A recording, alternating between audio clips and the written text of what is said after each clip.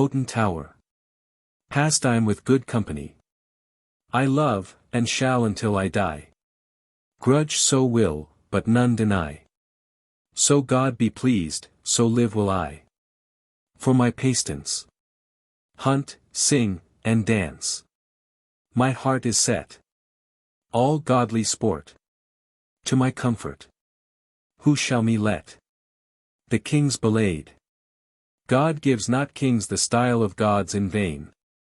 For on his throne his scepter do they sway. And, as their subjects ought them to obey. So kings should fear and serve their God again. King James to his son Prince Henry. The ancient castle denominated Hoghton Tower stands on the summit of a hill, formerly shrouded with trees, for miles and a half west of Blackburn. It was erected by Sir Thomas Hoghton, in the beginning of Elizabeth's reign. It remained for several generations the principal seat of the Hoghton family, and after part of it had been blown up by accident, when garrisoned for Charles I, the injury was repaired. The family have now removed to Walton Hall. And Hoghton Tower is left to decay, two poor families inhabiting the south wing only. A ponderous gateway, immediately under the centre tower, leads to the quadrangular courtyard, capable of holding 600 men. The noble embattled tower, forming the west front, with its two minor square towers, serve as appendages to the north and south wing, and are united by low walls. Within the courtyard, a noble flight of steps leads to the middle quadripartite, similar in aspect to Stonyhurst College, the ancient residence of the Sherburnes. This middle pile contains large staircases, branching out to long galleries, into which the several chambers open. One chamber, still called James I's room, is considered most worthy of notice. It has two square windows in both north and south, is beautifully wainscoted, and contains some old furniture. A fine prospect is gained from this ancient and sequestered abode, the pretty village of Walton-le-Dale, delightfully situate in a valley, the improving town of Preston, and the single-coned Nace Point presenting itself majestically in the distance. The gentle river Darwen pursues its placid course among the enclosures at the base of the hill. The above description, extracted from Nichols's Royal Progresses of James I, and likewise the particulars scattered through the following tale, will, we hope, convey to the reader a pretty accurate idea of this noble but deserted mansion.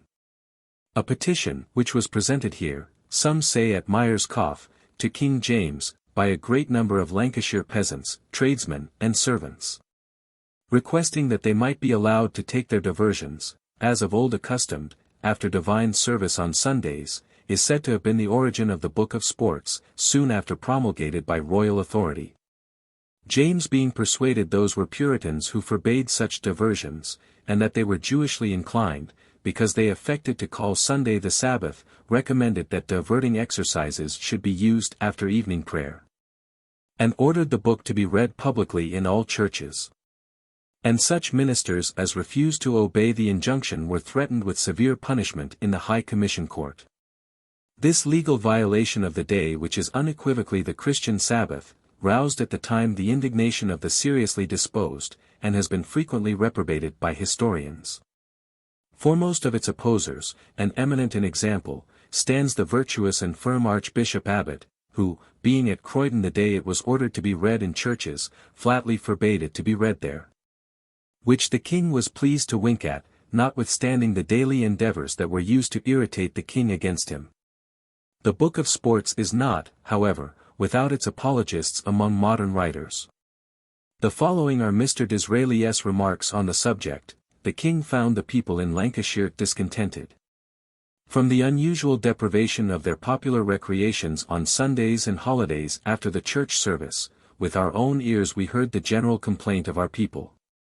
The Catholic priests were busily insinuating among the lower orders that the Reformed religion was a sullen deprivation of all mirth and social amusements, and thus, turning the people's hearts. But while they were denied what the king terms lawful recreations, which are enumerated to consist of dancing, archery, leaping, vaulting, May games, wits analesh, morris dances, and the setting up of maypoles, and other manly sports, they had substituted some vicious ones. Alehouses were more frequented, drunkenness more general, talemongery and sedition, the vices of sedentary idleness, prevailed, while a fanatical gloom was spreading over the country. The king, whose gaiety of temper instantly sympathized with the multitude, being perhaps alarmed at this new shape which Puritanism was assuming, published the Book of Sports, which soon obtained the contemptuous name of the Dancing Book, Life of James, p. 135. In reply to this view of the subject we shall, for the present, conclude with Dr. Whitaker's remark, that the king was little aware of the effects which the ill-judged license was likely to produce on the common people. The relics of it are hardly worn out to this day, and there is scarcely a Sunday evening in any village of the county of Lancaster which does not exhibit symptoms of obedience to the injunction of honest recreation. Royal Progresses of James I. On the 15th of August, in the year 1617, a day memorable for its heat and brightness, and for the more enduring glory shed over this remote corner of our rejoicing and gladdened realm, came forth King James.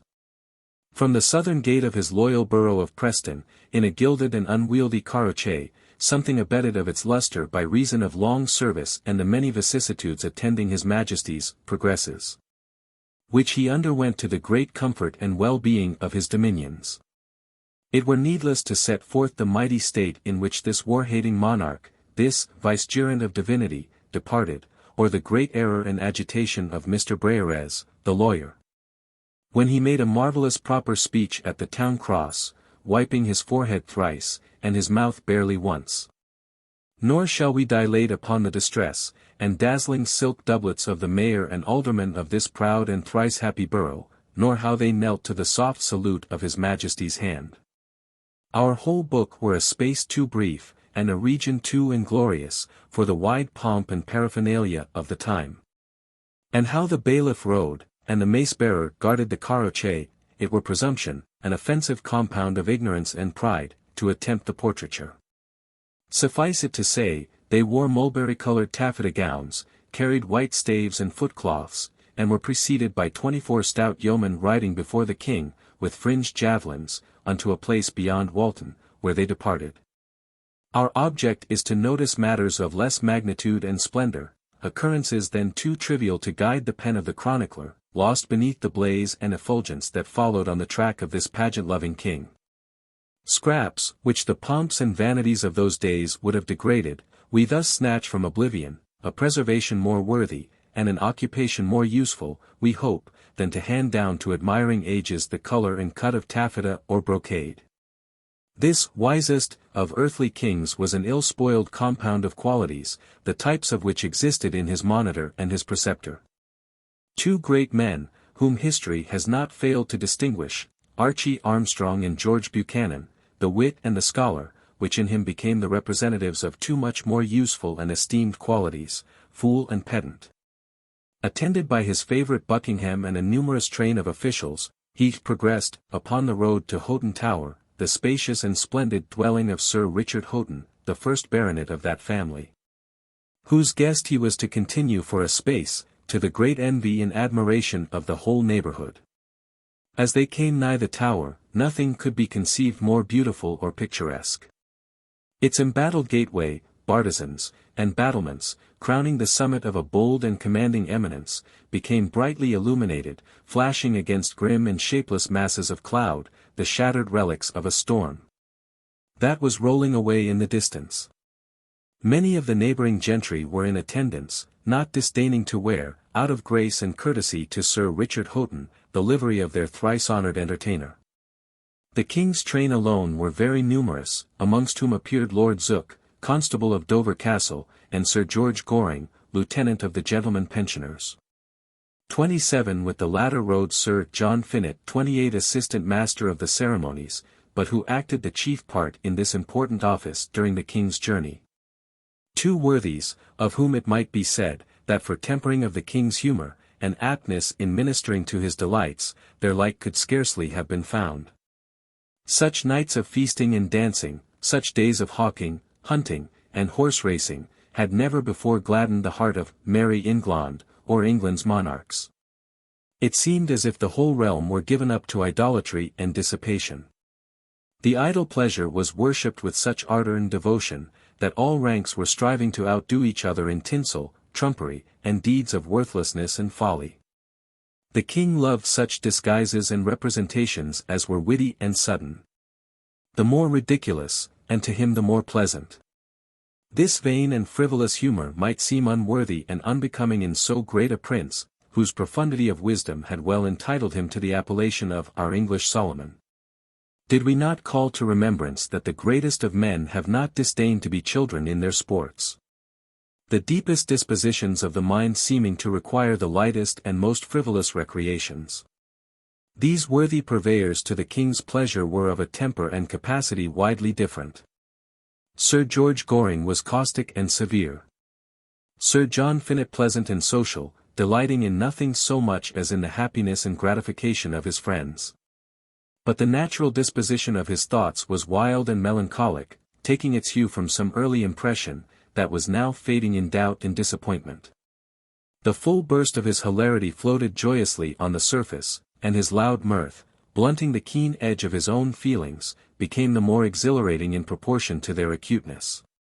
He had the warm blood of the Italian in his veins, being descended from an ancient family of Siena, and his rich brown cheek and darkly speaking eye belied not the land of his origin. Goring was fat and swarthy, his nose small and supercilious, and his eye grey and piercing. He cared not whom he wounded, provided the shafts he drew were well pointed. And his wit quick and well aimed, causing the king to laugh, and his victim to writhe during their operation. As the monarch sate discoursing with the Duke of Buckingham, being sore heated, he threw open the windows of his coach, from whence he occasionally obtruded his wise head for a survey, and a visit from some vagrant and silly breeze. If any were abroad. The roads admitted not of aught but the gentlest paces, and the great clamour and cloud about the procession made the dust and heat excessively annoying. Whereupon the king, it is said, did apply a very uncourteous epithet to some of his loving subjects, who came too close upon his person, which, though not generally averse to being gazed at, was in too warm an atmosphere at present for enjoying these kingly exhibitions. Oh, my soul, that meikle Stane would build a braw chapin block for my Lord Provost, said royalty, its head again stationed at the window, surveying with solemn curiosity an egg-shaped stone of the bolder sort, which, sure enough, was of a remarkable bigness, though not of that rarity or infrequence that should have drawn forth the wonder of a king. His native dialect he generally employed on jocose and familiar subjects. In affairs of importance he affected the use of the English tongue, which he spoke with great formality and pomp. Stop, said he. There be littery or letters thereon. Unto what purport? But no one could resolve him as to the use of the stone, or the purport of the writing. His worthy host protested that the wonder had never before been observed. It was doubtless some miracle worked for the occasion. But the scriptum or writing will set forth the motive or argument thereto. The letters be goodly and well shapen. Many voices recited the inscription, forming the following ill-spelled line. Torna me ori, and I'll tell thee plain. The well-known childish curiosity of the monarch would not permit him to go away unsatisfied. The day was hot, and the stone was heavy. But a long and laborious toil brought to light the following satisfactory intelligence. Hot porridge softens hard butter cakes. So torna me o'er again, 29. And oh, my soul, said the king, ye shall gang roon to your place again. For sa meikle as these country gowks mauna ken the riddle without the labour. So the muckle Stane was replaced for the next comer who had strength and curiosity enough to unriddle the Sphinx. But James did not relish fooleries wherein he was the butt. Whether it was devised by some wicked rhymester and contemner of royalty in the neighbourhood, or placed there by some of the wits of his own company, was never ascertained, though he challenged them at random. And swore lustily that he would know the originator of this piece of folly and impertinence. As the king drew nigh to the avenue, there presently issued forth a goodly flourish of trumpets, which made the women caper and the horses prance. Sir Richard Hoghton rode with the king. But his son Sir Gilbert met his majesty with a great retinue, clad mostly after the same fashion. Many of the neighbouring gentry, as we have before observed, not disdaining to put on Sir Richard's gowns and liveries, to swell the pomp and magnificence of that memorable occasion. The javelin-bearers rode 2 and 2, halting at his Majesty's approach, they formed an avenue, through which Sir Gilbert, sumptuously attired, went forth to salute the king. His cloak and hose were all glistening and spangled with embroidery. His vest was cloth of gold, enriched with rare and costly stones, his shirt bands and ruffles were worked in silver, and his gloves, Spanish, breathing out the choicest perfume. His hat was of French murrey, the brims thick set with gold twist and spangles, round it was a band of goldsmith's work, looped with a crystal button. On approaching the monarch he gracefully alighted. Whereupon James commanded that the carriage should be stayed, thrusting out his hand in a very gracious sort to this worthy knight, who, on his knees, received the blessing. His Majesty then took horse, assisted by Buckingham, who held the stirrup. But the king's peculiar and unsteady vaulting was much noticed. Many of the bystanders, not aware of his Majesty's dislike to these equestrian feats, marvelled not a little at the motion of his leg, and the disturbed and uneasy position he assumed. The pathway up the avenue was laid with purple velvet, on which the glittering cavalcade, horse and foot, formed a noble pageant, whose pomp was almost dazzling to behold. The carriages took another path opened for the occasion. The whole area in front of the tower teemed with multitudes, whose shouts and huzzas made the very hills and echoes loyal, while they rang with acclamations to their sovereign. Presently issued forth from the middle gateway 2 curiously attired figures, bearing emblems to indicate their character and design. There were living allegories, represented by the house steward and hob handicap, the forester or Tien man, keeper of vert and venison, right merry knave, and one foremost in all pastimes and honest recreations. A great promoter and performer of May games, Morris dancing, and the like. These figures were to be conceived as household gods, the tutelary deities of Hoghton. The first spokesman was clad in a purple taffeta mantle. In one hand was a palm tree branch, on his head a garland of the like sort, and in the other hand he carried a dog. King James, accustomed to, and expecting these mummeries, made a full stop, when, forthwith, began the purple mantle as follows. This day, great King, for government admired, which these thy subjects have so much desired, shall be kept holy in their heart's best treasure, and vowed to James, as is this month to Caesar. With a good score of lines besides, of the like brevity in metre. In them he was said to be greater even than the immortal gods themselves, seeing that they came to render their homage unto him, together with all things else over which they bear rule, even as the greater doth include the less. Then spake Hob, the deity of the chase, greatest of mortals. But he was presently nonplussed, and the steward stepped forth to his relief, reciting how that the glorious beams from his Majesty's person had stricken dumb this weaker divinity. Having finished, the heat being intense, and they mightily encumbered with garments, did presently turn their backs on the king's majesty, making all speed towards the gateway for shelter. This breach of good manners was not unnoticed by the monarch, who said, wittily, we suppose, for it was much applauded, that these gods were not of high Olympus, but of the nether sort, inasmuch as they had turned tail upon their subject. James and his company, passing through the ponderous and embattled gateway, entered into the great quadrangle, an area, it is reported, of sufficient size to contain 600 men. Here he alighted, and was conducted in great state to the oaken chamber, where, royalty being very hot, a tankard of Rhenish wine, mingled with rosewater, was handed to him. Of this he partook but sparingly, calling to Buckingham for a cup of muscadine and eggs. Goring and Finett were not idle, but each of them fully employed in their respective vocations. Sir John had been pierced by a pair of dark eyes from the crowd upon the staircase, and Goring was making all haste for the royal hunt, his Majesty having signified that he would on that same evening kill a stag. James was, generally, as quick to resolve as he was impotent to execute, vacillating, and without any fixed purpose, in matters that required decision and promptitude of action. With his usual pusillanimity the king went through the business of the hunt, the deer being literally driven into the very teeth of the dogs. An hour having been thus occupied, he commanded that they should return, highly satisfied with his own skill and intrepidity.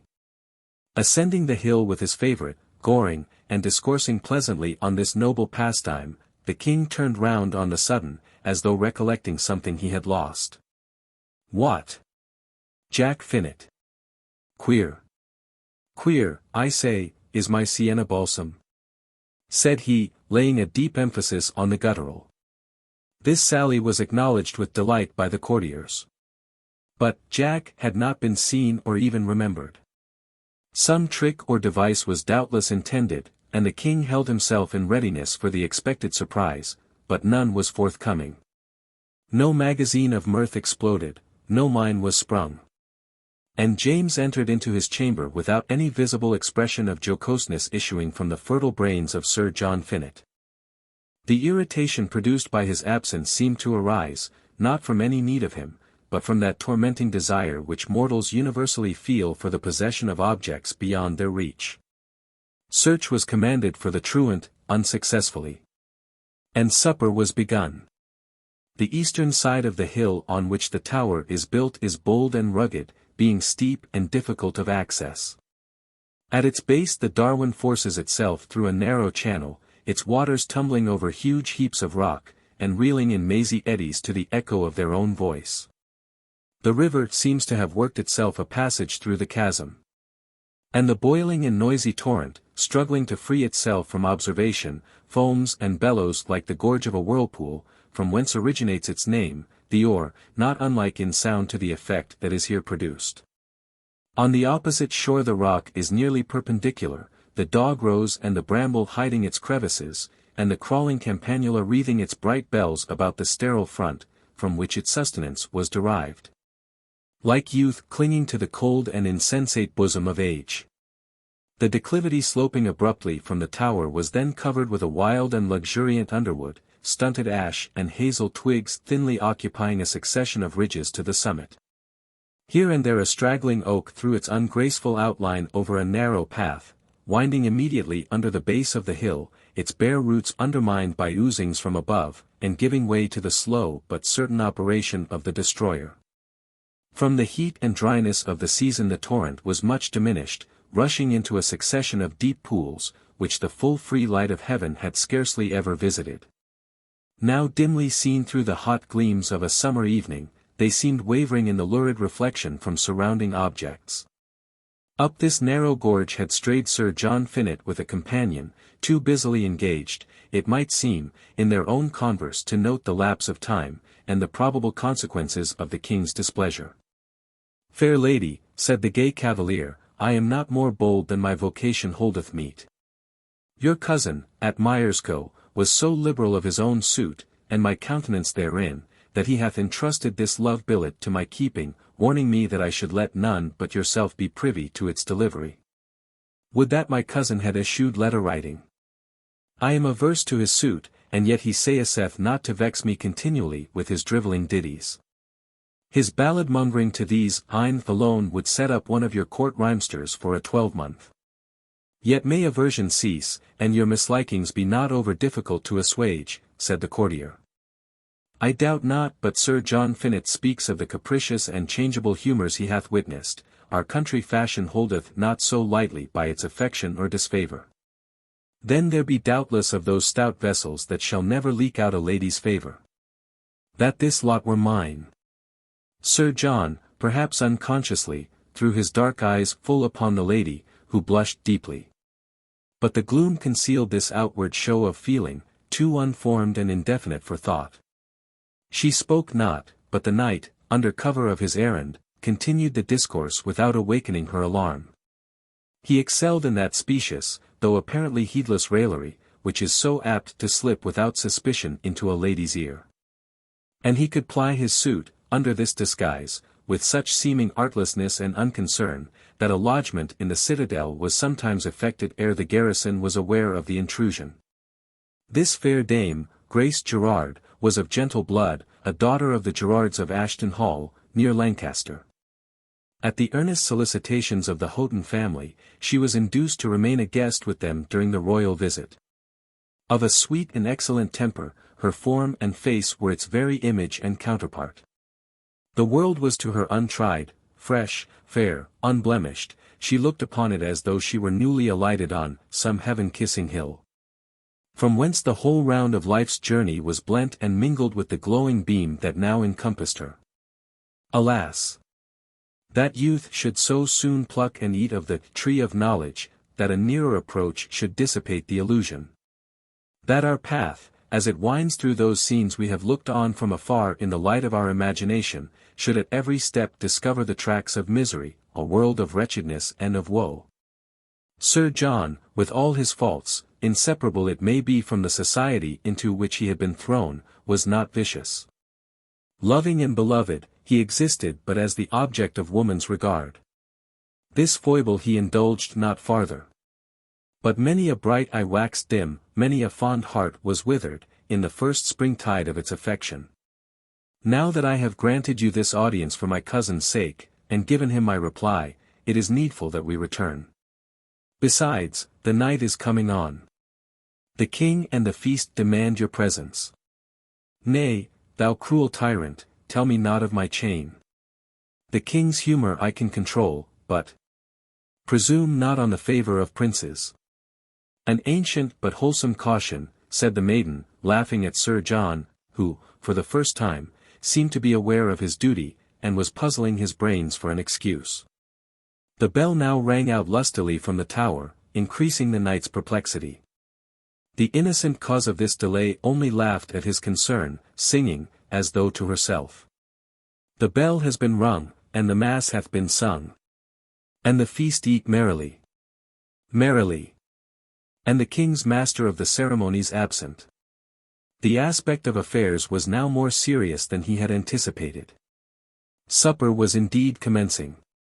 Some scheme or witty device must be hit upon, speedily too, or the king's displeasure might be difficult to assuage. But for thy bright eyes and fair speech, my Lady Grace, I had not been a-missing from my duty. He looked thoughtful, and it was the maiden's turn to rally. They ascended the hill by a short but steep path. As they approached the summit, he seemed to awake from a deep reverie. Now have you granted me an audience for a lover's sake, tomorrow, let me be the ambassador for another. I have no lovers from whom I would care to be honored with an embassy.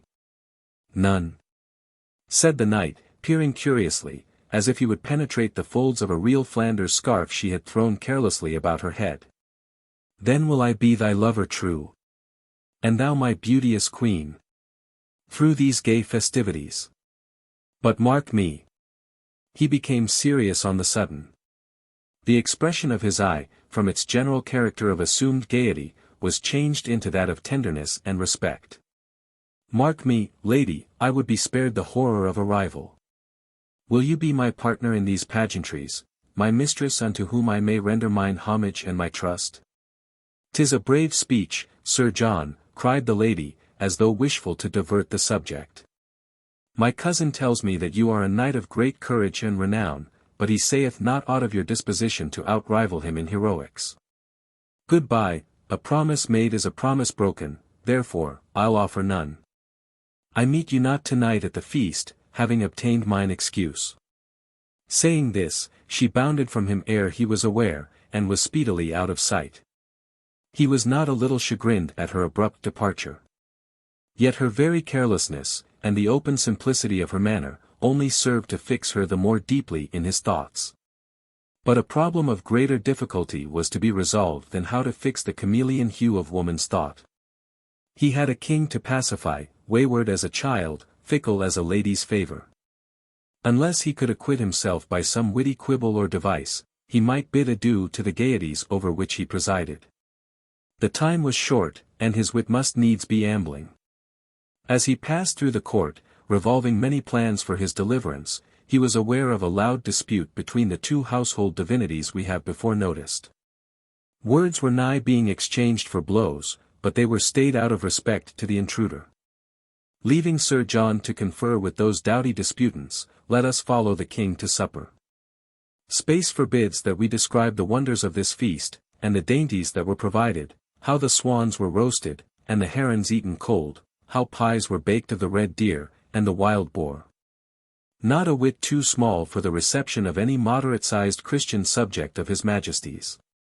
There were turkeys, quails, poults, and plovers, but of pheasants only 2, and 1 for the king. The greatest triumph, however, was reserved for the confections. An artificial hen was here served of puff paste. Her wings displayed, sitting upon eggs of the same materials. In each of these was enclosed a fat lark roasted, and seasoned with pepper and ambergris. They sat down, but the master of the ceremonies was still absent.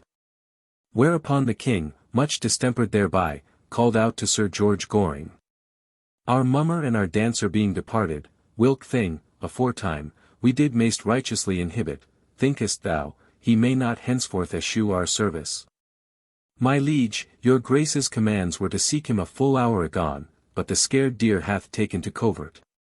He was, peradventure, afraid of the hunting, and liketh his own neck better than the sport. He careth not, methinks, to show his face that turns big back on his comrade's peril. May be, said Buckingham, your Majesty's favour is not so winsome as a lady's cheek. I would wager my cap, Jack Finnet hath found a smoother tongue, but a harder service, than your Majesty's.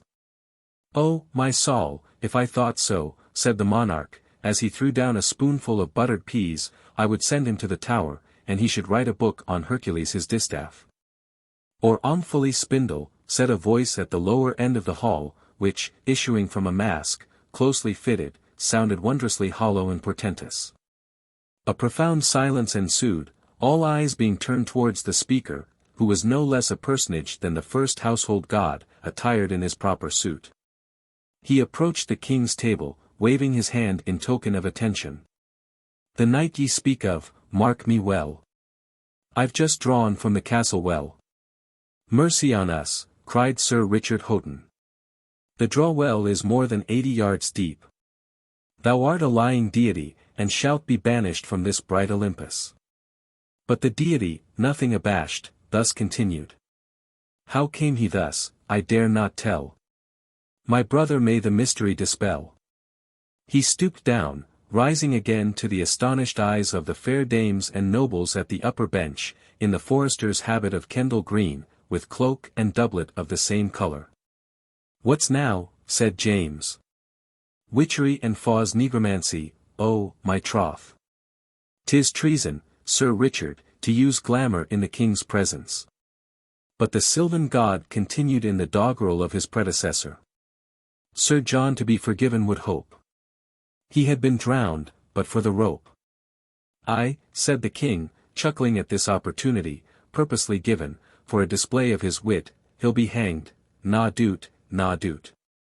Prithee, Sylvanus, or whatever thou be, bring Sir John hither, that he may dry his web in the hot sunshine of a lady's glance, said Villiers, with an ill-suppressed sneer. Again this Proteus was transformed. Doffing his habit, Sir John Finnet stood confessed before them. He knelt penitently before the king, humbly assuring his Majesty that he had been preparing this device, and many others, to please and surprise him. But that, through the bungling of some, and the bashfulness of others, he was obliged to enact the parts himself. This excuse the king was graciously pleased to accept, commending him for his great diligence and zeal. The night now wore on with much outward show of mirth and revelry, but the king went early to rest, purposing to rise betimes. On the following day he went out again with a great company, and killed a brace of stags, which mighty achievement, by authentic record, we find was accomplished before dinner, the king alone being able to bring down the venison. We willingly pass over this day's banquet, nor do we care to chronicle the feats of Morris the head cook, and his deputies of the ranges and the pastries. The boiling and roasting of poults and pullets, and the construction of comfits and confections, we consign to everlasting oblivion. When the king rose from table, about 4 o'clock, as we find it in the private journal of one present, he purposed to view the Alamines, about 2 miles distant from the Tower, but, being eager for the sport, he went forth again hunting. He shot at a stag and missed. The next bolt broke the thigh bone, and the dog being long in coming, Lord Compton dispatched the poor beast, whereby his capture was effected. We forbear to dwell on this, and much more of the like interest, returning with the king to supper, where the beauteous Grace Gerard was present, and Sir John Finett, her true knight and devoted slave. Dr. Morton, then Bishop of Chester, was chaplain, doling out a long Latin grace with great unction. The music had ceased, the second course being just served, when a signal was given for the king's pledge. "Let each one pledge the fairest," cried the royal toastmaster, moved to some unwonted gallantry by approximation with the fair and lusty dames about his person. For it hath been wittily if not wickedly said by a popular writer in another place that James was in all things like unto Solomon, save in the matter of women. Now was there a brave stir throughout the assembly. Such pledging of mistresses and challenging of cups, that nothing could be like unto it. "To the bright eyes and peerless grace of the Lady Grace Gerard," said Sir John Finett, draining his goblet to the uttermost. "And the maiden's cheek glowed like a furnace. Said I not that he could win a lady's grace sooner than a monarch's disfavour? Nay, your majesty, I but meant that Sir John conveys the fairest eyes and the warmest hearts into his own keeping, like an accus bacchus," said Buckingham, looking envious at the distinction he had gained. "I see plainly that truth is hidden in a well," said Goring, drily. Sir John Finett, courtier and dissembler as he was, could scarcely hide the truth of this sally. But he quickly recovered his self-possession ere the king's eye could detect a change. Yet did he not escape the vigilance of his two friends, who suspected the real cause of his absence on the preceding night. "Thou shalt be her true knight tomorrow, and she shall be queen of our sports," said the king, graciously extending his hand to the blushing maiden. But this speech pleased not some of the courtiers, and Buckingham, having his eye on this fair flower, secretly resolved that Sir John should not enjoy its fragrance unmolested. On the following morning, being Sunday, there came a great company of peasants and handicraftsmen, notorious idlers about the parish, with a petition, wherein it was shown that the loyal and peaceable inhabitants of Lancashire had been long hindered of their usual diversions on Sundays and other holidays by the rigour of Puritans, precisians, and such like folk, 30 who, being enemies to all innocent and lawful mirth, did mightily begrudge and maliciously restrain their use. These petitioners, therefore, prayed his majesty, that he would not forbid their exercising of all honest and lawful recreation, such as dancing of men and women, archery, running, leaping, and vaulting. Nor prohibit the use of May games, maypoles, morris dances, and other like lawful sports, so that the same should not impediment or cause neglect of divine service. The ground of this complaint was laid in the time of Elizabeth, who, in order to reform the manners of the people, instituted a High Commission in the year 1579. The commissioners were Henry Earl of Derby, Henry Earl of Huntingdon, William Lord Bishop of Chester, and others.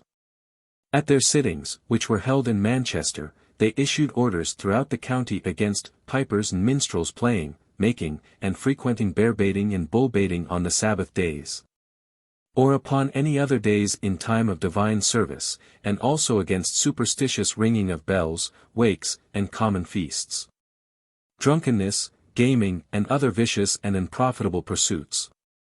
These restrictions the royal pedant thought incompatible with the public weal, and graciously answered the petitioners in such wise that he would have these over-righteous zealots rebuked, that it was a misuse of their authority, and that he would not only grant the humble request of his subjects, but, on that very evening he would have a masque and an allegory, with dancing and other like diversions, by the lords and other nobility there present. Such was the origin of the famous Book of Sports. His Majesty, on returning to the capital, issued a proclamation, 31 stating that in his progress through Lancashire he found it necessary to rebuke some Puritans and precise people, and took order that the said unlawful carriage should not be used by any of them hereafter, in the prohibiting and unlawfully punishing his good people, for using their lawful recreations and honest exercises upon Sundays, after divine service. His Majesty further saw that his loyal subjects in all other parts of the kingdom did suffer in the same kind, though not, perhaps, in the same degree as in Lancashire. And he did therefore, in his princely wisdom, publish a declaration to all his loving subjects concerning lawful sports to be used on Sundays and festivals. Published by his royal command in the year 1618, under the title of the Book of Sports. The royal visit to Lancashire proved ultimately of more importance to the civil and ecclesiastical establishments of the kingdom than could have been anticipated either by the king or his subjects. This infamous Book of Sports formed the first link in that mysterious chain of events, ending in the downfall of the Stuarts, and their exile and expulsion from the throne. The gladsome tidings having been communicated to the petitioners, with one accord they galloped off, shouting and huzzaying, to the great annoyance of all peaceable and sober-minded persons, and the great dishonour of that holy day. The king attended divine service at the chapel, where Dr. Morton preached, commanding and exhorting to an obedience well pleasing to their Maker. Inasmuch as it was rendered to the Vicegerent of heaven, the high and mighty and puissant James, defender of the faith, and so forth. After this comfortable and gracious doctrine, there was a rush, bearing 32 and a piping before the king in the great quadrangle.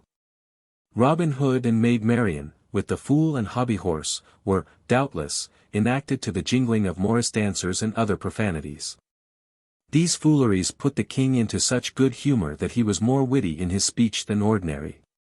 Some of these sayings have been recorded, and amongst the rest that well-known quibble which has been the origin of an absurd mistake, still current through the county, respecting the sirloin.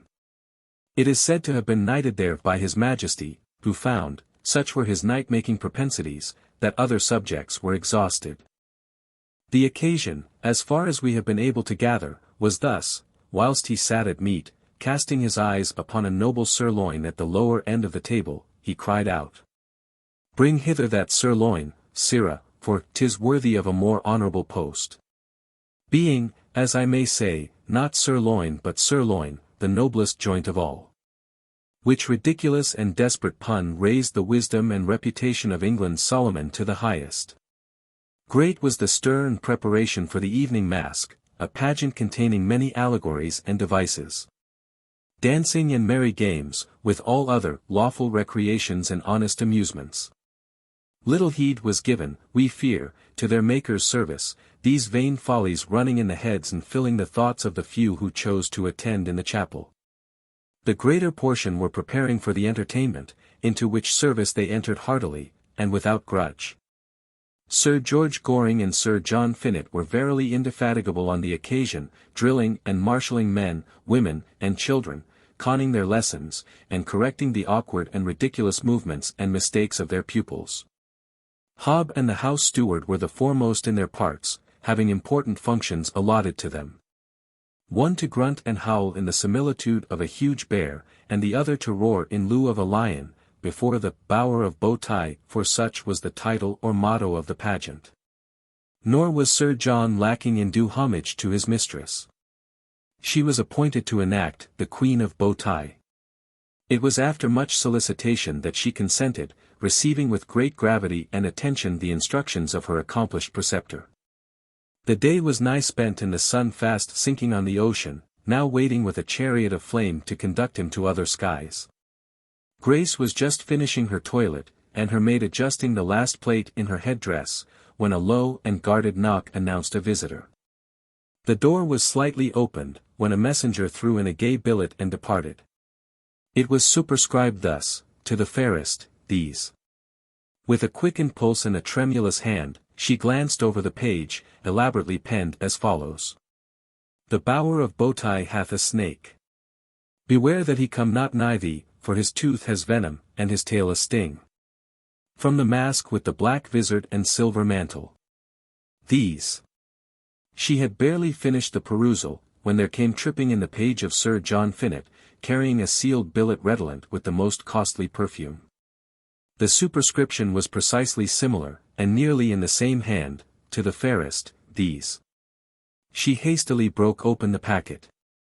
"Beauteous and most matchless Queen, jealous of thy coming, the orb of day hasteneth to hide himself in Thetis's lap.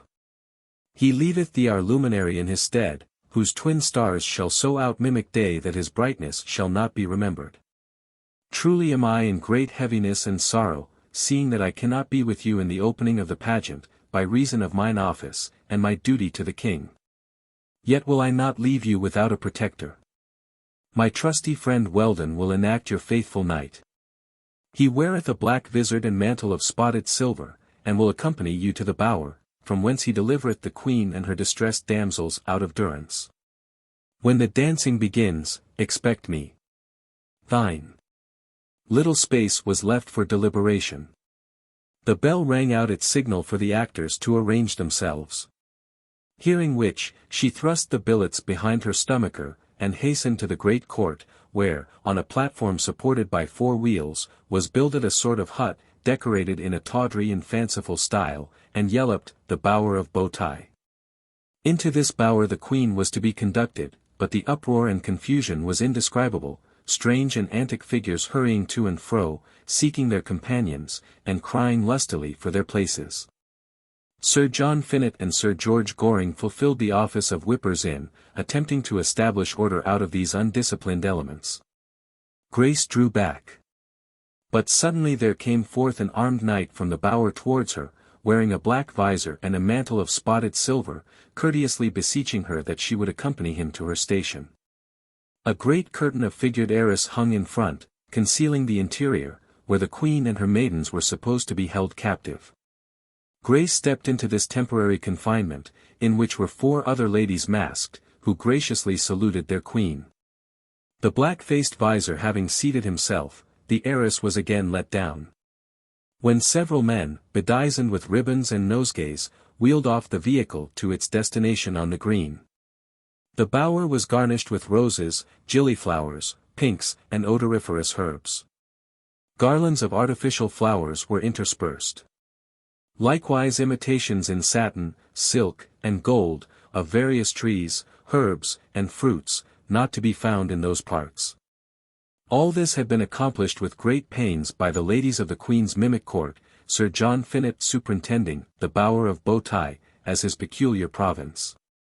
To Sir George Goring were allotted the bears, satyrs, imps, angels, gods, and other like rabble, who were taught with much labour and difficulty, in so short a space, their several parts. Sir John Finett had received a mandate to be near the king during the acts, that he might be instructed in their several uses and designs, Buckingham having signified his wish to sport a mask on the occasion.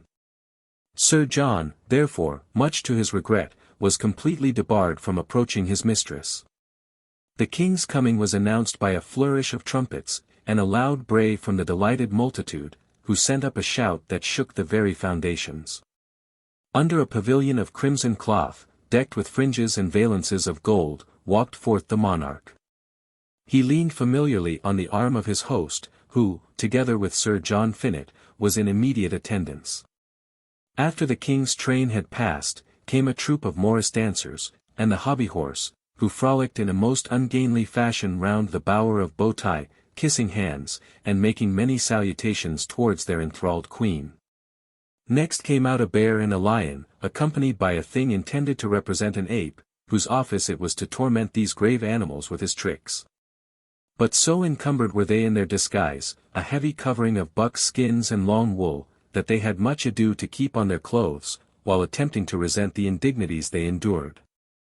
"Hang thee, Will, keep thy paws off my tail," said Lion, "dost not see I shall be uncovered before the king?" "I'll baste thine hide," said Bear, "if thou meddlest any more with mine." The ape had settled himself on the back of this august-looking animal, from whence he was suddenly dislodged, much to the delight and entertainment of the king, who laughed heartily at his disaster. The ravenous animals were on their way to the bower, there to watch for the captives, making great demonstrations all the while of their bloodthirsty intent. Bear and Lion accordingly squatted down before it, making as though they would gladly have been at supper on the fair carcasses of those within. Anon comes a mighty magician, with a long beard, and a wand of some ells in extent, purposing to effect the deliverance of the captives, but the beasts rushed upon him, and in a trice brought him to the ground. At this juncture the Silver Knight, showing thereby the superiority of true valor over false gramarye, should have issued from the bower, rescued the magician, and slain the beasts, opening a way for the escape of these imprisoned damsels, who were to come forth dancing, and representing a fair mask before the king. But the magician remained unrescued, while Bear and Lion lay growling for a long space, not knowing what else to do. They looked about wistfully, not choosing to feast on their prostrate victim. At last, finding no change in the posture of affairs, they fairly stood erect, much to the marvel and amusement of the spectators, running off on their hind legs amid the shouts and derision of the assembly. Sir John, apprehending some mistake, left the king for a moment to see how matters stood, but Goring had lifted up the arras, and, lo! The knight with the black visor and mantle of silver was not there, neither was the Queen of Beauty in her bower. The 4 disconsolate maidens still sat waiting for their cue, and expecting release. This was an unlooked-for disaster. The pageant was at a stand. On inquiry, the maidens told how that the gallant knight and the peerless queen had departed before the king's arrival, saying they would return anon. Sir John was bewildered and alarmed. The silver knight was trusty, and no suspicion crossed him from that source, yet was their absence wholly unaccountable. The king, seeing some mistake in the unravelling or conception of the plot, good-naturedly commanded the minstrels to strike up a favourite tune. At the hearing of which a number of masks immediately mustered to begin dancing in the soft and dewy twilight. Amongst the rest came in Buckingham, negligently attired, and without his visor. "I thought thee hidden amongst the maskers," said the king. "Ay, my liege, a short space, but the night is hot, and I am something distempered and weary in this turmoil." Buckingham looked flushed and agitated, strangely differing from his usual manner. It was not unobserved by the king, who attributed the change to illness. "Thou shalt continue about our person," said the monarch.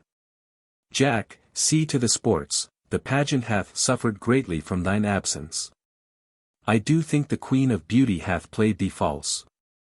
Buckingham took his usual station by the king.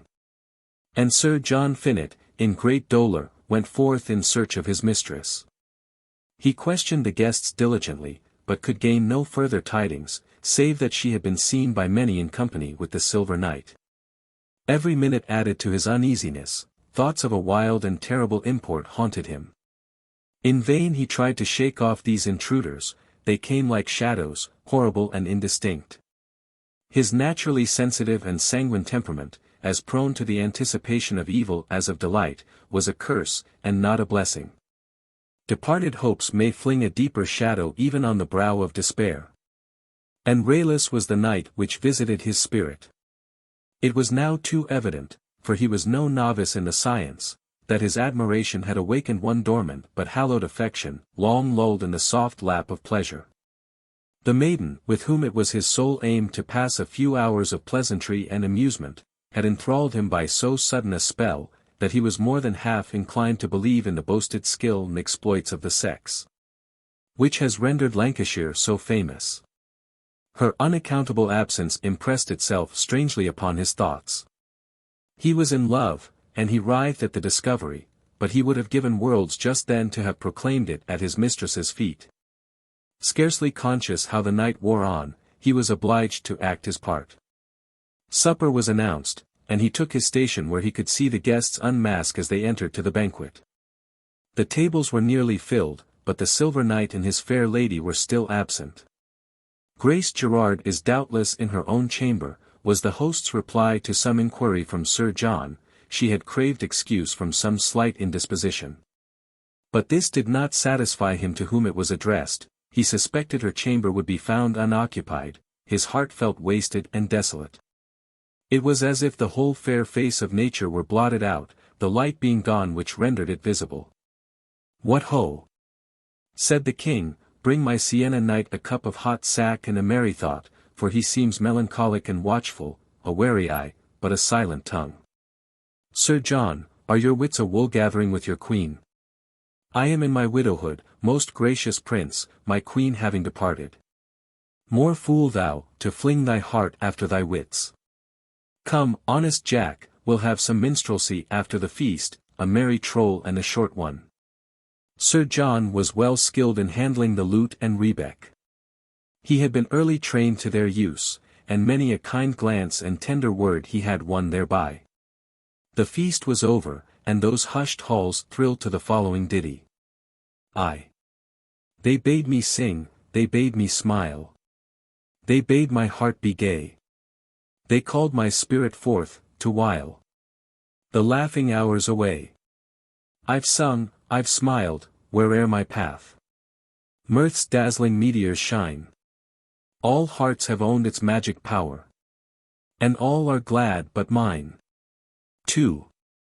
I've soothed the darkest surge of woe, and many a bosom blessed forbade the sufferer's tear to flow, and brought the weary rest. I've poured upon the bleeding heart the balm of hope, the shrine where holier, happier thoughts shall dwell. But who shall gladden mine? 3. Forgive. 'Tis but one short complaint, one pang I would reveal. The wretch upon the torturing rack is not forbid to feel. Then laugh, let merry hearts tonight their brightest wreaths entwine. The flowers that bloom on every breast will, withering, fade on mine. 33. Many were the bright eyes glittering on him through their long silken lashes. But Sir John looked downward, diligently noting something extraordinary in the disposition of his shoe roses, or in the tie of his garter. One raven will set another croaking, said Sir George. That we may escape a concert so detestable, cried out Buckingham, let Sir John Finett follow me, and we will reel with our fair dames, until cares whirl off like sling-stones. And may he that tires first fiddle the witch's jig, said the sapient king. A burst of harsh music followed, and Sir John's feebly tinkling strings were thrown aside. Never had he wished so anxiously for one short hour of quietness. And right fain he was when the king retired to his chamber. His duties for that day were over, and he strolled out from the hot and oppressive atmosphere into a calm quiet moonlight. The cool breeze came like a healing balm upon his spirit, the soft dew fell upon his cheek, but the fire in his veins burnt fiercely. His mistress's form, her face, the sweet influence of her smile, were fixed indelibly on his heart. Away from the bustle and cares of office, which, like waves on the surface, for a while effaced their image, the whole beauteous impression was revealed before him in all its loveliness and truth. His heart bounded at the thought, it was but for a moment. Again he stood, hopeless and desolate, gazing upon the soft mist wreath in the valley, as though expecting it would render up the form of his beloved. Suddenly the short swift steps of a steed were heard hurrying up the avenue. A horseman approached the gateway, it was his friend, the soi-disant knight of the silver mantle. How now, Weldon, 34, whither have thy unlucky familiars carried thee? Hast thou best ridden the enchanted horse, or wert thou bidden to a witch feast? I have been to Myerscough with your message, and the pains I have had for my labor. My message? Said Sir John, with amazement, I sent thee on no other errand than to guard the lady, whom thou hast either made away with or she hath slipped from thine hold. You are pleasant, Sir John. Your tricks are well enough in court hours. Come, be serious, and tell me thou hast had a fool's errand out of me. I never was more serious in my life, Weldon, I do vouch, as my head shall swing safely on its pivot. But who gave thee a message, and to whom? To our fair hostess at Myerscough. Thy page thrust a scrap of writing into my hand after prayers. The request was, that I should see the accompanying billet safely delivered, and with mine own hand, without loss of time. It was one of your curiously folded fantastic love billets, as I thought. Knowing I could well be spared hence, I immediately took horse, and came in a bath of foam to the lady. But when she opened her pretty token, she drew herself erect with great majesty. Tell Sir John Finett, said she, that when he next sends thee forth on his fooleries, to choose another but to shoot his arrows where they will stick, or his goose feathers may fly back again. Horror almost deprived Sir John of utterance. That some foul play had been meditated, and in all probability accomplished, was but too plain. But how, or by whom, was inscrutable as ever. The page was straitly questioned. But he merely said that his message was given him by some person he did not recognize in the crowd at the chapel doors, who said he was to seek Weldon forthwith, and deliver him the papers from his master. What course to adopt, or where to begin their search, were questions alike embarrassing and impossible to answer. In the end they determined to lay the matter before the king on the morrow. It may be needful to go back a short space to the Bower of Bowtie, wherein the Knight of the Silver Mantle, having safely ensconced himself, as the reader may remember, the heiress was let down. After which, being wheeled away to their destination, they were to await for the commencement of the masque. But the Silver Knight, lifting up the curtain, observed they were much too early for the performance, and courteously entreated the lady that she would alight. The evening was hot, and the bower close and oppressive. An hour might, in all probability, elapse ere their presence would be required. Grace, trusting to her companion, quitted the car, strolling out amongst the masks. Gradually they left the main crowd, unconsciously approaching the steep brow of the hill, where, looking towards the east, they beheld the broad red moon swinging out from the blue horizon.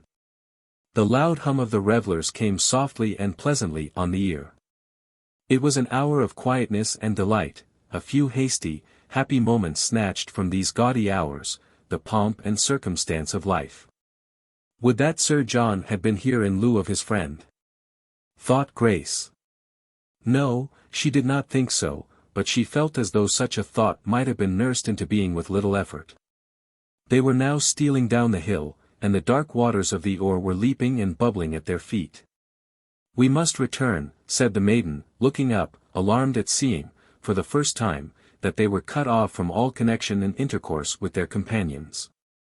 Her attendant was a perfect stranger, except in name, and though counselled to rely implicitly on his care by the master of the ceremonies himself, she felt her situation embarrassing and unpleasant. "And why must we return?" said the mask. The tone startled her, its expression was now soft and beseeching, as though he had before spoken in a masked voice. "Why," said she, looking as though she would have pierced through his disguise. "Nay, whet not thy glance so keenly. I am not what I seem, and yet am not unseemly. Your jests had been better timed had they taken a fitter season. I must hence." "Go not, my beauteous queen," said the stranger, taking her hand, which she dashed from her with indignation and alarm. She was darting up the crag, but was again detained. "I will worship thee, thou shalt be my star, the axle of my thoughts. All. Unhand me, sir, or I'll call those who have the power to punish as well as to humble thy presumption. Whom wilt thou call, my pretty lamb? The wolf? The snake is scotched in the bower, and I but beseech thy gratitude. How that look of scorn becomes thee! Pout not so, my queen, or thou wilt indeed make an excuse for my rudeness. How? Again this insult. Begone, or thou shalt rue that ever thy thought escaped thy tongue. I'll report thee to thy betters." "My betters? And who be they, maiden? Thou knowest me not, Purdy. Hath not Sir John Finett shorn his lovelocks and eschewed thy service after leaving thy bower the other night?" This taunt raised her indignation to a blaze, her bosom swelled at the rebuke. Still he retained her hand, with the other she clung to a withered tree, whose roots held insecurely by the rock. Making another effort, she sprang from his grasp. But the tree was rent from its hold, and she fell with it to the edge of the precipice. Ere the Silver Knight could interpose, a faint shriek announced her descent, a swift crash was heard amongst the boughs and underwood, a groan and a rebound. He saw her disappear behind a crag. Then came one thrilling moment of terror, one brief pause in that death-like stillness, and a heavy plunge was heard in the gulf below. He listened, his perceptions grew more acute, eye and ear so painfully susceptible, and their sensibility so keen, that the mind scarcely distinguished its own reactions from realities, from outward impressions on the sense. He thought he heard the gurgle and the death-throe. Then the pale face of the maiden seemed to spring out from the abyss. He rushed down the precipice. Entangled in the copsewood and bushes, some time elapsed ere he gained the narrow path below. He soon found, as in most other situations, the shortest road the longest, that the beaten track would have brought him quicker to his destination, but these nice calculations were forgotten. All pranked out and bedizened as he was, the puissant knight plunged into the gulf, but his exertions were fruitless, and he gave up the search. His love for the maiden living and breathing did not prompt him to drown himself for her corpse. With hasty steps he regained the tower, where he doffed his dripping garments unobserved. Sir John Finett, by advice from his friend Weldon, determined on acquainting their host with the lady's disappearance. They had a shrewd suspicion that Buckingham was the contriver of this daring outrage, though from his great power, influence, and audacity, they had everything to fear and but little to hope from the result. Yet no time should be lost in the attempt. As they entered the hall, Sir Gilbert Hoghton and several of the guests were still making merry after the feast. Calling him aside, they communicated the dismal tidings. "Grace Gerard a-missing, say ye?" "'Tis even so," said Sir John, "we have yet no clue to the search, but this night shall not pass without the attempt, at any rate. In the morning we will to the king with our complaint." "Boy," said the baronet to his little henchman, "go to the woman's suite, and rouse Grace Gerard's maid." The woman was in the kitchen some half-hour agone, conveying her mistress a warm draught, or some such puling diet, said the page. "Haste," cried Sir John impatiently, marvelling at this unexpected intelligence, "the lad is blinded by some misapprehension. I'll forfeit my best jewel she is not in her chamber." This interlude works the plot, part of the trickery now enacting. But the page made a quick return. "What news?" said Finett. "The lady is gone to rest, something discomposed, though, and out of spirits. So says her maiden, whom I would have questioned more straitly, but she rebuked me sharply for my impertinence." "Pray you send and question her," said Sir John. "Nay," returned Sir Gilbert, smiling, "I'll be bound the lady is safe. And her maiden has other guess matters to look to than letting out the secrets of her mistress's chamber." They were obliged to rest satisfied, or rather unsatisfied, with this answer. But the mystery was more and more inexplicable. Either some laughable mistake or some deep-laid villainy was intended. Sir John dared not pursue the subject to this extremity. He felt assured of her purity and honor. Her manners, so confiding and unsuspicious, showed a heart unacquainted with guile. After a sleepless night Sir John arose, feverish and unrefreshed. He threw open the window of his chamber, which looked into the courtyard. Near a side postern stood a grey palfrey, caparisoned for a lady's use, and impatiently awaiting its burden. The hour was too early for morning rambles, but the beast was evidently equipped for a journey. 2 other steeds were now led forth, as if for the attendance. He caught a glimpse of Grace Gerard's maid, who seemed, by her dress, to be of the party whose movements he was so anxious to ascertain. He suspected this sudden departure was for the purpose of escaping without his observance. He hurried towards the stairs. Just entering the corridor, he met Grace Gerard.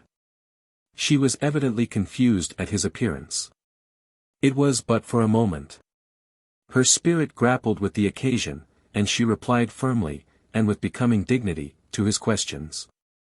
"Whither away, our beauteous queen?" said he, bowing almost to the ground.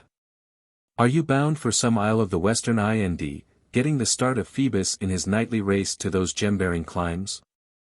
Methinks the sun is departing from us, though but just risen." "'Tis my purpose to depart, Sir John. This clime is too bright, and its beams too fervid, for a lady's eye. One word in sober speech, wherefore?" "I know your question, Sir John. Time hastens, and I reply. Your knight of the silver mantle I proclaim a recreant, as treacherous as he is base. Sir John, for for your own sake." Another stole into his place, said he, interrupting her with great eagerness. "A base-born changeling. Some villain, who, under this disguise, abused our honorable intent, but say, peerless princess, to whose prowess we owe your rescue. 'Tis my first venture into the unhallowed limits of your licentious court. And through the grace that hath preserved me harmless, I here resolve it shall be my last. By your instructions, Sir John, I relied implicitly on the protection of your friend. He would fain have abused his trust, but I escaped from the offered insult. Struggling to free my hand from his grasp, by yonder hillside, I lost my footing. I fell down the steep unhurt. Fear lent me unwonted strength, and I escaped unseen, round a narrow pathway. My discourteous knight thought, doubtless, I had tumbled into the roaring abyss. For the night mist hung below, and I heard a huge fragment of rock, loosened in my descent, plunge into the dimly rolling waters. Now, hear me, my resolve is taken, and no earthly influence or persuasion shall stay me. One was bewildered, yet flattered by your follies, foolish and thoughtless enough to frolic and flutter on the very brink of a precipice. I was dazzled by the glittering but dangerous excitement. Conscience spoke, but I durst not listen. My course of life hitherto has been through scenes of gentleness and peace, and I could not look on your bustle and dissipation without alarm.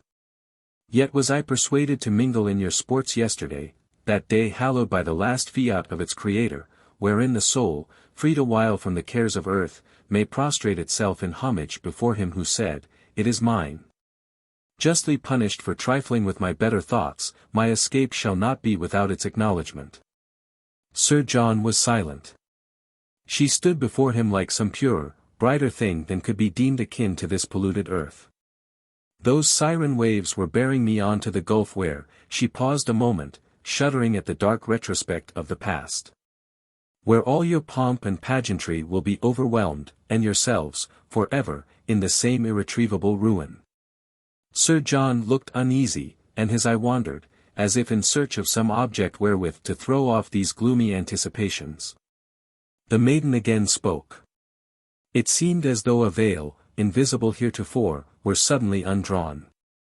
The glory and the baseness, the splendor and the pollution, were at once revealed. The hand unseen had drawn it aside. I would now shun, I hope for ever, these paths of folly, and I bid farewell to your pleasures without a murmur or a regret. Sir John, courtier though he was, ardently and willingly rendering homage at the shrine of pleasure and dissipation, was awestruck. Conscience echoed a fearful response, and he shrank before the reproof he could not shun. "Without regret," said he, faltering and abashed. "I had hoped, perhaps wished, but it was too presumptuous. My purest thoughts would have sullied so pure a shrine. Stay, Sir John. Though the confession be humbling to a maiden's pride, yet my heart tells me 'tis the last time we meet, and it is the only acknowledgment, I render it to your honesty and good faith." Her voice grew hesitating and tremulous. "There was a tendril twining about my heart, but it is wrung off, and I am again, alone." Her heart was full, and her whole frame convulsed by some overpowering emotion. An adieu died upon her lips. But she resolutely refused any further communication. Hastening to the courtyard, she mounted her little white palfrey, and quitted for ever those fascinating and dangerous allurements, which, having once felt, few have had the power to withstand. We need scarcely add, that, amid the gaieties and splendors by which the lover was enthralled, the recollection of Grace Gerard sometimes mingled in the revelries of this votary of pleasure. It often came as a warning and a rebuke. By degrees the impression grew less powerful. Each succeeding wave from the ever-tossing ocean left the traces less distinct, until they were overwhelmed in the dull tide of oblivion. Note on the ballad. The music to these words is traditionary, if we may be allowed the expression. It is one of the many wild and characteristic melodies floating about, perhaps unappropriated, on the popular breath, varied indefinitely according to the humor of the performer. The author has listened to several of these ditties. Some of them he thinks peculiar to this and the neighboring counties. They are generally sung by the laboring classes, and would, in many cases, defy any attempt to commit them to writing, being apparently founded upon a ratio of tones and semitones at variance with our diatonic scale. From this we might almost be led to imagine some truth in the theory that the ancients had different scales peculiar to their different moods, a theory which, however impossible it may be considered, is not without its advocates, who will perhaps not be displeased to find here some slight confirmation of their opinions. Yet in these songs the prevailing character of the minor key may generally be detected, which, from its being imperfect, and probably vitiated by the mistakes of these rustic melodists, may give a color to the notion of a change in the scale. The great antiquity of these melodies is unquestionable, and it would be an interesting inquiry to trace them back through remote ages, perhaps to the Jewish temple and the tent of the patriarchs. The author has found in them a strong resemblance to the Hebrew music, sounds which, since the captivity of the Jews in Babylon, and the destruction of their temple, 606 BC, and in consequence of musical instruments being afterwards forbidden, they have clung to with increased tenacity, preserving their ancient melodies, and bequeathing them by memory from one generation to another with the same jealous care that a miser would his treasure, and as the last melancholy relics of a kingdom passed away. Algarati says, those airs alone remain forever engraven on the memory of the public, that paint images to the mind, or express the passions, and are for that reason called the speaking airs, because more congenial to nature, which can never be justly imitated but by a beautiful simplicity, that will always bear away the palm from the most labored refinement of art. The author has ventured to give the following air, which he fancies would almost suggest the words of the song to which Sir John Finett is supposed to have appropriated it. As we have before mentioned, the tune is traditionary, possessing some of the peculiar characteristics we have described.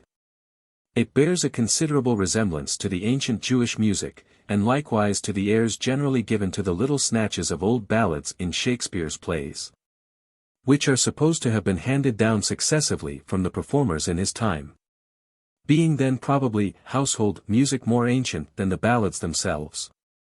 This opinion seems warranted by the poet himself in that beautiful allusion, with which he introduces one of the songs of the clown, in Twelfth Night. Mark it, Cesario. It is old and plain. The spinsters and the knitters in the sun, and the free maids that weave their thread with bones, do use to chant it, it is silly sooth, and dallies with the innocence of love, like the old age. Hoghton Tower. They bade me sing, they bade my smile, they bade my heart be gay, they called my spirit forth to while the laughing hours away.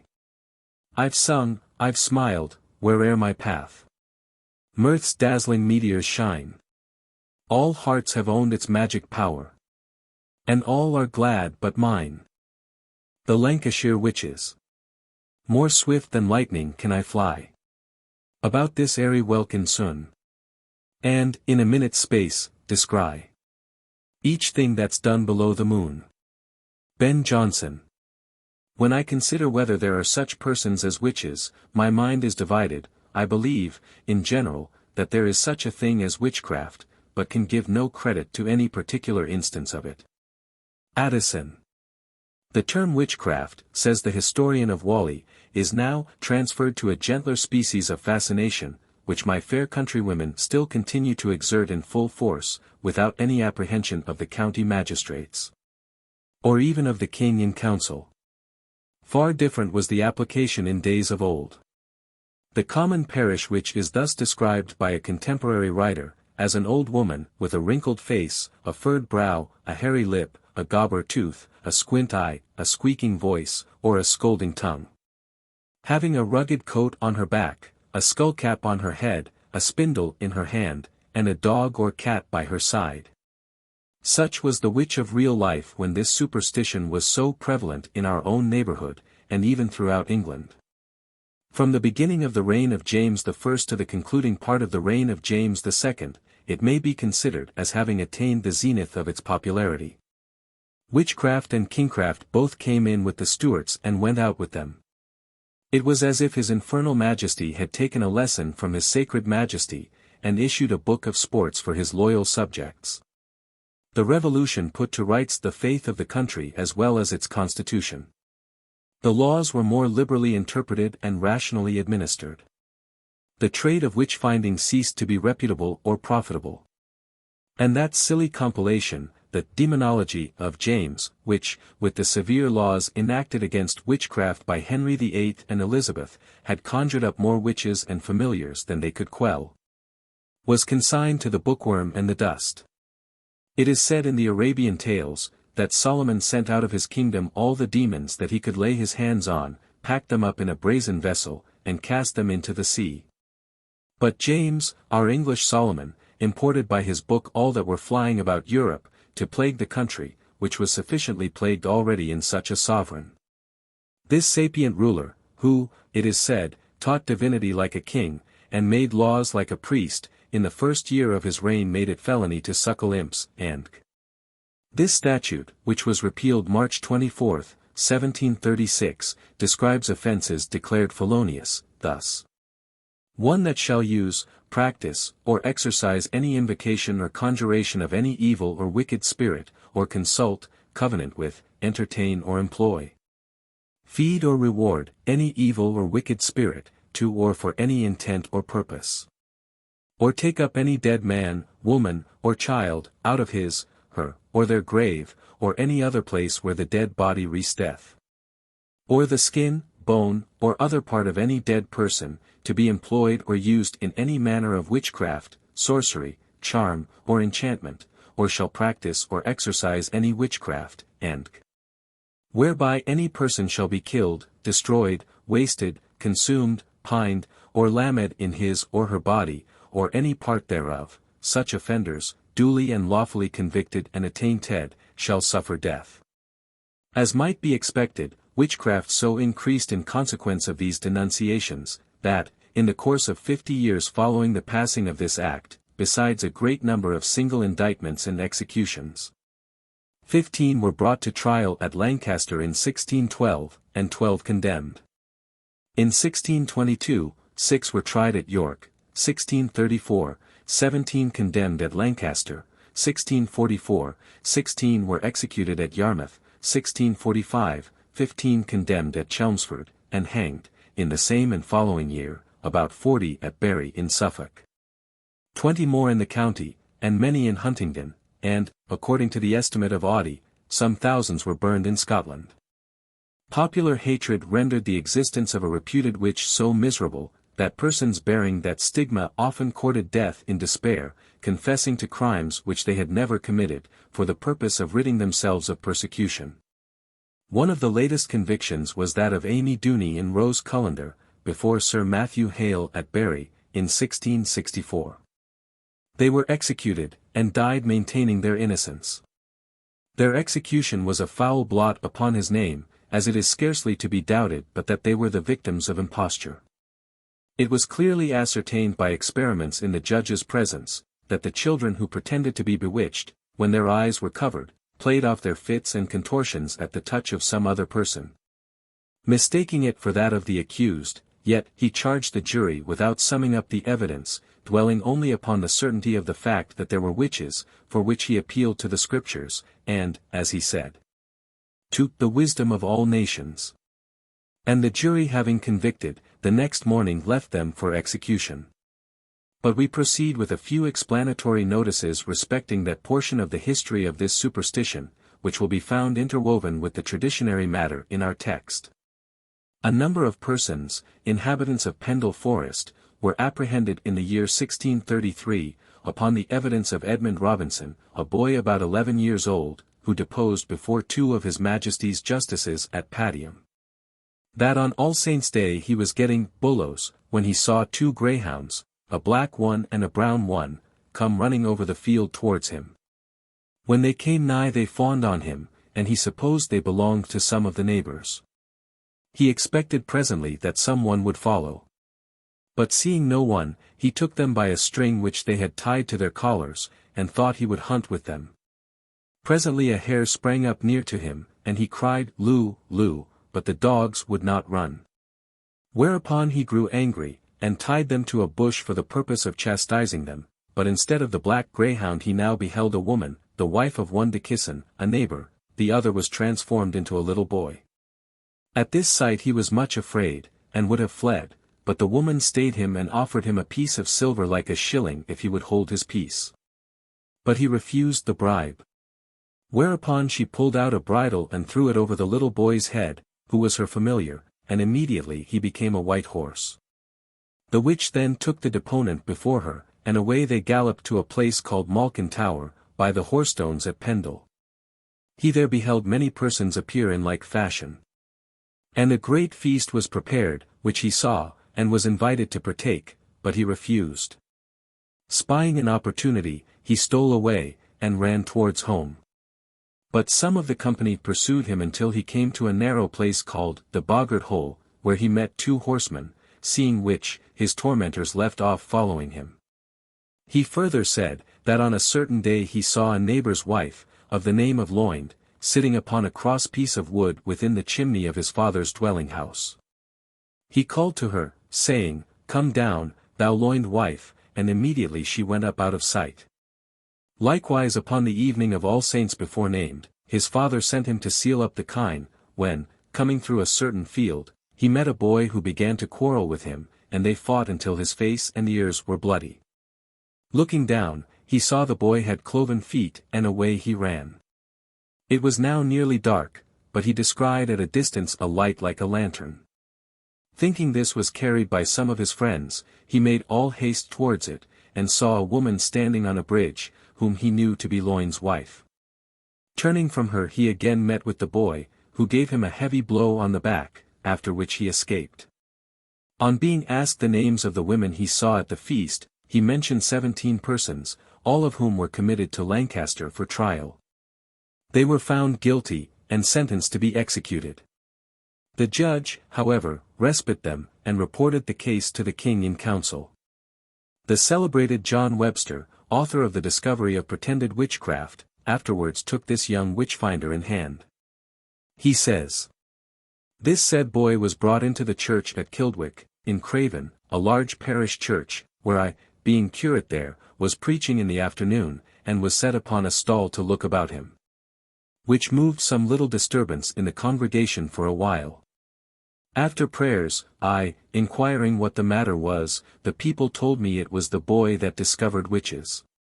Upon which I went to the house where he was to stay all night, where I found him, and 2 very unlikely persons that did conduct him, and manage the business. I desired to have some discourse with the boy in private, but that they utterly refused. Then, in the presence of a great many people, I took the boy near me, and said, Good boy, tell me truly and in earnest, didst thou see and hear such strange things of the meeting of witches as is reported by many that thou didst relate? But the 2 men, not giving the boy leave to answer, did pluck him from me, and said he had been examined by 2 able justices of the peace, and they did never ask him such a question. To whom I replied, the persons accused had the more wrong. As the laws of England, and the opinions of mankind then stood, a mad dog in the midst of a congregation would not have been more dangerous than this wicked and mischievous boy, who, looking around him, could, according to his own caprice, put any one or more of the people in peril of tortures or of death. 4 of the accused only were sent to London, and examined by the king in person. In the end they were set at liberty, but not from the sagacity of the examiners, the boy Robinson having confessed that he was suborned to give false evidence against them. One of these poor creatures, strange to say, had confessed the crime with which she was charged. In the bottle. Lib Dodds. Mrs. v.61, p. 47, is the confession itself, wherein she gives a circumstantial and minute account of the transactions which took place between her and a familiar whom she calls Mamillion, describing the meetings, feasts, and all the usual routine of witchery and possession. See Whitaker's Whalley. Part First. The mill went merrily round, and Giles the miller sang and whistled from morning to noon, and from noon till evening, save when the molting dish was about to be embowelled in the best sack. A business too serious for such levity, requiring careful and deliberate thought. Goody de Kisson, the miller's wife, was a fat, round, pursy dame, of some 40 years' travel through this wilderness of sorrow, and a decent, honest, sober, and well-conditioned housewife she was. Cleanly, thrifty, and had an excellent cheese press, which the whole neighborhood could testify. But the days of man's happiness are numbered, and woman's too, as the following narrative will set forth. The mill had stood, for ages it may be, at the foot of a wild and steep cliff, forming the eastern extremity of the dreary range of Clitheroe, 35 an elevated mountainous pass, from whence the waters descend both to the eastern and western seas. Upon those almost inaccessible crags the rock-eagle and falcon built their nests, unscared by the herdsmen, who in vain attempted their destruction. Through this pass, the very gorge of the English Apennines, the Calder, 36 a rapid and narrow torrent, brought an unfailing supply of grist to the ever-going hopper of Giles de Kisson. Not far from this happy abode, in the innermost part of the gorge, where the rocks of Lancashire and Yorkshire frown in close but harmless proximity, at an immense height, the road and this narrow cleft only separating their barriers, rises a crag of a singular shape, jutting far out from the almost perpendicular strata beneath. Its form is precisely that of a gigantic helmet, hammered out by the fanciful artist into the likeness of an eagle, its wings partly outstretched, and its beak, the point of the crag, overshadowing the grim head of some gaunt warrior. With but little aid from the imagination, the whole features may be discerned, hence it was denominated, the Eagle Crag. But another appellation, more awful and mysterious, might be attached to it, a reminiscence of those deeds without a name, which have rendered this district of Lancashire so fearfully notorious, the Witches' Horseblock. The narrow pass we have described opens out into a succession of picturesque valleys, abounding in waterfalls of considerable depth and beauty, and expanding towards the north in tracts of fertile pasture ground to the base of Pendle, well known as the reputed scene of those mysteries in which the witches of Pendle acted so conspicuous a part. Towards the close of the 16th and the beginning of the 17th century, the fame, or rather the infamy, of witchcraft, infested this once peaceful and sequestered district. The crag we have just noticed was, no doubt, to the apprehensions of the simple-hearted peasant, oft visited by the unhallowed feet of weirds and witches pluming themselves for flight to the great rendezvous at Hoghton Tower, by the side of the mighty Pendle. Little did our country deserve, in those days, the name of Merry England. Plague or the most noisome pestilence would have been a visitation of mercy compared to the miseries caused by so dark a superstition. Even he who lived remote from the scene of this spiritual warfare, though few such there could be, so rapidly was it transferred from county to the remotest districts. He, in whose vicinity no one was suspected of dealing with the foul fiend, whose children, cattle, or neighbors, showed no symptoms of being marks for those fiery darts which often struck from a distance. Yet would he not escape a sort of epidemic gloom, a vague apprehension of the mischief which might be. The atmosphere he breathed would come to him thick with foul fancies, he would ever be hearing or telling some wild and melancholy tale of crime and punishment. His best feelings and enjoyments would be dashed with bitterness, suspicion, and terror, as he reflected that, though uninvaded, yet these were at the mercy of malignant fellow mortals, leagued with more malignant spirits, the laws and limits of whose operations were wholly undefinable. What must have been his feelings on whom the evil eye had glared, against whom the spell had been pronounced, on whom misfortunes came thick and fast, by flood and field, at home and abroad, in business and in pleasure. Whose cattle died, whose crops were blighted, and about whose bed and board, invisible, unwelcome, and mischievous guests held their revels. Who saw not in his calamities the results of ignorance and error, to be averted by caution, nor the inflictions of heaven to be borne with resignation, but was the victim of a compact, in which his disasters were part of the price paid by the powers of darkness for an immortal soul. He who pined in consumption supposed that his own waxen effigy was revolving and melting at the charmed fire. The changes of his sensations told him when wanton cruelty damped the flame, to waste it lingeringly, or roused it in the impatience of revenge, and when came those sharp and shooting pains, the hags were thrusting in their bodkins, and their laugh rang in his ears. They sat upon his breast asleep, he awoke gasping, and, as he started up, he saw them melting into air. Yet more miserable was the wight whom the fiends were commissioned bodily to possess, with whose breathing frame an infernal substance was incorporate and almost identified, whose thoughts were sufferings, and his words involuntary blasphemies. Can we wonder that all this was not borne passively, that its authors were hunted out, even, if needful, by their own charms, that suspicion grew into conviction, and conviction demanded vengeance? That it was deemed a duty to hold them up to public hatred, and drag them to the bar of public justice? And that their blood was eagerly thirsted after, of which the shedding was often believed not merely a righteous retribution, but the only efficient relief for the sufferers? The notion of witchcraft was no innocent and romantic superstition, no scion of an elegant mythology, but was altogether vulgar, repulsive, bloody, and loathsome. It was a foul ulcer on the face of humanity. Other vagaries of the mind have been associated with lofty or with gentle feelings, they have belonged more to sportiveness than to criminality, they are the poetry interspersed on the pages of the history of opinions. They seem to be dreams of sleeping reason, and not the putrescence of its mouldering carcass, but this has no bright side, no redeeming quality whatever. 37. The human body is not more liable to contagion than is that faculty of the mind which is called imagination. That many of the accused believed in their crime, we have sufficient evidence in their own voluntary confessions, as well as in the traditions handed down to us on this subject. Both knavery and delusion were at work, as the following incidents will abundantly manifest.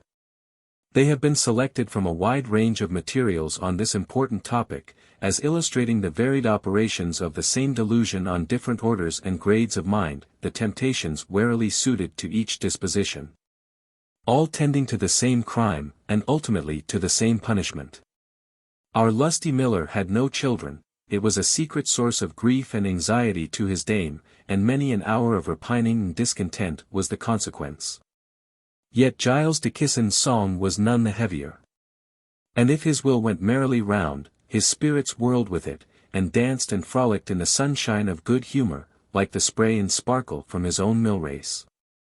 But a change was gathering on his wife's countenance, her grief grew sullen, her aspect stern and forbidding, some hidden purpose was maturing, she seldom spoke to her husband. When addressed, she seemed to arouse from a sort of stupor, unwillingly forcing a reply. She is bewitched, thought Giles. He had his suspicions, but he could not confidently point out the source of the mischief. One evening, as Goody de Kissen was sitting alone, pondering and discontented, there came in one Mal Spencer, a dark and scowling hag, to whom Giles bore no goodwill. He had beforetime forbidden his wife to hold any intercourse with this witch woman, who was an object generally of suspicion and mistrust. If the evil eye can be supposed to inhabit a human frame, this old woman had an undisputed claim to its possession. This night, however, old Molly came hobbling in without further ceremony than a "Good Ian, thou de Kissen wife," and took her seat opposite the dame in the miller's own chair. Aroint thee, which should have been returned to such an ill-omened salute, but the miller's wife was either unwilling or unable to utter this well-known preservative against the malice of the evil ones. The horseshoe had been taken down from the door, and the blessed herb, moly, was incautiously thrown aside, neither had Goody de Kissen offered up the usual petition that evening, to be defended from the snares of the devil. Her discontent was too great, and she was in a fitter mood for murmuring than prayer. Leaning her long thin chin upon a little crutch, and throwing her bleared eyes full upon the dame, old Molly abruptly exclaimed, in a voice like the croaking of a raven. "Thou hast asked for children, but they are denied thee. What said I to thee, Goody de Kissen, in the clough yonder, by the hollow trunk of the oak? Rememberest thou, when thou saidst thou wouldst pawn thy body for the wish of thy soul?" Dame de Kissen waxed pale, and her knees shook. But the hag went on. "Worship the master I serve, and thou shalt have thy desire, aye and more." "More, what meanest thou? Come to the feast, as I have bidden thee. If thou likest not the savour of our company, thou shalt depart, and without harm. But who shall give me a safe conduct that I come back, and harmless as I went? Once in your possession, methinks." "What?" shouted the beldame, with a look of dark and devilish malignity, "the word of a prince? Shall Goody de Kissen, the miller's wife, hold it in distrust? Go, poor fool, and chew thy bitterness, and bake thy bannocks, and fret thy old husband until thy rit hen flesh rot from thy bones, and thou gnawest them for malice and vexation. Is it not glorious to ride on the wind, to mount the stars, to kiss the moon through the dark rolling clouds, when the blast scatters them in its might? To ride unharmed on their huge peaks tipped with thunder? To be for ever young in desire and enjoyment, though old and haggard, and bent double with age and infirmities? To have our wish and our revenge, aye, and the bodies of our enemies wasting before our spells, like wax to the flame. But go, sneak and drivel, and mind thy meal and barley cakes, and go childless to thy grave. She rose as if to depart. But Goody Dickinson's evil destiny prevailed, and she promised to attend the feast, with this condition only, that no harm should befall her, nor force nor entreaty should be used to win her consent to join their confederacy. But she returned not from that unhallowed assembly until body and soul were forever under the dominion of the destroyer. The mill went merrily on no more, and the miller's song was still.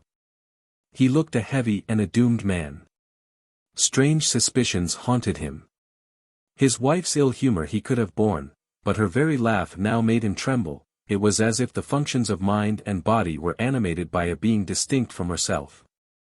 Her countenance showed not that her thoughts mingled in either mirth or misery, except at times, when terrible convulsions seemed to pass over like the sudden roll of the sea, tossed by some unseen and subterraneous tempest. The neighbors began to shun his dwelling. His presence was the signal for stolen looks and portentous whispers. To church his wife never came, but the bench, her usual sitting place, was deserted. At the church doors, after sermon, when the price of grain, the weather, and other marketable commodities were discussed and settled, Giles was evidently an object of avoidance, and left to trudge home alone to his own cheerless and gloomy hearth. Dick Hogreave's only cow was bewitched. The most effectual and approved method of ascertaining under whose spell she labored was as follows. The next Friday, a pair of breeches was thrown over the cow's horns. She was then driven from the shippen with a stout cudgel. The place to which she directed her flight was carefully watched, for there assuredly must dwell the witch. To the great horror and dismay of Giles Dickison, the cow came bellowing down the lane, tail up, in great terror, telling, as plain as beast could speak, of her distress, until she came to a full pause, middle deep in his own mill dam. This was a direct confirmation to his suspicions, but the following was a more undeniable proof, if need were, of his wife's dishonest confederacy with the powers of darkness. One morning, ere his servant man Robin had taken the grey mare from the stable, Giles awoke early, and found his wife had not lain by his side. He had beforetime felt half roused in the night from a deep but uneasy slumber. But he was too heavy and bewildered to recollect himself, and sleep again overcame him ere he could satisfy his doubts. He had either dreamt, or fancied he had dreamt, that his wife was, at some seasons, away for a whole night together, and he was rendered insensible by her spells. This morning, however, he awoke before the usual time, probably from some failure in the charm, and he met her as she was ascending the stairs. Something like alarm or confusion was manifest. She had been to look after the cattle, she stammered out, scolding Robin for an idle lout to lie abed so long. The stable door was open. With an aching heart, he went in. The grey mare was in a bath of foam, panting and distressed as though from some recent journey. Whilst pondering on this strange occurrence, Robin came in. His master taxed him with dishonesty. After much ado, he confessed that his mistress had many times of late borrowed the mare for a night, always returning before the good man awoke. Giles was too full of trouble to rate Robin as he deserved, contenting himself with many admonitions and instructions how to act in the next emergency. Not many nights after, as Robin was laid in the stable, his mistress came with the usual request, and her magic bridle in her hand. Now, good Robin, the cream is in the bowl, and the beer behind the spigot, and my good man is in bed. Whither away, mistress? Said Robin, diligently wisping down and soothing the mare, who trembled from head to foot when she heard her mistress's voice. For a journey, Robin. I have business at Cone. But I will not fail to come back again before sunrise. Ay, mistress, this is always your tale, but meester catched her in a woundy heat last time, and will not let her go. But, Robin, she shall be in the stable and dry 2 hours before my old churl gets up. But meester says she mauna go. Thou hast told him, then, and a murrain light on thee. With eyes glistening like witch fires, did the dame bestow her molly son. Robin half repented his refusal, but he was stubborn, and his courage not easily shaken. Besides, he had bragged at the last Michaelmas feast that he cared not a rush for never a witch in the parish. He had an Agnus Dei in his bosom, and a leaf from the holy herb in his clogs, and what recked he of spells and incantations? Furthermore, he had a waistcoat of proof given to him by his grandmother. 38. Since thou hast denied me the mare, I'll take thee in her place. Robin felt in his bosom for the Agnus Dei cake, but it was gone. He had thrown of his waistcoat, too, for the work, and his clogs were lying under the rack. Before he could furnish himself with these countercharms, Goody Dickinson threw the bridle upon him, using these portentous words. Horse, horse, see thou be. And where I point thee carry me. Swift as the rush of the wind, Robin felt their power. His nature changed, he grew more agile and capacious, and without further ado, found Goody upon his back, and his own shanks at an ambling gallop on the high road to Pendle. He panted and grew weary, but she urged him on with an unsparing hand, lashing and spurring with all her might, until at last poor Robin, unused to such expedition, flagged and could scarcely crawl. But needs must when the witches drive. Rest and despite were denied, until, almost dead with toil and terror, he halted in one of the steep gullies of Pendle near to Hoghton Tower. It was an old grey-headed ruin, solitary and uninhabited. The cold October wind whistled through its joints and crannies, the walls were studded with bright patches of moss and lichen. Darkness and desolation brooded over it, unbroken by aught but the cry of the moorfowl and the stealthy prowl of the weasel and wild cat. But this lonesome and time-hallowed ruin was now lit up as for some gay festival. Lights were flickering through the crevices, and the coming of the guests, each mounted on her enchanted steed, was accompanied by loud and fiend-like acclamations. Shrieks and howlings were borne from afar upon the blast. Unhallowed words and unutterable curses came on the hollow wind. Forms of indescribable and abominable shape flitted through the troubled elements. Robin, trembling all over with fright and fatigue, was told by his mistress to graze where he could, while she went into the feast. Make good use of thy time, for in 2 hours I shall mount thee back again. This was poor sustenance for Robin's stomach. Furze and heath were not at all to his mind, and he peeped about for a quiet resting place. Here he was kicked and bitten by others of the herd. Several of them were in the like pitiable condition with himself, but some were really of the brute kind, and these fared the best and were better mannered than most of their human companions. Often did our unfortunate hero wish himself in their place. Having little else to do, he was prompted by curiosity to approach the building, from whence the loud din of mirth and revelry grated harshly on his ears. A long chink disclosed to him some part of the mysteries within. There sat on the floor a great company of witches, feasting and cramming with all their might. An elderly gentleman of a grave and respectable deportment, clad in black doublet and hosen, sat on a stone heap at the head, from whence he dealt out the delicacies with due care and attention. This was a mortifying sight to a hungry stomach, and Robin's humanity yearned at the display. After the first emotions had a little subsided, he found himself at leisure to examine the faces of the opposite guests, and he recognized several dames of his acquaintance, feasting right merrily at the witches' board. Either his fears and thick-coming fancies deceived him, or, as he afterwards declared, he saw nearly the whole of the neighborhood at the assembly. Presently it seemed as if the first course were ended, and the floor cleared by invisible hands in a twinkling. "Now pull," said the grave personage in black. Many ropes hung from the roof. These the women began to pull furiously, when down came pies, puddings, milk, cream, and rare wines, which they caught in wooden bowls. Likewise sweetmeats and all manner of dainties, which made Robin's mouth to water so at the sight that he could bear it no longer. Intending to groan, he involuntarily uttered a loud neigh, which so alarmed the company that the lights were extinguished, and the guests sallied out, each immediately bestriding her steed, and setting forth at full gallop, save Goody Dickinson, who, in attempting to mount Robin, met with a sore mishap.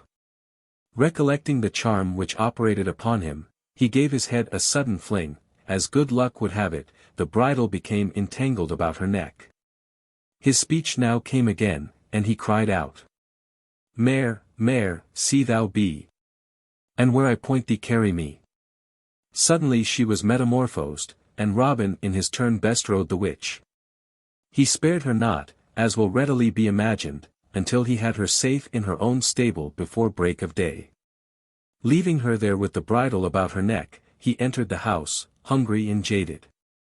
Soon he heard Giles coming downstairs in a great hurry. How now, sirrah, cried the incensed miller, did I not tell thee to forbid thy mistress the mare? Why, master, replied Robin, scratching his head, and so I have, the beast hasna been ridden sin ye backed her on Friday. Thou art a lying hound to look me in the face and say so. Thy mistress hath been out again last night upon her old errands, I found it out when I awaked. And what's the matter of that, said Robin, with great alacrity. Ye may go see, master, and ye liken, the mare's as dry as our meal tub, and as brisk as bottled ale. Giles turned angrily away from him towards the stable, tightening a tough cudgel in his grasp, with which he intended to belabor the unfortunate hind on his return. Nor was he long absent. Robin had scarcely swallowed a mouthful of hot porridge when his master thus accosted him. Why, thou hob thrust, no good can come where thy fingers are meddling. There is another jade besides mine own tied to the rack, not worth a groat. Dost let thy neighbours lift my oats and provender? Better turn my mill into a spittle for horses, and nourish all the worn-out kibbos the parish. Nay, meester, the beast is yours, and ye ha found her bed and provender these 20 years.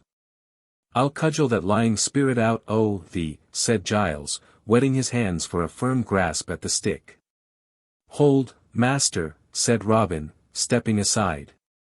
She has cost you more currying than all the combs in the stable are worth. Step in and take off the bridle, and then say whose beast she is, and who hath most right to her, you or your neighbours. But mind, when the bridle is off her neck, she slip it not on to yours, for if she do you are a gone man. Giles stayed not, but ran with great haste into the stable. The tired beast could scarcely stand. But he pulled off the bridle, and, as Robin told the tale, his own spouse immediately stood confessed before him. Here we pause. In the next part we shall rapidly sketch another of the traditions current on this strange subject. It will but be a brief and shadowy outline, space forbids us to dilate, the whole volume would not contain the stories that tradition attributes to the prevalence of this unnatural and revolting, though, it may be, imaginary crime. Part 2. On the verge of the Castle Clough, a deep and winding dingle, once shaded with venerable oaks, are the small remains of the castle of Hoghton, the seat of its ancient lords, and, till the erection of Hoghton Tower, the occasional residence of the de Lawlegs and Townleys. Hoghton Tower is now destroyed to its foundation. It was a large square building, and about 100 years ago presented the remains of 3 cylindrical towers with conical basements. It also appears to have had 2 principal entrances opposite to each other, with a thorough lobby between, and seems not to have been built in the usual form, that of a quadrangle. It was erected about the year 1510, and was inhabited until 1667. The family name of the nobleman, for such he appears to have been, of whom the following story is told, we have no means of ascertaining. That he was an occasional resident or visitor at the tower is but surmise. During the period of these dark transactions we find that the mansion was inhabited by Jane Assheton, relict of Richard Townley, who died in the year 1637. Whoever he might be, the following horrible event, arising out of this superstition, attaches to his memory. Whether it can be attributed to the operations of a mind just bordering on insanity, and highly wrought upon by existing delusions, or must be classed amongst the proofs so abundantly furnished by all believers in the reality of witchcraft and demoniacal possession, our readers must determine as we unfold the tale. Lord William had seen, and had openly vowed to win, the proud maiden of Burnshaw Tower. He did win her, but he did not woo her. A dark and appalling secret was connected with their union, which we shall briefly develop. Lady Sybil, the proud maiden of Burnshaw, was from her youth the creature of impulse and imagination, a child of nature and romance. She roved unchecked through the green valleys and among the glens and moorlands of her native hills. Every nook and streamlet was associated with some hidden thought too deep for tears, until nature became her god, the hills and fastnesses, the trackless wilds and mountains, her companions. With them alone she held communion. And as she watched the soft shadows and the white clouds take their quiet path upon the hills, she beheld in them the symbols of her own ideas, the images and reflections, the hidden world within her made visible. She felt no sympathy with the realities, the commonplaces of life. Her thoughts were too aspiring for earth, yet found not their resting place in heaven. It was no groveling, degrading superstition which actuated her. She sighed for powers above her species, she aspired to hold intercourse with beings of a superior nature. She would gaze for hours in wild delirium on the blue sky and starry vault, and wish she were freed from the base encumbrances of earth, that she might shine out among those glorious intelligences in regions without a shadow or a cloud. Imagination was her solace and her curse, she flew to it for relief as the drunkard to his cup, sparkling and intoxicating for a while, but its dregs were bitterness and despair. Soon her world of imagination began to quicken. And, as the wind came sighing through her dark ringlets, or rustling over the dry grass and heather bushes at her side, she thought a spirit spoke, or a celestial messenger crossed her path. The unholy rites of the witches were familiar to her ear, but she spurned their vulgar and low ambition. She panted for communion with beings more exalted, demigods and immortals, of whom she had heard as having been translated to those happier skies, forming the glorious constellations she beheld. Sometimes fancies wild and horrible assaulted her. She then shut herself for days in her own chamber, and was heard as though in converse with invisible things. When freed from this hallucination, agony was marked on her brow, and her cheek was more than usually pale and collapsed. She would then wander forth again, the mountain breeze reanimated her spirits, and imagination again became pleasant unto her. She heard the wild swans winging their way above her, and she thought of the wild hunters and the spectre horsemen. 39 The short wail of the curlew, the call of the moorcock and plover, was the voice of her beloved. To her all nature wore a charmed life, earth and sky were but creatures formed for her use, and the ministers of her pleasure. The Tower of Burnshaw was a small fortified house in the pass over the hills from Burnley to Todmorden. It stood within a short distance from the Eagle Crag. And the Lady Sybil would often climb to the utmost verge of that overhanging peak, looking from its dizzy height until her soul expanded, and her thoughts took their flight through those dim regions where the eye could not penetrate. One evening she had lingered longer than usual. She felt unwilling to depart, to meet again the dull and wearisome realities of life, the petty cares that interest and animate mankind. She loathed her own form and her own species. Earth was too narrow for her desire, and she almost longed to burst its barriers. In the deep agony of her spirit she cried aloud. Would that my path, like yon clouds, were on the wind, and my dwelling place in their bosom. A soft breeze came suddenly towards her, rustling the dry heath as it swept along. The grass bent beneath its footsteps, and it seemed to die away in articulate murmurs at her feet. Terror crept upon her, her bosom thrilled, and her whole frame was pervaded by some subtle and mysterious influence. Who art thou? She whispered, as though to some invisible agent. She listened, but there was no reply. The same soft wind suddenly arose, and crept to her bosom. Who art thou? She inquired again, but in a louder tone. The breeze again flapped its wings, mantling upwards from where it lay, as if nestled on her breast. It mounted lightly to her cheek, but it felt hot, almost scorching, when the maiden cried out as before. It fluttered on her ear, and she thought there came a whisper. I am thy good spirit. Oh, tell me, she cried with vehemence, show me who thou art. A mist curled round her, and a lambent flame, like the soft lightning of a summer's night, shot from it. She saw a form, glorious but indistinct, and the flashes grew paler every moment. Leave me not, she cried, I will be thine. Then the cloud passed away, and a being stood before her, mightier and more stately than the sons of men. A burning fillet was on his brow, and his eyes glowed with an ever-restless flame. Maiden, I come at thy wish. Speak, what is thy desire? Let thought be motion, let my will only be the boundary of my power, said she, nothing daunted, for her mind had become too familiar with invisible fancies, and her ambition too boundless to feel either awe or alarm. Immediately she felt as though she were sweeping through the trackless air, she heard the rush of mighty wings cleaving the sky, she thought the whole world lay at her feet, and the kingdoms of the earth moved on like a mighty pageant. Then did the vision change. Objects began to waver and grow dim, as if passing through a mist, and she found herself again upon that lonely crag, and her conductor at her side. He grasped her hand, she felt his burning touch, and a sudden smart as though she were stung, a drop of blood hung on her finger. He unbound the burning fillet, and she saw as though it were a glimpse of that unquenchable, unconsuming flame that devoured him. He took the blood and wrote upon her brow. The agony was intense, and a faint shriek escaped her. He spoke, but the sound rang in her ears like the knell of hopes forever departed. For words of such presumptuous blasphemy, tradition must be voiceless. The demon looked upwards.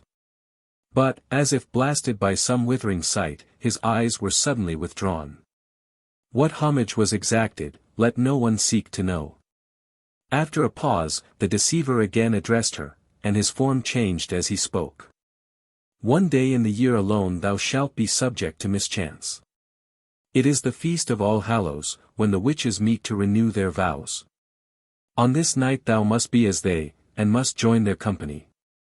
Still thou mayest hide thyself under any form thou shalt choose, but it shall abide upon thee until midnight. Till then thy spells are powerless. On no other day shall harm befall thee.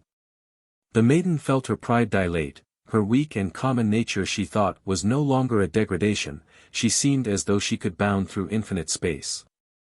Already was she invested with the attributes of immateriality, when she awoke.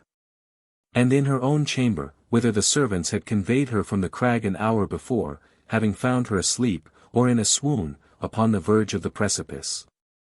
She looked at her hand. The sharp wound was there, and she felt her brow tingle as if to remind her of that irrevocable pledge. Lord William sued in vain to the maid of Burnshaw Tower. She repulsed him with scorn and contumely. He vowed that he would win her, though the powers of darkness withstood the attempt. To accomplish this impious purpose, he sought Mouse, the witch's dwelling. It was a dreary hut, built in a rocky cleft, shunned by all as the abode of wicked and malignant spirits, which the dame kept and nursed as familiars, for the fulfillment of her malicious will. The night was dark and heavy when Lord William tied his steed to a rude gate that guarded the entrance to the witch's den. He raised the latch, but there was no light within. "Holloa!" cried the courageous intruder. But all was dark and silent as before. Just as he was about to depart he thought he heard a rustling near him, and presently the croaking voice of the hag close at his ear. "Lord William," said she, "thou art a bold man to come hither after nightfall." He felt something startled, but he swerved not from his purpose. "Canst help me to a bride, Mother Helston?" cried he, in a firm voice. "For I feel mightily constrained to wed." "Is the doomed maiden of Burnshaw a bride fit for Lord William's bosom?" said the invisible sorceress. "Give me some charm to win her consent, I care not for the rest." "Charm!" replied the beldame, with a screech that made Lord William start back. "Spells have I none that can bind her. I would she were in my power, but she hath spell for spell. Naught would avail thee, for she is beyond my reach. Her power would baffle mine. Is she too tainted with the iniquity that is abroad? I tell thee yea, and my spirit must bow to hers. Wouldst wed her now, fond, feeble-hearted mortal?" Lord William was silent. But the beautiful form of the maiden seemed to pass before him, and he loved her with such overmastering vehemence that if Satan himself had stood in the gap he would not have shrunk from his purpose. "Mouse Helston," said the lover, "if thou wilt help me at this bout, I will not draw back. I dare wed her though she were twice the thing thou fearest. Tell me how her spell works, I will countervail it, I will break that accursed charm, and she shall be my bride. For a while there was no reply, but he heard a muttering as though some consultation were going on. Listen, Lord William, she spoke aloud. Aye, thou wilt listen to thine own jeopardy. Once in the year, 'tis on the night of All Hallows, she may be overcome. But it is a perilous attempt. I care not. Point out the way, and I will ride it roughshod. The beldame arose from her couch, and struck a light. Ere they separated the morning dawned high above the grey hills. Many rites and incantations were performed, of which we forbear the disgusting recital. The instructions he received were never divulged, the secrets of that night were never known. But an altered man was Lord William when he came back to Hoghton Tower. On All Hallows Day, with a numerous train, he went forth a-hunting. His hounds were the fleetest from Calder to Calder, and his horns the shrillest through the wide forests of Accrington and Rossendale. But on that morning a strange hound joined the pack that outstripped them all. Blow, cried Lord William, till the loud echoes ring, and the fleet hounds o'ertake yon grizzled mongrel. Both horses and dogs were driven to their utmost speed, but the strange hound still kept ahead. Over moor and fell they still rushed on, the hounds in full cry, though as yet guided only by the scent, the object of their pursuit not being visible. Suddenly a white doe was seen, distant a few yards only, and bounding away from them at full speed. She might have risen out of the ground, so immediate was her appearance. On they went in full view, but the deer was swift, and she seemed to wind and double with great dexterity. Her bearing was evidently towards the steep crags on the east. They passed the Tower of Burnshaw, and were fast approaching the verge of that tremendous precipice, the Eagle Crag. Horse and rider must inevitably perish if they follow. But Lord William slackened not in the pursuit. And the deer flew straight as an arrow to its mark, the very point where the crag jutted out over the gulf below. The huntsman drew back in terror, the dogs were still in chase, though at some distance behind. Lord William only and the strange hound were close upon her track.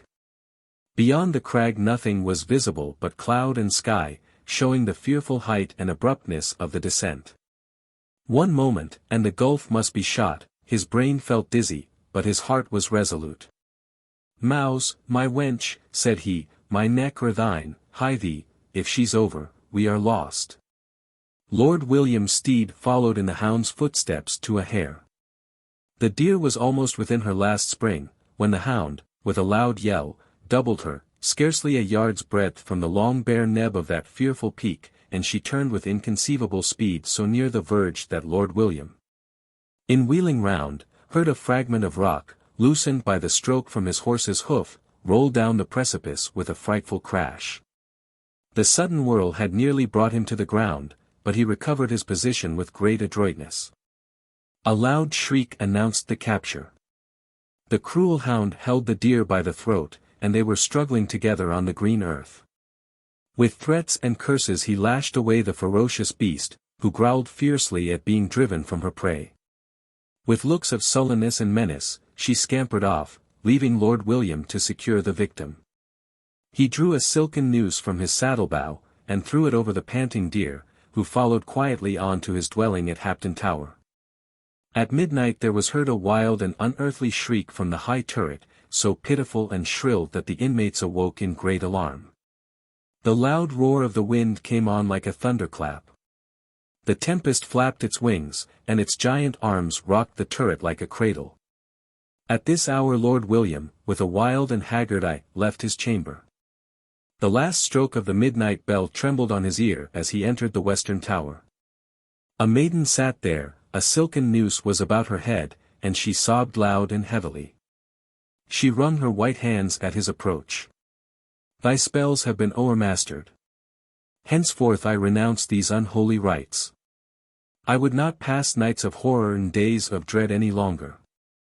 Maiden, thou art in my power. Unless thou wilt be mine, renouncing thine impious vows, forever shunning thy detested arts, breaking that accursed chain the enemy has wound about thee, I will deliver thee up to thy tormentors, and those that seek thy destruction. This done, and thou art free. The maiden threw her snake-like glance upon him. Alas, she cried, I am not free. This magic noose. Remove it, and my promise shall be without constraint. Nay, thou arch-deceiver, deceiver of thine own self, and plotter of thine own ruin, I would save thee from thy doom. Promise, renounce, and for ever forswear thy vows. The priest will absolve thee, it must be done ere I unbind that chain. I promise, said the maiden, after a deep and unbroken silence. I have not been happy since I knew their power. I may yet worship this fair earth and yon boundless sky. This heart would be void without an object and a possession. She shed no tear until the holy man, with awful and solemn denunciations, exorcised the unclean spirit to whom she was bound. He admonished her, as a repentant wanderer from the flock, to shun the perils of presumption, reminding her that he, of whom it is written that he was led up of the Spirit into the wilderness to be tempted of the devil. He who won for us the victory in that conflict, taught us in praying to say, Lead us not into temptation, but deliver us from evil. She was rebaptized as one newly born, and committed again to the keeping of the Holy Church. Shortly afterwards were united at the altar Lord William and Lady Sybil. He accompanied her to Burnshaw Tower, their future residence, becoming, in right of his wife, the sole possessor of those domains. Part 3rd. 12 months were nigh come and gone, and the feast of All Hallows was again at hand. Lord William's bride sat in her lonely bower, but her face was pale, and her eyes red with weeping. The tempter had been there. And she had not sought for protection against his snares. That night she was expected to renew her allegiance to the Prince of Darkness. Those fearful rites must now bind her forever to his will. Such appeared to be her infatuation that it led her to imagine she was yet his by right of purchase, without being fully conscious of the impiety of that thought. His own power had been promised to her, true, she must die. But might she not, a spirit like himself, rove from world to world without restraint? She thought, so perilously rapid was her relapse in her delusion, that his form had again passed before her, beautiful as before his transgression. The son of the morning, arrayed in the majesty which he had before the world was, ere heaven's ruler had hurled him from his throne. Her mental vision was perverted. Light and darkness, good and evil, were no longer distinguished. Perhaps it was a dream, but the imagination had become diseased, and she distinguished not its inward operations from outward impressions on the sense. Her husband was kind, and loved her with a lover's fondness, but she could not return his affection. He saw her unhappy, and he administered comfort, but the source of her misery was in himself, and she sighed to be free. Free! She started. The voice was an echo to her thought. It appeared to be in the chamber, but she saw no living form. She had vowed to renounce the devil and all his works in her rebaptism, before she was led to the altar, and how could she face her husband? He shall not know of our compact. These words seemed to be whispered in her ear. She turned aside, but saw nothing save the glow of sunset through the lattice, and a wavering light upon the floor. I would spare him this misery, she sighed. Conceal but the secret from him, and I am again thine. Suddenly the well-known form of her familiar was at her side. The following day was All Hallows Eve, and her allegiance must be renewed in the great assembly of his subjects held on that fearful night. It was in the year 1632, a period well known in history as having led to the apprehension of a considerable number of persons accused of witchcraft. The depositions of these miserable creatures were taken before Richard Shuttleworth and John Starkey, two of His Majesty's Justices of the Peace, on the 10th of February, 1633, and they were committed to Lancaster Castle for trial. 17 of them were found guilty, on evidence suspicious enough under ordinary circumstances, but not at all to be wondered at, if we consider the feeling and excitement then abroad. Some of the deluded victims themselves confessed their crime, giving minute and connected statements of their meetings, and the transactions which then took place. Justices of the peace, judges, and the highest dignitaries of the realm, firmly believed in these reputed sorceries. Even the great Sir Thomas Browne, author of the book intended as an exposure of vulgar errors, gave his testimony to the truth and reality of those diabolical delusions. But we have little need to wonder at the superstition of past ages, when we look at the folly and credulity of our own. It may, perhaps, be pleasing to learn that the judge who presided at the trial respite the convicts, and reported their case to the king in council. They were next remitted to Chester, where Bishop Bridgeman, certifying his opinion of the matter, for of the accused, Margaret Johnson, Frances de Kisson, Mary Spencer, and the wife of one Hargreaves, were sent to London and examined. First by the king's physicians, and afterwards by Charles I. In person. A stranger scene can scarcely be perceived, says the historian of Whalley, and it is not easy to imagine whether the untaught manners, rude dialect, and uncouth appearance of these poor foresters would more astonish the king. Or his dignity of person and manners, together with the splendid scene by which they were surrounded, would overwhelm them. The story made so much noise that plays were written on the subject, and enacted. One of them is entitled, The Late Lancashire Witches, a well-received comedy, lately acted at the Globe on the Bankside, by the King's Majesty's actors. Written by Thomas Heywood and Richard Broome. Aut Predes Solent, Aut Delector, 1634. But our element is tradition, especially as illustrating ancient manners and superstitions, we therefore give the sequel of our tale as tradition hath preserved it. Giles de Kisson, the merry miller at the Mill Clough, had so taken to heart his wife's dishonesty that, as we have before observed, he grew fretful and morose. His mill he vowed was infested with a whole legion of these hell-cats, as they were called, for in this shape they presented themselves to the affrighted eyes of the miserable yoke-fellow, as he fancied himself, to a limb of Satan. The yells and screeches he heard o' nights from these witches and warlocks were unbearable, and once or twice, when late at the mill, both he and Robin had received some palpable tokens of their presence. Scratches and bloody marks were plainly visible, and every hour brought with it some new source of annoyance or alarm. One morning Giles showed himself with a disconsolate face before Lord William at the Tower. He could bear his condition no longer. "T'other night," said he, "the witches set me astride Riggin my own house. .40 It was a bitter cold time, and I was nearly perished when I wakened. I am weary of my life, and will flit.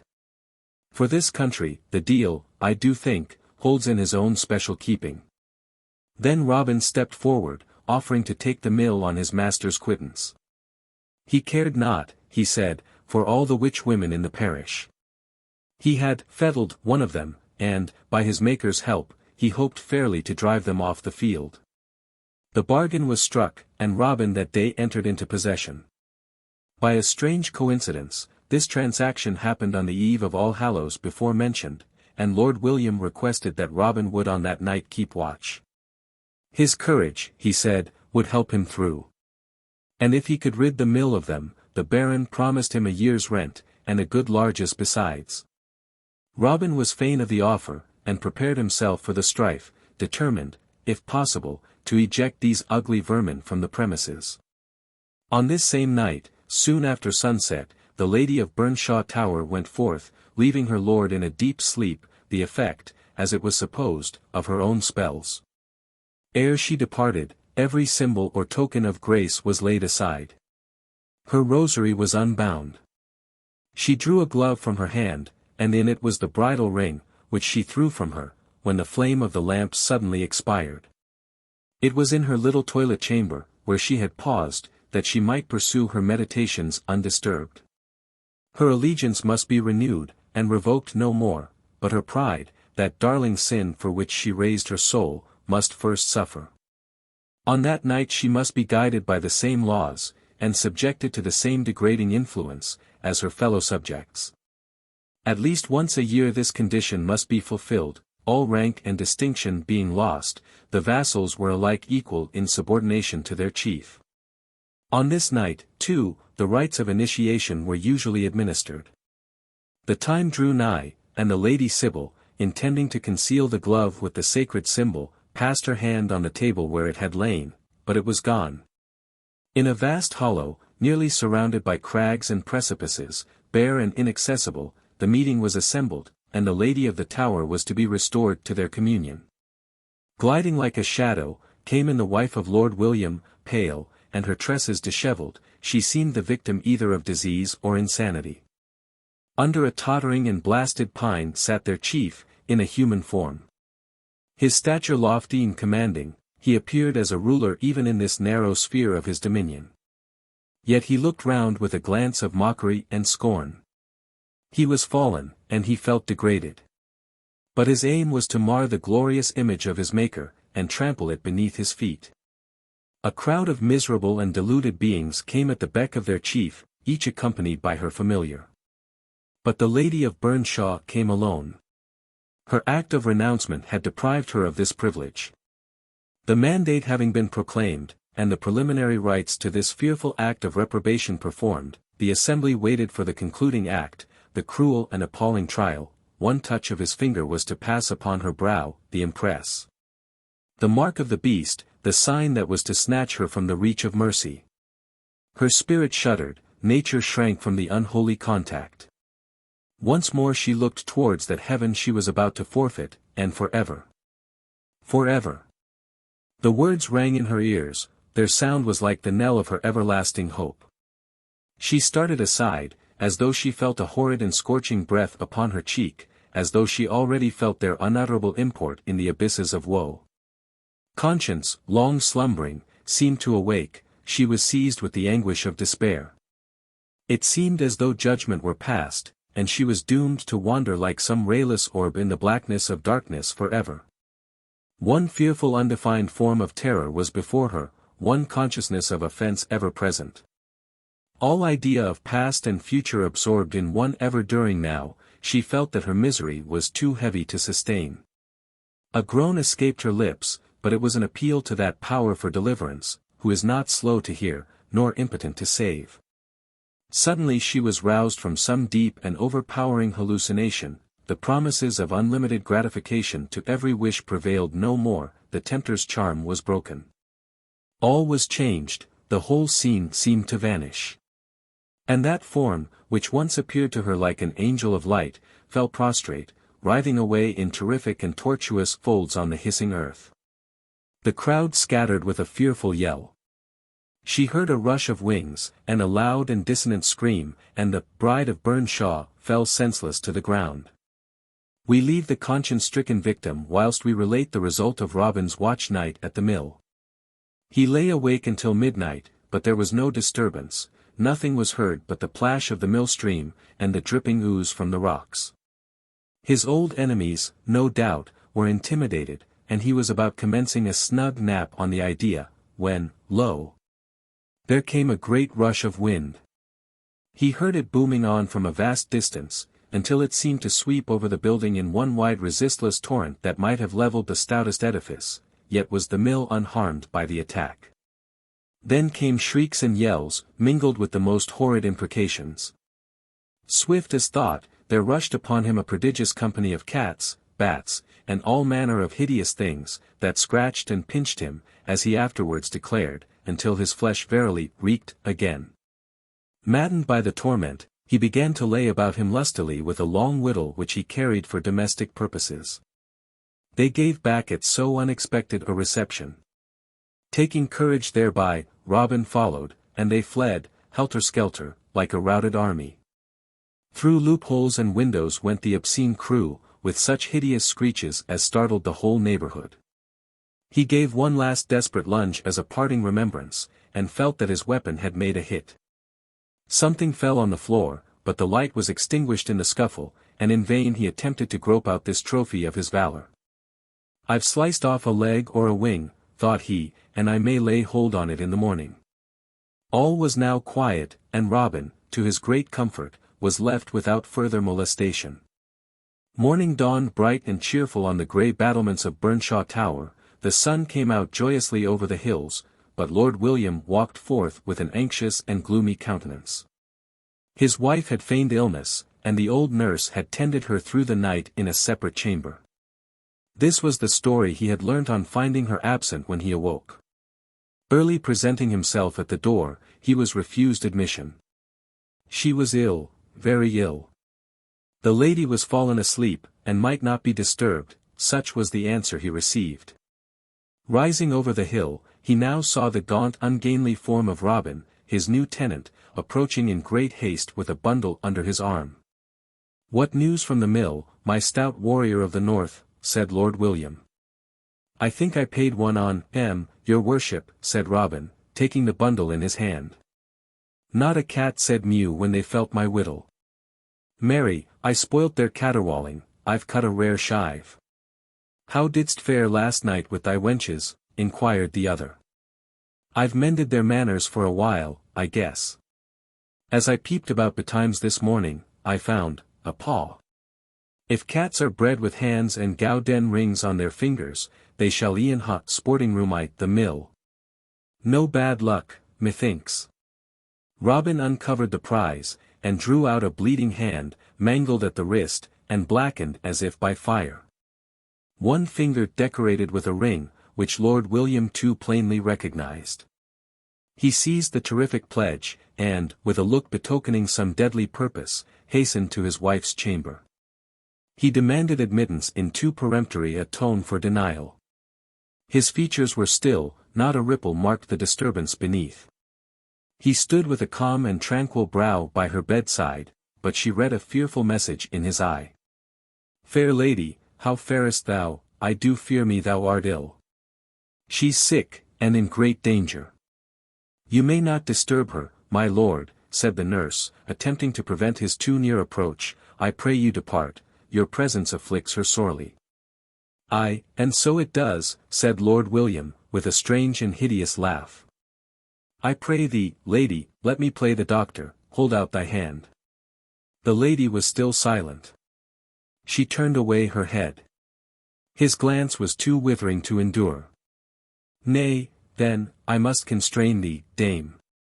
She drew out her hand, which Lord William seized with a violent and convulsive grasp. "I fear me 'tis a sickness unto death, small hope of amendment here. Give me the other. Perchance I may find there more comfort." "Oh, my husband, I cannot, I have no strength." "Why, thou art grown peevish with thy distemper.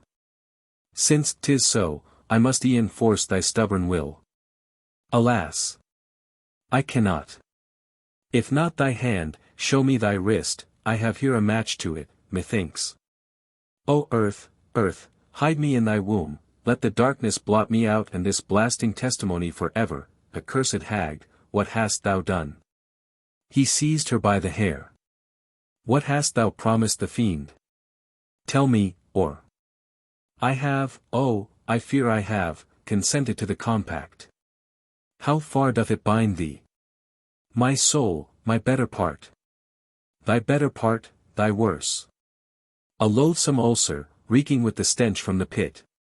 Better have given thy body to the stake, than have let in one unhallowed desire upon thy soul. How far does thy contract reach?" "All interest I can claim. His part that created it I could not give, not being mine to yield." "Lost! Lost! Thou hast, indeed, sold thyself to perdition. I'll purge this earth of witchery, I'll make their carcasses my weapon's sheath, hence inglorious scabbard." He flung away the sheath. Twining her dark hair about his fingers, "Die, impious, polluted wretch.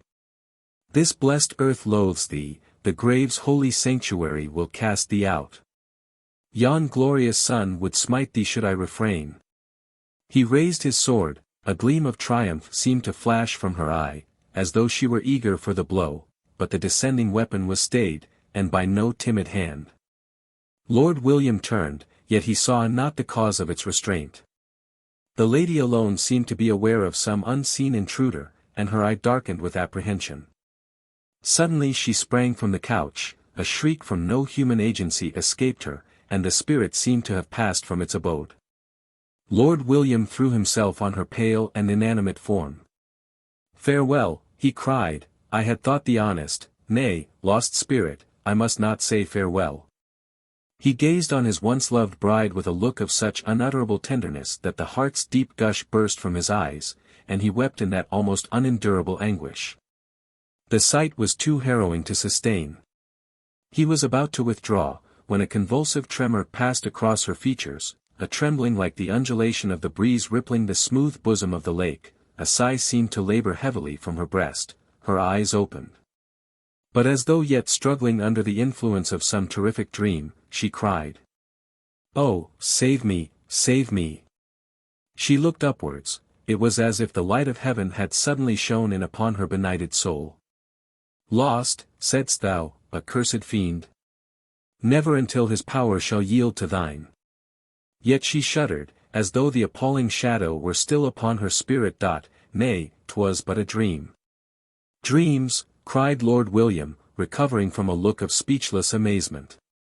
"Thy dreams are more akin to truth than ever were thy waking reveries.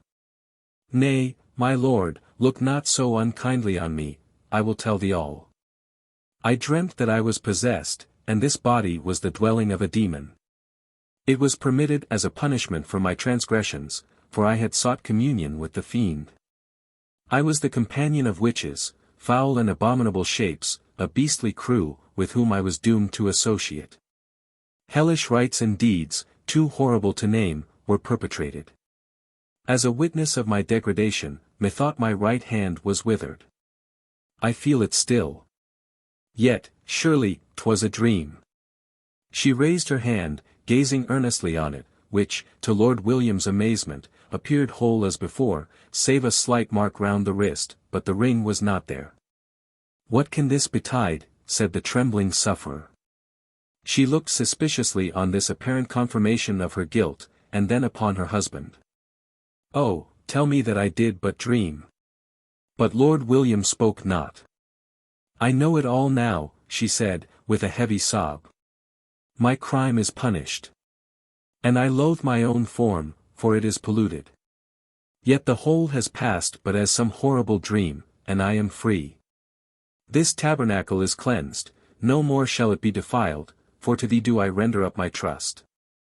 A mild radiance had displaced the wild and unnatural luster of her eye, as she looked up to the mercy she invoked, and was forgiven.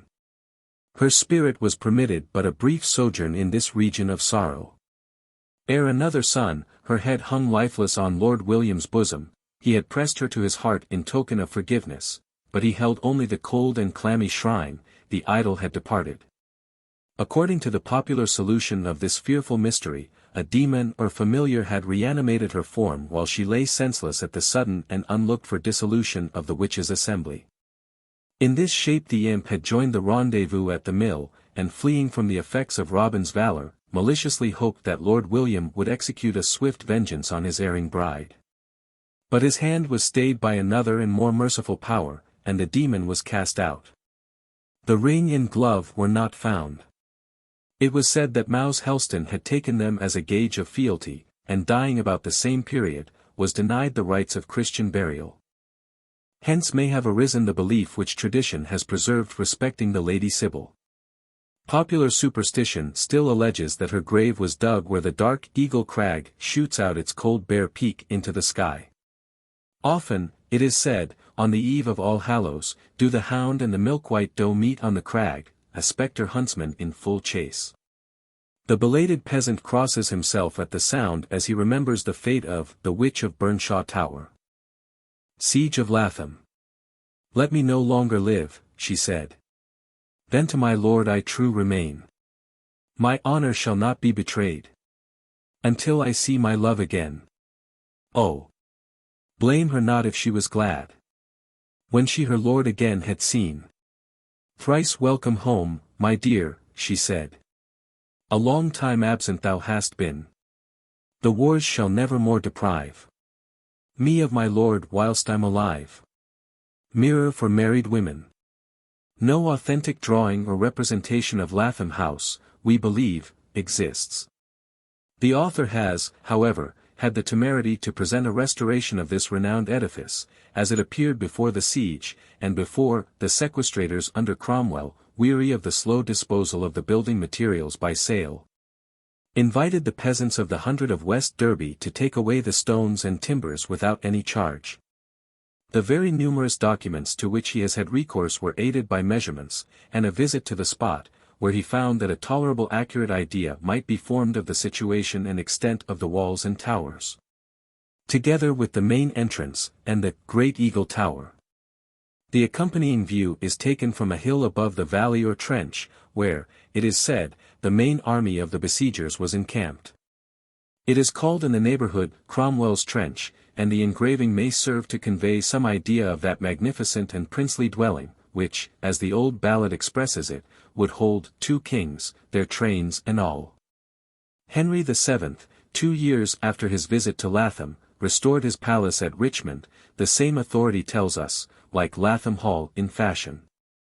The gatehouse in the engraving is drawn from the description of a carving of the Stanley legend in Manchester Collegiate Church, executed in the time of James Stanley, Bishop of Ely. From this it appears to have had 2 octagonal turrets on each side of an obtusely pointed or circular archway with battlements, machicolated and pierced for cannon. The Eagle Tower alone remained when part of the estate was transferred to John Lord Ashburnham, on his marriage, in 1714, with Henrietta, daughter of William, 9th Earl of Derby. Lord Ashburnham sold it to a furnace, and he to Sir Thomas Boodle. Not a vestige now exists, and even the records of the family are destroyed. Gulferdon, says Mr. Haywood, in his interesting notes to a journal of the siege of Lathom, along whose banks knights and ladies have 1,000 times made resort, hearkening to stories as varied as those of Boccaccio. The Magdalen Well, where the pilgrim and the lazar devoutly cooled their parched lips, the mewing house, the training round, every appendage to antique baronial state, all now are changed, and a modern mansion and a new possessor fill the place. This memorable siege, and the heroic defence by Lady Derby, though among the most prominent topics in the history of the county, supply but few materials which may not be found in records that already exist. Yet there are incidents connected with them which the historian has left unrecorded, occurrences, it might be, too trivial or too apocryphal for his pen.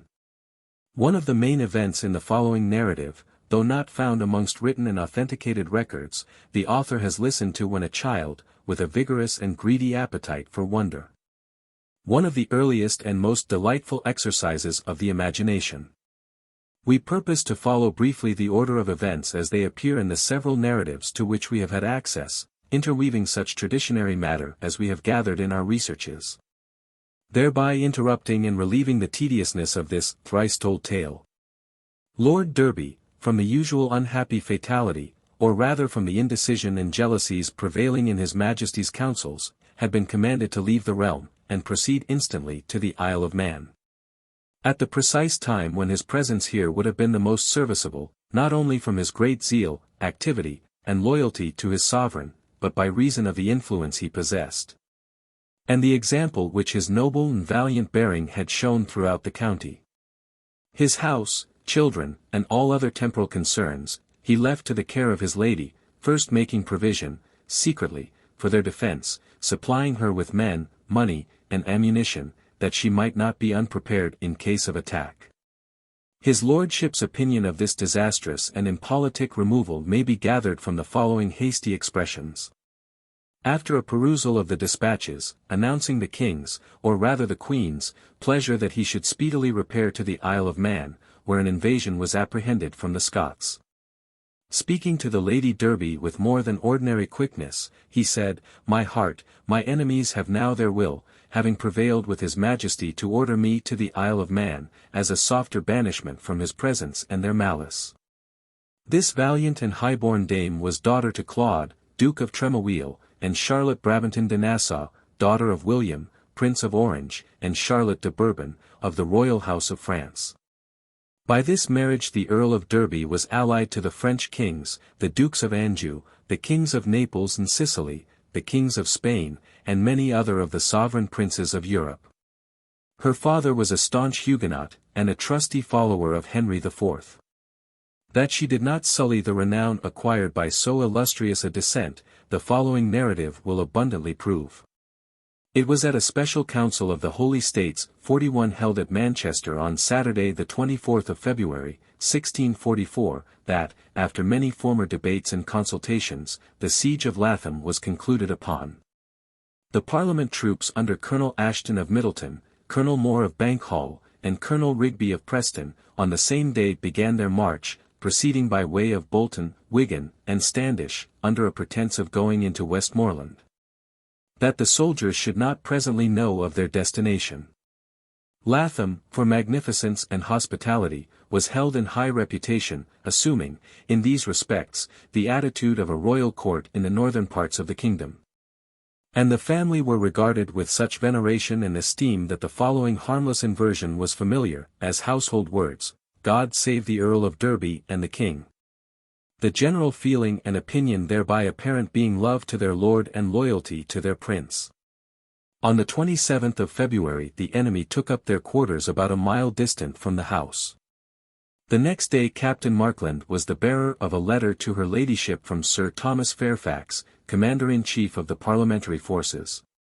And likewise an ordinance of Parliament, the one requiring that she should surrender the house upon such honourable terms as he might propose. And the other setting forth and commending the great mercy they had manifested by thus offering to receive the Earl of Derby if he would submit himself.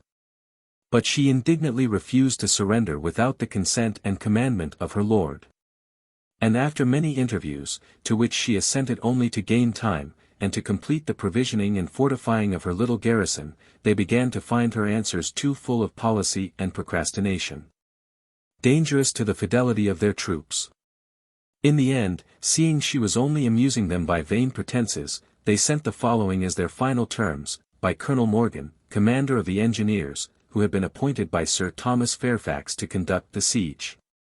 First, that the Countess of Derby shall have the time she desires, and then liberty to transport her arms and goods to the Isle of Man, except the cannon, which shall continue there for the defence of the house. 2d. That her ladyship, by 10 o'clock on the morrow, shall disband all her soldiers, except her menial servants, and receive an officer and 40 Parliament soldiers for her guard. Morgan is described as a little man short and peremptory, who met with Staines to cool his heat, and had the honour to carry back this last answer, for her ladyship could screw them to no more delays, viz. That she refused all their articles, and was truly happy they had refused hers, protesting she had rather hazard her life than offer the like again. That though a woman, and a stranger, divorced from her friends, and robbed of her estate, she was ready to receive their utmost violence, trusting in God both for protection and deliverance. The next morning they discovered the enemy had been at work about a musket shot from the house, in a sloping ground, where they appeared to be forming a breastwork and trench to protect the pioneers, multitudes of country people being every day forced into this laborious service. The situation of Lathom deserves some notice, it being admirably calculated to resist any attack. It was encompassed by a strong wall, 2 yards thick. Upon the walls were 9 towers, flanking each other, and in every tower 6 pieces of ordnance, that played 3 one way and 3 another. Upon the tops of these towers were placed the best and choicest marksmen, who usually attended the Earl in his sports, as huntsmen, keepers, fowlers, and the like, who continually kept watch, with screwed guns and long fowling pieces. To the great annoyance and loss of the enemy, especially of their commanders, who were frequently killed in the trenches.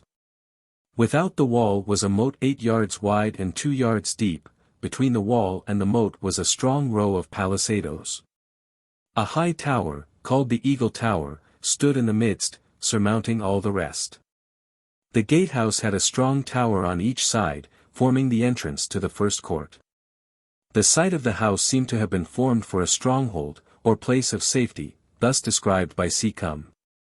Before the house, to the south and southwest, is a rising ground, so near as to overlook the top of it, from which it falls so quick, that nothing planted against it on those sides can touch it further than the front wall. And on the north and east sides there is another rising ground, even to the edge of the moat.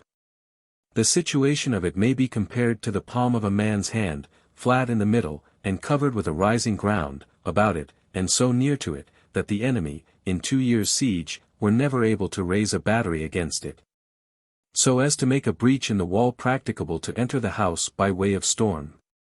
42. It is said the camp of the besiegers was in a woody dell, near what is now called the Round Oak Quarry, about half a mile from Lathom. This dell is still called Cromwell's Trench. And a large and remarkable stone, having two circular hollows or holes on its upper surface, evidently once containing nodules of iron, is called Cromwell's Stone, the country people supposing these holes were used as molds for casting balls during the siege. The besiegers, however, thought to reduce the place by famine, being deceived through the following device of her ladyship's chaplain, the Rev. Mr. Rutter, a person whom the Earl had left to her assistance, that she might be guided by his great skill and prudence. During one of the conferences before named, a captain of the parliamentary forces, recognizing in the chaplain an old friend, with whom he had been educated, and very intimate and familiar aforetime, took a secret opportunity of addressing him, hoping to worm out her ladyship's secrets.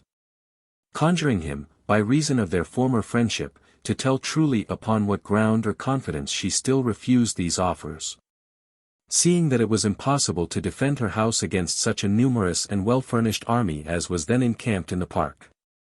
Rutter, casting his eyes earnestly towards the ramparts, bade his friend note their disposition in defence. Her ladyship, as commander-in-chief, to prevent any sudden assault, and likewise to awe the enemy by these demonstrations, had disposed her soldiers in due order, so that they should be seen, under their respective officers, from the main guard in the first court, down to the great hall, where they had left her ladyship's council. The rest of her forces she had placed upon the walls, and on the tops of the towers, in such manner that they might appear both numerous and well disciplined. She is in nothing so desirous, said Rutter, as that you should waste your strength and forces by a sudden assault, wherein you would not fail to have the worst of the battle, the place being armed at all points, as thou sayest, and able to withstand any attack but that of famine.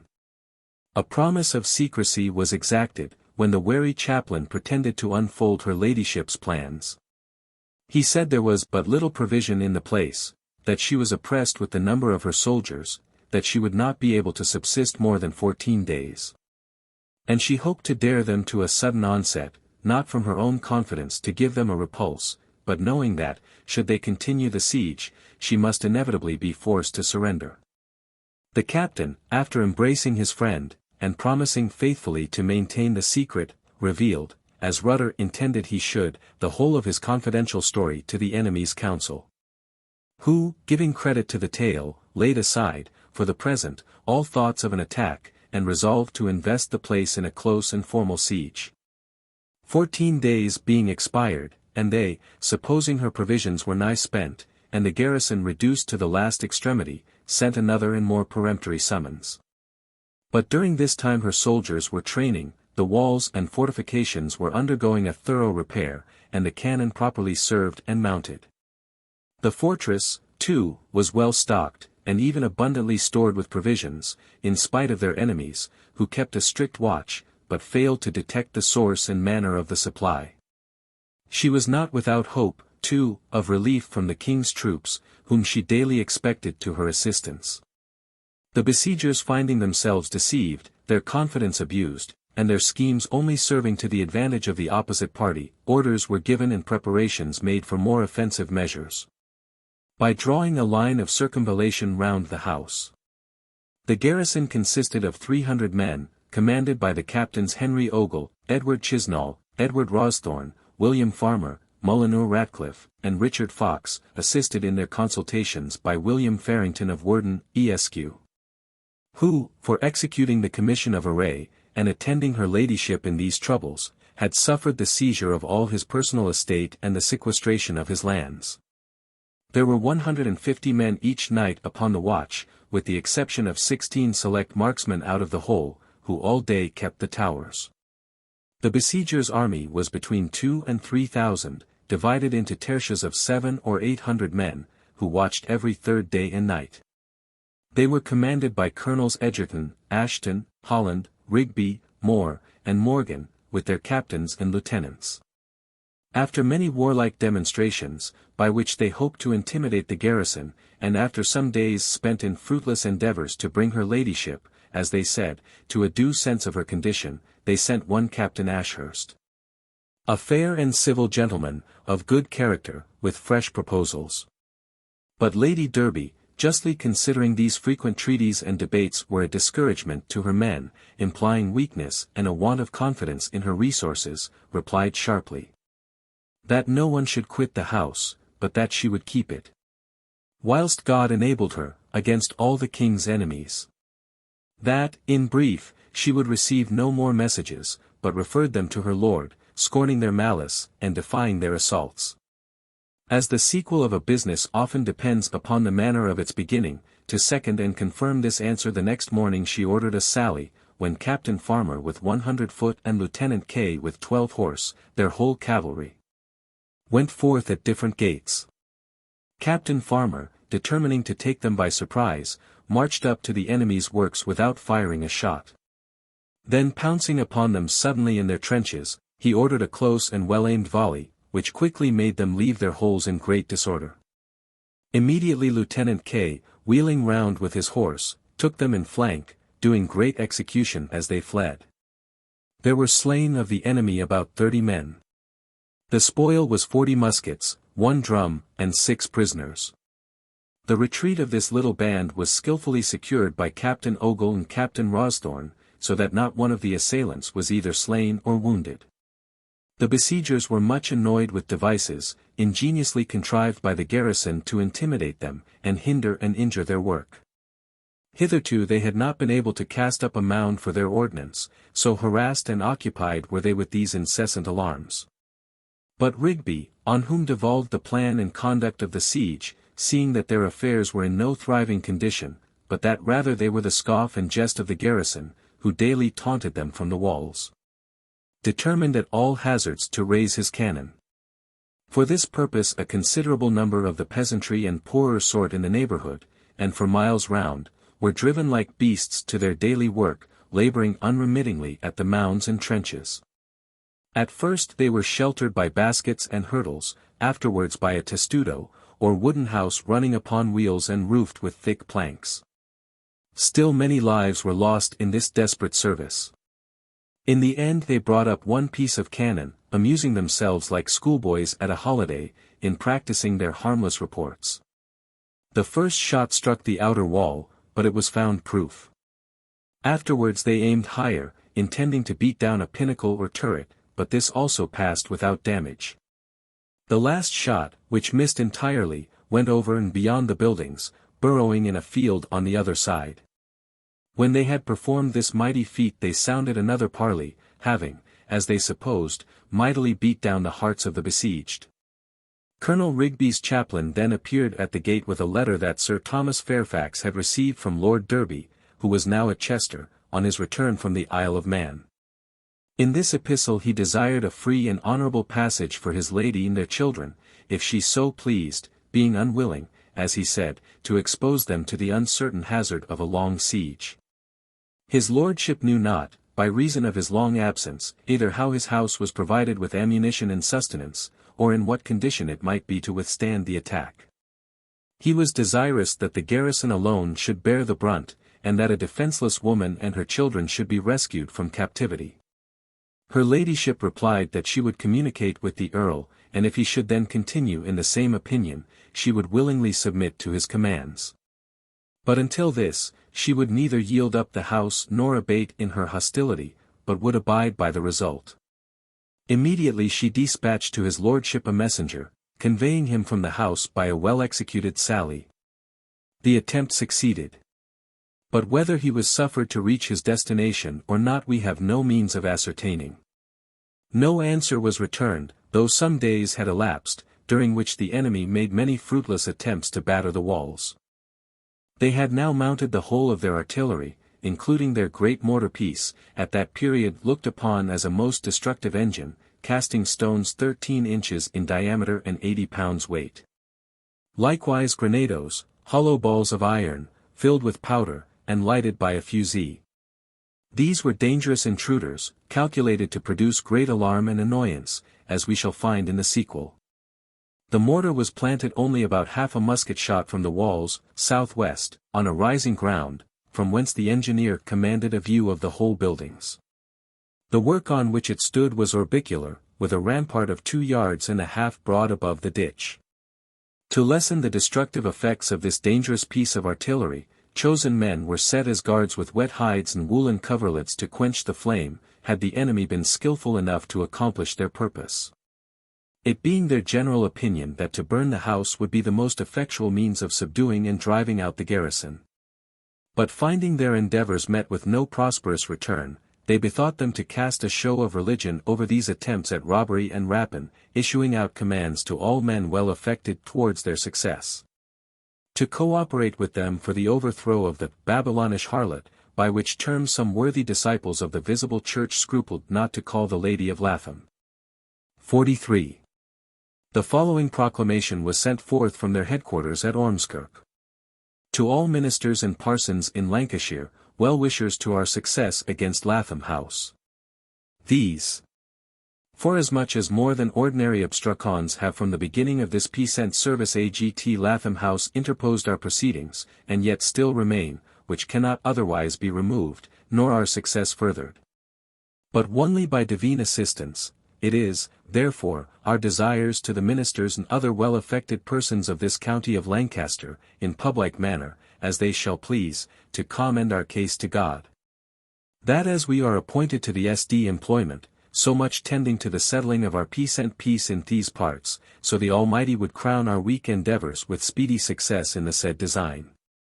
Signed, Ralph Ashton, John Moore, Ormskirk, 5 AP 1644.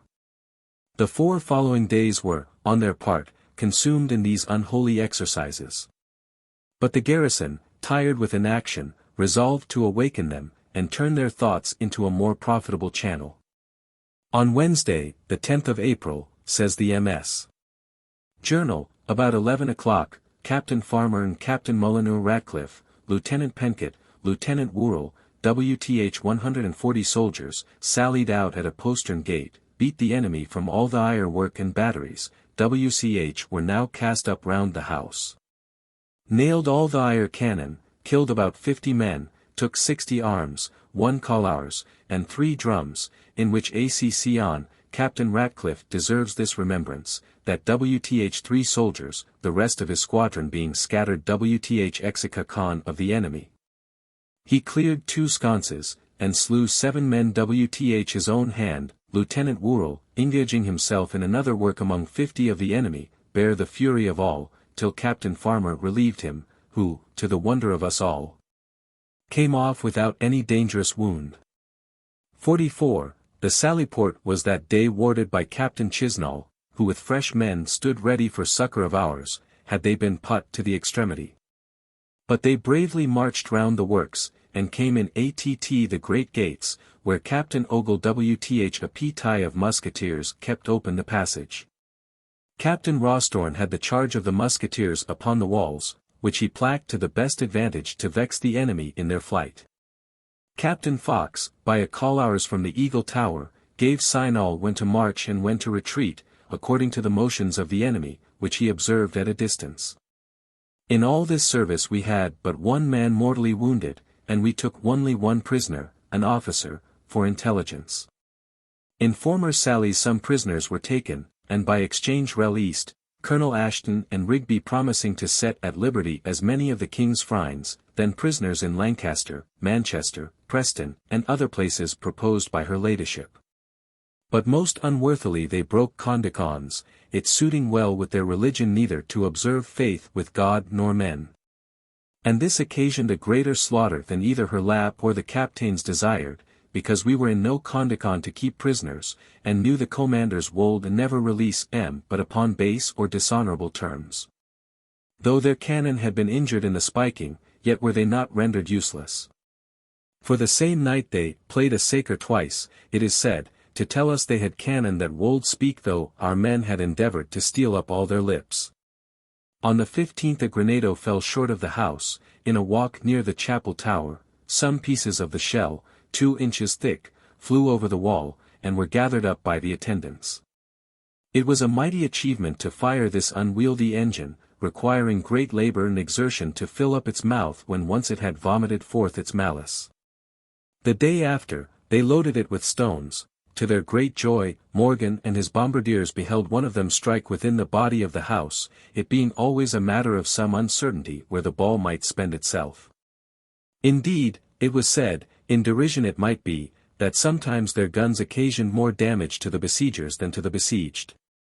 Morgan now set to work, keeping as accurately as he might the head of the blatant beast to the same level, and loading it with a grenado.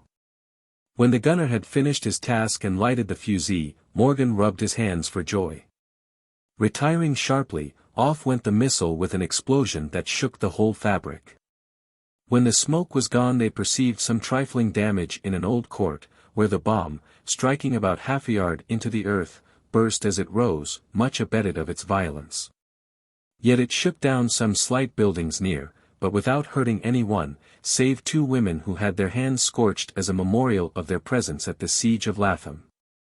This mortar piece was like some mighty dragon of old, causing great terror in the minds of the soldiers, who knew not how to escape, but were in continual fear and watchfulness, dreading the assaults of this terrible monster. To allay their apprehensions, and to show their own indifference, the captains lodged in the uppermost rooms, behind clay walls, when not upon duty, and many other devices were resorted to for the purpose of encouraging their troops.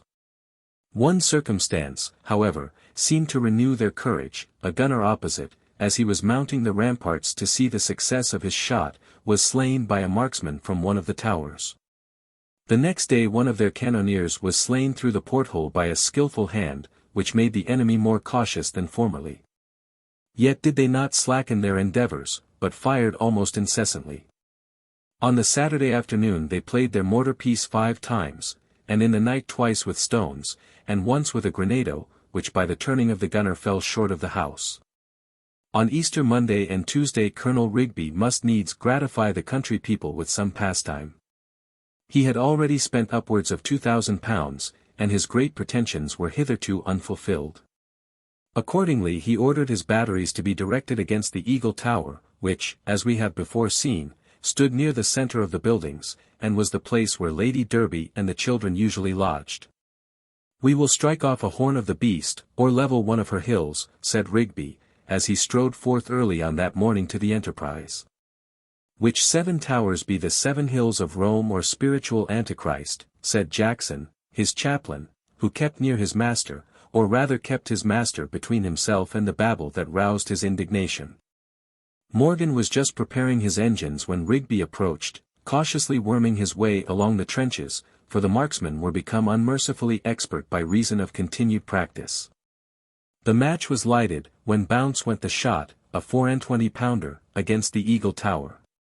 "We will beat the old lady from her perch, I find she hath taken to high roosting of late," said Morgan, as he watched the dispatch and destination of his messenger. The ball had entered into her ladyship's chamber, where she and the children were at breakfast. With as little emotion as Charles XII on a like occasion, she merely remarked that since they were likely to have disagreeable intruders, she must e'en seek a new lodging. "But," said she, rising with great dignity, "I will keep my house while a building is left above my head."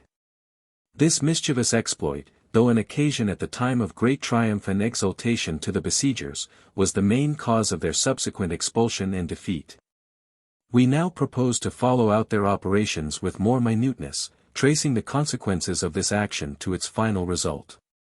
That same night some of the garrison, having permission from their commanders, annoyed their enemies with strange and noisome alarms, during which they contrived to steal some powder, and other necessaries of which they were much in want. Colonels Egerton and Rigby were in close council before their tent when they beheld a terrible appearance moving towards them, looking in the dark like the leaders of some mighty army, waving their torches to light them to the assault. This frightful apparition was a poor forlorn horse, studded with lights fastened to cords, that shook and flickered about in so fearful a manner. In this plight he had been turned out of the gates, the garrison looking on, with frightful shouts and yells. The sentinels ran from their posts, crying out that the king's army was coming. In an instant all was uproar and confusion, the trenches were cleared, and happy was he that came foremost in the rout. Rigby clasped on his sword-belt which he had doffed for the night. Springing on his horse, he met some of the runaways, whom he forced back, hoping by their means to stem the main torrent. But, lo! In the very height of the panic, appeared another and more direful intruder. An avenue of fire seemed to extend from the walls to their own trench. It appeared as though the enemy had by some unaccountable means formed in a double line from the fortress. Illuminated rank and file as if by magic, flinging their torches by one simultaneous and well-concerted movement into the air with great order and regularity. Had a legion from the puissant army of Beelzebub been approaching, their terror could not have been greater. Yet fear kept many from escaping, while they knew not which way to run for safety. Rigby in the nick of time galloped up to this awful and hostile appearance, crying out to his troops that he would soon demolish the bugbear. This saying encouraged some of the runaways, who followed him to the combat. Approaching within a sword's length, for he was not deficient either in hardihood or valor, he made a furious stroke right in the face of this flaming apparition, when down it fell, revealing its own harmlessness and their cowardice. Taking advantage of the panic which followed the lighted horse, a few of the garrison had thrown a cord covered with matches and other combustibles round a tree, close to the enemy's camp. One end was fastened near the walls, and the other was quickly carried back after being passed round the tree. The whole on being lighted was swung to and fro, producing the terrific appearance we have described. Rigby was greatly mortified at this exploit. It seemed as though they were become the jest and laughing-stock of the garrison. Morgan at this moment galloped up in great dudgeon. The enemy had found him a similar employment, he having twice bravely discharged his cannon, loaded with cartridge and chain-shot, against 2 lighted matches thrust into balls of clay that were thrown at him from the walls. The leaders, provoked beyond measure, speedily assembled in council. Egerton, who had the most influence, from the beginning had urged milder measures, thinking to starve the enemy into submission. But Morgan, Rigby, and some others were now red-hot for mischief, smarting from their late ridiculous disaster. "And what have we gotten by delay?" said Rigby. "We have wearied our soldiers, wasted our powder, and emptied our purses. And this proud dame still beats and baffles us, casting her gibes in our very teeth which we deserve to lose for our pains." "Take thine own course, then," said Egerton, mildly. "We are brethren, serving one cause only. The which, being best served, is best won." "Then be tomorrow ours," said Morgan, with his usual heat and impatience. "We will burn them up like a heap of dry faggots. The house, though well fenced against our shot, hath yet much inward building of wood, and you shall see a pretty bonfire kindled by my bombshells, a roaring blaze that shall ride on the welkin between here and Beeston Castle. Whilst thou art plying thy vocation we will scale the walls, and the sword shall slay what the fire hath failed to devour," said Rigby. "Fire and sword," cried Egerton. "Ye are apt at a simile, but, methinks, these be your own similitudes." "They give their prisoners no quarter," said Morgan, "and why should we sheath the sword when a weapon is at our own throat?" "Why, doubtless they have more mouths to feed than they can conveniently supply," said the more pacific personage. "Living men, to keep them so, even though prisoners, require feeding." "Our vengeance is sure, though tardy," said Rigby, rising in great choler. "The blood of these martyrs creeth from the ground. Tomorrow." And he breathed a bloody vow, looking fiercely up to heaven in the daring and impious attitude of revenge. "We had best give her ladyship another summons, which, if she refuse, her blood be upon her own head." Saying this, Egerton abruptly left the council. On the next morning, which was cold and drizzly, a pragmatical drummer went out from the nearer trench, beating his drum for a parley, lest his person should be dismissed without ceremony to the hungry kites. Early had he been summoned to Rigby's lodging, where Ashton and Morgan were contriving a furious epistle to the contumacious defenders of their lives and substance. A summons, couched in no very measured terms, was drawn up, to the purport that the fortress should be surrendered, and all persons, goods, arms, and munitions therein, to the mercy of Parliament. And by the next day, before 2 o'clock, her ladyship to return her answer, otherwise at her peril. Their valour grew hotter with the reading of this cruel message, which they secretly hoped and suspected she would refuse. The drum major was called in, one Gideon Greatbatch by name, a long, straight-haired, sallow-faced personage, of some note among the brethren for zeal and impiety. By this we mean that awful and profane use of scripture phraseology with which many of these gifted preachers affected to interlard their everyday discourse, attaching a ludicrous solemnity to matters the most trivial and unimportant. In delineating this species of character, unfortunately not extinct in our own days, we do not hold it up to ridicule, but to reprehension. Irreverence and profanity, under whatever pretext, are without excuse, even beneath the mask of holy zeal and ardent devotion. The man stalked in with little ceremony and less manners. He stood stiff and erect, the image of pride engendered by ignorance. "'Tis our last," said Rigby, folding up the message. "And if our arms are blessed, as we have hoped, and, it may be, unworthily deserved, ere the going down of tomorrow's sun yon strong tower wherein she trusteth shall be as smoke, for the hope of the wicked shall perish. Yea, their idols shall fall down. Yea, their walls shall be as Jericho," said the drum major, with a sing-song whine, to sanctify his blasphemous allusions, "and shall utterly fall at the sound of thy 2 drumsticks, mayhap," returned Morgan, sharply. For this latter personage, though his presence became needful in the camp by reason of his reputed skill and bravery, was a great scandal to the real and conscientious professors, of whom not a few had joined the ranks of the besiegers, as well as the hypocritical and designing. Some of whom did not hesitate to liken him to Achan and the accursed thing, by reason of which they were discomfited before their enemies. "Thine ungodly speeches, Master Morgan, would humbly trust, may not be as the fuel that, when the fire cometh, shall consume the camp, even the righteous with the wicked," said Gideon, as if shrinking from the contact of so unholy a personage. Morgan replied not to this deprecation, save by swearing, covertly, though it might be, at the impudence and insubordination of these inferior agents, whose disorderly conduct it was necessary to connive at. While they were looked upon as saints and prophets, men from whose presence was impiously expected the blessing and protection of heaven. A loud screaming was heard, and Rigby, darting a furious look through the doorway, ordered it to be closed. "Another porker," said he. "I verily think she hath provision behind the walls that would last out our siege till doomsday. There is treachery somewhere. Have we not heard, morning by morning, the selfsame cry? A whole herd of swine have been martyred in the cause," said Morgan, sneeringly. "Every day they have slain a pig," said the leader of the drums. 208, reckoning upon his fingers. Verily a drove from the legion.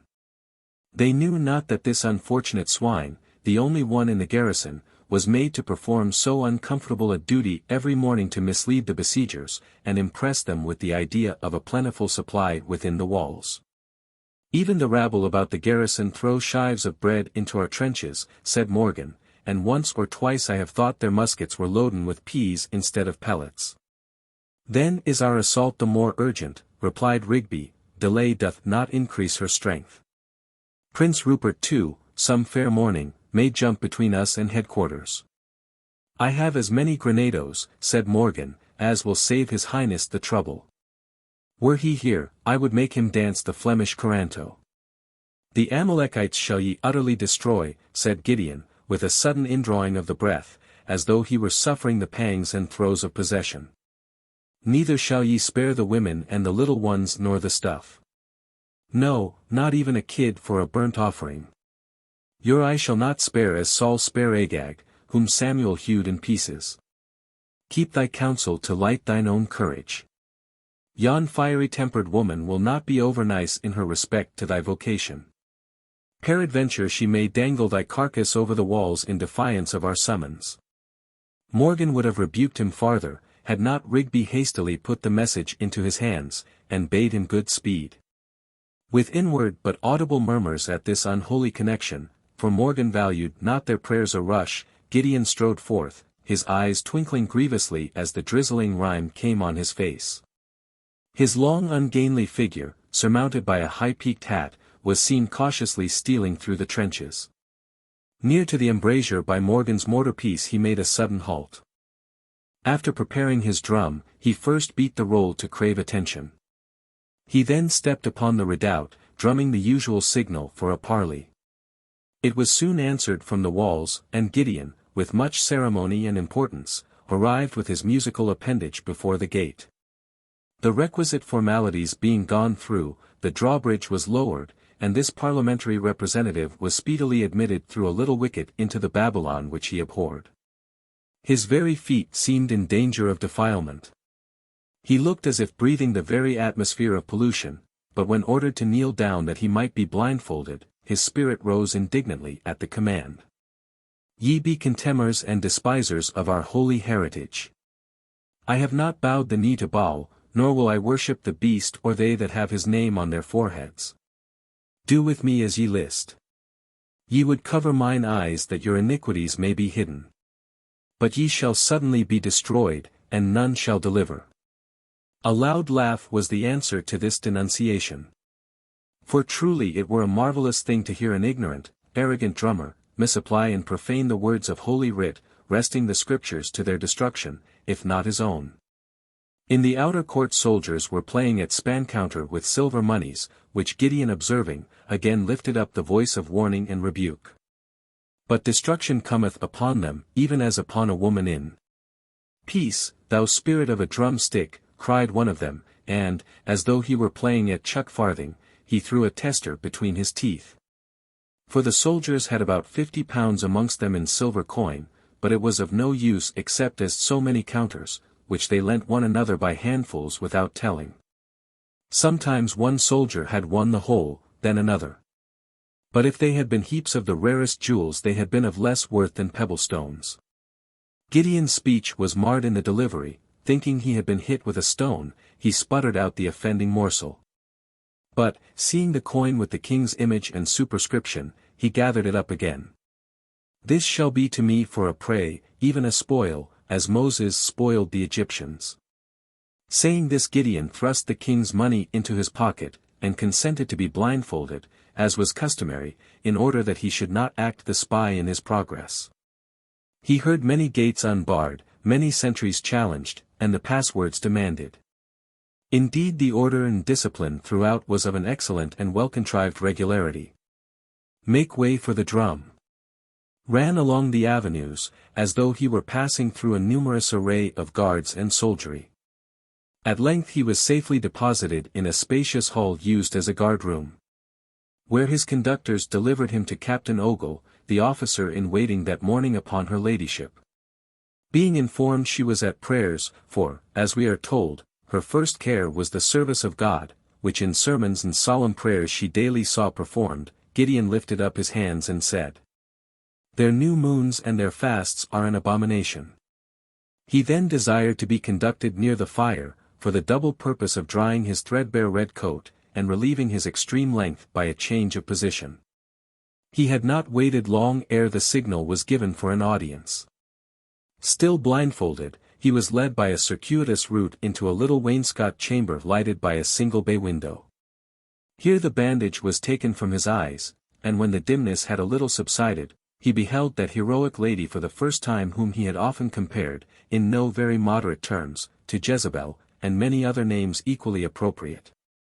A very different person she appeared from what his heated and morbid fancy had suggested. Indeed, if she had been the personification of all evil, with a demon's foot and a fiend's visage, he had been less surprised than to find her with the outward form and attributes of humanity. She was sitting with the children, before a narrow table covered with papers. She wore a black habit, with a white kerchief on her head, and a long Flanders veil of rich open work. This she threw back, and Gideon beheld a countenance not at all either commanding or heroic, but one to which smiles and good nature would have been most congenial. Though a shade of anxiety was now thrown over the natural expression of her features. Her eye seemed to have forgotten its bland and benevolent aspect, and was fixed sharply upon him. For a moment his spiritual pride was daunted, and that natural and inherent principle, not extinct though often dormant, a deference to superiority, whether of intellect or station, rendered him for a while mute and inoffensive. It is even said that he made a sort of half-conscious obeisance, but his mind misgiving him during the offence, which smote him on the sudden as an act of homage and idolatrous veneration, he breathed out a very audible prayer. Pardon thy servant in this matter, even if I have bowed in the house of Rimmon.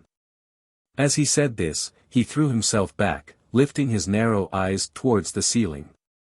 Then thrusting out his hand with the dispatch at arm's length, he was striding forward, but Ogle intervened ere he had made his way to the Countess.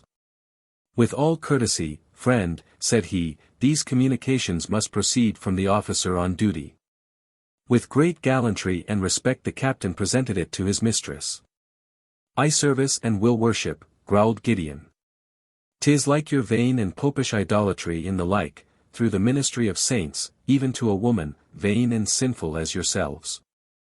I would as soon commit my prayers to the angel of the bottomless pit. Her ladyship had broken open the seals. Her eye kindled as she spoke.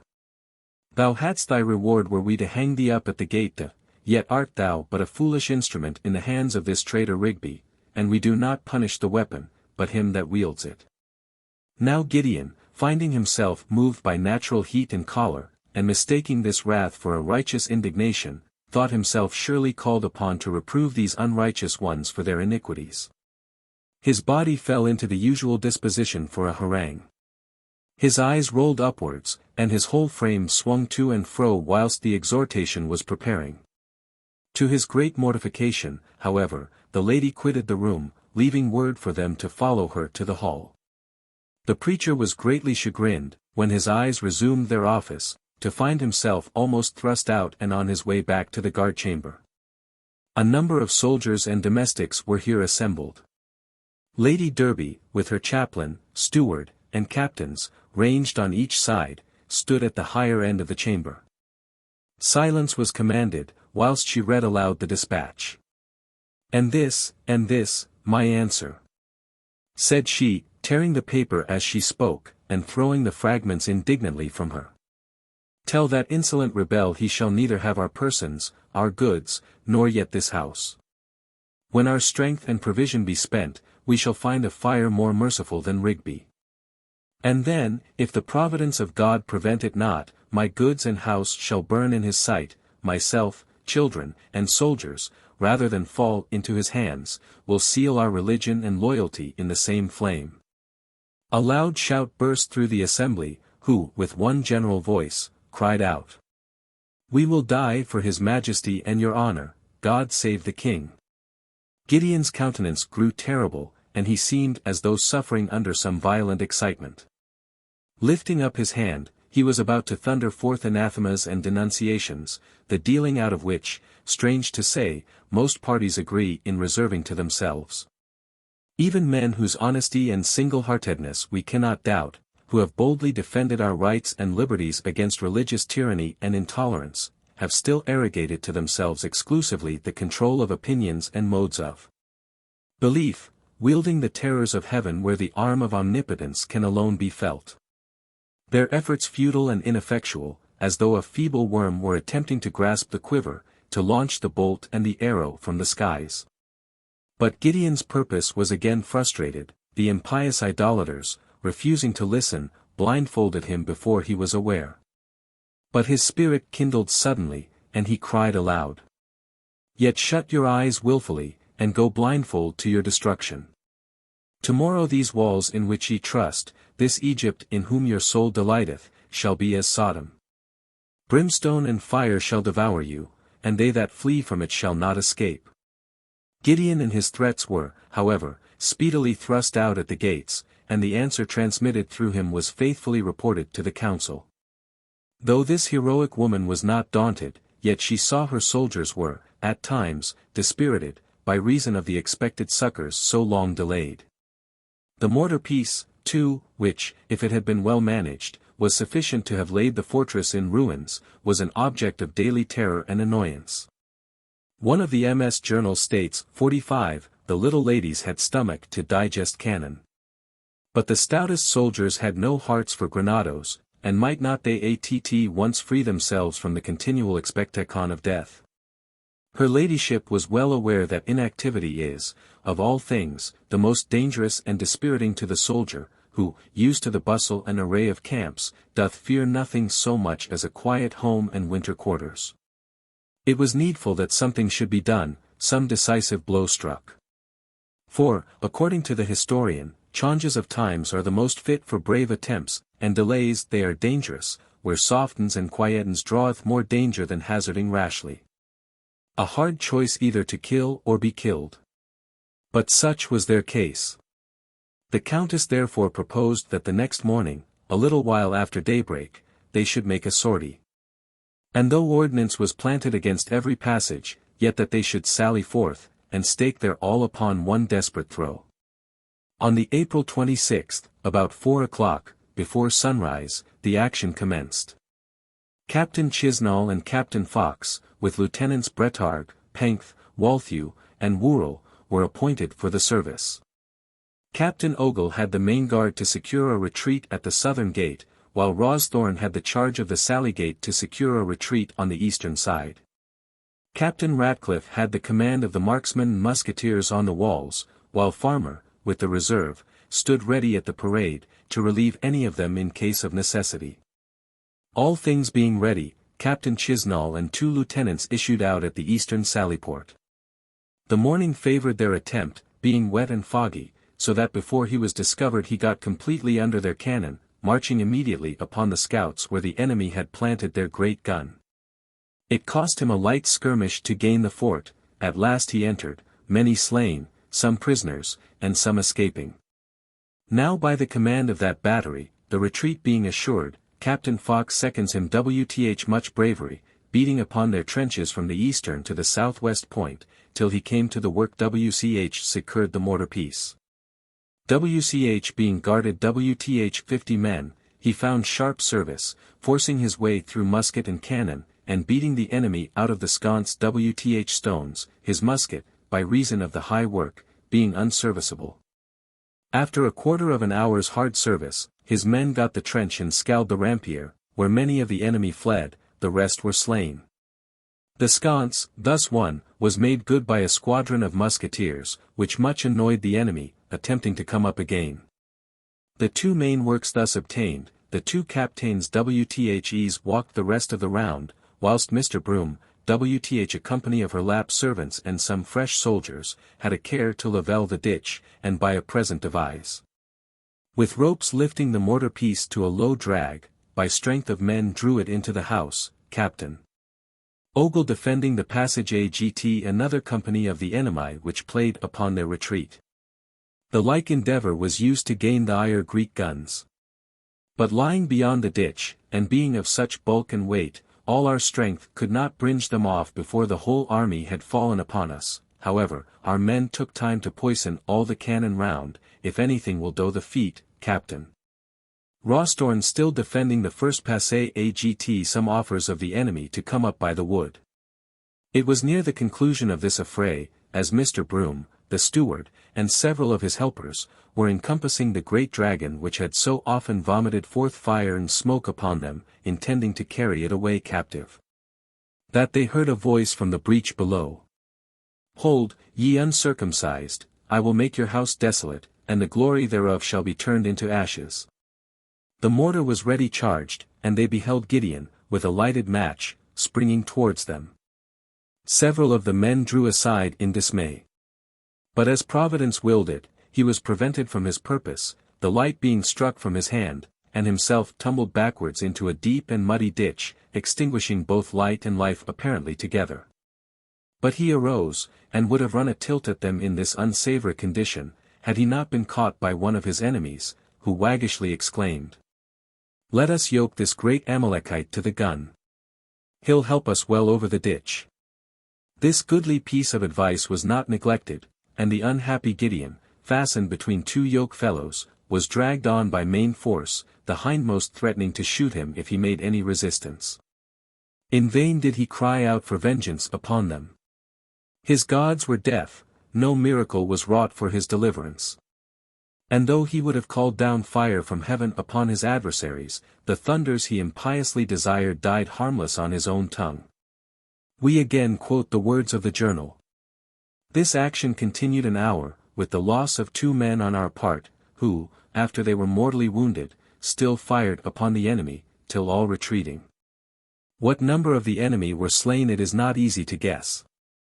Besides the execution done in their trenches, Captain Farmhours and Captain Ratcliffe's reserves, WTH the best marksmen, played upon them from the walls with much slaughter, as they quit the Eyre holds. Our men brought in many arms, 3 drums, and but 5 prisoners, preserved by Captain Chisnall to show that he had mercy as well as valour. One of these was an assistant to their engineer, Brown, who discovered to us the nature of their trench, in which they had laboured 2 months to draw away our water. The Eyre first design was to drain and open our springs, not considering the Eyre rise from a higher ground southeast from the house. WCH must needs supply our deep well, wherever they sunk their fall, this invention failing. They bringe up an open trench in a wormwork, the earth being indented or sawed for the security of their miners, and the ditch 2 yards wide and 3 deep for the fall of the water. But now neither ditches nor aught else troubled our soldiers, the Eyre grand terror, the mortar piece, which had fright from the Eyre meat in sleep, like a dead lion, quietly lying among Every one had his eye and his foot upon him, shouting and rejoicing as merrily as they used to do WTH the Eyre ale and bagpipes. Indeed every one had this apprehension of the service, that the main work was done, and what was yet behind but a mere pastime. Her lap though not often overcarried WTH any light expressions of joy, yet religiously sensible of so great a blessing, and desirous, according to her pious disposition, to return acknowledgments to the right author, God alone. Presently commands her chaplains to a public thanksgiving. The enemy, thus terrified with this defeat, durst not venture the Eyre works again till midnight, towards morning removing some of the Eyre cannon, and the next night stealing away all the rest, save 1 piece for a memorand. This one escaped nailing, which the colonels durst not venture on it so any mount, but planted a distance, for fear of the madmen in the garrison. One thing may not here be omitted, that day that our men gave Rigby that shameful defeat, had he destined for the persecuting of his utmost cruelty. He had invited, as it is now generally confessed, all his friends, the holy abettors of this mischief, to come see the house yielded or burnt, he having purpose to use his mortar gun WTH fireballs or granados all afternoon. But her lap before 2 o'clock, his own time, gave him a very scurvy satisfying answer, so that his friends came opportunely to comfort him, who was sick of shame and dishonour, to be routed by a lady and a handful of men. This proved a sore disaster to the besiegers. The soldiers, too, began to cry out for their pay. The long-expected plunder of Lathom had hitherto kept them quiet. But they were now willing to leave this precious booty to the next comers, and content themselves with their stated allowance. Rigby, fearful of the crumbling away and dispersion of his army, made shift to furnish some small arrears of their pay, declaring that it had cost him £2,000 of his own moneys during the siege.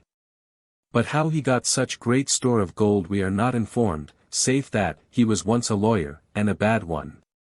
Still there were many deserters, escaping even in the open day, not a few of them coming over with valuable intelligence to the garrison. Wearied with duty, and sorely perplexed, Rigby sent for Colonel Holland, from Manchester, to his assistance. Many days now elapsed, during which little happened worth recording on either side. On the 23 May, Captain Moseley brought another message to her ladyship, desiring, in terms of great courtesy and respect, that she would grant him an interview. He was received with great ceremony. For she abetted not a whit of the dignity belonging to her high birth and station.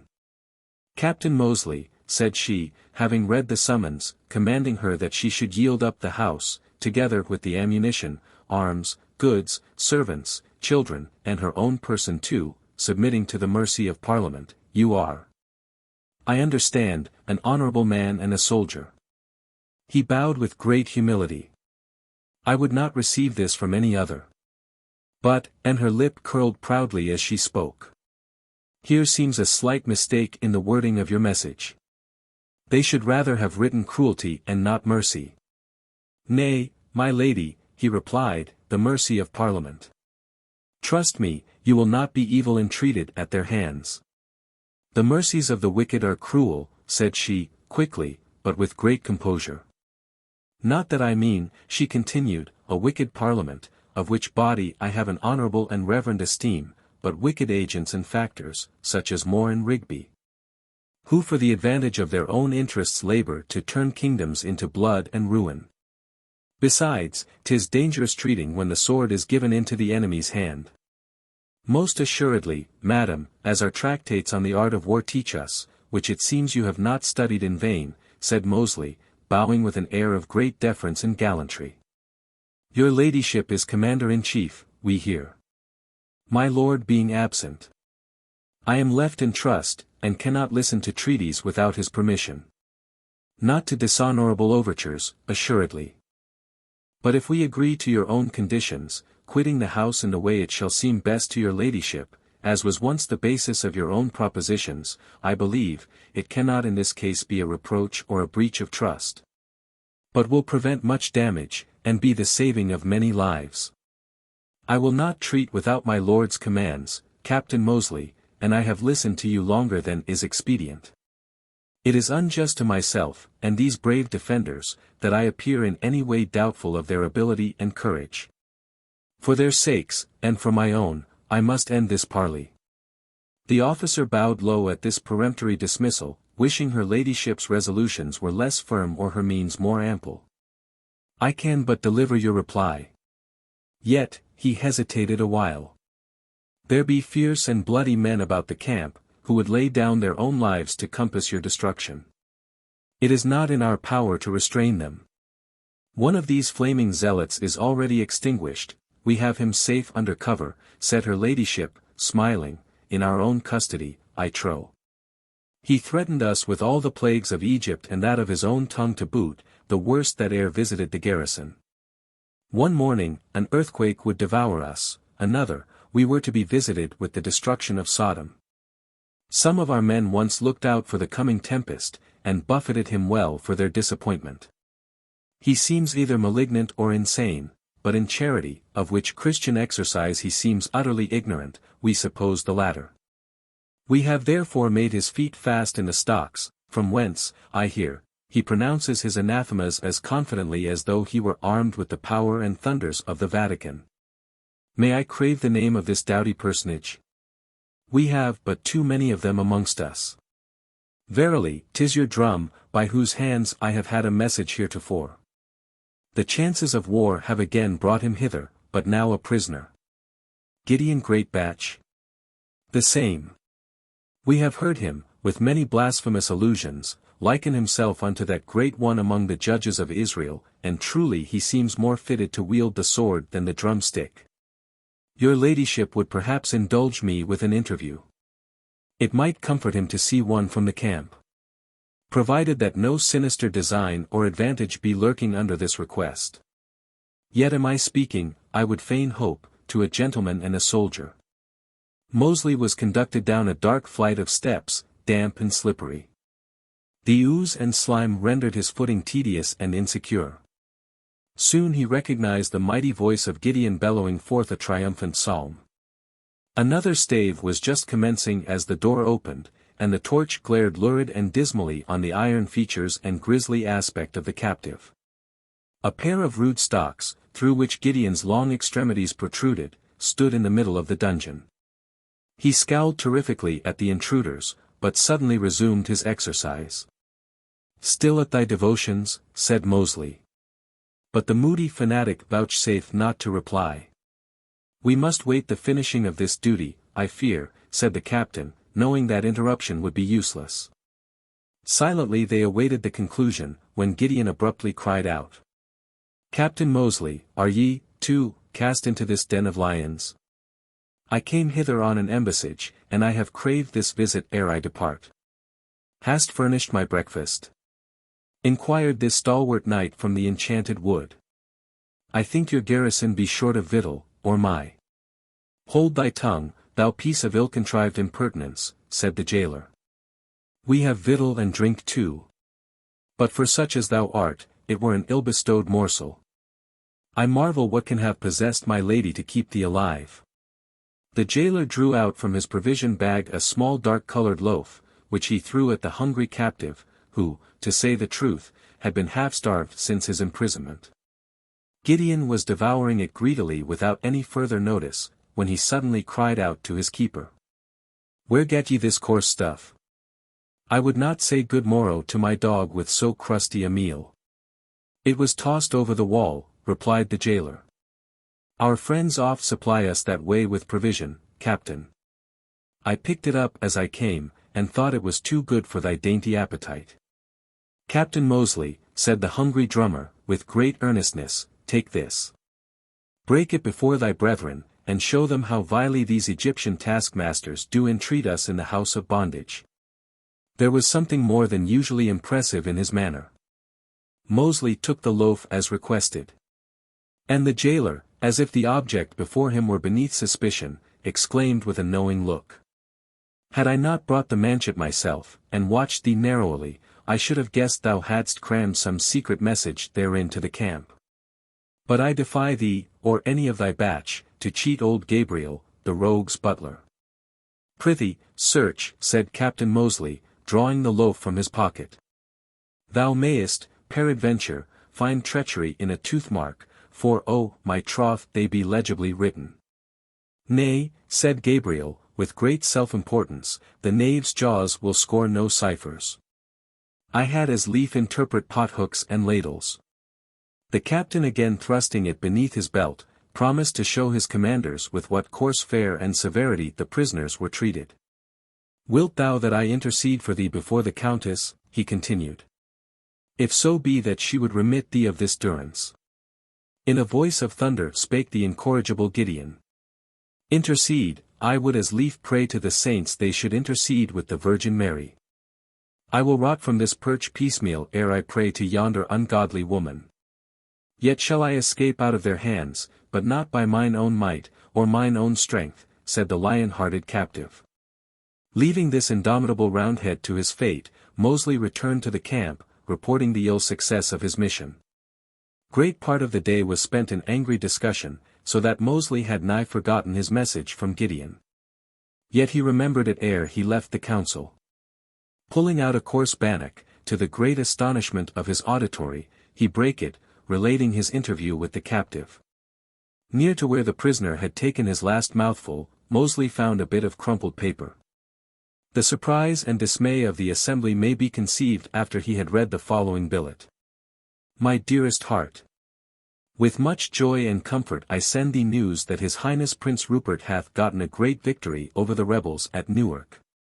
And I have besought His Majesty that he should march into Lancashire. By 2 days, at farthest, these enemies who now beleaguer my house shall be cut off.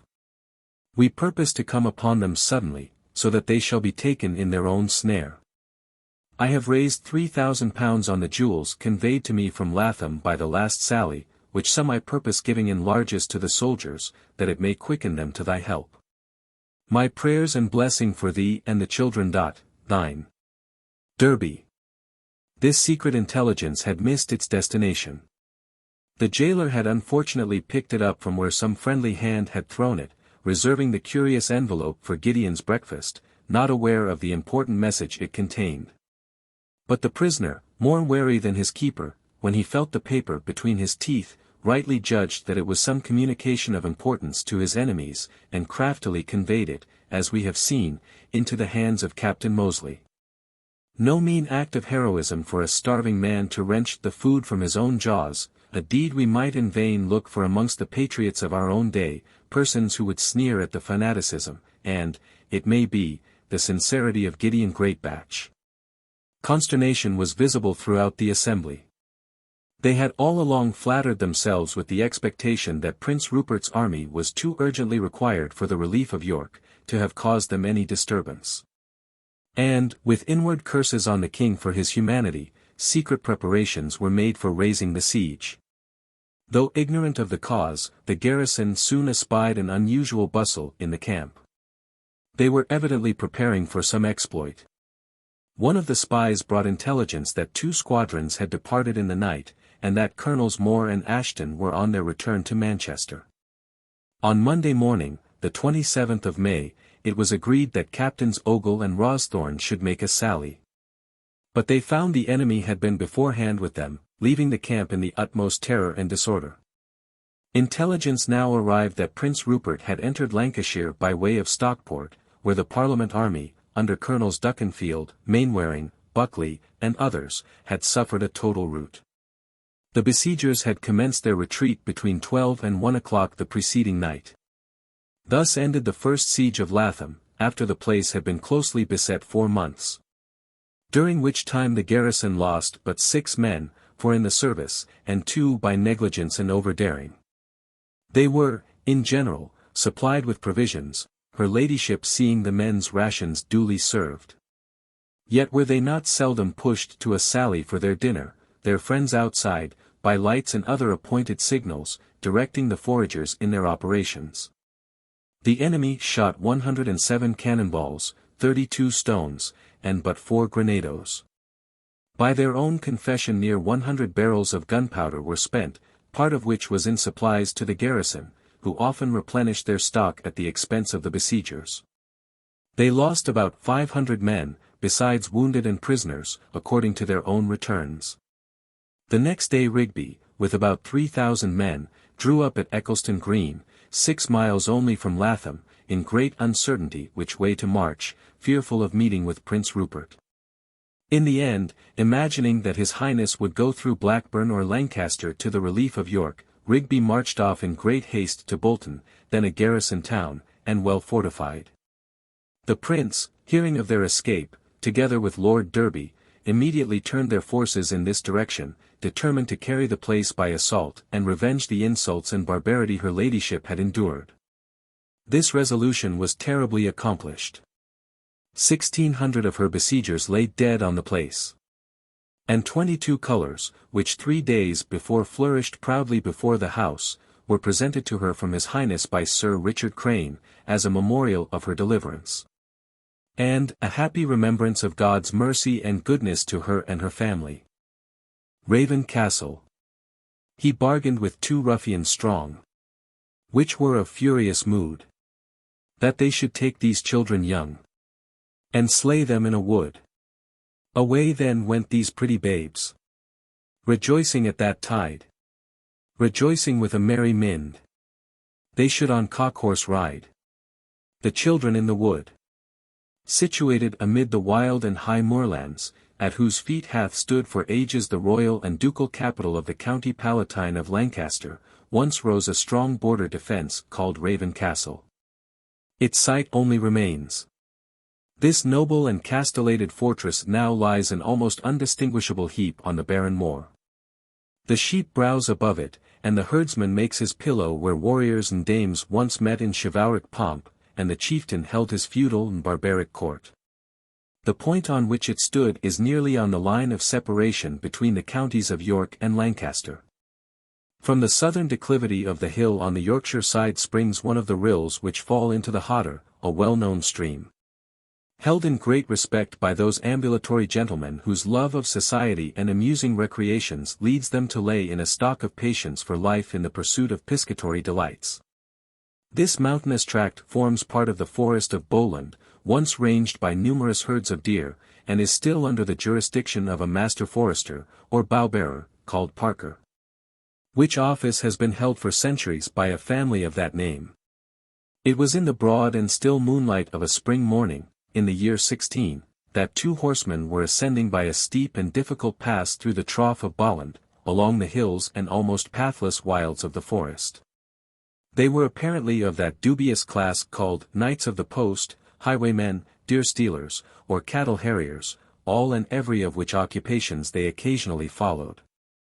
As they passed by the edge of a steep ravine, from which hung a few stunted oaks projecting over the gulf, the foremost rider, for the path admitted them not abreast, turned sharply round on his saddle.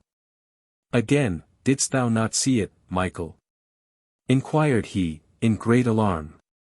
"Nothing, Anthony, as I do follow thee in this honest trade, nothing, I tell thee, save thine ugly face in this clear moonshine. Prithee, make more speed, and thou wilt have the fewer wry mouths to answer for." Thou art fool enough to make a man forswear honesty, and rid him of his conscience for life. Beshrew me! Thou hast got a troublesome tenant, either less roguery, or fewer qualms, depend on t, thou canst not keep friends with both. I'll go no farther. Old Hildebrand finds some foul business on his hands, that he would fain thrust into our fingers. A bad business quits best at the beginning. If once we get to the middle, we might as well go on, or we may be like old Dick, who swam halfway through the mill pond, and then, being faint-hearted, swam back again. Look thee now, thou art a precious ass, thou wouldst be a wit without brains, and a rogue, aye, a very wicked and unconditional rogue, without courage. Tut, that same cowardly rogue, of all unparalleled villains, is verily the worst. Your liquorish cat, skulking and scared with a windlestraw, is always the biggest thief, and has the cruelest paws, for all her demure looks and her plausible condescensions. I don't care for thy jeers, Michael. What? Hast brought thy purpose to an anchor already? 'Tis well.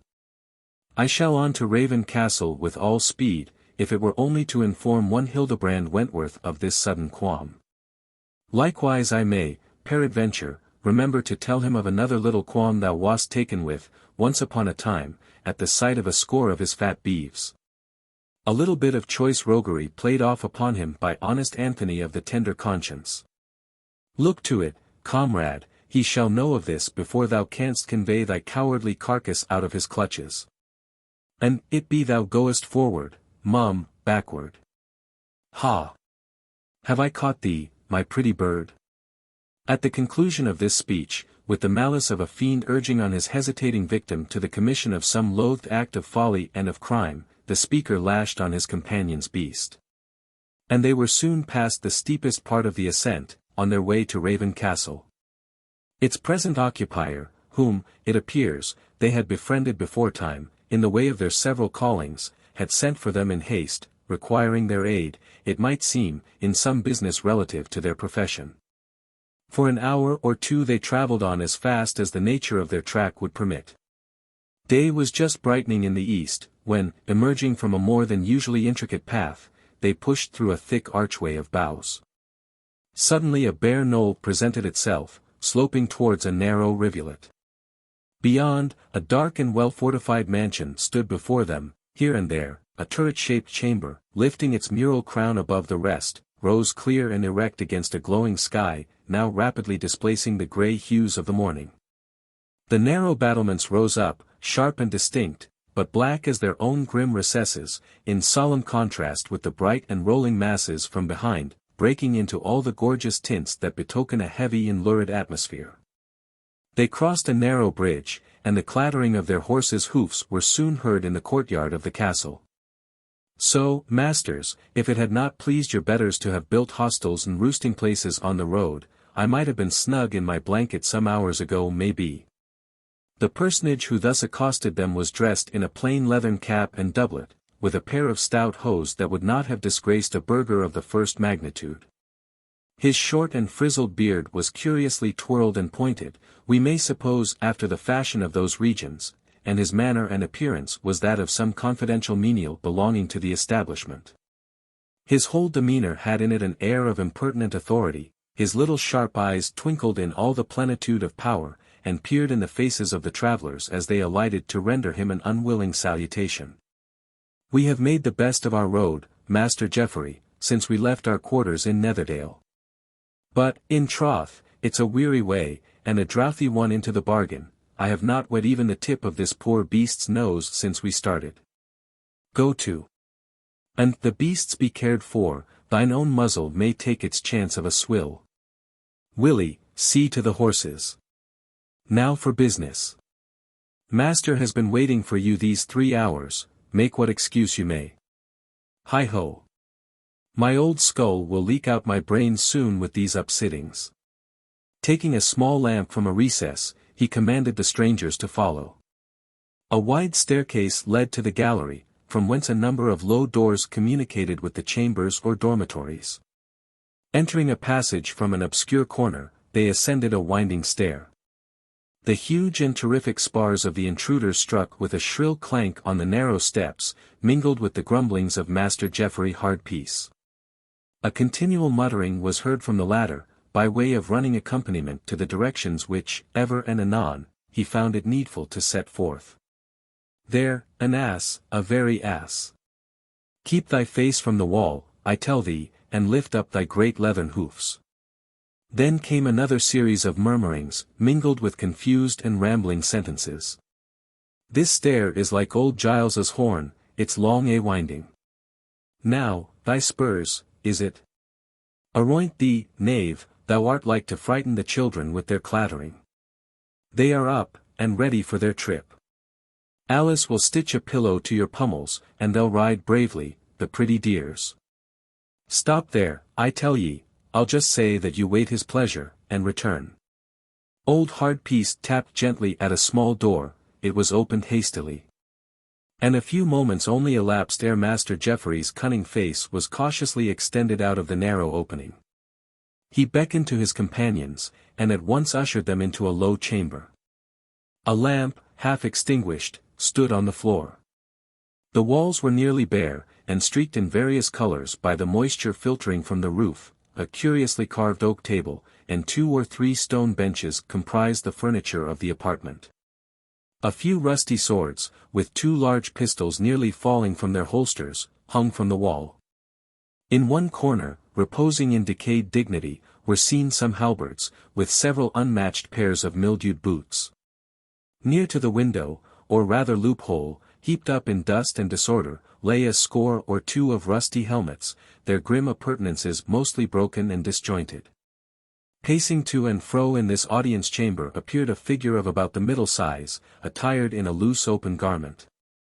His head was nearly bald, a few thin locks only hung from the lower part of his poll.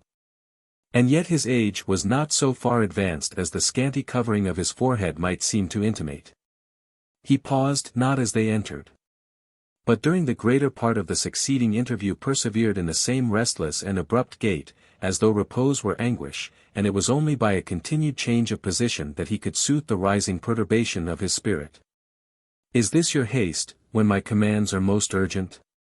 He turned sharply upon them as he spoke, his eyes grew wild and keen, but at times a heaviness and languor, as if from long watching, seemed to oppress them.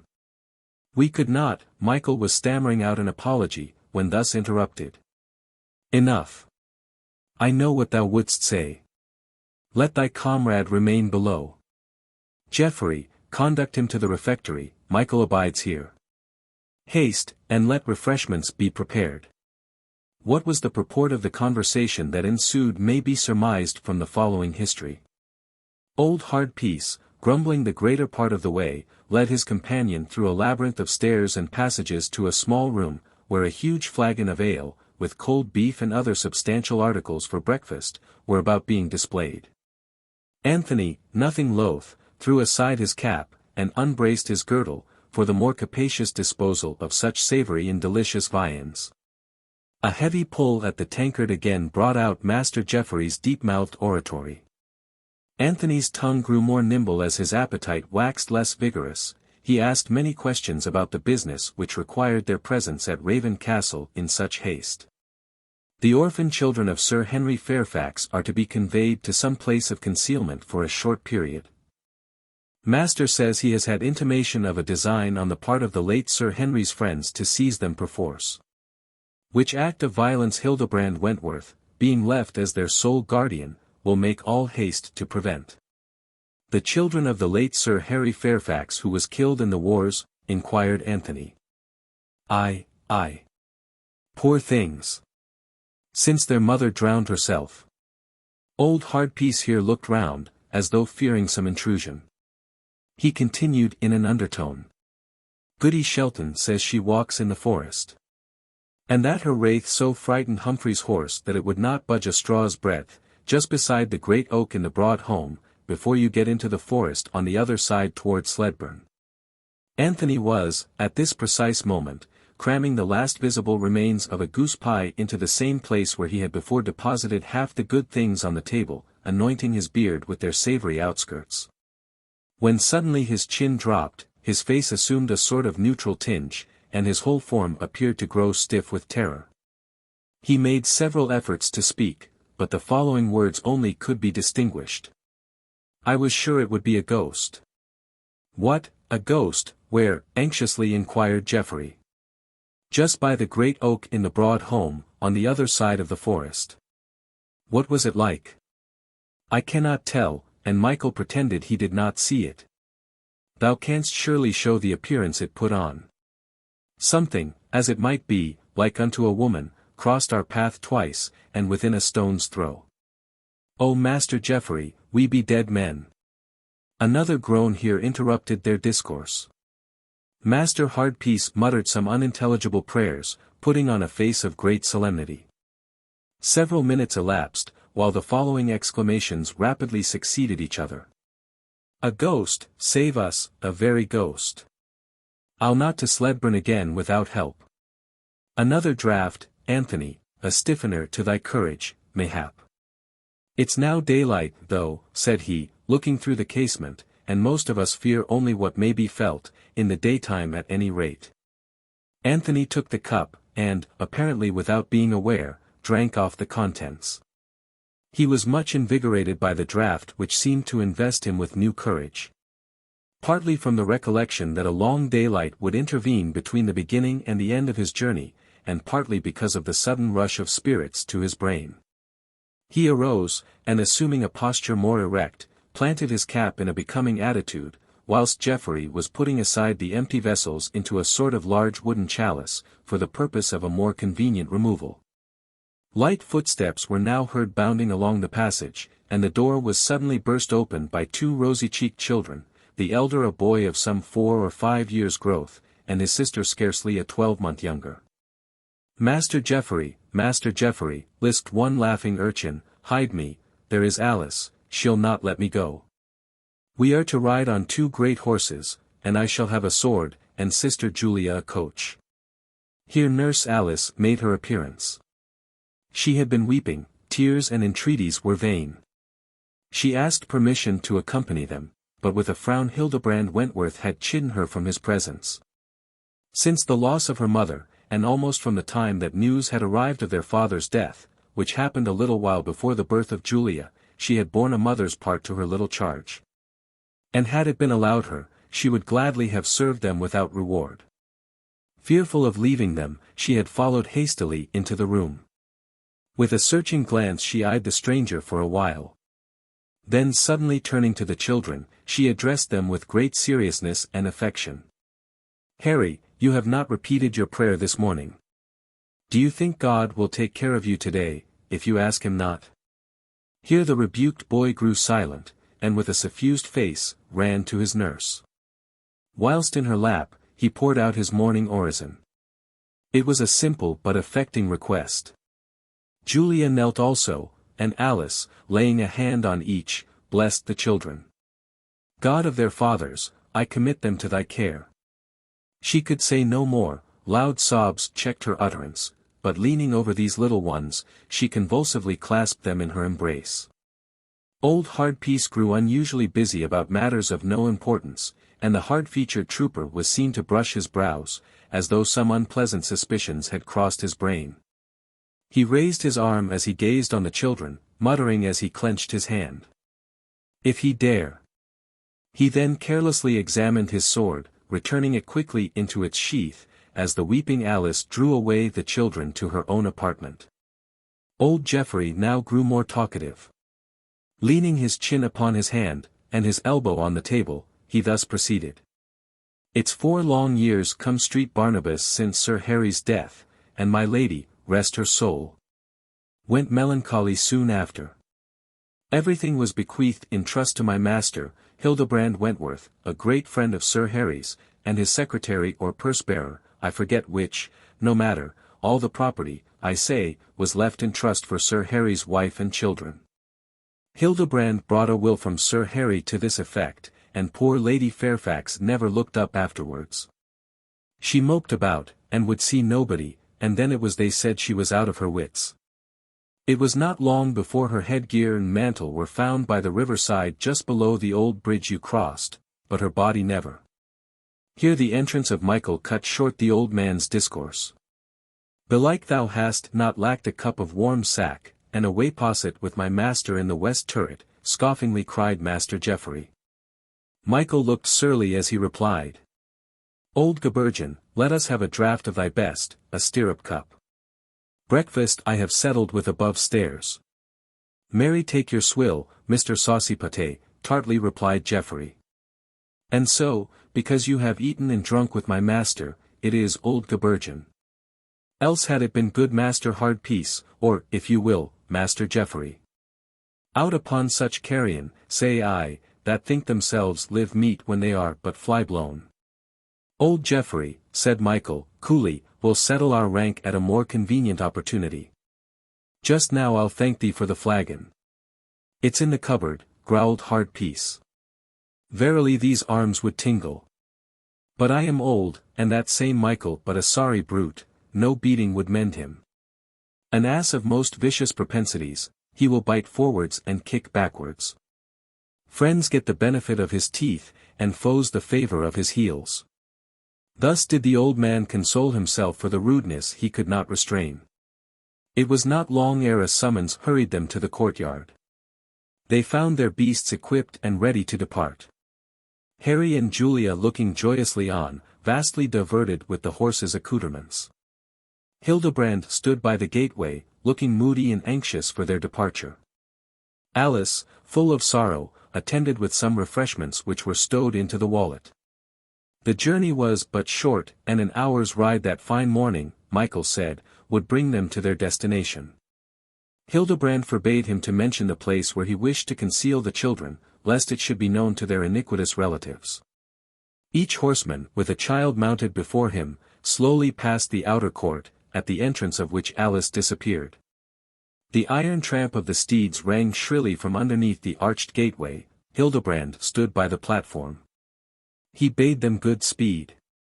Anthony passed first. Michael checked his horse for a moment, when Hildebrand took the hand of the boy, and pressed it. But one portentous look, as at the recognition of some sinister purpose, passed between Michael and the old man, unobserved by his colleague. Hildebrand raised his hand above his mouth, and slowly whispered. Remember. The gulf underneath the waterfall. The horsemen departed. Passing the bridge they were just rising over the green slope when the children recognized Alice upon her mistress's palfrey. They screamed out loudly to her. But she was riding in a contrary direction, and soon passed out of their sight. The narrow glades of the forest suddenly encompassed them. The morning was pretty far advanced. The merry birds twittered in their dun covert, brushing the dewdrops from the boughs with their restless wings. The thrush and blackbird poured forth a more melancholy note. Whilst the timid rabbit, scared from his morning's meal, rushed by and sought his burrow. The wood grew thicker, and the sunbeams that shot previously in broad slopes across their path soon became as lines of intensely checkered light piercing the grim shadows beneath. The trees, too, put on a more somber character. And the sward appeared choked with rank and noxious weeds.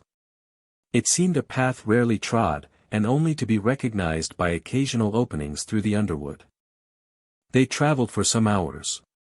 Michael had taken the lead, and Anthony with his prattling charge rode carelessly on.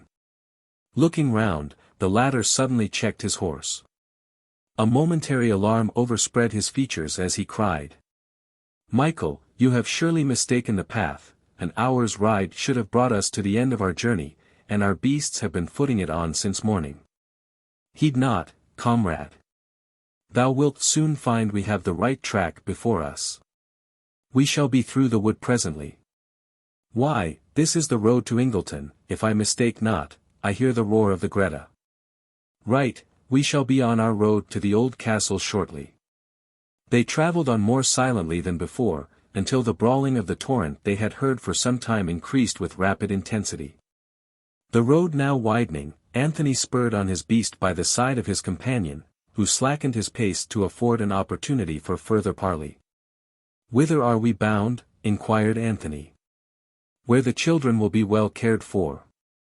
A dubious expression of countenance, which Anthony but too well understood, accompanied these words. and villain was expressed by indications too unequivocal to be easily mistaken through every change and inflection of his visage. Anthony, though not of the most unsullied reputation, and probably habituated to crimes at which humanity might shudder, pressed the little victim closer to his breast.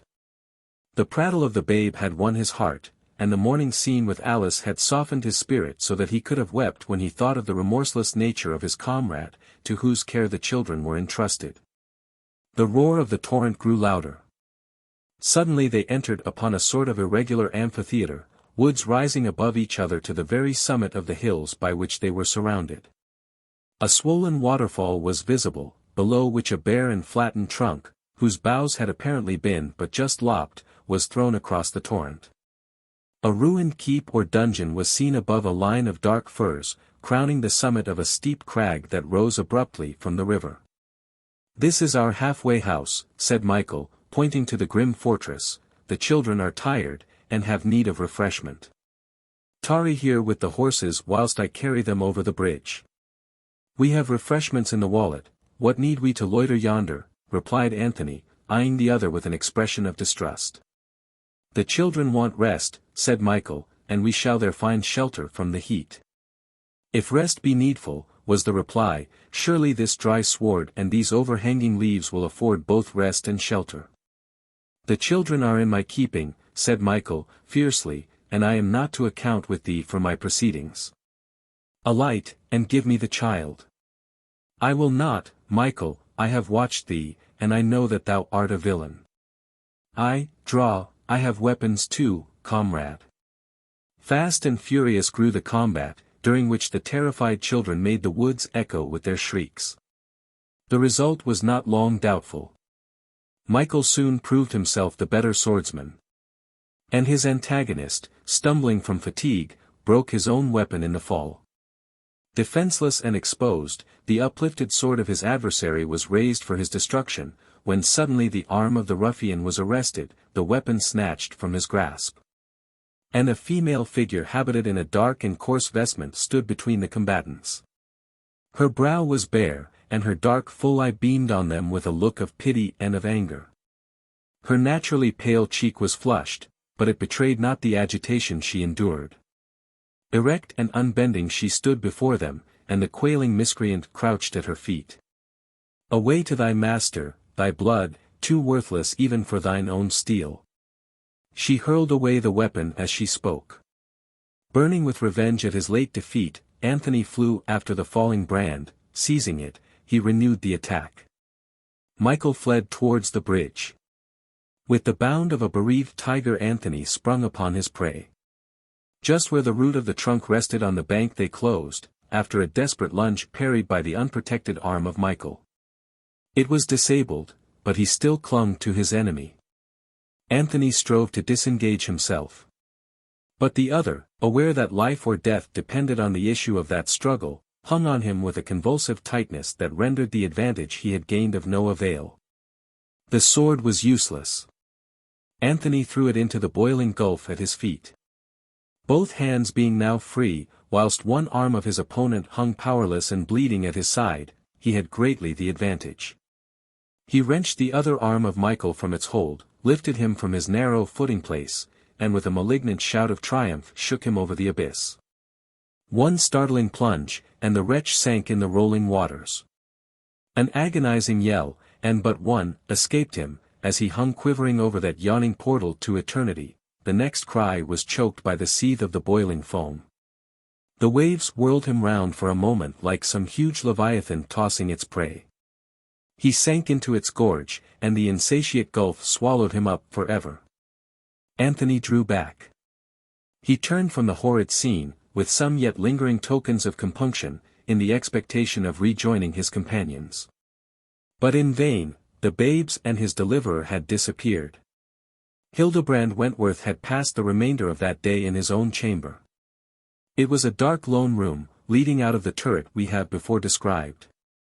Often had he ascended the narrow stair communicating with the parapet, and often had he watched the dark woods beneath the distant mountain. It was the road taken by his guilty emissaries. And, whether on the lookout for signals or for their return, he repeated his visits until the blue mists were gathering on the horizon, and day, another day, had passed into the bosom of eternity. It was an hour of holiness and peace, but heavy and disturbed was the current of his thoughts. He sat near a projecting angle of the turret, his head bent over the parapet. A female voice was heard beneath, chanting monotonously a low and melancholy psalm. Soon the following words were distinguished. Dark as the bounding waters, when storm clouds o'er them roll, the face of Zion's daughters reveals the troubled soul. Hildebrand drew his breath, as if laboring under some violent emotion. His whole frame was agitated. His lip grew pale as she went on with a voice of exultation. But joy is sown in sadness, and hope with anxious fears. Yon clouds shall break in gladness, and doubts dissolve in tears. Fiends increase their torments at the sight of heaven. Hildebrand threw back his cloak, with one clenched hand he struck his forehead, and with a loud groan he rushed from the spot. He sought rest in the gloom and solitude of his chamber. But hours passed on, during which the conscience-stricken culprit endured the horrors of accumulated guilt. Sometimes he opened the casement, gazing on the dark heavens, until he thought they were peopled, and he held converse with unseen and terrible things. Inarticulate murmurs broke from his lips. A few words might occasionally be distinguished: murder, an old man too, the children, they are at rest. A gleam of pleasure passed over his haggard features.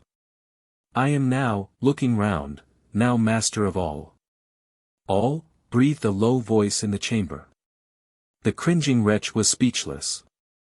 Sense almost forsook him, horror fastened on his spirit, while he turned his eyes, as if by some resistless constraint, towards the place from whence the voice had issued. Near his couch was a curiously wrought cabinet inlaid with ivory and gems of the most costly workmanship. An heirloom of the house, it was highly valued, and tradition reports that it was one of those spoils on which our forefathers cast a longing glance in the wars of the Holy Sepulchre. Be this as it may, every document of value connected with the family was here deposited. By virtue of the power given to him from the dying Sir Henry, though ostensibly for the benefit of his lady and her infant offspring, Hildebrand guarded the trust with a jealous eye. No one had access to it but himself, nor did he permit any other person than old Geoffrey, the house steward, to visit his chamber. Before this cabinet stood a figure enveloped in a dark robe. Pale, deadly pale, were the features, though scarcely discernible in their form and outline. The lamp burnt dimly, but with the quickened apprehension of guilt he recognized the wan resemblance of Lady Fairfax. A cry of exhausted anguish escaped him, and he fell senseless on the floor. Morning had risen, casting its bright and cheerful rays into the chamber, ere Hildebrand Wentworth awoke. Consciousness but slowly returned, and the events of the preceding hours came like shadows upon his soul. He stamped thrice, and immediately the vapid countenance of Geoffrey Hardpeace was before him. Come hither, Hardpeace. I am wondrous heavy and ill at ease. Why, master, your bed has not been disturbed these 2 nights. How should there be anything but an aching head, and complaining bones, when? Hildebrand cast a hasty and confused glance towards the couch as he replied. I have matters of moment just now that weigh heavily on my spirit.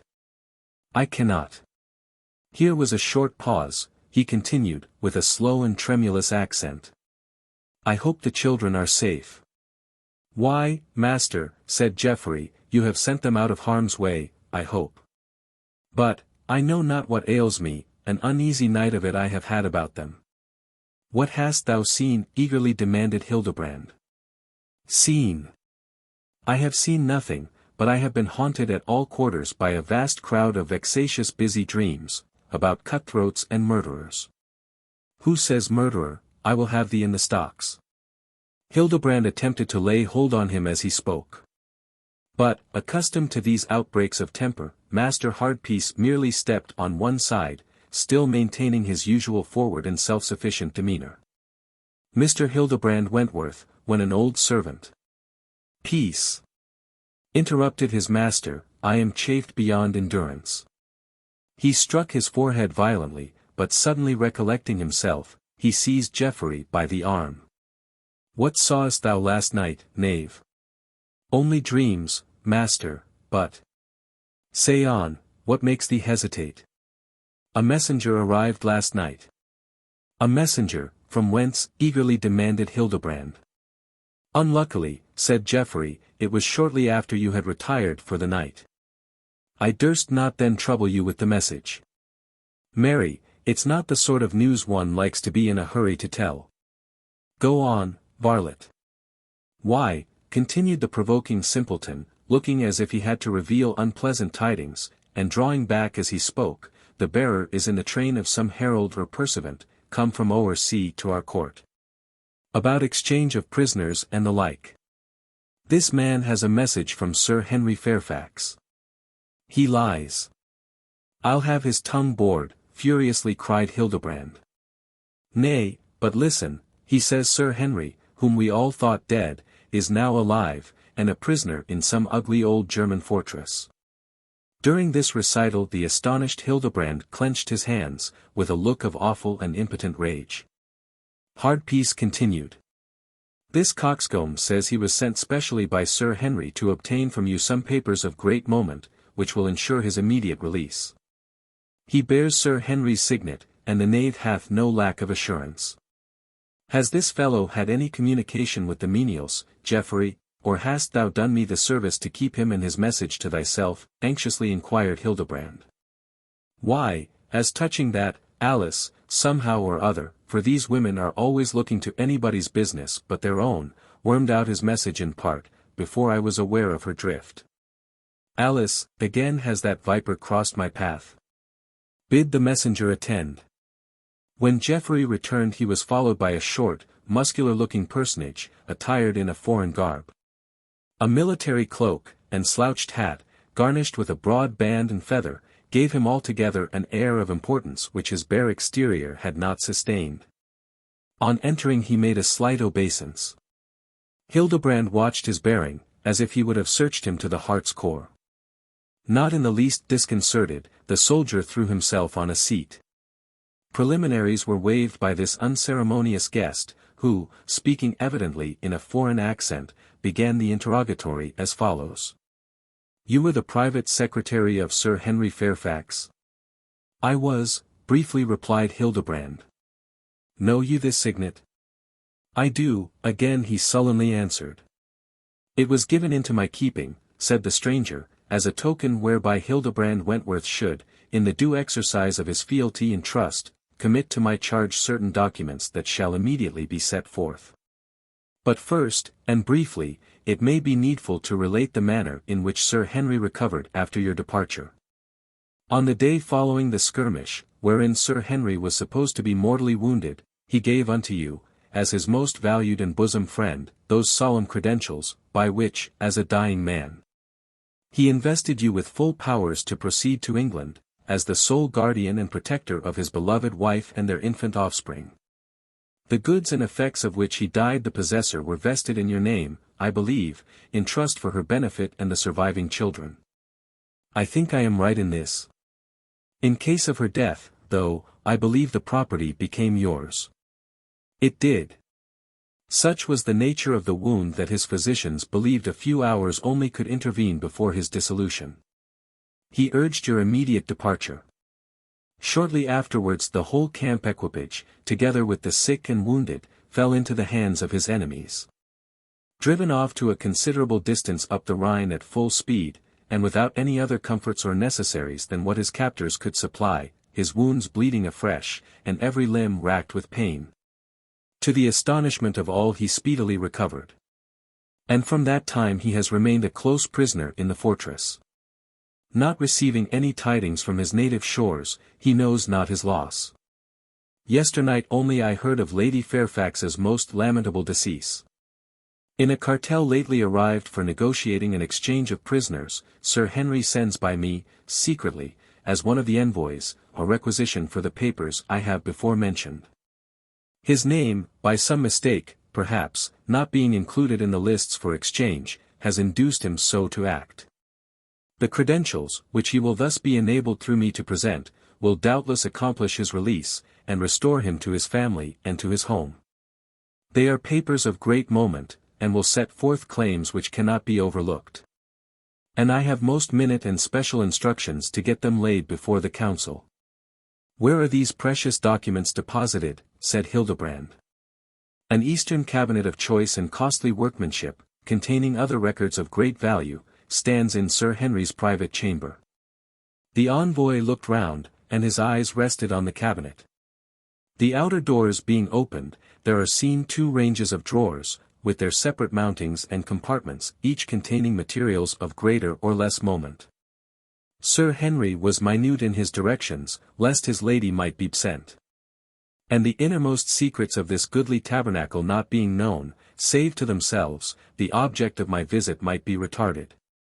With the permission of Hildebrand Wentworth, I will describe minutely where he may find this deposit.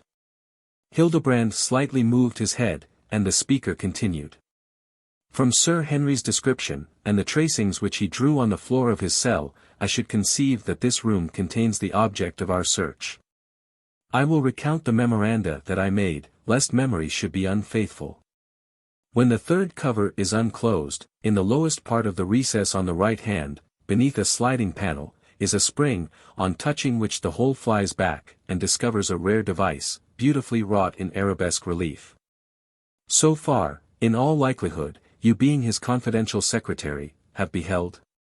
I have seen this cunning work thou speakest of. What more? Embellishing the 4 corners thereof is the likeness of a hand, curiously chased in silver. The 2nd joint on the 3rd finger of the lowest of them, on the left, being pressed, the whole picture, by marvellous sleight and artifice, riseth up, revealing the treasure of which I am in search. Hath Sir Henry sent no written message, that we may know his will in this matter? Inquired Hildebrand. It is strictly forbidden to a prisoner, replied the other, to use tablets. But my knowledge of the secret is a sufficient safeguard against imposture. Retire, I will begin the search with all speed. But hold thyself in readiness for immediate departure. Thou wilt not have the worse thrift for a hasty dismissal. The stranger withdrew, accompanied by hard peace. Hildebrand listened to their retreating footsteps, when, like unto one possessed, he stamped, and tore his thin grey locks, and cursed, audibly and bitterly cursed, his destiny. Hast thou escaped? When the draught danced and bubbled over my parched lips. Fate, fortune, whatever thou art, I would curse thee. As he spoke, he lifted up one clenched hand towards heaven, laden with imprecation. And why did not that power, whose vengeance he visibly defied, launch a bolt against the impious? Why not render him, in that very act, a monument of just and righteous retribution? Shall not the judge of the whole earth do right? Is a master key that unlocks the mysteries and ministrations of divine providence, however complicated in their nature and obscure in their design. As the hoary sinner withdrew his hand, suddenly the muscles of his face relaxed. A ray of hope had irradiated his spirit, a gleam of delight passed over his pale features. He grew calm, and with a firm step he strode across the apartment. He approached the cabinet. Thou shalt not escape me now. As he said this, he threw open the doors. Hildebrand had often searched this depository, but the place of concealment pointed out by the stranger had hitherto escaped his notice. He soon detected the stratagem, the lid flew back. But the papers of which he was in search were gone. The spirit of mischief was again foiled, but his evil genius did not forsake him. He sat down, and, for purposes of the blackest malignity, forged a series of evidences, a development of plans and proceedings that would at once have branded Sir Henry as a coward and a traitor. These letters he sealed up, and calling for the messenger, committed the packet into his hands. You have Sir Henry's orders to lay these before the king, said Hildebrand. I have, replied the envoy. Then hasten to court, and so good speed. Stay, when you meet Sir Henry Fairfax, offer him an old man's sympathy and condolence. Break the matter to him tenderly, and when he returns, I say no more. Away, thy mission hath need of dispatch. The soldier made a slight inclination of the head as he departed. Hildebrand Wentworth sat down to reap the fruits of his villainy, a harvest of his own planting. The full fruition of it he now seemed ready to enjoy. But days and weeks passed by, and still found him feverish and anxious. The fate of the children, whether the work of destruction had or had not been accomplished, was still to him a matter of uncertainty. He had often sent in search of the ruffians, but they had not been seen at their usual haunts. Guilt whispered that all was not complete. Restless and oppressed by undefined and terrible apprehensions, he resolved to end his doubts, and, if possible, procure an interview. He expected to obtain some clue to their proceedings by a visit to the tower. It was not far from the close of a bright summer's day when he gained the rude bridge below the waterfall. He shuddered as he looked on the narrow trunk and the ever-tossing gulf beneath. The blackness of darkness was upon his spirit, and he ran as if some demon had pursued him, climbing with almost breathless haste the steep and winding staircase that gave access from the bridge to the ruined fortress above. From the platform a narrow ledge of rock led to the ditch, now dry, and nearly filled with fragments from the ruins. He passed the tottering arch of the portcullis. Long weeds choked up the entrance, waving drearily as the light breeze went over them. Hildebrand heard not the moan of the coming blast. Evening approached, and 1,000 shadows haunted him, grim spectres that crossed his path, crowding upon him with anger and menace. From a ruined doorway he ascended a narrow stair, and had penetrated far into the interior of that part of the castle which, in some measure, remained entire, when, for the first time, he seemed startled into a consciousness of his situation. It was an appalling scene of solitude and decay. The realities, to which he almost instantaneously awoke, might have awed a less guilty spirit than that which inhabited the bosom of Hildebrand Wentworth. A long gallery, supported by huge pillars, terminated in the distance by a long and narrow oriel. On each side, broken but richly variegated windows threw down a many-tinted light, which, oppressed by the dark and caverned arches, gave a strange and mysterious character to the grotesque reflections hovering on the floor. Narrow streams of light flitted across the dense vapors, visible only in their gleam. Involuntarily did Hildebrand pass on, impelled as if by some unseen but resistless power. He durst not retrace his footsteps. His tread was slow and fearful, as he traversed the long and dreary vista. Every sense was now in full exercise, his faculties becoming more acute by the extremity of terror he endured. His ear caught the slightest sound, his eye, the least motion that glimmered across his path. Sometimes a terrific shape seemed to glide past, he brushed the cold and clammy damps from his brow, and it vanished. Suddenly a door opened at the extremity of the gallery, and a faint light streamed from the crevice. Voices, children's voices, were heard in the chamber. He rushed onward. Rage, frantic and uncontrolled, possessed him, as he beheld the babes, the intended victims of his avarice, in all the bloom of health and innocence, unconscious of danger, bounding through the apartment, together with their nurse and protector. Alice. Goaded by his insatiate tormentor, he drew a poniard from his vest, and rushed on the unoffending objects of his hate. Alice shrieked, she attempted to throw herself between them and their foe, but was too far off to accomplish her purpose. His arm was too sure, and his stroke too sudden. But ere the steel could pierce his victims it was arrested. He looked round, and a female figure, loosely enveloped in a dark cloak, had rescued them from death. It was the same form that had before interposed between them and the fangs of their remorseless enemy. Loosened by the sudden spring, her garment flew aside. Hildebrand gazed silently, but with a look of horror, too wild and intense to be portrayed. He seemed to recognize the intruder, his lips moved rapidly while he spoke. "Thee, whom the waves had swallowed. Have the waters given up their dead?"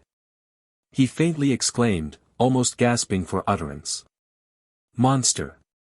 Canst thou look upon this form," she cried, "and not wither at the sight?" "But I have done," she meekly continued, "heaven hath yet a blessing for the innocent, but thy cup of iniquity is full. Thy doom is at hand. I have trusted thee, O my father. And I trust thee still. It was the much injured and persecuted wife of Sir Henry Fairfax who now stood before the abashed miscreant. Away, she cried, to heaven I leave my vengeance and thy crime. Hence, to thy home. Thine, did I say? Soon, monster, shall thou be chased from thy lair, and the wronged victim regain his right. Hildebrand, awed and confounded, retraced his path, brooding over some more cunning stratagem to ensure his prey. He had passed the bridge, and, on attempting to remount his steed, his attention was directed to a cloud of dust, and a pale flash of arms in the evening light. 2 horsemen drew nigh, their steeds studded with gouts of foam, and in an instant one of them alighted before the traitor. It was Sir Henry Fairfax. Have I caught thee? Cried the knight. What mischief art thou here perpetrating? Seize that villain. In a moment, Hildebrand was denied all chance of escape. Thy machinations are defeated, thy villainies revealed, and vengeance demands a hasty recompense. Hildebrand prostrated himself on the ground in the most abject humiliation, and besought mercy. I will not harm thee, wretch, exclaimed the gallant knight, to a higher power I leave the work of retribution. The ministers of justice await thee at my castle. I came hither first to seek my wife, lead the way, thou shalt be witness to our meeting, wife, children, all. Our bliss will to thee be misery that the most refined tortures could not inflict. On, on. Hildebrand, with imbecile agony, grasped at the very stones for succor. He then rushed towards the bridge, and, ere his purpose could be anticipated, with one wild yell, precipitated himself into the waters. A few lines will suffice by way of explanation to this unlooked-for termination of their sufferings. When Lady Fairfax fled from the castle, in order to elude his search, for Hildebrand had the audacity to threaten by force to make her his wife, she threw off her cloak and headdress, laying them on the river's brink that it might appear as though she had accomplished her own destruction. To the care of the faithful Alice she had committed her children, and likewise the secret of her concealment. Alice was in continual correspondence with her unfortunate mistress. And great was the joy and exultation with which she communicated the arrival of a messenger from her lord, whom she had long mourned as dead. Providentially, no interview took place between Hildebrand and the stranger on the night of his arrival. And sufficient time intervened to enable Lady Fairfax to make a desperate attempt, in the hope of gaining possession of the papers for which he had been sent. She well knew Hildebrand would not relinquish the possession of credentials that might ensure his lord's return. It was Lady Fairfax who had alarmed him the same night by her appearance in his chamber. She hoped to have found him asleep, but was enabled to get possession of the writings through his timidity and surprise. With these she met the envoy, as he was returning from the castle. Disclosing all the tortuous and daring villainy of Hildebrand, she committed the real documents to his care, instructing him at the same time to lay before her sovereign the narrative of her wrongs. Soon was the captivity of Sir Henry terminated. And joy, heightened by recollection of the past, and chastened by the severity of their misfortunes, attended them through the remainder of their earthly career. The phantom voice. He heard a Sunday but not he ze. No touche upon his flesh there came. But a sweater and wit-eyed smote heavily. And heavily brand the fleckeren flame. Old Ballad. The following tradition, like some of the preceding legends, has been found, under various modifications and disguises, connected with local scenery, and attaching itself in the mind of the hearer to well-known places and situations with which he may have been familiar. Southport, a bathing place of great resort on the Lancashire coast, has been pointed out as the scene of the following tragedy, which probably occurred long before its salubrity and convenience for sea bathing had rendered this barren tract of sand the site of a populous and thriving hamlet. From the mildness and congeniality of the air to persons of weak and relaxed habits, it has been not inaptly termed, the Montpelier of England. But the coast is probably as dangerous for shipping as any round the kingdom. The sandbanks extend in a northwesterly direction for at least 6 miles, so as to render the navigation extremely difficult even to the natives, and impracticable for strangers. Hence shipwrecks are very frequent. And, in a coming tide, accompanied by a strong westerly wind, it is almost impossible for boats to put off or to live in the sea. It not unfrequently happens that these accidents occur in the night time, in very hazy weather, or at ebb tide. In the latter case it is necessary for boats to be taken in carts over the sands down to low water mark, before any assistance can be attempted. If the captain of the vessel be obstinate, and trust to his own skill, he increases the danger. When the crews of the vessels take to their own boats, and disobey the directions of the Southport pilots, their jeopardy is tenfold greater, and their loss almost inevitable. 46. Nearly 100 vessels have been wrecked on this coast within the last 30 years, and more than half of them totally lost. Of these calamities the particulars are upon record. Which of them may have given rise to the events here detailed we have no means of ascertaining. It was at the close of a bright and memorable evening in October that I had carelessly flung the reins upon the neck of my horse, as I traversed the bare and almost interminable sands skirting the Lancashire coast. On my right a succession of low sand hills, drifted by the partial and unsteady blasts, skirted the horizon, their summits strongly marked upon the red and lowering sky in an undulating and scarcely broken outline. Behind them I heard the vast and busy waters rolling on, like the voice of the coming tempest. Here and there some rude and solitary hut rose above the red hillocks, bare and unprotected, no object of known dimensions being near by which its true magnitude might be estimated. The eye seemed to exaggerate its form upon the mind in almost gigantic proportions. As twilight drew on, the deception increased. And, starting occasionally from the influence of some lacerating thought, I beheld, perchance, some huge and turreted fortress, or a pile of misshapen battlements, rising beyond the hills like the grim castles of romance. Or the air-built shadows of fairyland. Night was fast closing, I was alone, out of the beaten track, amidst a desert and thinly inhabited region, a perfect stranger. I had only the superior sagacity of my steed to look to for safety and eventual extrication from this perilous labyrinth. The way, if such it might be called, threading the mazes through a chain of low hills, and consisting only of a loose and ever-shifting bed of dry sand, grew every moment more and more perplexed. Had it been daylight, there appeared no object by which to direct my course. No mark that might distinguish whether or not my path was in a right line or a circle. I seemed to be rambling through a succession of amphitheatres formed by the sandhills. Every one so closely resembling its neighbour that I could not recognize any decided features on which to found that distinction of ideas which philosophers term individuality. In almost any other mood of the mind this would have been a puzzling and disagreeable dilemma, but at that moment it appeared of the least possible consequence to me where the dark labyrinth might terminate.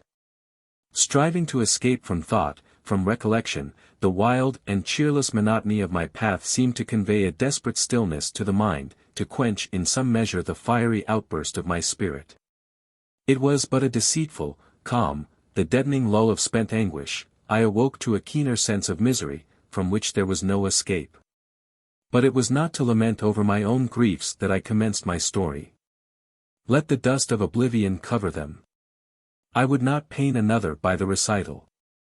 There are sorrows, short ages of agony, into the dark origin of which none would dare to pry. One heart alone feels, hides, and nourishes them forever.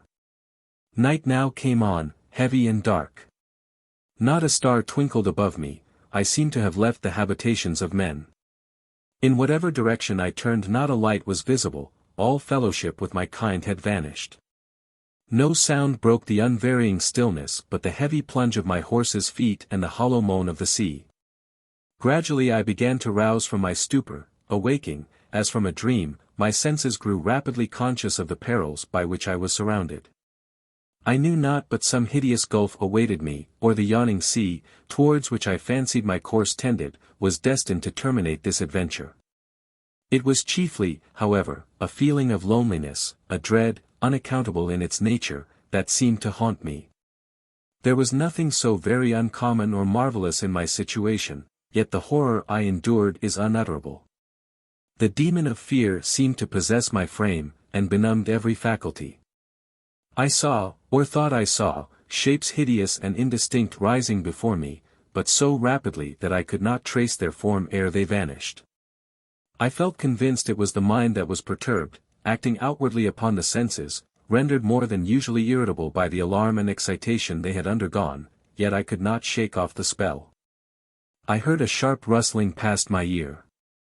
I involuntarily raised my hand, but nothing met my touch save the damp and chilly hair about my temples. I tried to rally myself out of these apprehensions, but in vain. Reason has little chance of succeeding when fear has gained the ascendancy. I durst not quicken my pace lest I should meet with some obstruction, judging it most prudent to allow my steed to grope out his path in the way best suited to his own sagacity. Suddenly he made a dead halt. No effort or persuasion could induce him to stir. I was the more surprised from knowing his generally docile and manageable temper. He seemed immovable, and, moreover, as I thought, in the attitude of listening. I too listened eagerly, intensely. My senses sharpened to the keenest perception of sound. The moan of the sea came on incessantly as before, no other sound could be distinguished. Again I tried to urge him forward, but the attempt was fruitless. I now fancied that there might be some dangerous gulf or precipice just at his feet, and that the faithful animal was unwilling to plunge himself and his rider into immediate destruction. I dismounted, and with the bridle at arm's length, carefully stepped forward a few paces, but I could find no intimation of danger. The same deep and level bed of sand seemed to continue onwards, without any shelving or declivity whatever. Was the animal possessed? He still refused to proceed, but the cause remained inscrutable. A sharp and hasty snort, with a snuffing of the wind in the direction of the sea, now pointed out the quarter towards which his attention was excited. His terror seemed to increase, and with it my own. I knew not what to anticipate. He evidently began to tremble, and again I listened. Fancy plays strange freaks, or I could have imagined there was something audible through the heavy booming of the sea, a more distinct, and as it were, articulate sound, though manifestly at a considerable distance. There was nothing unusual in this, perhaps the voice of the fisherman hauling out his boat, or of some mariner heaving the anchor. But why such terror betrayed by the irrational brute, and apparently proceeding from this source? For it was manifest that some connection existed between the impulses of the sound now undulating on the wind, and the alarm of my steed. The cause of all this apprehension soon grew more unequivocal. It was evidently approaching. From the sea there seemed to come, at short intervals, a low and lengthened shout, like the voice of one crying out for help or succor. Presently the sounds assumed a more distinct and definite articulation. Murder, murder, were the only words that were uttered, but in a tone and with an expression of agony I shall never forget. It was not like anything akin to humanity, but an unearthly, and, if I may so express it, a sepulchral shriek, like a voice from the grave. I crept closer to my steed. Nature, recoiling from contact with the approaching phantom, prompted me thus intuitively to cling to anything that had life. I felt a temporary relief, even from the presence of the terrified beast, though I could distinctly perceive him shuddering, yet fixed to the spot. The voice now came on rapidly. It was but a few paces distant. I felt as though I was the sport and prey of thoughts too horrible for utterance. Alone, I had to cope with the evil one, or I was already, perhaps, the victim of some diabolical agency. The yell was close upon my ear. I felt the clammy breath of the grave across my face, and the sound swept by. It slowly arose, but the agony of the cry was more intense, more sharp and vehement, the shriek of murder. Grown bolder, or perhaps more desperate, I cried out, "Where, in the name of—" I had scarcely uttered the words when a loud rushing cleft the air, and a crash followed, as though some heavy body had fallen at my feet. The horse burst from its bonds, galloping from me at full speed, and I stood alone. In this appalling extremity, I approached the object of my fears. I bent to the ground. Stretching out my hand, my fingers rested on the cold and clammy features of a corpse. I well remember the deep groan that burst from my lips. Nature had reached the extremity of endurance. I felt a sudden rush of blood to the heart, and fell beside my ghastly companion, equally helpless and insensible. I have no means of ascertaining the duration of this swoon. But, with returning recollection, I again put out my hand, which rested on the cold and almost naked carcass beside me. I felt roused by the touch, and started on my feet. The moon at this instant emerging from a mass of dark clouds, streamed full on the dead body, pale and blood-stained, the features distorted, as if by some terrible death. Fear now prompted me to fly. I ran as if the wind had lent me wings, not daring to look back, lest my eyes should again rest on the grisly form I had just left. I fled onwards for some time. The moon now enabling me to follow the beaten track, which, to my great joy, brought me suddenly, at the turn of a high bank, within sight of a cheerful fire gleaming through a narrow door, seemingly the entrance to some wayside tavern. Bursts of hilarity broke from the interior, the voice of revelry and mirth came upon my ear, as though I was just awakening from a dream. It was as if I had heard the dead laugh in their cold cerements. As I stepped across the threshold, the boisterous roar of mirth made me shudder, and it seemed, by the alarm visible in the countenances of the guests, that my appearance presented something as terrible to their apprehensions.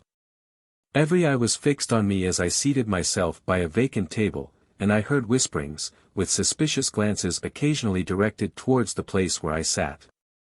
The company, however, soon began to get the better of their consternation, and were evidently not pleased at so unseasonable an interruption to their mirth. I found that some explanation was necessary as to the cause of my intrusion, and with difficulty made them comprehend the nature of my alarm.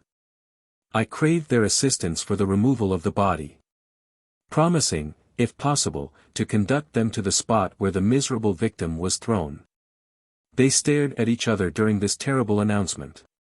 And, at the conclusion, I found every one giving his neighbor credit for the requisite portion of courage, though himself, at the same time, declining to participate in the hazards of the undertaking. Roger told me at he stood churchyard, why shoon bottoms uppermost, looking for the wench he were to wed through the windows. I se sure he'll make no a balk at a bogle. Luck thee, Jim, I canna face the dead. But I wanna show my back to a live fist, the best and the biggest o' the countryside, wilt smell, my lad? Roger, mortified at this test of his courage, raised his clenched hand in a half-threatening attitude. A serious quarrel might have ensued, had not a sudden stop been put to the proceedings of the belligerents by an interesting girl stepping before me, modestly inquiring where I had left the corpse, and offering herself as a companion, if these mighty cowards could not muster sufficient courage. Shame on thee, Will, she cried, directing her speech to a young man who sat concealed by the shadow of the projecting chimney. Shame on thee, I say, to be o'erfist by 2 or 3 hard words. I see ganging, follow, at dare. Saying this, she took down a huge horn lantern, somewhat dilapidated in the outworks, and burnt in various devices, causing a most unprofitable privation of light. A bonnet and cloak, hastily thrown on, completed her costume. And, surrendering the creaking lantern to my care, she stood for a moment contemplating the dingy atmosphere before she stepped forth to depart. During these ominous preparations, a smart sailor-looking man, whose fear of his mistress' displeasure had probably overcome his dread of the supernatural, placed himself between me and the maiden, and taking her by the arm, crustily told me that if I could point out the way, he was prepared to follow. Rather a puzzling matter for a stranger, who scarcely knew whether his way lay right or left from the very threshold. Thus admirably qualified for a guide, I agreed to make the attempt, being determined to spare no pains, in the hope of discovering the object of our search. Company breeds courage. Several of the guests, finding how matters stood, and that the encounter was not likely to be made single-handed, volunteered their attendance, so that our retinue was shortly augmented to some half-dozen stout fellows. The vanguard was composed of myself and the lovers, the rest crept close in our rear, forming their rank as broad as the nature of the ground would admit. Luckily I soon found the jutting bank round which I had turned on my first view of the house we had just left. We proceeded in silence, except that a whisper occasionally arose from one of the rearmost individuals talking to his bolder neighbor in front, when finding his own courage on the wane. Following for some time what appeared to be the traces of recent footsteps, I hoped, yet almost feared, that every moment I might stumble on the bleeding corpse. An attendant in the rear now gave the alarm, something he saw moving on our left causing him to make a desperate struggle to get before his companions. This produced a universal uproar, each fighting for precedency, and thoroughly determined not to be the last. I soon beheld a dark object moving near, and the next minute I was overjoyed to find my recreant steed, quietly searching amongst the tufted moss and seaweed for a scanty supper. My associates knew not what to make of this discovery. Some of them, I believe, eyed him with deep suspicion, and more than one glance was given at his hoofs to see if they were not cloven. Order, however, being re-established, we again set forward with what proved a useful auxiliary to our train. We had not travelled far ere I was again aware of the peculiar snort by which he manifested his alarm, and it was with difficulty I got him onwards a few paces, when he stood still, his head drawn back, as if from some object that lay in his path. I knew the cause of his terror, and, giving the bridle to one of my attendants, cautiously proceeded, followed by the maiden and her lover, who, to do him justice, showed a tolerable share of courage, at any rate, in the presence of his mistress. At length I recognized the spot, where, yet unmoved, lay the bleeding carcass. The girl started when she beheld the grim features, horribly drawn together and convulsed, as if in the last agony. I was obliged to muster the requisite fortitude to attempt its removal, and raising it from the sand, with a little assistance I placed it across the horse, though not without a most determined opposition on the part of the animal. Throwing a cloak over the body, we made the best of our way back. And on arriving at the house I found that the only vacant apartment where I could deposit my charge was a narrow loft over the outhouse, the entrance to which was both steep and dangerous. With the assistance of my two friends, though with considerable difficulty, it was in the end deposited there, upon a miserable pallet of straw, over which we threw a tattered blanket. On returning, I found the guest room deserted, the old woman to whom the tavern belonged, the mother, as I afterwards found, of my female companion, was hastily clearing away the drinking utensils, and preparing for an immediate removal to the only apartment above stairs which bore the honours of the bedchamber. She kindly offered me the use of it for the night, but this sacrifice of comfort I could not allow. And throwing my cloak over a narrow bench, I drew it near the fire, determining to snatch a brief interval of rest, without robbing the good woman and her daughter of their night's repose. It was now past midnight. Sleep was out of the question, as I lay ruminating on the mysterious events of the few past hours.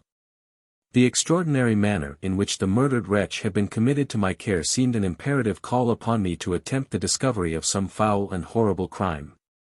With the returning day I resolved to begin my inquiries, and I vowed to compass sea and land ere I gave up the pursuit. So absorbed was I in the project, that I scarcely noticed the storm, now bursting forth in a continuous roll from the sea, until one wild gust, that seemed to rush by as if it would have swept the dwelling from its seat, put an end to these anticipations. I watched the rattling casement, expecting every moment that it would give way, and the groaning thatch be rent from its hold. Involuntarily I arose and approached the window. It was pitchy dark, and the roar of the sea, under the terrific sweep of the tempest, was truly awful. Never had I heard so terrible a conflict. I knew not how soon I might be compelled to quit this unstable shelter, the very earth shook. And every moment I expected the frail tenement would be levelled to its foundations. The eddying and unequal pressure of the wind heaped a huge sand-drift against the walls, which probably screened them from the full force of the blast, acting at the same time as a support to their feeble consistency. Sand and earthy matter were driven about and tossed against the casement, insomuch that I almost anticipated a living inhumation. The next gust, however, generally swept off the greater portion of the deposit, making way for a fresh torrent, that poured upon the quaking roof like the rush of a heavy sea over a ship's bulwarks. I was not destined to be left companionless in the midst of my alarms. The old woman and her daughter, too much terrified to remain quiet, came down from their resting place, which, being close within the thatch, was most exposed to the tempest. A light was struck, and the dying embers once more kindled into a blaze. The old woman, whom I could not but observe with emotions of awe and curiosity, sat cowering over the flame, her withered hands half covering her furrowed and haggard cheeks. A starting gleam occasionally lighted up her grey and wasted locks, which, matted in wild elf knots, hung about her temples. Occasionally she would turn her head as the wind came hurrying on, and the loud rush of the blast went past the dwelling. She seemed to gaze upon it as though 'twere peopled, and she beheld the sightless coursers of the air, careering on the storm. Then, with a mutter and a groan, she again covered her face, rocking to and fro to the chant of some wild and unintelligible ditty. Her daughter sat nearly motionless, hearkening eagerly during the short intervals between the gusts. And as the wind came bellowing on, she huddled closer into the chimney corner, whither she had crept for protection. "Such nights are not often known in these parts," said I, taking advantage, as I spoke, of a pause in the warfare without. The old woman made no answer. But the daughter, bending forwards, replied slowly and with great solemnity, "Mother has seen the death-lights dancing Yupo the black scud, some ha seen the sun sink down upon the waters that winna see him rise again fro the hilltop." "Is your mother a seer, then, my pretty maiden?" "Ye're but a stranger, I guess, if you know not Bridget o' the sandy home, save us. She's hearkening again for the there, once." The old woman raised her hands as she spoke, and bent her head in an attitude of listening and eager expectation. I listened too, but could discover no sound, save the heavy swing of the blast, and its receding growl. Again. As she said this, Bridget rose from the low stool she had occupied, and hobbled towards the window.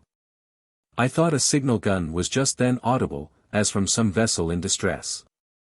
Ere I could communicate this intelligence, another and a nearer roll silenced all conjecture.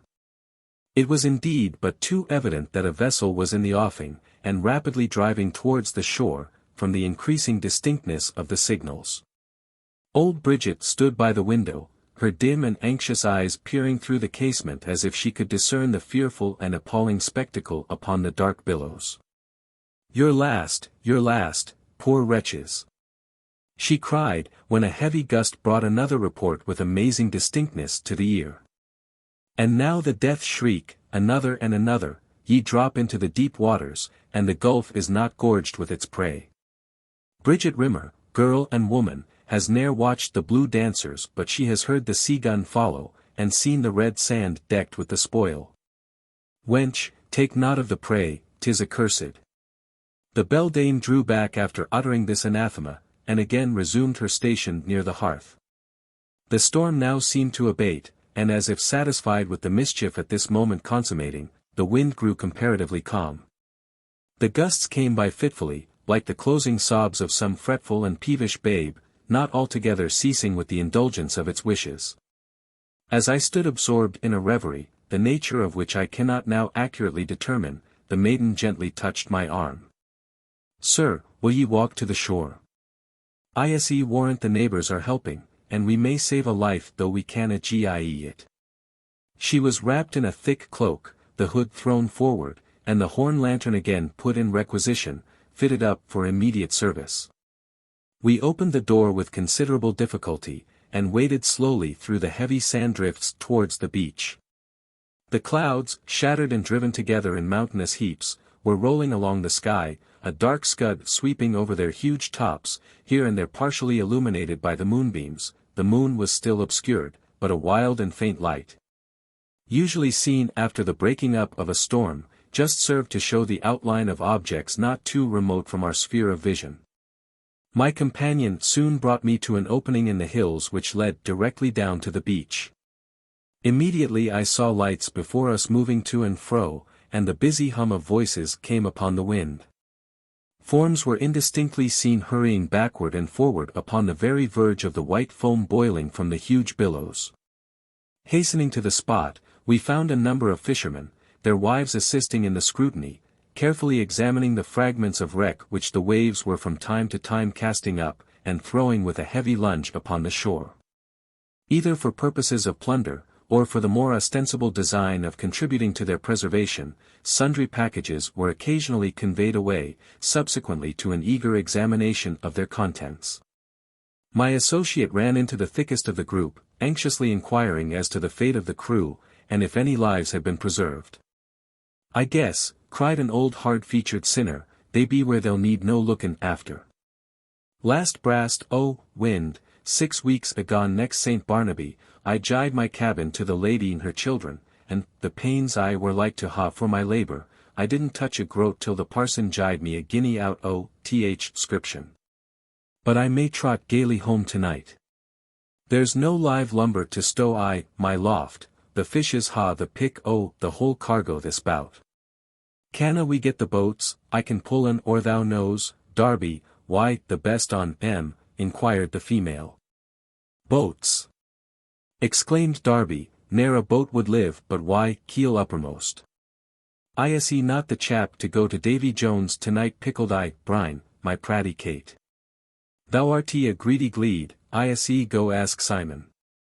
But I'll warrant thou lt be hankering after the reward, and the biggest share to thine own clutches. She turned away from the incensed fisherman. And proceeding to a short distance, we found a knot of persons gathered around a half-drowned wretch who owed his appearance again upon land to having been lashed on some lumber which the sea had just cast ashore. Almost fainting from cold and exhaustion, he was undergoing a severe questioning from the bystanders, every one wishing to know the name of the ship, whither bound, and the whole particulars of the disaster. We just came in time for his release.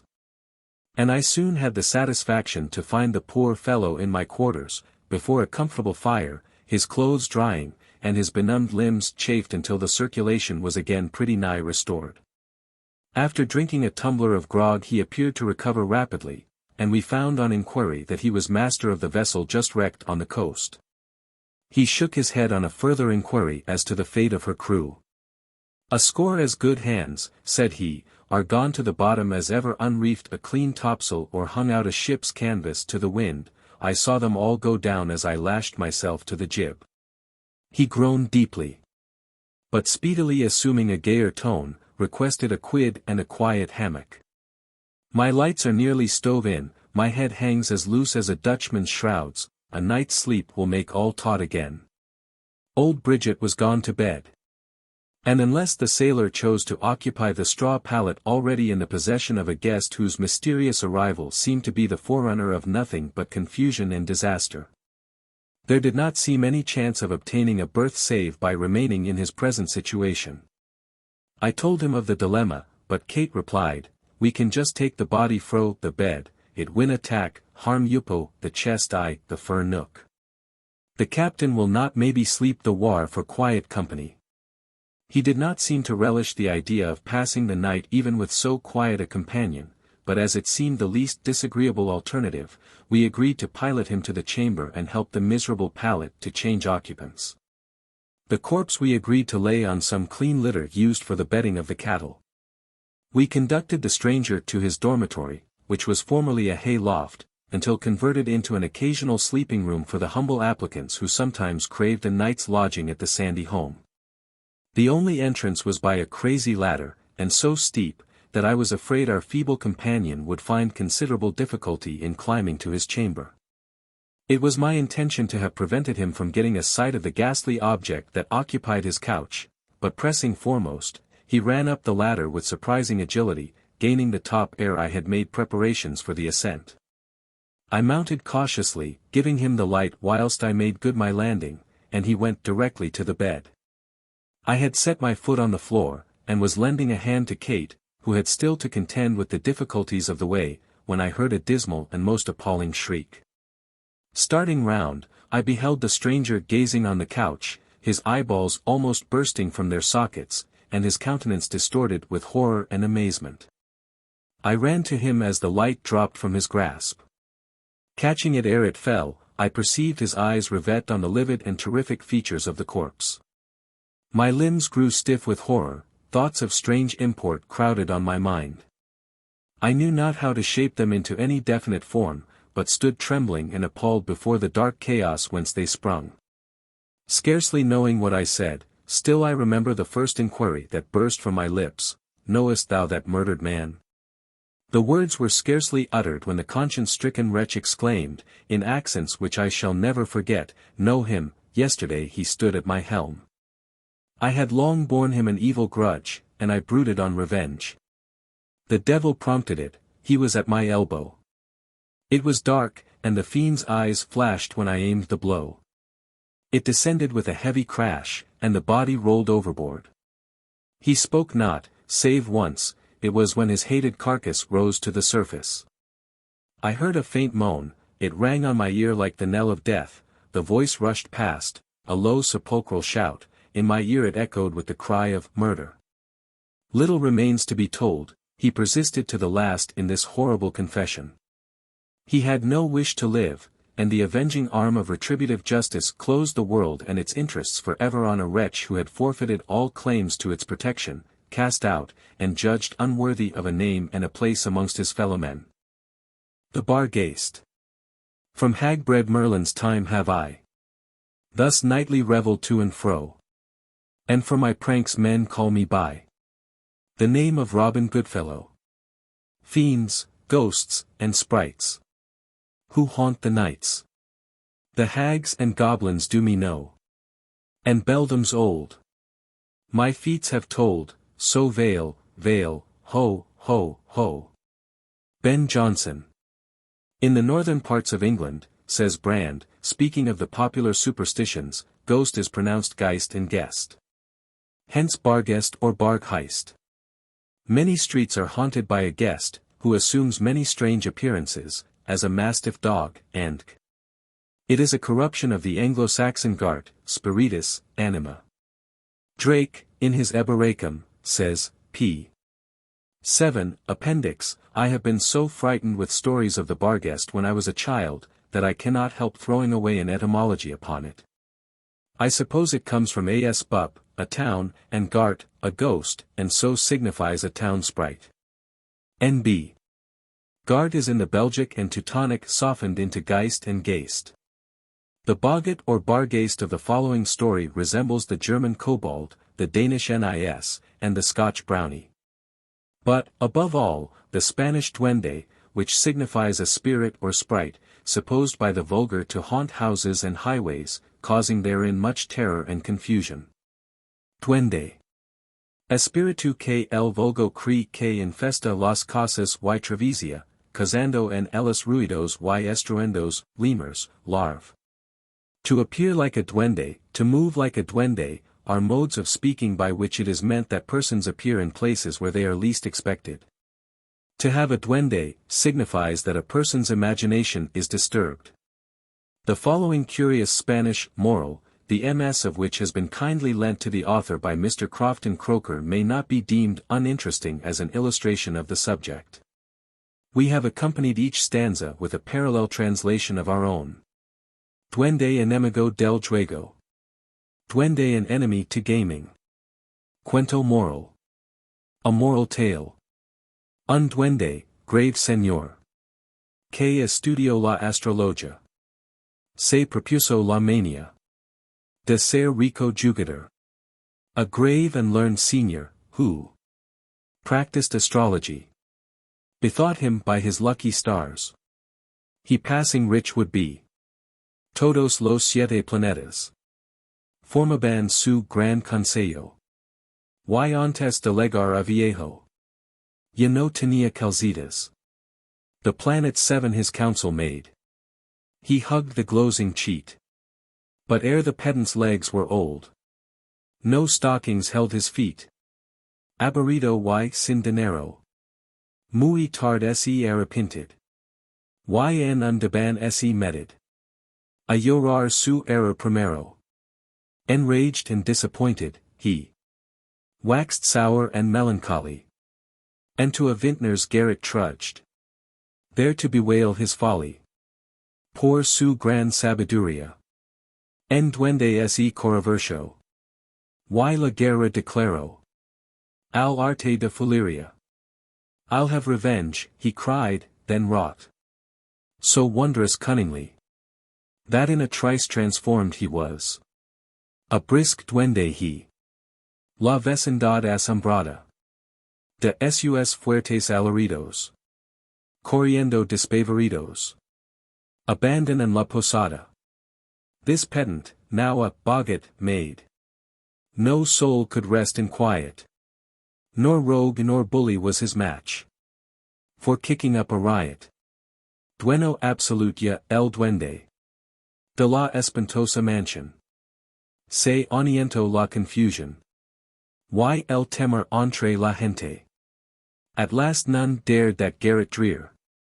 His dwelling, to come nigh. Sole master of his attic, he reigned peremptorily.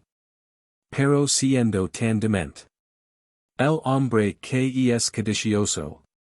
No falto quien jactancioso. Despreciace al señor duende.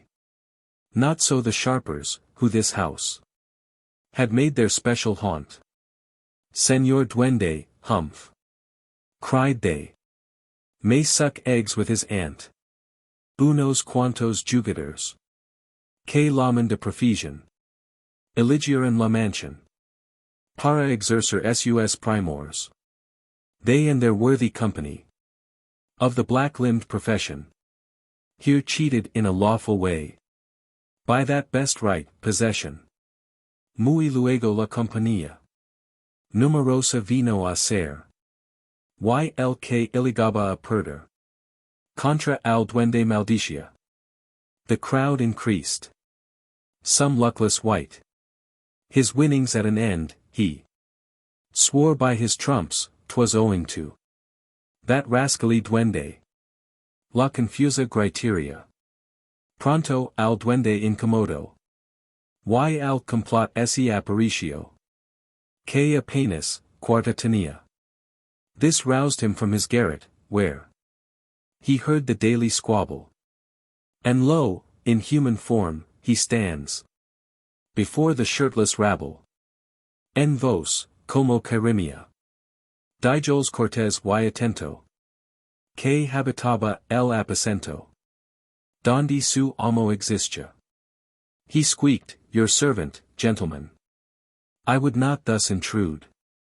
Pawn honor, but your conduct is so very very rude. Que en alta camara fiero. To do señor, reclamaba. El orden, y lo apparaba. Aunque agino de en fulero. My master, he who sits upstairs. I mean, no jesting, gents. Expects that you'll be quiet, else he'll scold at all events. No fue poca la sorpresa. Del mensage y la vision. Y aun con to do, un temerin. Quiso de ella hacer presa. The gamblers stared, some tumbled down. Some gaped, some told their prayers. But one, more daring, swore, I fac. He'd kick the brute downstairs. Mas el caso ese fustro. Sin saber como ni cuando. Pues por el air volando. Nuestro duende ese fugo. But ere he felt uplifted foot. He escaped, how none could tell. But, sooth it was, this messenger. No bodily harm befell. El suceso maldition. Los unos por el temor. Y gritaban con furor. Los que el dinero perdían. The rogues, who saw him disappear, waxed paler than before. Some said an ave, some for fear. And some for folly, swore. Vuelve por segunda vez. El mensajero, crecido. Media vara, y atrevido. Les dice, menos cortes. When suddenly amidst them all, again the demon stands. A full half-yard in stature grown. Their business he demands. Que su amo, era absoluto. De aquella encantada casa. Y su paciencia era escasa. Con todo fulero astuto. I tell ye, villains, gamblers, thieves. His patience is but small. With such as you, so master says. Who master will you all? Que les mandaba salir. De aquel lugar, con presteza. Pues de no, su gentileza. Los haria consumer. Out of the house, ye rabble rout. Out of the house. I say. Or otherwise his honor will consume you utterly. Del duendecido quisieran. Apoderars valientes. Mas esse les fue entre los dientes. Y sin la presa esse viron. Thought one, I'll seize this varlet vile. And speedily arose. He caught him in his clutch, the sprite. Vanished and tweaked his nose. Ya el temor empezó a oper. Y entraron las reflections. Apoyando con varones. Que era duende, no duder. San Jerome, save us, we are lewd. If this should be the sprite. The big duende, best we bid. His boggitship good night. Como siempre al jugador. Lo sostien la esperanza. Fundaron la confianza. En que un duende es vividor. But hope, the gambler's enemy, beguiled them to their ruin. These ugly sprites, they say, are rich. Yet yield not without wooing. Que su ciencia atri dinero. Y medios paro adquirerlo. Y era acuerdo el admitirlo. Dandole el lugar primero. His skill may help us to repair our cloaks, and eke our breeches. Best speak him fair. We'll worship Nick. If he but grant us riches. Mas el duende que escuchaba. La trama de los folleros. Quiso en tales caballeros. Venger, lo que suspiraba. The sly duende, like a mouse, hearkening behind the wall, did now resolve he quickly would the greedy rogues bemaul. En efecto, agigantado. Con negro manto tailor. Cornamenta singular. Yufias largas y barbadu. A mighty giant, lo he comes. Wrapped in a cloak of sable. With horns, hoofs, nails, and beard icled. He jumped upon the table. Un garrote enarbolado. Y brotando espuma y fuego. Les dijo, yo divo al juego. Mi desgracia y este estado. A cudgel of some 7 years' growth. He brandished. Fire and smoke shot from his lips, while thus he spake. I'll gripe you gambling folk. Los folleros me han quitado. Con mi dinero, la vida. Y pues que sois homicida. De todo hombre innocent. To gaming my disgrace I owe. With money went my wife. 'Tis such as you the murderers be. This night shall end your life. No quid vicio vivient. En toda cultinacion. Que ejerza la profesión. De fulero y vagamundo. In every nation, called refined. Or gamblers or their wives. Or wealthy wight shall ne'er be found. Who shakes the bones and thrives. Y dando un grito profundo. Su garrote descargando. A todos fue despachando. Sin dejar uno en el mundo. With that a loud and horrid yell. He gave. And cudgel flew. Broadside amongst them, when, like vermin, he dispatched the hungry crew. No extinguio, sin duda, el duende. Toda la mala semilla. Pues hay muchos, como el duende. Sin camisa, y sin capilla. But woe is me, they were not all destroyed. For many still, by these cursed arts decoyed. Shoeless and shirtless, miserable sinners. Are seen, snuffing, with empty wind, their dinners. In the Dunsk Folksagen appear 1 or 2 circumstances relative to the freaks of a NIS, the goblin of the Danish popular creed, similar to the pranks detailed in our Lancashire legend. Fancy, however sportive and playful with materials already in her possession, is of a much less creative character than is generally supposed, even by those most susceptible to her influence. It is surprising how few are the original conceptions that have sprung from the human mind. Popular superstitions, the great mass of them spread over an immense variety of surface, climate, manners, and opinions, might be supposed to exhibit a corresponding difference in originality in invention. But here we find the same paucity of incidents, varying only in character with the climate which gave them birth, the leading features being evidently common to each. The Scandinavian and the Hindu, the European and the Asiatic, construct their legends on the same basis, the same stories, and even the same train of events, proving their common origin. Mr. Crofton Croker, a name familiar to all lovers of legendary lore, has kindly communicated the following tale. In substituting this, in place of what the author might have written on the subject, he feels convinced that his readers will not feel displeased at the change, and assures them it is with real gratification that he presents them with an article from the pen of the writer of the fairy legends. Not far from the little snug smoky village of Blakely, or Blackley, there lies one of the most romantic of dells, rejoicing in a state of singular seclusion, and in the oddest of Lancashire names, to wit, the Boggart Hole. Rich in every requisite for picturesque beauty and poetical association, it is impossible for me, who am neither a painter nor a poet, to describe this dell as it should be described. And I will therefore only beg of thee, gentle reader, who peradventure mayst not have lingered in this classical neighbourhood, to fancy a deep, deep dell, its steep sides fringed down with hazel and beech, and fern and thick undergrowth, and clothed at the bottom with the richest and greenest sward in the world. You descend, clinging to the trees, and scrambling as best you may, and now you stand on haunted ground. Tread softly, for this is the Boggart's Clough. And see in yonder dark corner, and beneath the projecting mossy stone, where that dusky sullen cave yawns before us, like a bit of Salvatore's best, there lurks the strange elf, the sly and mischievous Boggart. Bounce! I see him coming. Oh no, it was only a hare bounding from her form, there it goes, there.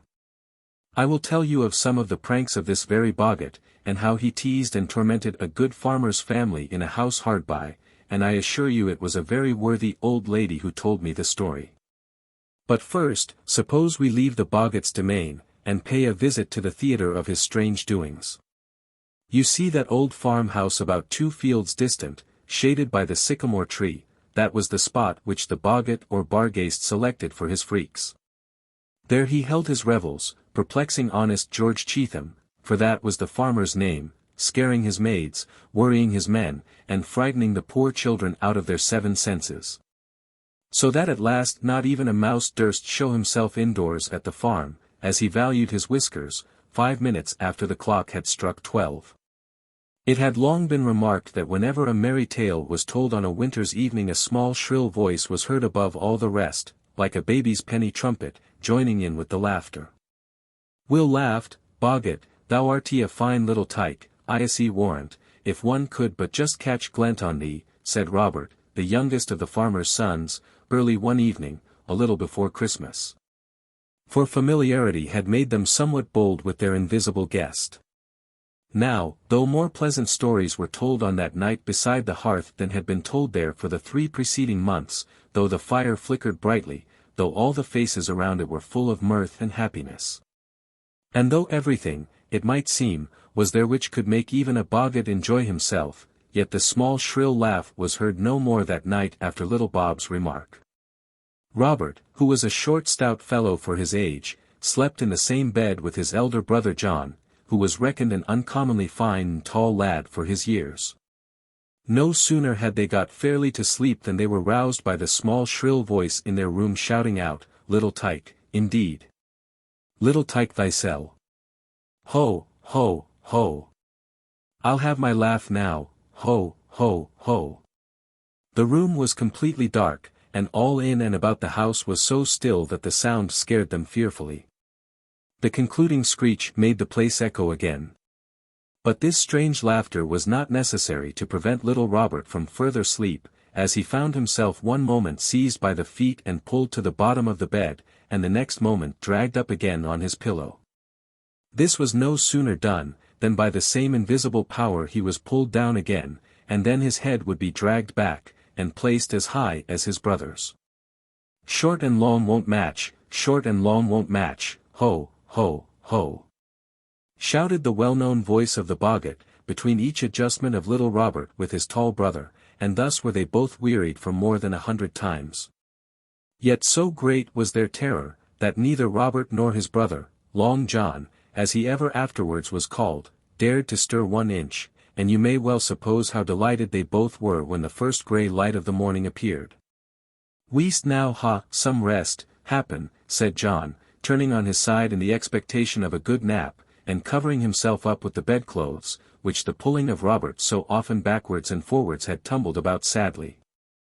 "Rest," said the same voice that had plagued them through the night. "Rest, what is rest? Boggart knows no rest." "Plague tack thee for a boggart," said the farmer next morning, on hearing the strange story from his children. "Plague tack thee. Can thee not let the poor things be quiet?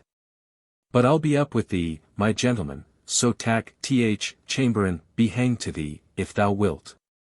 Jack and little Robert shall sleep o'er the cart-house, and Boggart may rest or wriggle as he likes when he is by himself. The move was accordingly made, and the bed of the brothers transferred to their new sleeping-room over the cart-house, where they remained for some time undisturbed.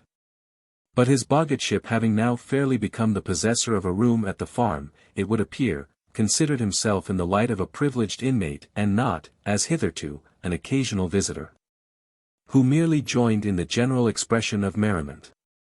Familiarity, they say, breeds contempt, and now the children's bread and butter would be snatched away, or their porringers of bread and milk would be dashed to the ground by an unseen hand.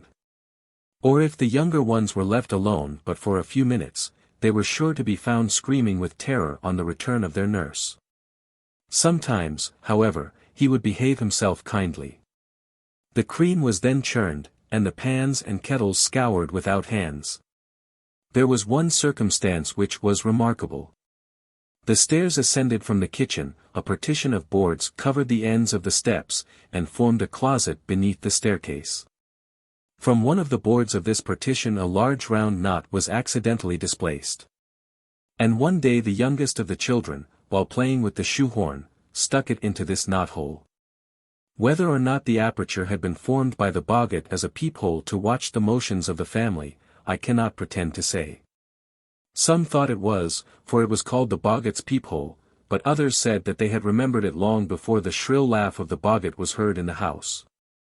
However this may have been, it is certain that the horn was ejected with surprising precision at the head of whoever put it there, and either in mirth or in anger the horn was darted forth with great velocity, and struck the poor child over the ear.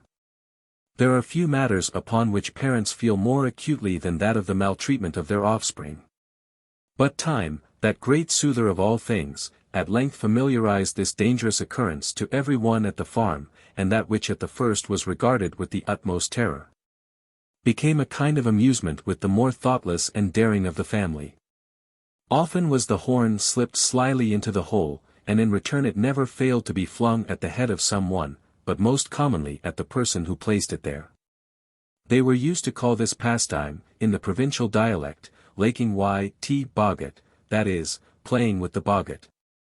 An old tailor, whom I but faintly remember, used to say that the horn was often pitched at his head, and at the head of his apprentice, whilst seated here on the kitchen table, when they went their rounds to work, as is customary with country tailors. At length the goblin, not contented with flinging the horn, returned to his night persecutions. Heavy steps, as of a person in wooden clogs, were at first heard clattering downstairs in the dead hour of darkness. Then the pewter and earthen dishes appeared to be dashed on the kitchen floor, though in the morning all remained uninjured on their respective shelves. The children generally were marked out as objects of dislike by their unearthly tormentor. The curtains of their beds would be violently pulled to and fro, then a heavy weight, as of a human being, would press them nearly to suffocation, from which it was impossible to escape. The night, instead of being the time for repose, was disturbed with screams and dreadful noises, and thus was the whole house alarmed night after night. Things could not long continue in this fashion. The farmer and his good dame resolved to leave a place where they could no longer expect rest or comfort, and George Cheetham was actually following with his wife and family the last load of furniture, when they were met by a neighbouring farmer, named John Marshall. "Well, Georgie, and so you're leaving outhouse at last," said Marshall. "Hey, Johnny, ma lad, I'm in a manner forced to, thou sees, replied the other, for that weariful boggart torments us so, we can neither rest neat nor day for't. It seems loike to have a malice against young Ans, and it almost kills my poor dame here at thoughts on't, and so thou sees we're forked to flit like. He had got thus far in his complaint, when, behold, a shrill voice from a deep upright churn, the topmost utensil on the cart, called out, "Aye, neighbour, we're flitting, you see." "Oh de rot thee!" exclaimed George, "if I'd known thou'd been flitting too I wadn't ha' stirred a peg." Nay, it's to no use, Mally," he continued, turning to his wife, "we may as well turn back again to th outhouse as be tormented in another not so convenient." They did return, but the boggart, having from the occurrence ascertained the insecurity of his tenure, became less outrageous, and was never more guilty of disturbing, in any extraordinary degree, the quiet of the family. The Haunted Manor-House. But he was wary wise in all his way, and well perceived his deceitful sleight. No suffered lust his safety to hetray. So goodly did beguile the guiler of the prey. Spenser. Inns Hall, the subject of our view, stands about a mile from Wigan, on the left hand of the high road to Bolton. It is a very conspicuous object, its ancient and well-preserved front generally attracting the notice and inquiry of travellers. About a mile to the southeast stands another place of the same name once belonging to the Gerards of Bryn. The manor is now the property of Charles Walmsley, Esq., of Westwood, near Wigan. The two mansions are sometimes confounded together in topographical inquiries. And the following story, though told of some former proprietor of the inns to which our plate refers, yet, by its title of the Manor-House, would seem as though intended for the other and comparatively less known mansion. The old Manor-House of Ince, once inhabited by a family of that name. But the same traditions are often found connected with localities widely asunder, so that we need not be surprised at the mistake which gossips have made in this particular instance. It is, after all, quite uncertain whether the event occurred here or not, storytellers being very apt to fix upon any spot near at hand on which to fasten their marvelous narratives, and to give them a stronger hold on the listener's imagination. The story is supposed to be written or related by the chief actor in the occurrences arising out of the haunted house. The author has thrown the narrative into this form, as he hopes it will vary the style of the traditions, and probably give more character and interest to the events here detailed than they would retain if told by a third person. The coach set me down at the entrance to a long and unweeded avenue.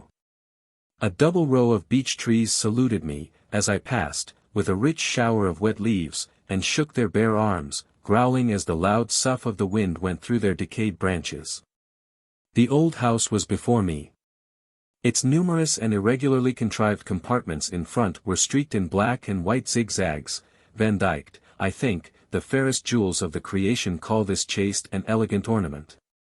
It was near the close of a dark autumnal day, and a mass of gable ends stood sharp and erect against the wild and lowering sky. Each of these pinnacles could once boast of its admired and appropriate ornament, a little weathercock. But they had cast off their gilded plumage forever, and fallen from their high estate, like the once neatly trimmed mansion which I was now visiting. A magpie was perched upon a huge stack of chimneys, his black and white plumage rivaling the mottled edifice at his feet. Perhaps he was the wraith, the departing vision of the decaying fabric. An apparition, insubstantial as the honors and dignities of the ancient and revered house of. I looked eagerly at the long, low casements. A faint glimmer was visible. It proceeded only from the wan reflection of a sickly sunbeam behind me, struggling through the cleft of a dark hail cloud.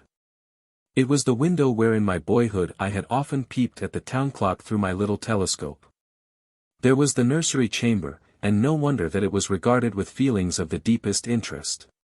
Here the first dawnings of reason broke in upon my soul. The first faint gleams of intelligence awakened me from a state of infantine unconsciousness. It was here that I first drank eagerly of the fresh rills of knowledge.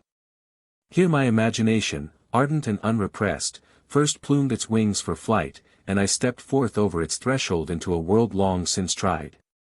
and found as unsatisfying and unreal as the false glimmer that now mocked me from the hall of my fathers. A truce to sentiment, I came hither, it may be, for a different purpose.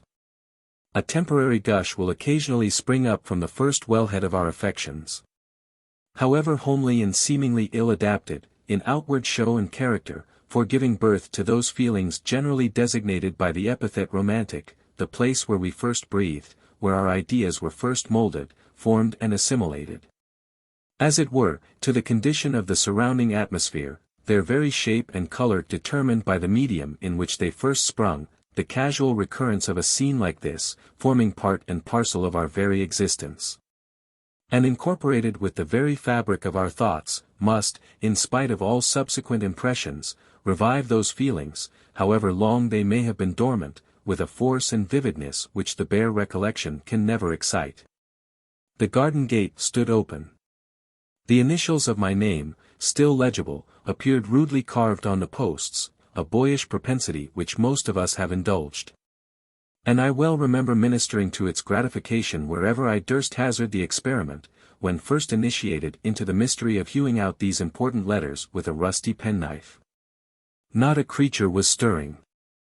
And the nature of the present occupants, whether sylphs, gnomes, or genii, was a question not at all, as it yet appeared, in a train for solution. The front door was closed. But, as I knew every turn and corner about the house, I made no doubt of soon finding out its inmates, if any of them were in the neighborhood.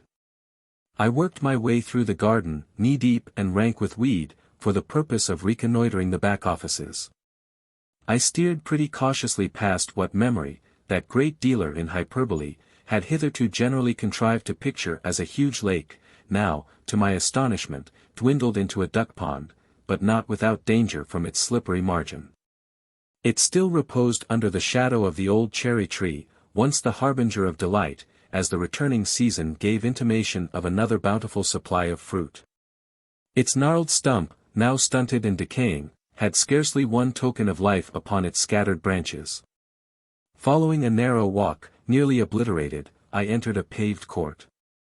The first tramp awoke a train of echoes that seemed as though they had slumbered since my departure, and now started from their sleep to greet or to admonish the returning truant. Grass in luxuriant tufts, capriciously disposed, grew about in large patches. The breeze passed heavily by, rustling the dark swathe, and murmuring fitfully as it departed. Desolation seemed to have marked the spot for her own, the grim abode of solitude and despair. During 20 years' sojourn in a strange land, memory had still, with untiring delight, painted the old mansion in all its primeval primness and simplicity, fresh as I had left it, full of buoyancy and delight. To take possession of the paradise which imagination had created. I had, indeed, been informed that at my father's death it became the habitation of a stranger, but no intelligence as to its present condition had ever reached me. Being at L, and only some 20 miles distant, I could not resist the temptation of once more gazing on the old manor-house, and of comparing its present aspect with that but too faithfully engrafted on my recollections. To all appearance the house was tenantless. I tried the door of a side kitchen or scullery, it was fastened, but the rusty bolts yielded to no very forcible pressure. And I once more penetrated into the kitchen, that exhaustless magazine which had furnished ham and eggs, greens and bacon, with other sundry and necessary condiments, to the progenitors of our race for at least 2 centuries.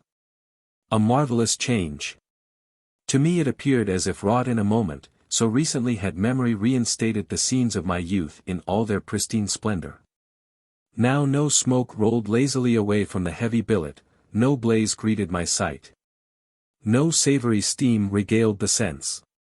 Dark, cheerless, cold, the long bars emitted no radiance, the hearth unswept, on which Growler once panted with heat and fatness.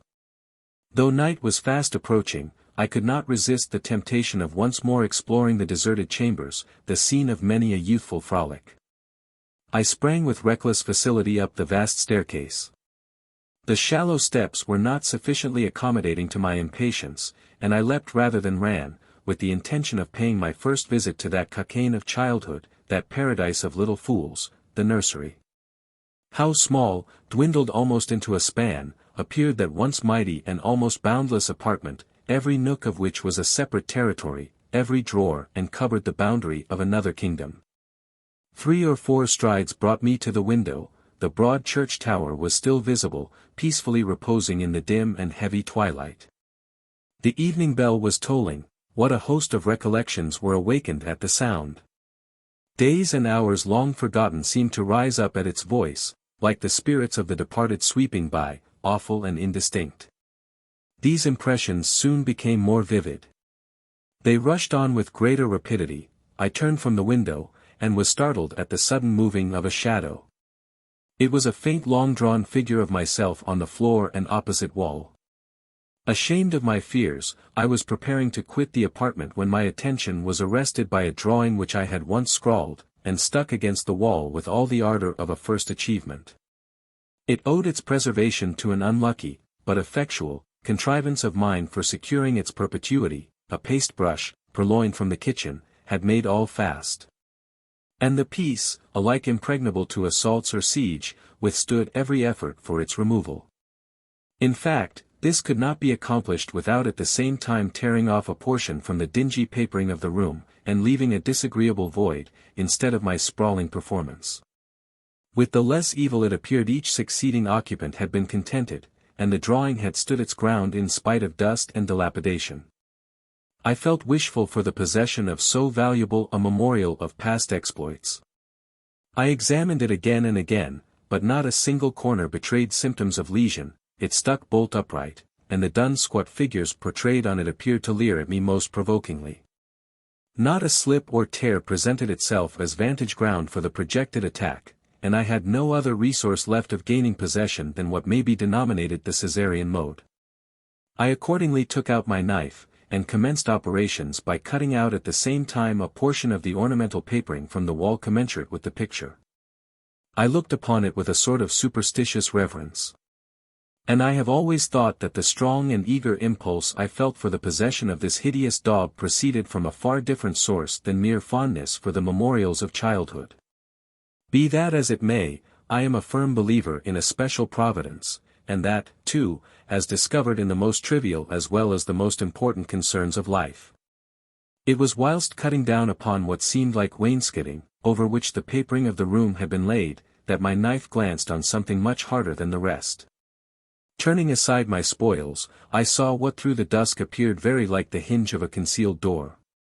My curiosity was roused, and I made a hasty pull, which at once drew down a mighty fragment from the wall, consisting of plaster, paper, and rotten canvas. And some minutes elapsed ere the subsiding cloud of dust enabled me to discern the terra incognita I had just uncovered. Sure enough there was a door, and as surely did the spirit of enterprise prompt me to open it. With difficulty I accomplished my purpose. It yielded at length to my efforts, but the noise of the half-corroded hinges, grating and shrieking on their rusty pivots, may be conceived as sufficiently dismal and appalling. I know not if once at least I did not draw back, or let go my hold incontinently, as the din grew long and loud. I own, without hesitation, that I turned away my head from the opening, as it became wider and wider at every pull. And it required a considerable effort before I could summon the requisite courage to look into the gap. My head seemed as difficult to move as the door. I cannot say that I was absolutely afraid of ghosts, but I was afraid of a peep from behind the door, afraid of being frightened. At length, with desperate boldness, I thrust my head plump into the chasm. But I was more startled at the noise I had thus produced than by anything that was visible. As far as the darkness would permit, I explored the interior, which, after all, was neither more nor less than a small closet. From what cause it had been shut out from the apartment to which it had belonged, it were vain to conjecture. All that was really cognizable to the senses presented itself in the shape of a shallow recess, some 4 feet by 2, utterly unfurnished, save with some inches of accumulated dust and rubbish. That made it a work of great peril to grope out the fact of its otherwise absolute emptiness. This discovery, like many other notable enterprises, seemed to lead to nothing. I stepped out of my den, reeking with spoils which I would much rather have left undisturbed in their dark recesses. Preparing for my departure, and a visit to my relation in the nearly adjoining town, who as yet had no other intimation of my arrival than a hasty note, to apprise him that I had once more set foot on English ground. And intended to visit him before my return, I stepped again to the window. Darkness was fast gathering about me, a heavy scud was driven rapidly across the heavens, and the wind wailed in short and mournful gusts past the chamber. The avenue was just visible from the spot where I stood. And, looking down, I thought I could discern more than one dark object moving apparently towards the house. It may be readily conceived that I beheld their approach with an interest by no means free from apprehension. And it was not long ere two beings, in human habiliments, were distinctly seen at a short distance from the gate by which I had entered. Feeling myself an intruder, and not being very satisfactorily prepared to account for my forcible entry into the premises, and the injury I had committed on the property of a stranger, I drew hastily aside, determined to effect a retreat whenever and wherever it might be in my power. Door and window alternately presented themselves for the accomplishment of this unpleasant purpose, but before I could satisfy myself as to which was the more eligible offer, as doubters generally do contrive it, I lost all chance of availing myself of either. Facilis descensus, easier in than out, and occurred to me, and many other classical allusions, much more appropriate than agreeable. I heard voices and footsteps in the hall. The stairs creaked, and it was but too evident they were coming, and that with a most unerring and provoking perseverance. Surely, thought I, these gentry have noses like the sleuth-hound. And I made no doubt but they would undeviatingly follow them into the very scene of my labors, and what excuse could I make for the havoc I had committed? I stood stupefied, and unable to move. The thoughts of being hauled neck and heels before the next justice, on a charge of housebreaking, or what not, committed to prison, tried, perhaps, and the sequel was more than even imagination durst conceive. Recoiling in horror from the picture, it was with something like instinctive desperation that I flew to the little closet, and shut myself in, with all the speed and precision my fears would allow. Sure enough the brutes were making the best of their way into the chamber, and every moment I expected they would track their victim to his hiding-place. After a few moments of inconceivable agony, I was relieved at finding from their conversation that no notion was entertained, at present, of any witness to their proceedings. I tell thee, Gilbert, these rusty locks can keep nothing safe. It's but some few months since we were here, and thou knowest the doors were all fast. The kitchen doorpost is now as rotten as touchwood, no bolt will fasten it. Nail it up, nail 'em all up, growled Gilbert, nobody'll live here now. Or else set fire to tea. It'll make a rare bonfire to burn that ugly old will in. A boisterous laugh here broke from the remorseless Gilbert. It fell upon my ear as something with which I had once been disagreeably familiar. The voice of the first speaker, too, seemed the echo of one that had been heard in childhood. A friendly chink permitted me to gain the information I sought. There stood my uncle and his trusty familiar. In my youth I had contracted a somewhat unaccountable aversion to the latter personage. I well remembered his downcast grey eye, deprived of its fellow, and the malignant pleasure he took in thwarting and disturbing my childish amusements. This prepossessing cyclop held a tinderbox, and was preparing to light a match. My uncle's figure I could not mistake, a score of winters had cast their shadows on his brow since we had separated. But he still stood as he was wont, tall, erect, and muscular, though age had slightly drooped his proud forehead, and I could discern his long-lapped waistcoat somewhat less conspicuous in front. He was my mother's brother, and the only surviving relation on whom I had any claim. My fears were set at rest, but curiosity stole into their place. I felt an irrepressible inclination to watch their proceedings, though eavesdropping was a subterfuge that I abhorred. I should, I am confident, at least I hope so, have immediately discovered myself, had not a single word which I had overheard prevented me. The will to which they alluded might to me, perhaps, be an object of no trivial importance. I wish with all my heart it were burnt, said mine uncle. The will, or the house? Peevishly retorted Gilbert. Both, cried the other, with an emphasis and expression that made me tremble. If we burn the house, the papers will not rise out of it, depend on master, continued Gilbert, and that box in the next closet will not prove like Goody Blake's salamander.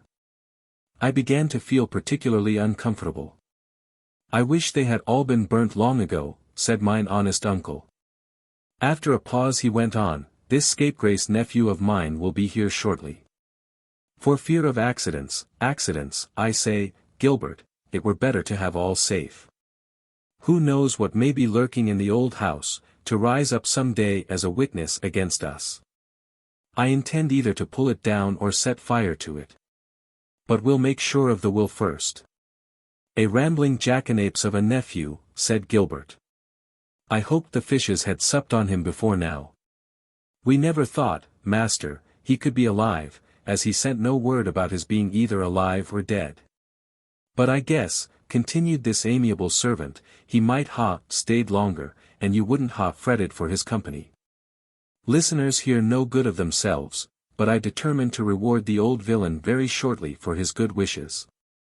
Gilbert, when there's work to do thou art always readier with thy tongue than with thy fingers. Look. The match has gone out twice, leave off puffing and fetch the box, I'll manage about the candle. I began to feel a strange sensation rambling about me. Gilbert left the room, however, and I applied myself with redoubled diligence to the crevice. My dishonest relation proceeded to revive the expiring sparks. The light shone full upon his hard features. It might be fancy, but guilt, broad, legible, remorseless guilt, seemed to mark every inflection of his visage. His brow contracted, his eye turned cautiously and fearfully round the apartment, and more than once it rested upon the gap I had made. I saw him strike his hand upon his puckered brow, and a stifled groan escaped him, but as if ashamed of his better feelings, he clenched it in an attitude of defiance, and listened eagerly for the return of his servant.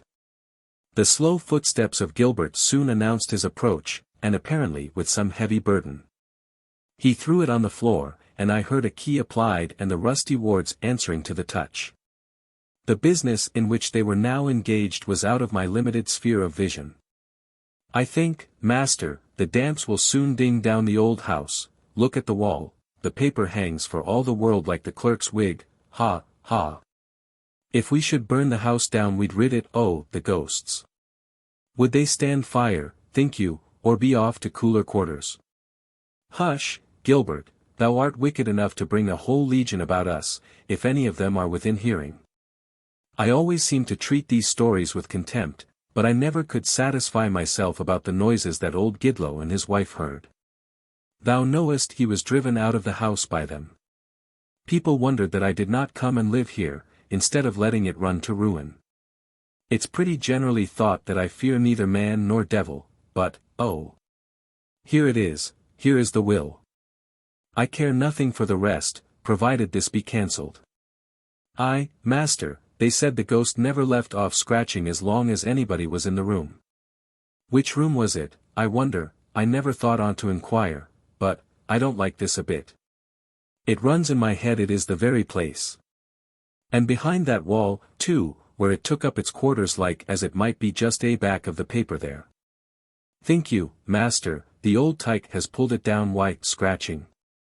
Gilbert, said my uncle solemnly, I don't like these jests of thine. Save them, I prithee, for fitter subjects. The will is what we came for. Let us dispose of that quietly, and I promise thee I'll never set foot here again. As he spoke he approached the candle, it was just within my view, and opened the will that it might yield the more readily to the blaze. I watched him evidently preparing to consume a document with which I felt convinced my welfare and interests were intimately connected. There was not a moment to be lost, but how to get possession was no easy contrivance. If I sallied forth to its rescue they might murder me, or at least prevent its falling into my hands. This plan could only prolong its existence a few moments, and would to a certainty ensure its eventual destruction. Gilbert's dissertation on the occupations and amusements of the ghosts came very opportunely to my aid, and immediately I put into execution what now appeared my only hope of its safety. Just as a corner of the paper was entering the flame I gave a pretty loud scratch, at the same time anxiously observing the effect it might produce. I was overjoyed to find the enemy intimidated at least by the first fire. Another volley, and another succeeded, until even the skeptical Gilbert was dismayed. My uncle seemed riveted to the spot, his hands widely disparked, so that the flame and its destined prey were now pretty far asunder. Neither of the culprits spoke, and I hoped that little more would be necessary to rout them fairly from the field. As yet they did not seem disposed to move, and I was afraid of a rally, should reason get the better of their fears. "Rats! Rats!" shouted Gilbert. "We'll singe their tails for them." The scratching ceased. Again the paper was approaching to its dreaded catastrophe. "Beware!" I cried, in a deep and sepulchral tone, that startled even the utterer. What effect it had produced on my auditory I was left alone to conjecture. The candle dropped from the incendiary's grasp, and the spoil was left a prey to the bugbear that possessed their imaginations. With feelings of unmixed delight, I heard them clear the stairs at a few leaps, run through the hall, and soon afterwards a terrific bellow from Gilbert announced their descent into the avenue. Luckily the light was not extinct, and I lost no time in taking possession of the document, which I considered of the most importance. A number of loose papers, the contents of a huge trunk, were scattered about. But my attention was more particularly directed to the paper which had been the object of my uncle's visit to the manor-house. To my great joy, this was neither less nor more than my father's will, witnessed and sealed in due form, wherein the possessions of my ancestors were conveyed, absolutely and unconditionally, without entail, unencumbered and unembarrassed, to me and to my assigns. I thought it most likely that the papers in and about the trunk might be of use either as corroborative evidence, in case my uncle should choose to litigate the point and brand the original document as a forgery, or as a direct testimony to the validity of my claim. I was rather puzzled in what manner to convey them from the place, so as not to excite suspicion, should the two worthies return. I was pretty certain they would not leave matters as they now stood when their fears were allayed, and daylight would probably impart sufficient courage to induce them to repeat their visit. On finding the papers removed, the nature of this night's ghostly admonition would immediately be guessed, and measures taken to thwart any proceedings which it might be in my power to adopt. To prevent discovery, I hit upon the following expedient: I sorted out the waste paper, a considerable quantity of which served as envelopes to the rest, setting fire to it in such a manner that the contents of the trunk might appear to have been destroyed by the falling of the candle. I succeeded very much to my own satisfaction. Disturbed and agonized as my feelings had been during the discovery, the idea of having defeated the plan of my iniquitous relative gave a zest to my acquisitions almost as great as if I had already taken possession of my paternal inheritance. Before I left the apartment, I poured out my heart in thanksgivings to that unseen power whose hand, I am firmly convinced, brought me thither at so critical a moment, to frustrate the schemes and machinations of the enemy. Bundling up the papers, my knowledge of the vicinity enabled me to reach a small tavern in the neighborhood without the risk of being recognized. Here I continued 2 or 3 days, examining the documents, with the assistance of an honest limb of the law from W. He entertained considerable doubts as to the issue of a trial, feeling convinced that a forged will would be prepared, if not already in existence, and that my relative would not relinquish his fraudulent claim should the law be openly appealed to. He strongly recommended that proceedings of a different nature should be first tried, in hopes of enclosing the villain in his own toils, and these, if successful, would save the uncertain and expensive process of a suit. I felt unwilling to adopt any mode of attack but that of open warfare, and urged that possession of the real will would be sufficient to reinstate me as the lawful heir. The man of law smiled. He inquired how I should be able to prove that the forgery which my uncle would in all probability produce was not the genuine testament, and as the date would inevitably be subsequent to the one I held, it would annul any former bequest. As to my tale about burning the will, that might or might not be treated as a story trumped up for the occasion. I had no witnesses to prove the fact. And though appearances were certainly in my favor, yet the case could only be decided according to evidence. With great reluctance I consented to take a part in the scheme he chalked out for my guidance. And, on the 3rd day from my arrival, I walked a few miles and returned to the town, that it might appear as if I had only just arrived. On being set down at my uncle's I had the satisfaction to find, as far as could be gathered from his manner, that he had no idea of my recent sojourn in the neighborhood. Of course the conversation turned on the death of my revered parents, and the way in which their property had been disposed of. I can only repeat, continued he, what I, as the only executor under your father's will, was commissioned to inform you at his decease. The property was heavily mortgaged before your departure. And its continued depression in value, arising from causes that could not have been foreseen, left the executor no other alternative but that of giving the creditors possession. The will is here, said he, taking out a paper, neatly folded and mounted with red tape, from a bureau. It is necessarily brief, and merely enumerates the names of the mortgagees and amounts owing. I was unfortunately the principal creditor, having been a considerable loser from my wish to preserve the property inviolate. For the credit of the family I paid off the remaining encumbrances, and the estate has lapsed to me as the lawful possessor. He placed the document in my hands. I read in it a very technical tribute of testamentary gratitude to M.S. Esq. Styled therein, beloved brother, and a slight mention of my name, but no bequest, save that of recommending me to the kindness of my relative, in case it should please heaven to send me once more to my native shores. I was aware he would be on the watch, guarding, therefore, against any expression of my feelings. I eagerly perused the deed, and with a sigh, which he would naturally attribute to any cause but the real one, I returned it into his hands. I find, said he, from your letter received on the 23d current, that you are not making a long stay in this neighborhood. It is better, perhaps, that you should not. The old house is sadly out of repair. 3 years ago next May, David Gidlow, the tenant under lease from me, left it, and I have not yet been able to meet with another occupant fully to my satisfaction. Indeed, I have some intention of pulling down the house and disposing of the materials. Pulling it down! I exclaimed, with indignation. Yes, that is, it is so untenantable, so, what shall I call it, that nobody cares to live there. I hope it is not haunted.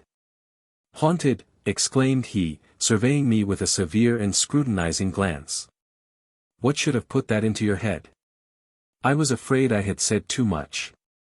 And anxious to allay the suspicion I saw gathering in his countenance, nay, uncle, I quickly rejoined, but you seemed so afraid of speaking out upon the matter that I thought there must needs be a ghost at the bottom of it.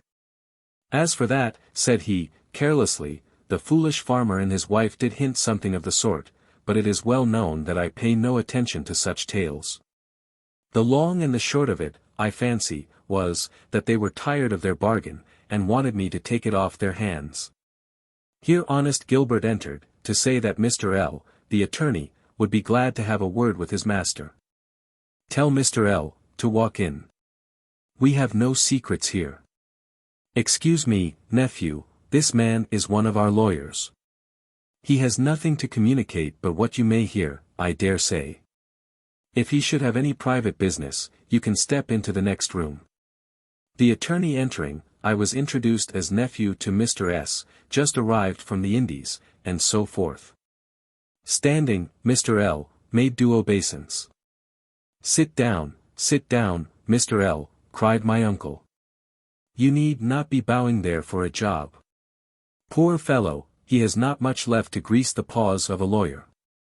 Well, sir, your errand. I came, Mr. S., respecting the manor-house. Perhaps you would not have any objections to a tenant. I cannot say just now. I have had some thoughts of pulling it down. Sir, you would not demolish a building, the growth of centuries, a family mansion, been in the descent since James's time. It would be barbarous. The antiques would be about your ears. I care nothing for the antiquities, and, moreover, I do not choose to let the house. Any further business with me this morning, sir? Nothing of consequence, I only came about the house. Pray, Mr. L., said I, what sort of a tenant have you in view, one you could recommend? I think my uncle has more regard for the old mansion house than comports with the outrage he threatens. The will says, if I read aright, that the house and property may be sold, should the executor see fit, but, as to pulling it down, I am sure my father never meant anything so deplorable. Allow me another glance at that paper. Please to observe, nephew, that the will makes it mine, and as such I have a right to dispose of the whole in such manner as I may deem best. If you have any doubts, I refer you to Mr. L., who sits smiling at your unlawyer-like opinions. Pray allow me one moment, said the curious attorney. He looked at the signature and those of the parties witnessing. Martha S., your late sister, I presume. My uncle nodded assent. Gilbert Hodgon, your servant. The same. To what purpose, sir, are these questions? Angrily inquired my uncle. Merely matters of form, a habit we lawyers cannot easily throw aside whenever we get a sight of musty parchments. I hope you will pardon my freedom. Oh. As for that, you are welcome to ask as many questions as you think proper, they will be easily answered, I take it. Doubtless, said the persevering man of words. Whenever I take up a deed, for instance, it is just the habit of the thing, Mr. S., I always look at it as a banker looks at a note. He could not for the life of him gather one up without first ascertaining that it was genuine. Genuine! Exclaimed my uncle, thrown off his guard. You do not suspect that I have forged it? Forged it? Why, how could that enter your head, Mr. S.?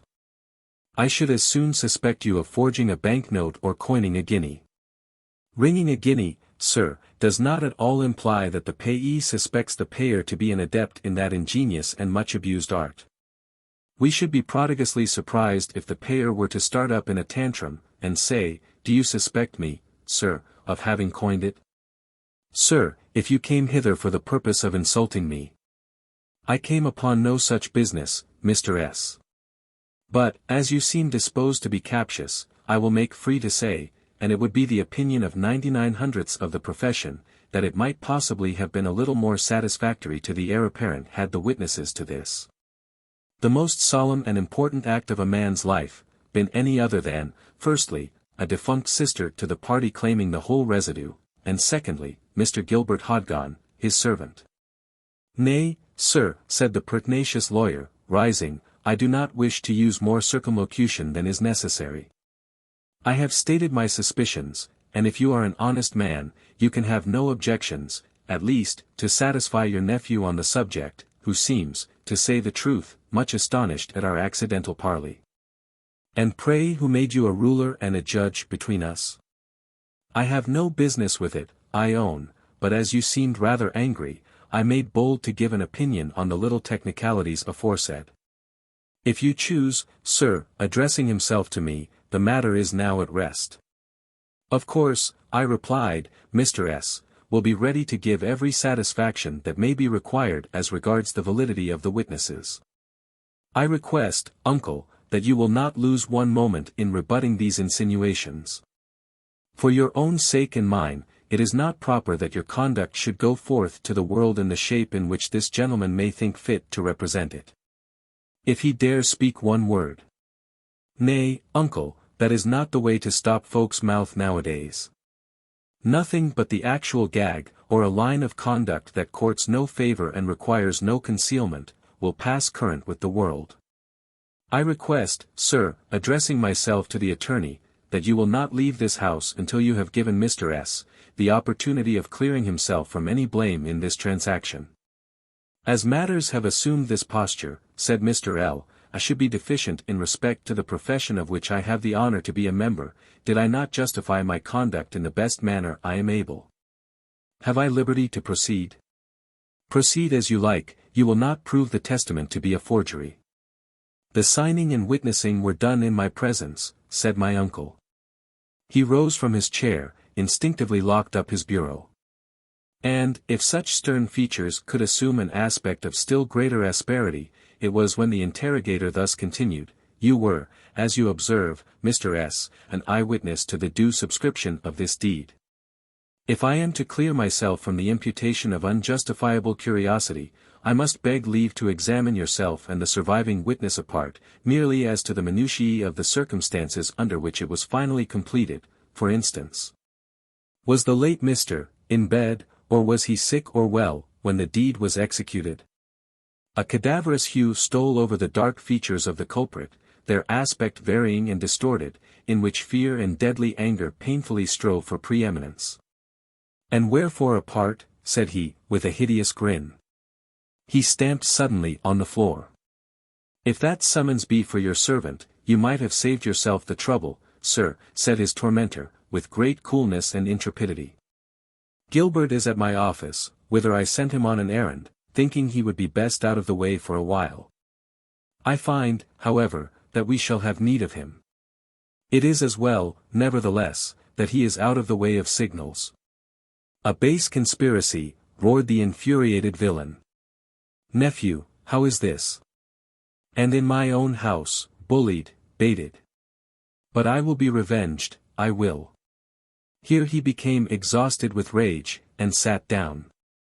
On Mr. L. attempting to speak, he cried out, I will answer no questions, and I defy you. Gilbert may say what he likes, but he cannot contradict my words. I'll speak none.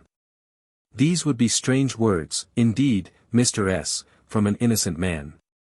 Know you that will, said the lawyer, in a voice of thunder, and at the same time exhibiting the real instrument so miraculously preserved from destruction. I shall never forget his first look of horror and astonishment. Had a spectre risen up, arrayed in all the terrors of the prison house, he could not have exhibited more appalling symptoms of unmitigated despair. He shuddered audibly. It was the very crisis of his agony. A portentous silence ensued. Some minutes elapsed before it was interrupted. Mr. L. was the first to break so disagreeable a pause. Mr. S., it is useless to carry on this scene of duplicity, neither party would be benefited by it. You have forged that deed. We have sufficient evidence of your attempt to destroy this document I now hold, in the very mansion which your unhallowed hands would, but for the direct interposition of Providence, have levelled with the dust. On one condition, and on one only, your conduct shall be concealed from the knowledge of your fellow-men. The eye of Providence alone has hitherto tracked the tortuous course of your villainy. On one condition, I say, the past is for ever concealed from the eye of the world. Another pause. My uncle groaned in the agony of his spirit. Had his heart's blood been at stake, he could not have evinced a greater reluctance than he now showed at the thoughts of relinquishing his ill-gotten wealth. What is it? Destroy with your own hands that forged testimony of your guilt. Your nephew does not wish to bring an old man's grey hairs to an ignominious grave. He took the deed, and, turning aside his head, committed it to the flames. He appeared to breathe more freely when it was consumed. But the struggle had been too severe even for his unyielding frame, iron-bound though it seemed. As he turned trembling from the hearth, he sank into his chair, threw his hands over his face, and groaned deeply. The next moment he fixed his eyes steadily on me. A glassy brightness suddenly shot over them, a dimness followed like the shadows of death. He held out his hand, his head bowed, and he bade adieu to the world and its interests for ever. Clitheroe Castle, or, the last of the Lacies. By that painful way they pass forth to an hill that was both steep and high, on top whereof a sacred chapel was, and eke a little hermitage thereby. Spenser's Fairy Queen. Clitheroe, the hill ly the waters, the ancient seat of the Lacies, carries back the mind to earlier periods and events, to a rude and barbarous age, where justice was dispensed and tribute paid, by the feudatories to their lords, whose power, little less than arbitrary, was held directly from the crown. The Lacies came over with the Conqueror, and, on the defection of Robert de Poictou, obtained, as their share of the spoil, 60 knights' fees, principally in Yorkshire and Lancashire. For the better maintenance of their dignity they built 2 castles, one at Pontefract, the principal residence, and another at Clitheroe. A great fee, or great lordship, as Pontefract was a possession of the highest order. An honour, or seigneury, like Clitheroe, consisting of a number of manors, was the next in rank, and these manors were severally held by their subordinate lords in dependence on the Lord Paramount, the Lord of the Fee or Honour. What was the precise aspect of our county when the Normans possessed themselves of the land, it might be deemed an effort of the imagination perhaps to portray. Yet, says Dr. Whitaker, in one of his happier moods, could a curious observer of the present day carry himself 9 or 10 centuries back, and, ranging the summit of Pendle, survey the forked Calder on one side, and the bolder margins of Ribble and Hodder on the other, instead of populous towns and villages, the castle, the old tower-built house, the elegant modern mansion, the artificial plantation, the park and pleasure ground. Or instead of uninterrupted enclosures, which have driven sterility almost to the summit of the fells. How great must then have been the contrast, when, ranging either at a distance or immediately beneath, his eye must have caught vast tracts of forest ground stagnating with bog or darkened by native woods, where the wild ox, the roe, the stag, and the wolf had scarcely learned the supremacy of man, when, directing his view to the intermediate spaces, to the windings of the valleys, or the expanse of plain beneath, he could only have distinguished a few insulated patches of culture, each encircling a village of wretched cabins, among which would still be remarked one rude mansion of wood, scarcely equal in comfort to a modern cottage, yet then rising proudly eminent above the rest, where the Saxon lord, surrounded by his faithful coterie, enjoyed a rude and solitary independence, owning no superior but his sovereign. This was undoubtedly a state of great simplicity and freedom, such as admirers of uncultivated nature may affect to applaud. But although revolutions in civil society seldom produce anything better than a change of vices, yet surely no wise or good man can lament the subversion of Saxon polity for that which followed. Their laws were contemptible for imbecility, their habits odious for intemperance. And if we can for a moment persuade ourselves that their language has any charm, that proceeds less, perhaps, from anything harmonious and expressive in itself or anything valuable in the information it conveys, then that it is rare and not a very easy attainment. That it forms the rugged basis of our own tongue, and, above all, that we hear it loudly echoed in the dialect of our own vulgar.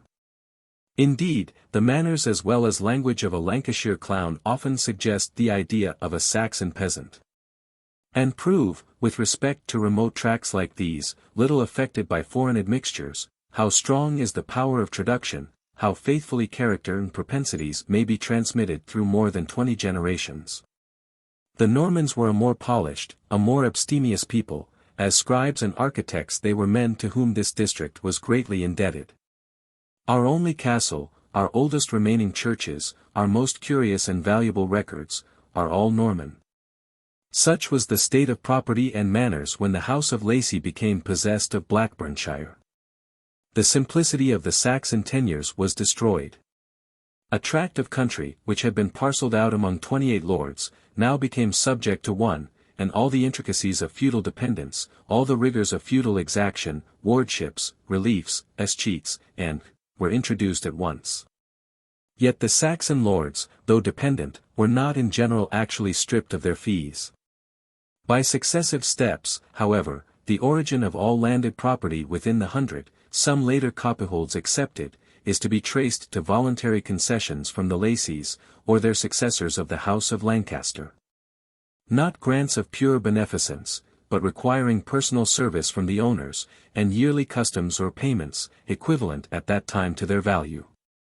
Their present worth grew out of the operation of causes little understood in these ages either by lord or vassal, namely, the certainty of the possession, the diminishing value of money, and the perpetuity of the title. In 4 generations, or little more than 100 years, the line of the Lacies became extinct.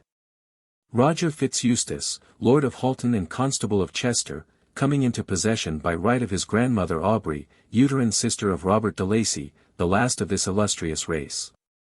Fitz-Eustace, however, took the title of de Lacy. But in the 4th descent from him the very name was lost. Henry de Lacy, the last and greatest man of his line, dying the February 5, 1310, left one daughter only, who had married, during her father's lifetime, Thomas Plantagenet, Earl of Lancaster, and carried along with her an inheritance even then estimated at 10,000 marks per annum. On the Earl's attainder, the honour of Clitheroe, with the rest of his possessions, were forfeited to the crown. After undergoing many changes while it continued a member of the Duchy of Lancaster, that is, until the restoration of Charles II.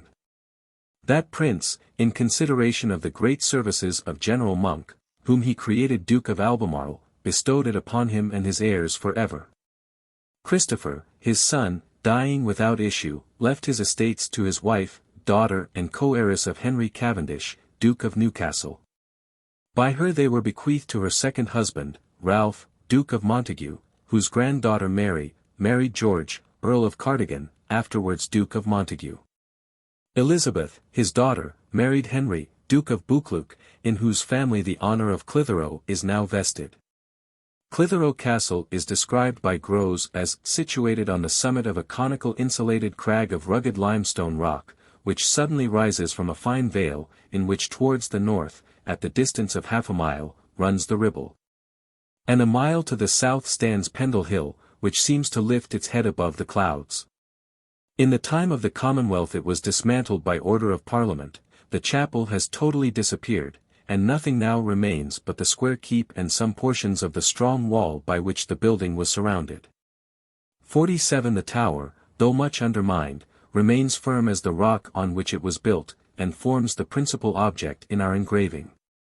It was midnight, and the priest was chanting the service and requiem for the dead in the little chapel or chantry of St. Michael, which was built within the walls of Clitheroe or Clitheroe Castle. The dies irae from the surrounding worshippers rose in a simple monotone, like the sound of some distant river, now caught on the wing of the tempest, and flung far away into the dim and distant void.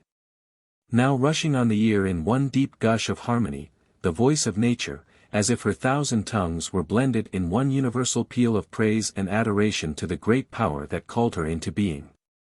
Many a heart quailed with apprehension, many a bosom was oppressed with doubtful and anxious forebodings. Robert de Lacy, the last of this illustrious race, forth in descent from Ilbert de Lacy, on whom the Conqueror bestowed the great fee of Pontefract, the owner of 28 manors and lord of the honour of Clitheroe, was no longer numbered with the living. And here in the chapel of this lone fortress, before the dim altar, all that remained of this powerful baron, the clay no longer instinct with spirit, was soon to be enveloped in the dust, the darkness, and the degradation of its kindred earth. Many circumstances rendered this scene more than usually solemn and affecting. Robert de Lacy had died without issue to inherit these princely domains, the feudal inheritance of a family whose power had so wide a grasp, that it was currently said the Lacies might pass from Clitheroe Castle to their fortress at Pontefract. A journey of some 50 miles, and rest in a house or hostelry of their own at every pause during their progress. With him ended the male line of this great family. Failing in issue, he had devised all these vast estates to Aubrey, his uterine sister, daughter of Robert de Lisars, married to Richard Fitzeustace, Lord of Hoghton and Constable of Chester. Thus ended the last of his race, and the inheritance had passed to a stranger. The surrounding worshippers were mostly domestics and retainers of the family, save Robert de Whalley, the dean of that ancient church, supposed to have been founded by Augustine or Paulinus in the 7th century, and then called the White Church under the Lee. No tidings had been heard from the Fitzeustace at Hoghton, and in 2 days the body was to be carried forth on its last pilgrimage to Kirkstall Abbey, founded by Henry de Lacy, father of the deceased, about 40 years prior to this event. The beginning of February, in the year 1193, when our story commences, was an epoch memorable for the base and treacherous captivity of Richard Coeur de Lion by the Duke of Austria, and for the equally base and treacherous, but short-lived, usurpation of John, the brother of our illustrious Crusader. The nation was involved in great trouble and dismay. The best blood of England and the flower of her nobility had perished on the deserts of Palestine, or were pining there in hopeless captivity. The house of Fitzeustace, into whose possession the estates of the Lacies were now merged, had themselves been shorn of a goodly scion or two from the family tree during these holy wars. Richard Fitzeustace, the husband of Aubrey, died about the 24 Hen.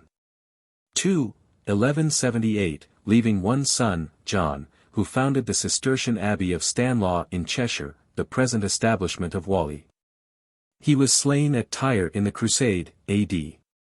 1190, the second of the reign of Richard I, leaving issue, Richard a leper, and Roger, who followed his father to the Holy Land, but of whose fate no tidings had been heard since his departure thence on his return to Europe. Besides these were two sons, Eustace and Peter, and a daughter named Alice. Roger Fitz-Eustace and his friend William de Bellomonte, from whom are descended the Beaumonts of Whitley Beaumont, in Yorkshire, had fought side by side at the memorable siege of Acre. But whether alive or dead the certainty was not yet known, though there might be good grounds for the apprehension generally entertained, that they were held in captivity by infidels or by princes miscalled Christian, the bitterest enemies to the faith they professed. Clitheroe Castle was built by Roger de Poictou, or, as he is otherwise called, Roger Pictovensis, of a noble family in Normandy, and related to the Conqueror. He led the centre of William's army at the Battle of Hastings.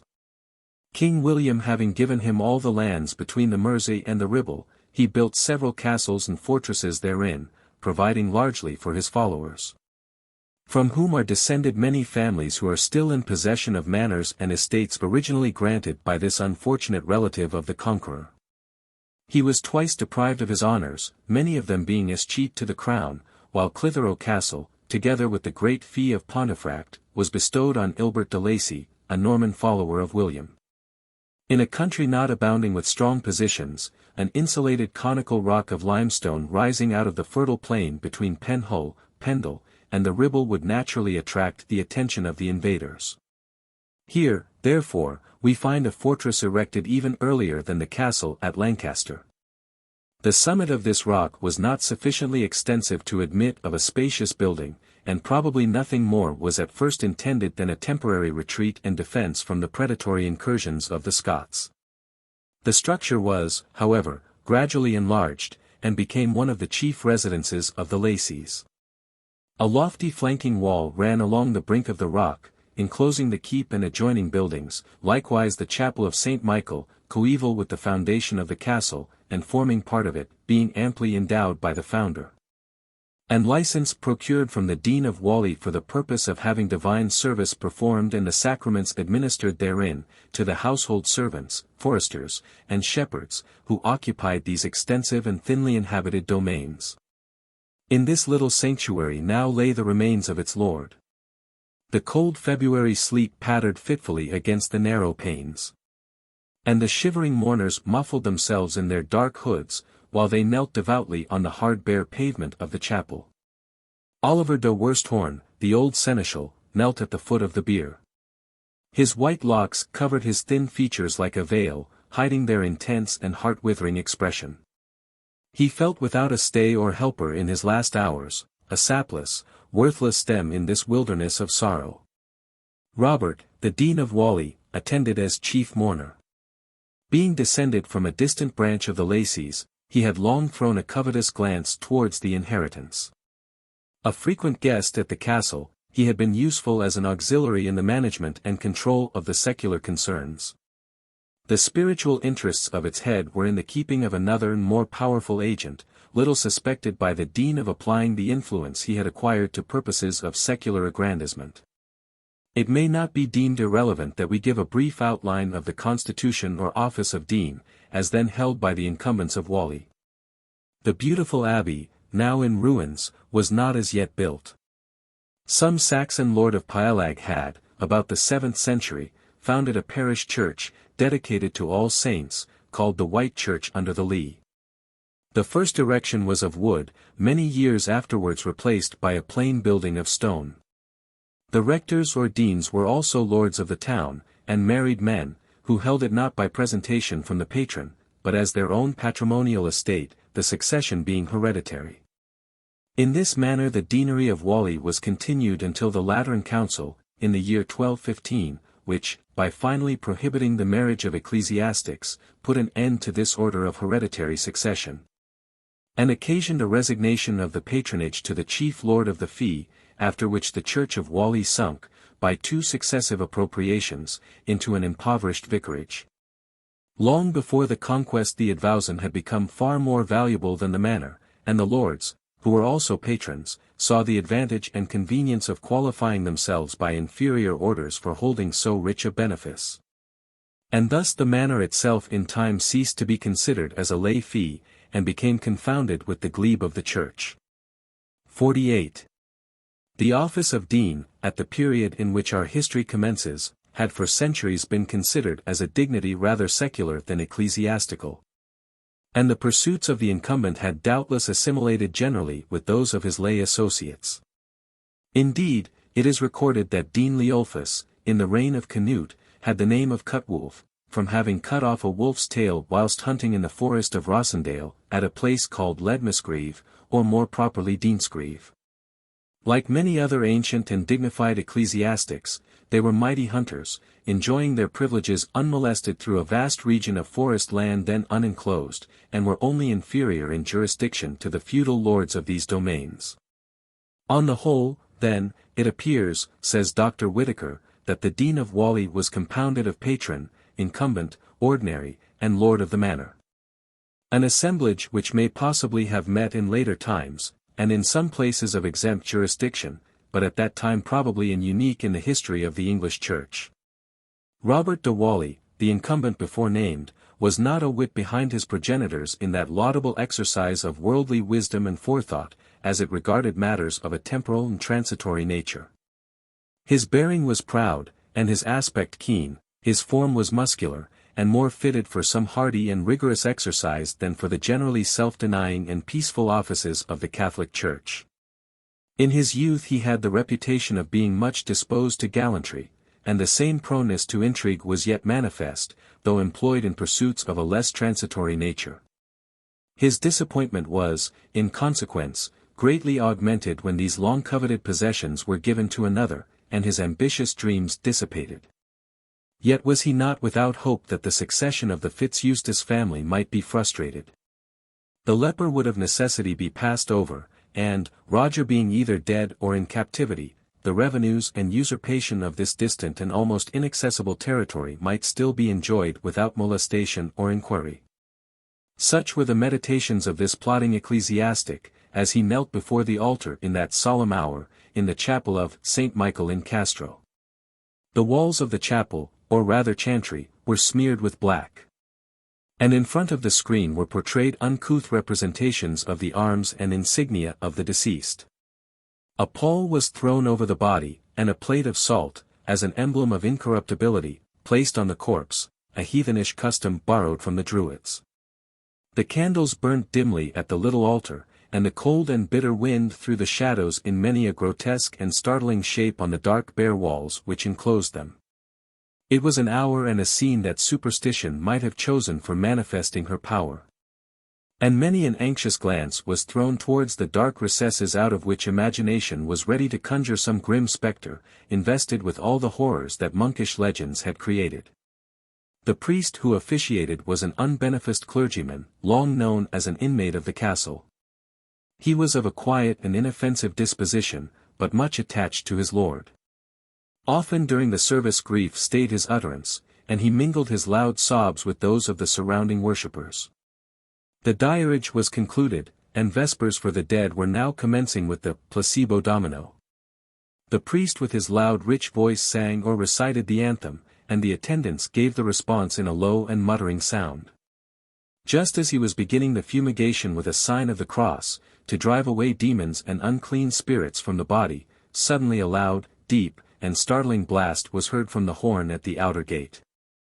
The whole assembly started up from their devotions, and every eye was turned towards the dean, as though to watch and take the colour of their proceedings from those of his reverence.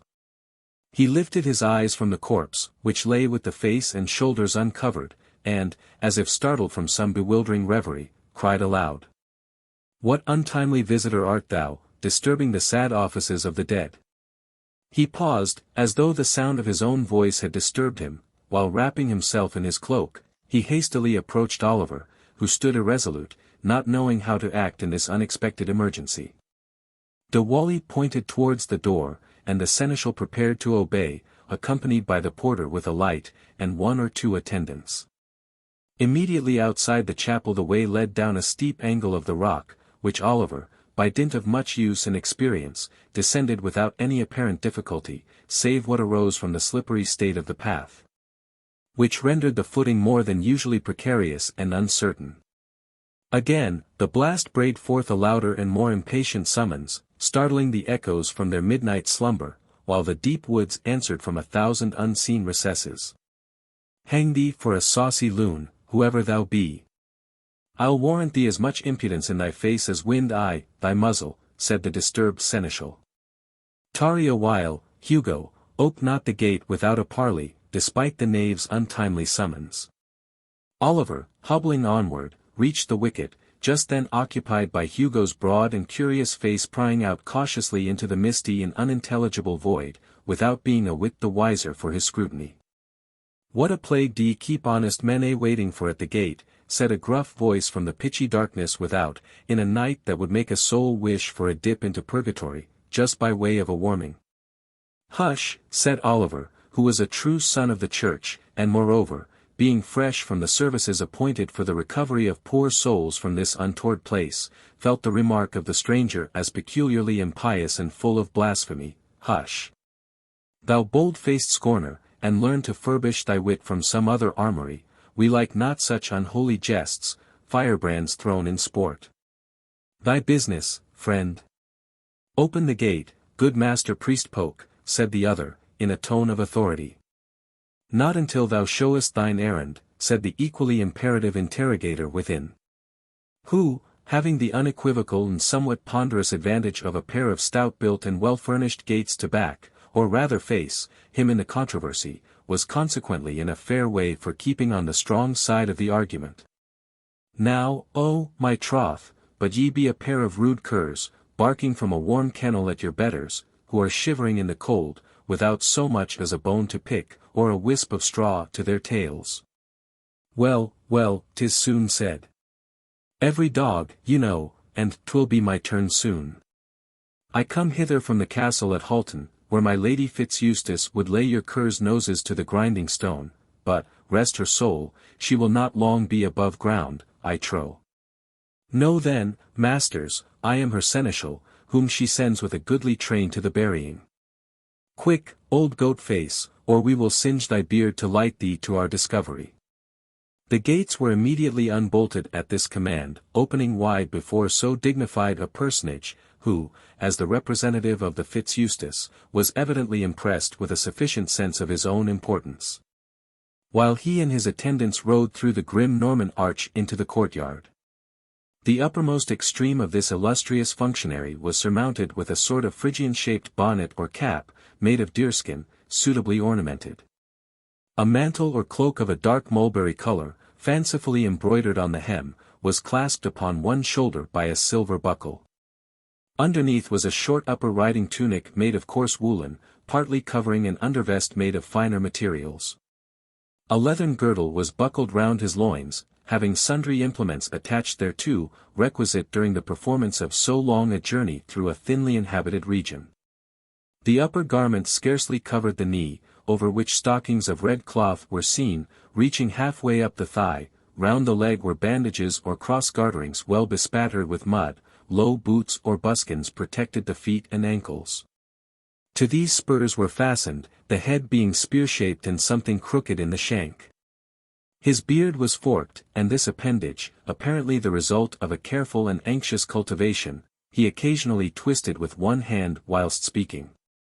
He carried a lance, or rather hunting spear, which he wielded with an air of great formality and display. His followers were likewise furnished each of them with a cloak and tunic, and a conical cap of coarse felt tied under the chin with a leathern band. A girdle of the same material was buckled round the waist, with a scrip and other necessaries for the journey. They rode horses of the Welsh breed, small and stout-built, spoil captured, in all probability, from that rebellious and unruly nation. The entry of this armed train was more like an act of taking possession than that of a peaceable and formal embassage.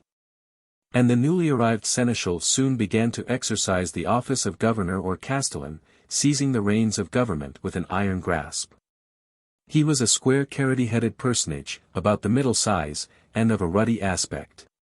He held an office of trust under the Fitz-Eustace, and, spite of his saucy garrulity, in which he indulged on most occasions, he was faithful, and would have challenged and immolated any one who had dared to question the right of the Fitz-Eustace to precedence before any other baron of the land. Long service rendered him more intrusive than would have been thought becoming, or even excusable in any other enjoying less of his mistress's confidence. "Now, my merry men all," said this authoritative personage, "a long and a weary path have we ridden today. And had we not been, as it were, lost in your savage wildernesses, where our guide, whom we forced before us by dint of blows and hard usage, could scarce keep us in the right track, we had been here before sunset. Thanks to this saint of yours, whosoever he be, for we saw the watch-lights at times from the chapel, as we guessed, else had we been longer in hitting our mark, and might, peradventure, have supped with the wolves on a haunch of venison. Now for the stables. What? Have ye no knaves hereabout to help our followers with the beasts?" Oliver, much troubled at this loquacious and unceremonious address, replied with some acrimony. "The household are in the chapel, where it had been better thou hadst let us bide. And given the corpse a quiet watch night, the vigils for the dead are not ended. Go to, Master Seneschal, for of this post I do adjudge thee, and reverence thine office in respect of mine own, but let dead men make their own lanterns, we must have supper anyhow, and that right speedily." Oliver, after seeing the gate secured, sent Hugo for help, whilst he led the way himself into the hall of this once formidable fortress. It was high and gloomy, the fire being apparently extinguished. A step on the floor showed where the higher table was placed, prohibiting those beneath a certain rank from advancing upon the skirts of their superiors.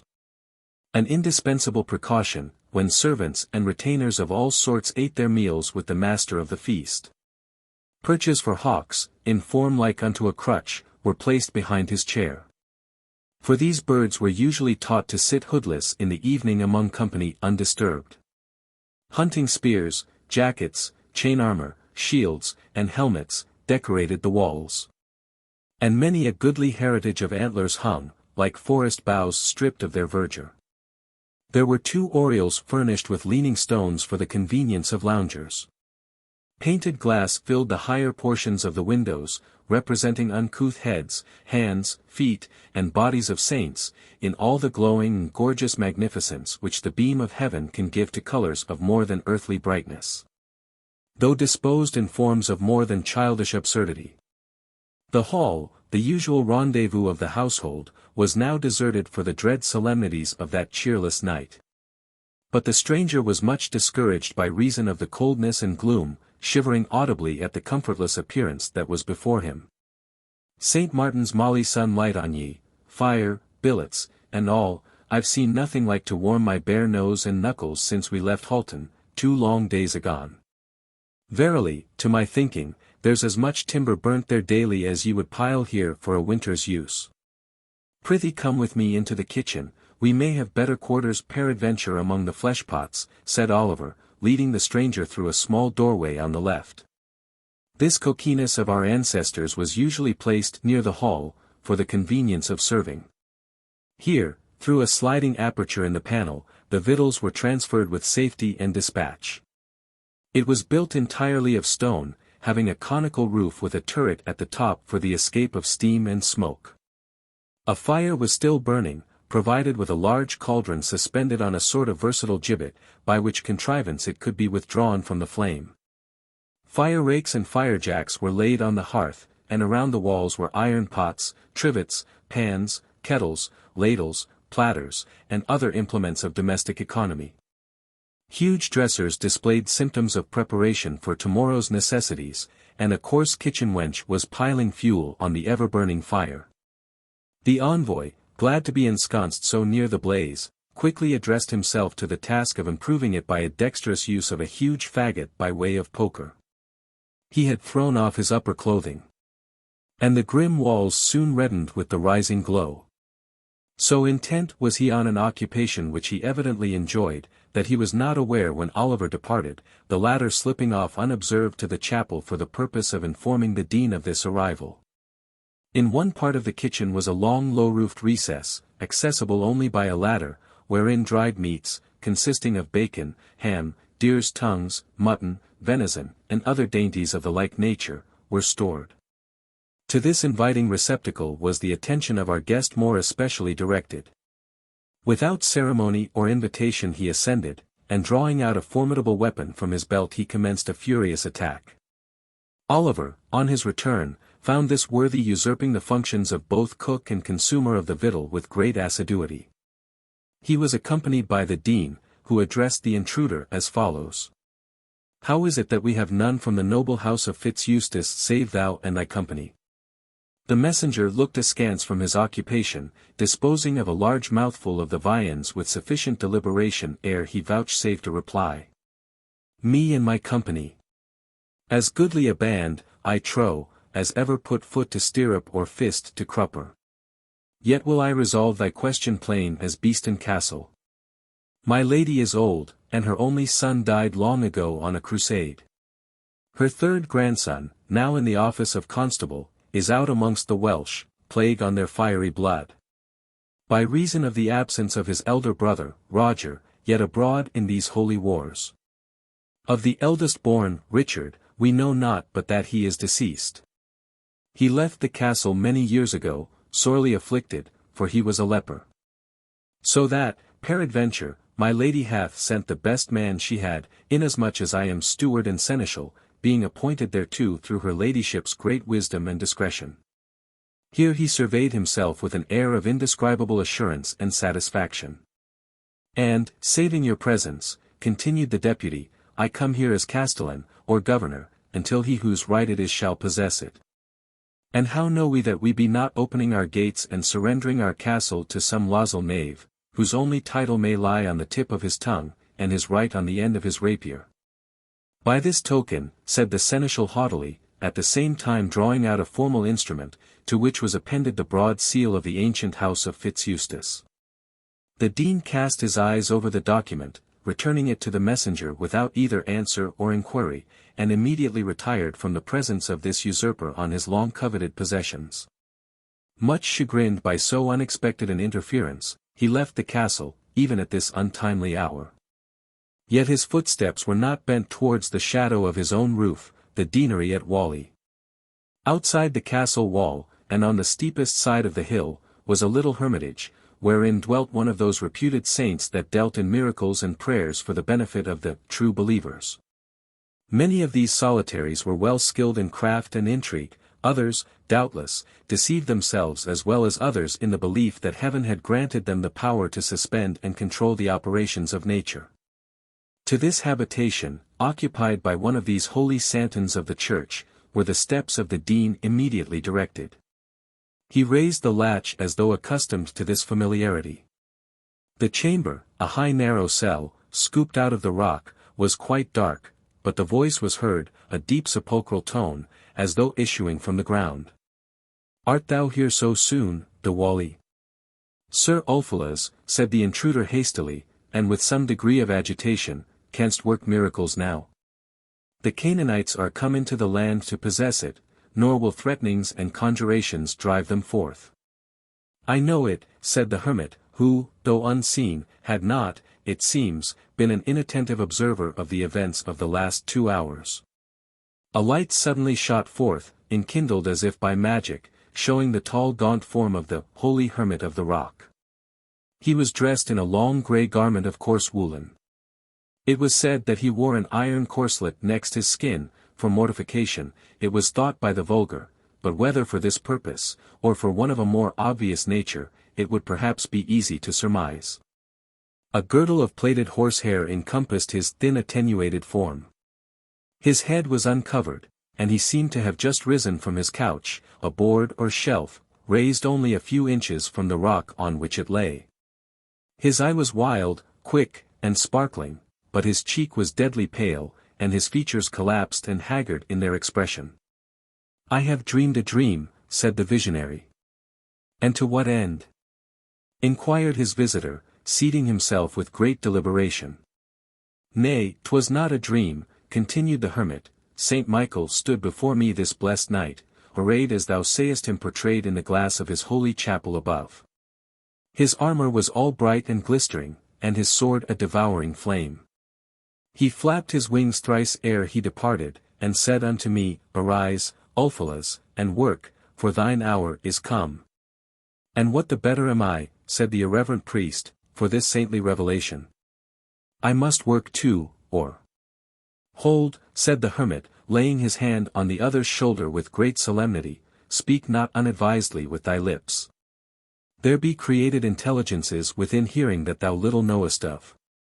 Thou didst promise, but verily the substance hath slid den from my grasp, whilst I, fond fool, embraced a shadow. Cajoled by thine assurance, that my blood should be with the proud current that inherits these domains, I forbore, and let thee work. But thou hast been a traitor to my cause. I do verily suspect, nay, accuse thee of this fraud. Thy machinations and thy counsel were the cause. By thine accursed arts Robert de Lacy hath left his patrimony to a stranger.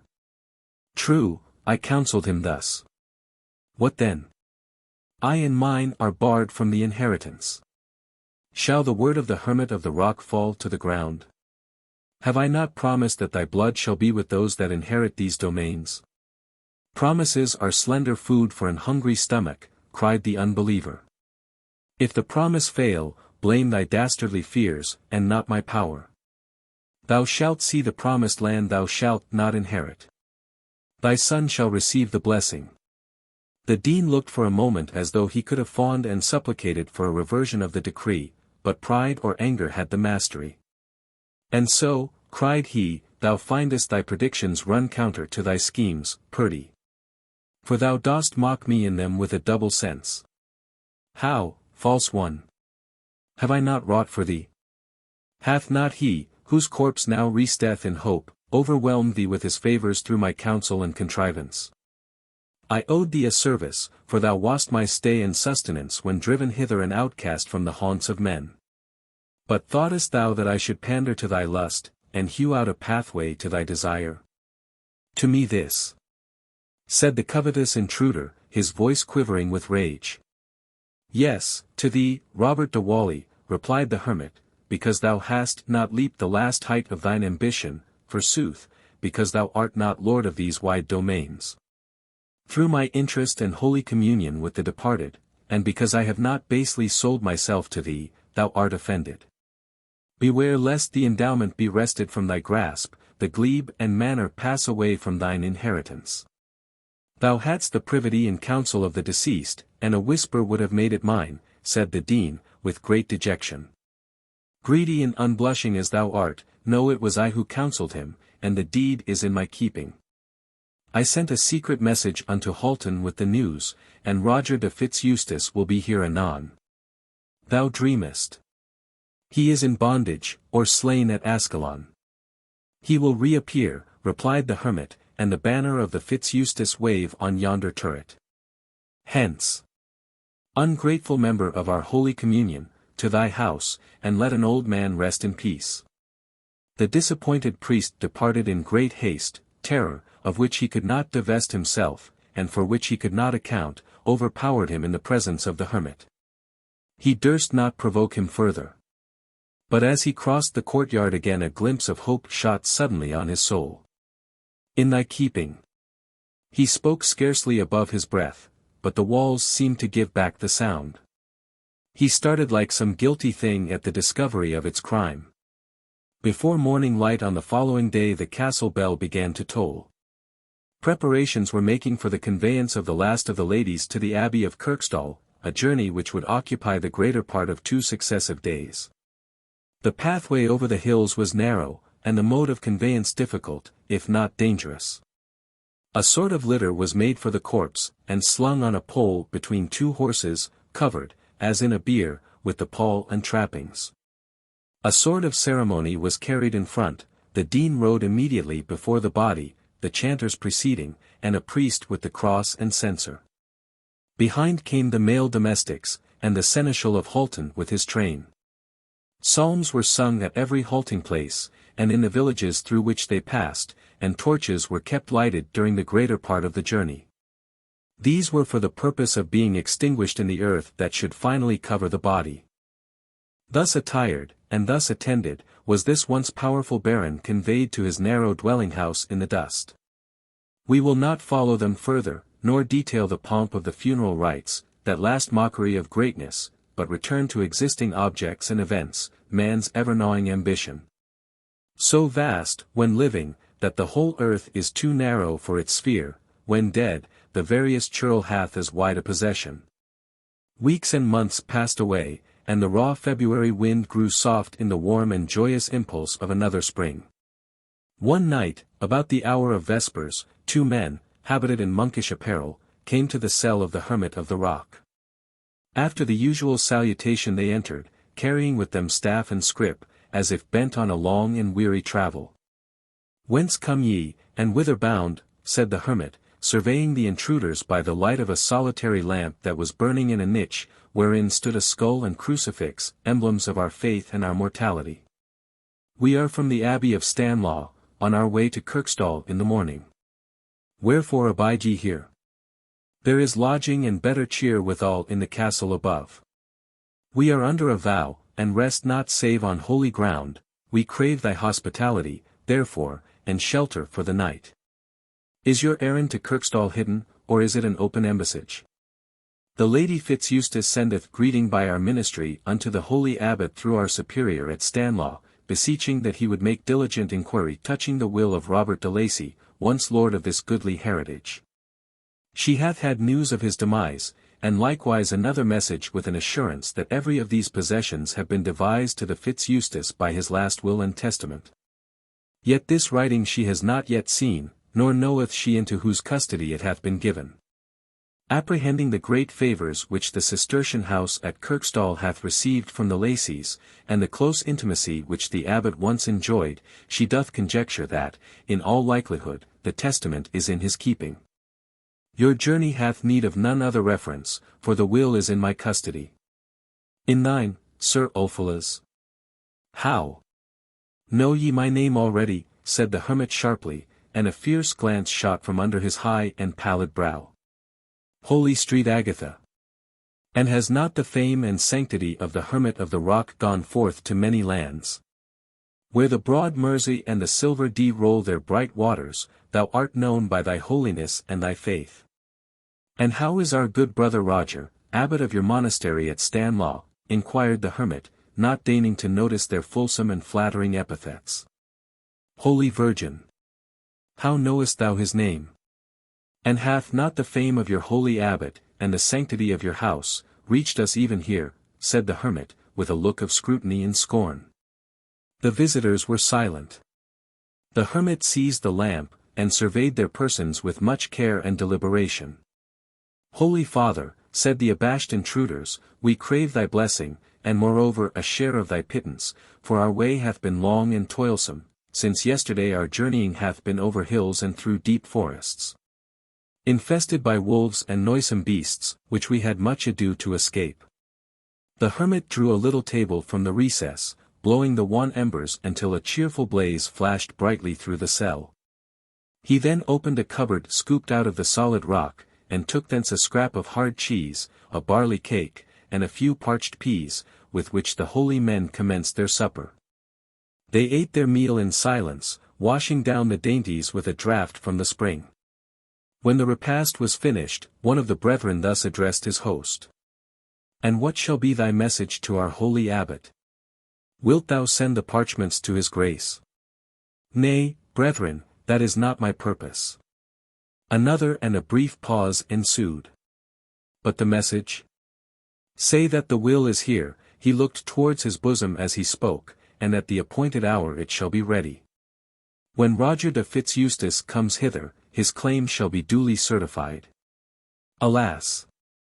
Said the wayfaring guests, in a tone of deep sorrow and apprehension, he went on a warfare against the infidels. He will return, was the reply. The Virgin grant him a safe deliverance. But he tarrieth long, and a rumour hath lately been abroad that he fell at Ascalon. 'Tis false, cried the hermit, roused to an unexpected burst of wrath. His eyes kindled with rage, and he darted a glance at the intruders which made them cower and shrink from his rebuke. In a moment he grew calm, relapsing into his usual moody and thoughtful attitude. Taking courage, they again addressed him. "Is this thy message to the abbot of Stanlaw? If so, our errand hath but a sorry recompense." "And what recompense should fall to the lot of miscreants like ye?" said the hermit, surveying them with a contemptuous glance. "I hear the sound of your master's feet behind ye. Tell Robert, the proud Dean of Whalley, that when he sends ye next on so goodly an errand, to see that ye con your lesson more carefully, else will ye be known for a couple of errant knaves as ever went a-mousing into an owl's nest. Hence, begone," said the hermit, as he drave them from his threshold, and the counterfeit monks went back to Whalley in haste, reporting the ill success of their mission. "Nevertheless," said de Whalley, "I have some clue to the search, if the glance of his eye, which these varlets have reported, do show truly where the treasure is hidden. I will foil the old fox yet with his own weapons." This comfortable reflection, in all probability, moderated his anger at the unskilful disposition of his messengers, whom he dismissed with little ceremony from his presence. In the meantime the new castellan was exercising his power with unsparing and immoderate severity. Oliver de Wertshorn was almost heartbroken. The old man suddenly found himself reduced to the condition of a mere dependent on the self-will and caprice of this petty tyrant, his authority having been usurped and his office wrested from him, by the hand of a stranger. Adam de Dutton 49 was the name of this new functionary, and he rode it out bravely over the necks of the servants and retainers, discharging some, punishing others, and making the whole community groan beneath the iron yoke of his oppression. Had there been a master spirit to wield the elements of conspiracy, and unite the several members, so as to act from one common impulse, matters were just ripe for rebellion. Early in the morning, after a day of more than ordinary discipline, Oliver bent his feeble steps to the hermitage. He laid his complaints before the occupier of the cell, who was ever ready to administer aid and comfort to the afflicted. "Take little heed of the deputy now," said the holy man, "his master will be here anon. I hear the tramp of armed men, with the herald's trumpet. I see the red griffin, and the banner of the Fitz-Eustace." "But, holy father, Sir Ulfilas," replied the ejected steward, "there is no peace either by night or day, and we are nigh worn out with his waywardness and oppression. If it might be that your reverence would come with me, peradventure the churl would grow tame at your presence." The hermit, complying with this importunity, accompanied Oliver to the castle. In the hall Adam de Dutton was about consigning one of the villains, for some venial offence, unto the whipping post and the stocks. The accused besought his inexorable judge for some remission of the sentence, falling on his knees before him just as the hermit, with great solemnity, entered the hall. His face was partly concealed by a large hood, and little of his countenance was visible above the long beard which flowed over his bosom, and the fire of his eye, which seemed to glow through the dark shadows beneath. "Whom bring ye next for our disposal?" inquired the castellan, but there was no answer. Every eye was directed to the hermit, who came slowly forward, standing opposite to, and within a very short distance from, the dread arbiter of justice in the castle of the Lacies. "What brings thee to our presence? Back to thy sanctuary. Else we may deal with thee as with other knaves who live by their wits and the witlessness of fools." "What hath this man done amiss?" inquired the hermit, in a tone that showed his meekness to be disturbed, and his wrath evidently kindling. Nor would the thunder be long ere it followed the flash.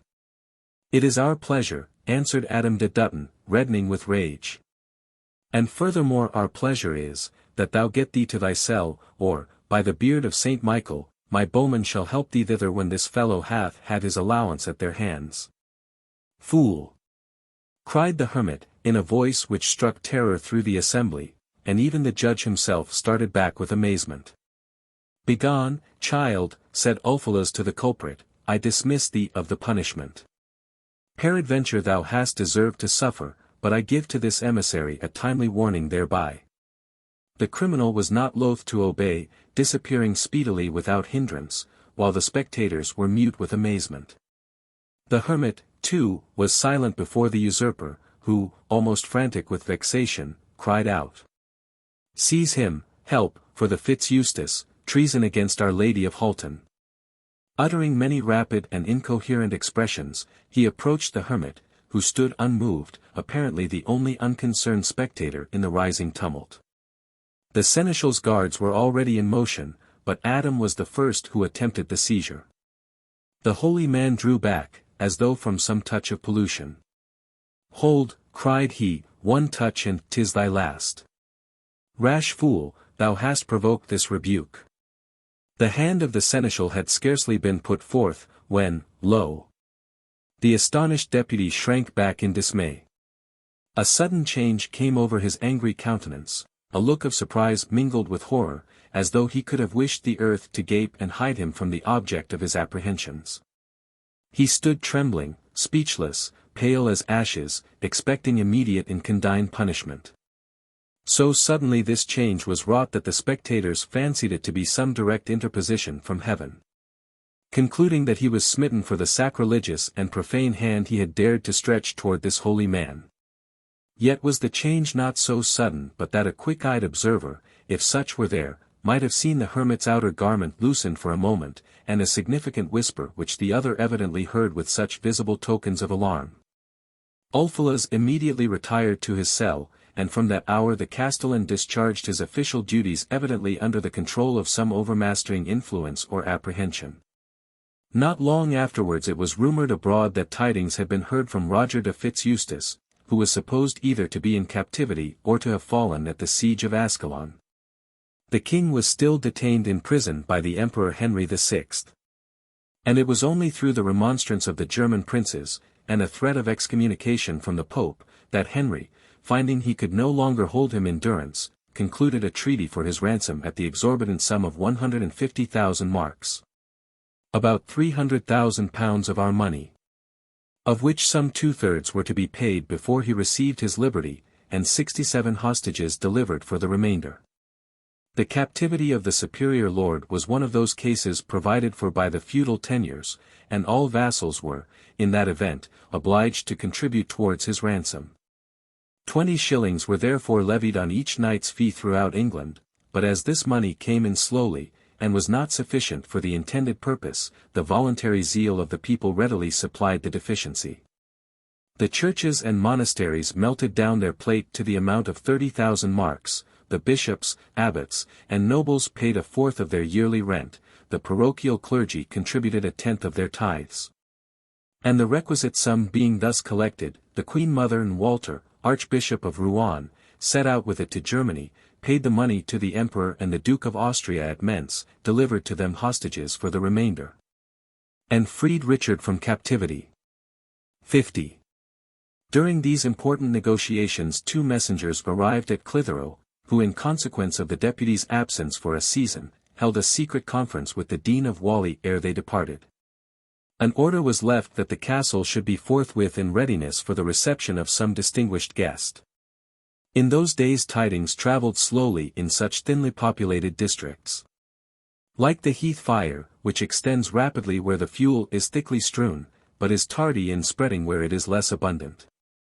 The dean, having received the messengers, took special care that the knowledge of their arrival should be kept, if possible, from the ears and eyes of Adam de Dutton, who happened for several days at that season to be hunting in the forest, where a mighty slaughter of game, wolves, bears, and such like, was the result. In which dangerous pastime, Geoffrey, the dean's only son, acted a distinguished part. This bold adventurer was accounted the most skilful hunter in the whole range of these vast forests, where the venison was so strictly kept that the life of a man was held in but little estimation, comparatively, with the care and preservation of a beast. The Deans of Whalley, as we have before seen, were mighty hunters in those days, and a wild and picturesque story is told in Dugdale's Mon. Angle. V.I. to which we have before alluded, to wit, that the great-grandfather of the present incumbent, Lilfus Cutwolf, cut off a wolf's tail whilst hunting, from which he acquired this surname. Geoffrey inherited a more than ordinary passion for the chase. With his bow and hunting spear he had been known to spend many days in these deep and trackless recesses, where the feet of man rarely trod, and the wild roe and the eagle had their almost inaccessible haunts. Adam was often his only companion. The seneschal's partiality for the sport having rendered these dissimilar spirits more akin than their nature had otherwise permitted. On the evening of a sultry day Ulfilas had thrown himself on his couch, when, without warning or intimation, the Dean of Whalley stood beside him. The holy hermit hath betaken himself early to his repose. How fareth he in this hard cell? 'Tis long since we have met. Peradventure it might have been longer, had not news travelled to thine ear touching the safety of the Fitz-Eustace and his speedy arrival, said the hermit, without so much as turning his eyes toward his visitor. Robert de Whalley stood silent and aghast. This was a direct and unequivocal testimony to the prescience of the good father, for to no ears but his own had the tidings been communicated. Thou knowest of his return? Yes, ere the knowledge was thine, said the hermit carelessly. There is little use in secrecy where the very walls possess a tongue. And seeing that the first part of mine errand is known, it may be thou art as well instructed in the latter, which is the true purport of my visit. I am, replied the other quickly, now for the first time fixing his eyes on the intruder, and of the issue too, I trow. Ah! Said the Dean, with a long-drawn exclamation of surprise, and a sudden gasp as though he would have held the secret more tightly to his bosom, and who? Nay, thou art but obeying the impulse of thy nature, said the hermit, musing. The brutes ye hunt obey their common instinct, and thou, yet the ravening wolf and the cunning fox ye follow, and worry to their death. Death, cried the Dean, what meanest thou? Did I not counsel thee to beware? But thou wilt tumble into thine own pitfall. The trap is laid for thine own feet. The hermit sat on the low couch, and he gazed wildly round the cell as though pursuing some object visible only to himself. Give me the parchments committed to thy trust by de Lacy, and I will build a house to thy good saint, enriching it with rare endowments. Thou wouldest drive a thrifty bargain with heaven. Verily thou shouldst have the best on t, though, replied the hermit, with a contemptuous smile. Truly I could but return to heaven the bounties that it gave. Yet would I, peradventure, build, for his honour and glory, to whom all things belong, a habitation, the like whereof hath not been seen for stateliness and grandeur, said the Dean, with affected reverence and humility of spirit. Others may do that as well as thou. But will he, whose coming is now at hand, make so costly a sacrifice for the welfare of the Church? I will found an abbey, Holy Father, consecrate to thy patron, wherein thou shalt be the ruler. I purpose to enrich it with half my possessions, even of those whereby, through thy ministry, I do become entitled from the death of Robert de Lacy. Which meaneth, if I but aid thee to rob another of some large and goodly inheritance, thou wilt give to heaven, forsooth, a portion of what belongs not to thee. Once thou didst promise me thine aid to robbery and rapine. I have not wronged thee. Nor I. Thou hast, the inheritance is mine, thou hast robbed me of my right, but I will regain these lands or perish on them. And so thou mayest, unblushing traitor. Traitor, ah! This word to me? Yes, to thee, Robert de Whalley. Thou art in my power, old man. Ere I entered thy cell I left a trusty keeper at the door, cried the Dean, with a grin of savage exultation. In thy power, never, miscreant. Give the deed to my keeping, and no harm shall happen thee. Refuse, and thou art my prisoner. Force may accomplish my wishes without thy compliance. The hermit's eyes glistened like twin fires in their hollow recesses. He stood erect, confronting his visitor, who, bold in audacity and guilt, repeated his demand. Never, said the hermit.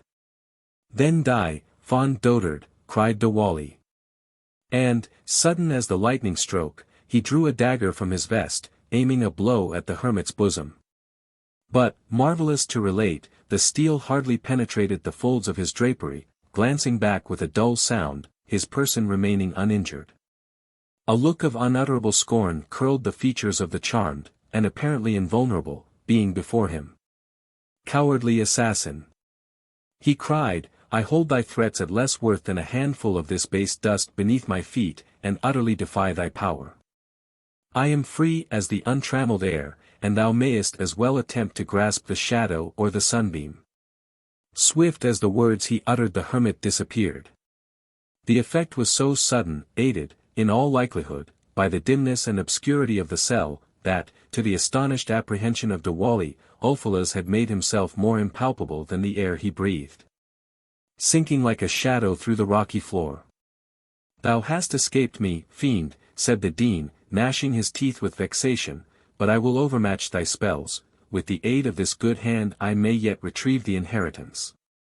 Saying this, he left the cell, and returned to his home at Whalley.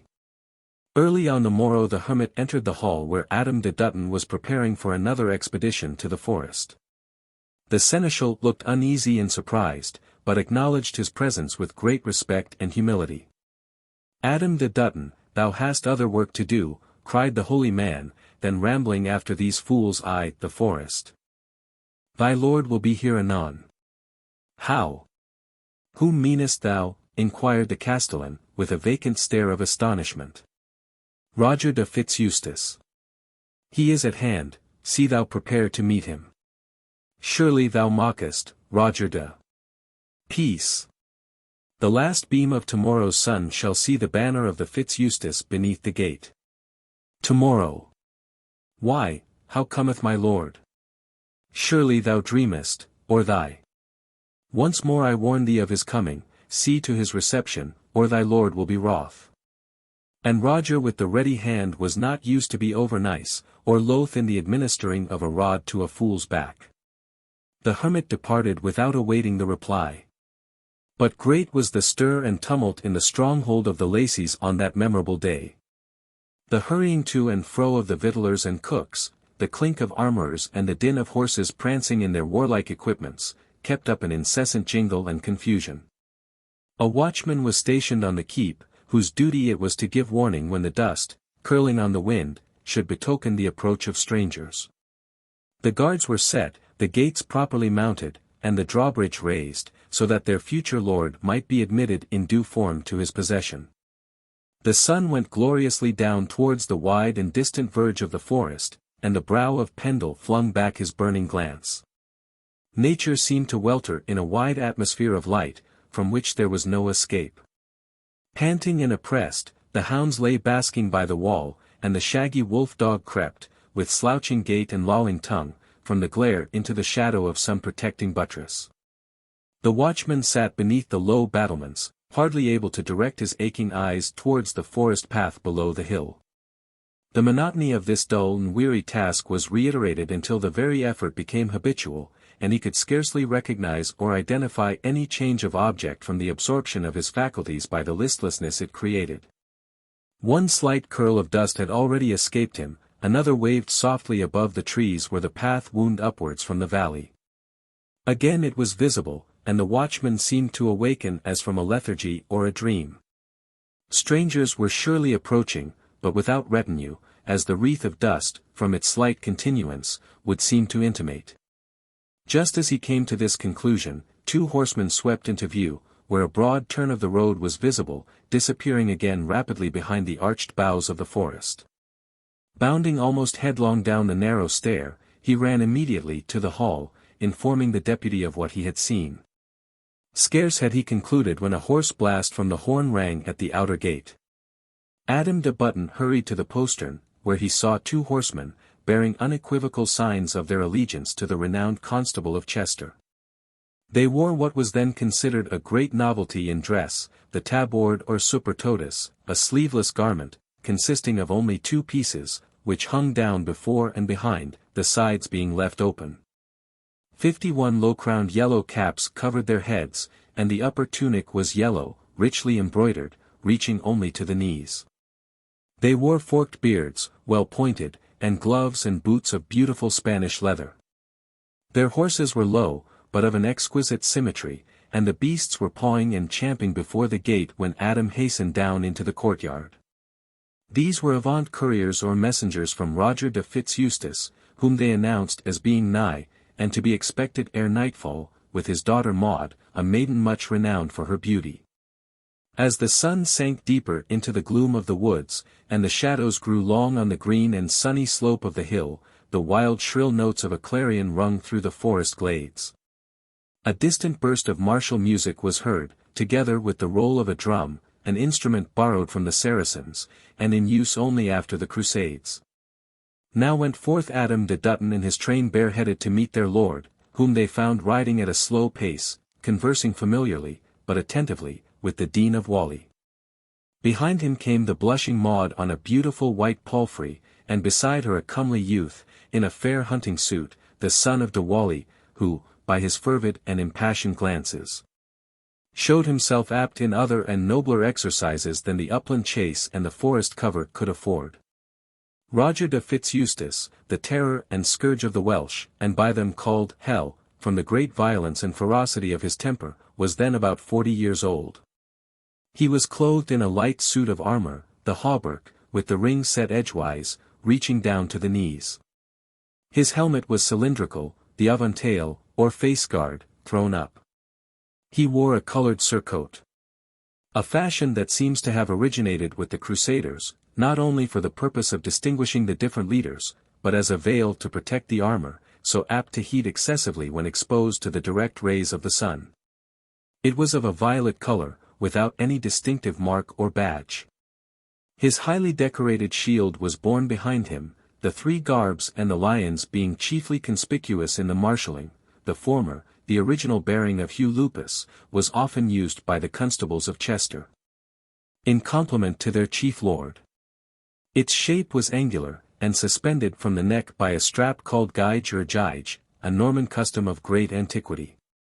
A huge broadsword was carried by his armour-bearer, the person of the chief being without any further means of impediment or defence than a French stabbing sword, fastened on one side of his pommel, and a stout battle-axe on the other.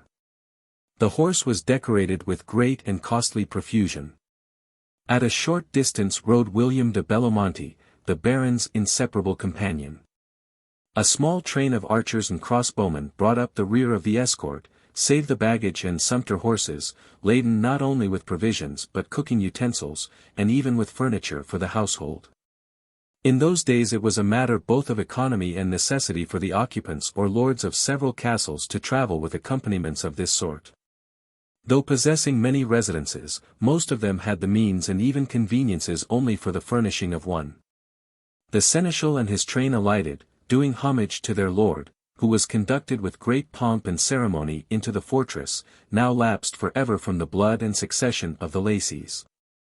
Yet Roger de Fitzeustace and his descendants, probably in commemoration of the source whence originated their great honours and endowments, were ever afterwards styled by the surname of de Lacy. And, strange as it may appear, his father, John, Constable of Chester, who died 15 years previously to this event, and who founded the Cistercian Abbey of Stanlaw, the parent establishment of Whalley, though he had not the slightest pretensions to the name of Lacy, was popularly invested with the name. It is still more singular that the mistake should have been committed by Henry de Lacy, the last of the line of the Fitzeustace, third in descent from Roger, in the foundation charter of Whalley Abbey, where he expressly styles his ancestor, Jo de Lacy, Constable Cest. Accompanied by her father and her female attendants, the gentle maiden entered the hall. She was stately and beautifully formed, with little show of her lineage except the high forehead and well-formed nose of the Fitzeustace. She was enveloped from head to foot in a long gown or habit. Over this was cast a richly embroidered purple silk surcoat or cloak, embellished with those ephemeral absurdities called pocketing sleeves. These hung from the wrists almost to the ground, showing an opening or pocket which might have supplied the place of a lady's arm-bag in our own era. A wimple or peplus was thrown over the head. A sort of hood, which, instead of covering the shoulders, was brought round the neck beneath the chin like a warrior's gorget, giving an exceedingly stiff and muffled appearance to the upper part of the figure. Geoffrey was unremitting in his attentions, and his father seemed as assiduous in his court to the fierce crusader, who listened intently to some private intelligence which the dean was evidently much interested in communicating. The following were the only words that could be distinguished at the dismissal of the courteous de Whalley, as he retired a few paces ere he departed. Tomorrow be it, said Fitz-Eustace, after matins. And we will hear thee further in this matter, let him then be conveyed to our presence. The Dean retired, but at dawn he was again present in the chantry of St. Michael, within the castle. Fierce came the beams of the morning sun through the eastern oriel of the hall, and the guards and retainers of this feudal fortress were waiting the appearance of their lord. Lounging idly at the great entrance were those more immediately in attendance on their chief, some playing at merrills, or nine-men's morris, others tilting with mimic arms, and twanging the bowstring. The pikemen were drawn up in the courtyard, awaiting orders from their superior. Their glittering weapons flung back the morning light in sharp flashes to the sky, while on the tower the dark pennant hung motionless and drooping in the sultry air. The news of his arrival had drawn hither not a few of the surrounding peasantry to gaze upon the pomp and to pay homage at the court of their feudal lord, and a crowd of idlers was accumulating beneath the walls of the fortress. The breakfast meal being over, the Baron entered through a side door behind a rude bench, overhung with faded drapery, which formed an elevation for the chief. His cheek was scorched and darkened with the burning suns of Palestine, while his beard seemed to have been whitened in that fiery clime. He was now habited in a rich purple cope or gown, fitting close, without sleeves or armholes, and embellished with a deep gold-colored border, the Anglo-Saxon mantle being now discarded by persons of distinction. The tunic underneath was of scarlet, bordered with real ermine, which, together with the low square cap or coronet that he wore, gave him something of a regal appearance. A leash of hounds crouched at his feet. Before and below him the heralds and officers of the household arranged themselves, amongst whom Adam de Dutton was conspicuous by his ludicrously solemn attitude and appearance. The whole scene had the aspect of a military tribunal, especially when Roger de Lacy, by which name we shall now distinguish him, ordered that silence should be proclaimed, and that the Dean of Whalley should be summoned to his presence. Robert de Whalley immediately presented himself, with arms folded, and an air of great ceremony in his behaviour. Thou hast been prompt to our bidding. The lark, I trow, had but newly risen from her bed ere thou wast away from thine, said the Baron. 3 weary miles through this grim forest is good speed ere matins, but I knew the occasion was urgent, and my lord's commands admit not of delay. The palfrey which you so pleasantly noted yestereen is the sole companion of my pilgrimages to and fro for the good of this noble house. I did offer prayers for the soul of the deceased ere matins this morning, in the chapel. Hast heard aught of, or communicated with, the traitor thou didst denounce to me privily yesterday? Being holden as one of great sanctity, by common report, peradventure it were dangerous to lay hands on him without an express warranty from our chief. He shall be summoned to our court. Adam de Dutton. Stay, my lord, said the wily Dean. I would, with all due submission, urge that caution were best in this matter. Caution, de Whalley. And to what end? Are not the Lacies able to execute as well as to command? Or is the lax ministration of justice now complained of throughout the realm prevailing here also? By the beard of Hugh Lupus, I will be heard, and obeyed too. In good sooth, my lord, I see nor let nor hindrance in this matter, provided that he whom we seek were of such ordinary capacities that be common to flesh and blood, and subject to the same laws. But when we have to cope with the devil, we must use his subtlety. Pardon me, my lord, continued the accuser, seeing symptoms of impatience gathering on the brow of the haughty chieftain, though I am plain of speech, yet is it the more easily understood. This delinquent of whom we speak hath not, as the general report testifieth, the same nature and existence as our own. He useth magic, I have credible testimony thereto, my lord, and anointeth his body so that it shall be invisible. The free unconfined air is not more accessible to the scared bird than rocks and walls are to this impalpable mockery of our form, and yet he may be dealt with. Troth, a man of many faculties. How came he thus? The vulgar do imagine that by dint of great maceration and humility, by prayer and fasting, he hath attained communion with angels, but I suspect they be those of the bottomless pit. And why should he withhold the deed?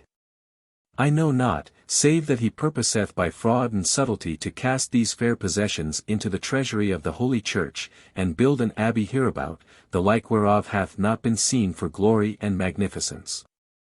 Doth he then deny our right to the inheritance? The Lady Fitzeustace had a fair copy of the deed, purporting to be sent by the holy confessor who shrived the testator in his extremity. But how hath this canting hermit gotten the writing into his possession? I know not, my lord, unless it be that the like arts have enabled him to appropriate it by other means than those of honesty and good faith. But give me a band of men, together with leave so to deal with him as I shall see fit, and I trust ere long to render a good account of the matter. I will come upon him unawares, ere he can render his body inaccessible, and lay hold of the traitor. Traitor, echoed a voice from behind a screen at the lower extremity of the hall. Every eye was turned in that direction, when lo! The hermit himself, the end and object of their deliberations, stalked forth, unquestioned and unobstructed. The Baron rose, and his grim eyebrows were fiercely knit and contracted. He looked inquiringly towards the Dean, who, for a moment, was confounded by this unexpected event. Yet his presence of mind and fertility of expedient did not forsake him.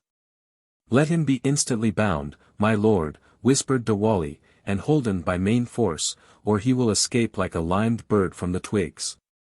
Let him be led forthwith to the dungeon, where I myself will question him. It is not fitting that this plotter should practice devilish devices upon our assembly. At a signal from their chief the soldiers surrounded him.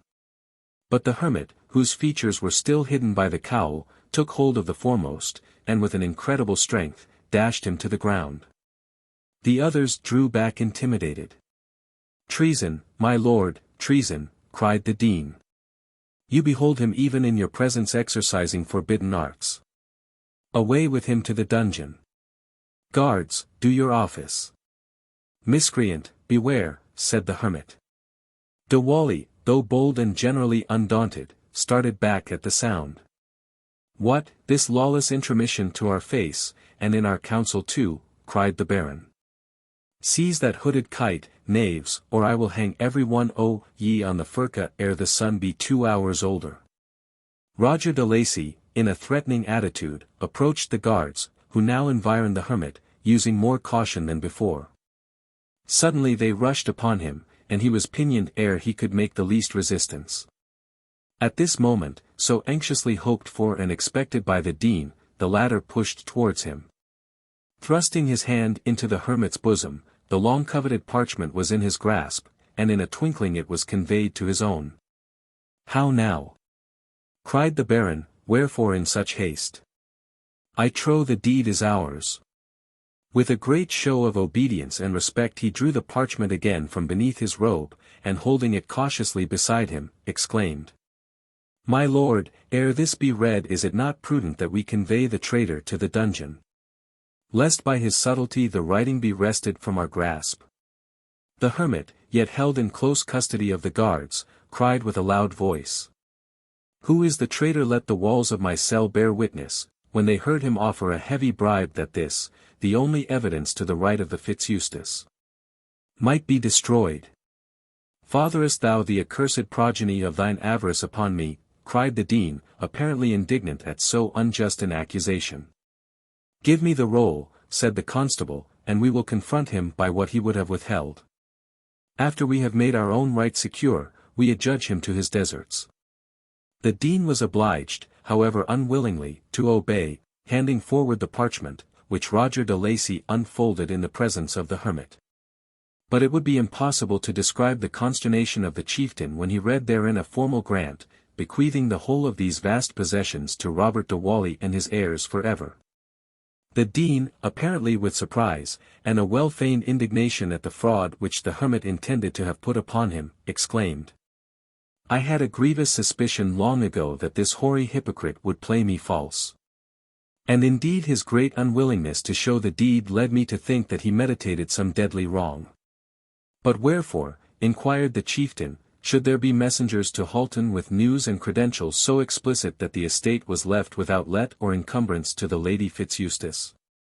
A web of mystery is here which we will speedily unravel. Who gave thee this deed? And wherefore shouldest thou conceal it, said he, addressing the hermit.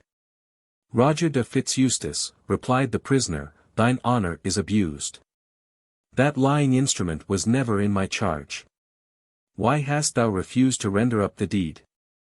Lest it should fall into the hands of robbers, and thou shouldest be cheated of thine inheritance. This traitor hath long had an eye to the possession. 'Tis his, returned the constable, sternly, by this good title. 'Tis a fraud, a base attempt put forth by this cut-purse to wrest it from thee. Search him, and if thou findest not another, and of a different tenor, hidden about his goodly person, let me die a traitor's death. I see not that our power hath need of such a pleasant exercise. Thou art accused by him of treachery. And verily, 'tis a vain attempt to rid thee of the charge to throw back the accusation upon him thou hast wronged. My lord de Fitzeustace, said the dean, but Roger looked displeased at this style and address, reminding him so soon of the departure of his lately assumed title de Lacy, your ear and mine have been too long abused by this plotting wizard. He is now subject to my authority. Hereby do I assume my rights, and arraign the culprit before my tribunal. The ambitious churchman approached the judgment seat, whereon he was just ascending. But the hermit, with a desperate effort, burst from his bonds, and ere the guards could arrest him, he had grasped his adversary by the throat. Traitor, I warned thee before time. Now will I unrobe thy villainy to its very nakedness. The hermit, thrusting one hand beneath the garment of his victim, drew forth the real deed, which had been dexterously exchanged by the wily priest for his own fraudulent imposture. He then loosened his grasp, and placed the real instrument in the hands of the baron.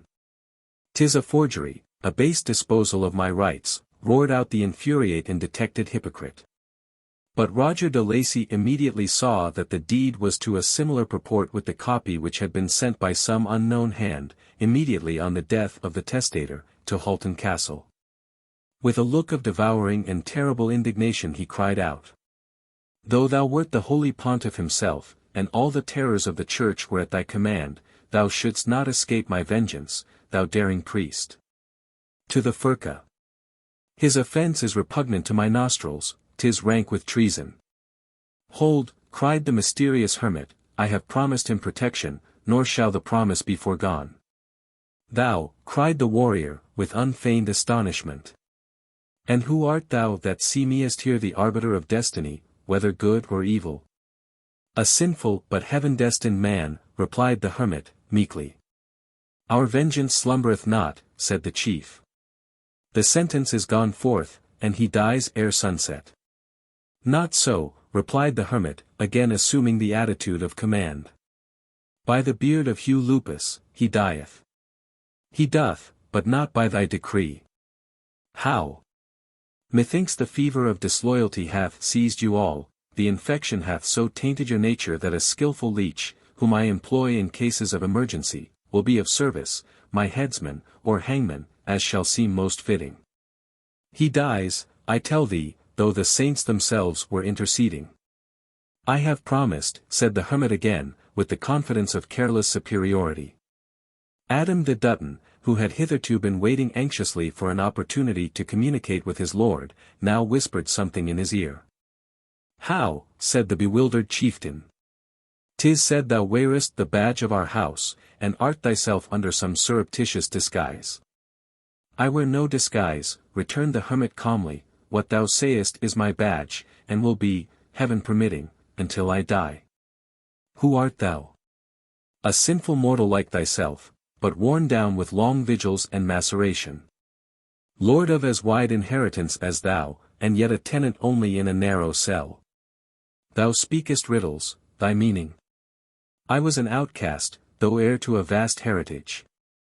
I vowed that if he, whose prerogative it is, would cleanse me from my stains, my life should thenceforth be his, and consecrate to heaven. I was a leper, but my prayer was heard. I washed in yonder holy well which gushes from the rock, whose virtues have been reported to me. Washing daily, with faith and prayer, I was healed. I found close by a convenient hermitage. And many caverns and secret chambers, with hidden passages and communications, had been dug therefrom, by which I could pass to and fro, and thus visit the castle unseen. I was the confessor and companion of Robert de Lacy. At my desire, he left the whole of his domains to the Fitzeustace. But thou art not the eldest born of thy father. My eldest brother has long been dead. He was a leper, his cruel disease drove him from the haunts of men. The last we knew of him, he went forth with cup and clapper as they are wont. Soon after news arrived of his decease. Was he not driven forth by rude and cruel taunts, the rather? Said the hermit, gazing with unaverted eye on the haughty chieftain. This noble birth and heritage are mine. Behold, 'tis thus I repay your injustice. He threw off his cloak.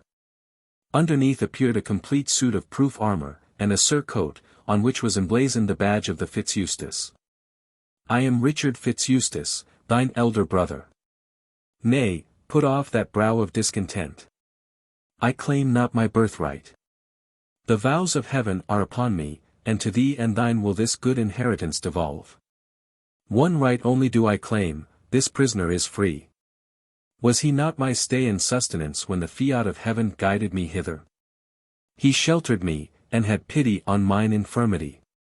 Moreover, he had some well-founded expectancy towards these domains, by reason of kindred to the Lacies, had they not been devised by will to the Fitzeustace. His blood is noble as our own. He thinks there is injustice in the deed, but not to him shall the atonement come. Thou hast a daughter, and my prescience hath this consequence, that by her this rankling wound shall be healed. If so be that he have found favor in her sight, let her and the son of this ambitious priest be joined together in the bonds of holy wedlock, for my word is gone forth, his blood mingles with ours. The whole assembly were aghast with this thrilling discovery. The baron would have embraced his brother, but the gloomy ascetic forbade.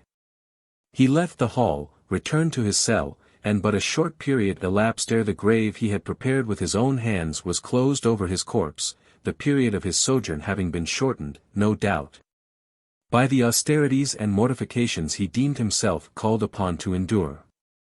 Maud was shortly afterwards united to Geoffrey de Whalley, unto whom her father granted the Villa de Tunley or Townley, and the manor of Coldcoats, with Snodworth, as a marriage portion. From them is descended the present owner of Townley, nephew to that celebrated scholar and antiquary, Charles Townley, the 29th in descent from Spartlingus, the first dean of Whalley upon record. The latter was predecessor to Cutwulf, whose exploits in the days of Canute we have before noticed. Soon afterwards died Robert de Whalley, his departure hastened, it is said, by grief and chagrin at the loss of these long-coveted possessions. Roger de Lacy died October 1 A.D. 1211, after a long and active life, spent between his arduous wars and invasions of the Welsh, and his no less arduous journeyings to and fro between the castles of Clitheroe and Pontefract, where he spent the latter part of his days. He was succeeded by John de Lacy, his eldest son, who, by marriage with Margaret, daughter and co-heiress of Robert, son of de Quincey, Earl of Winchester, became Earl of Lincoln by patent from Henry III. The monarch having re-granted this title to him and his heirs forever. The Grey Man of the Wood, or, the Secret Mine. Humph. Say, what art thou that talk'st of kings and queens? Hen.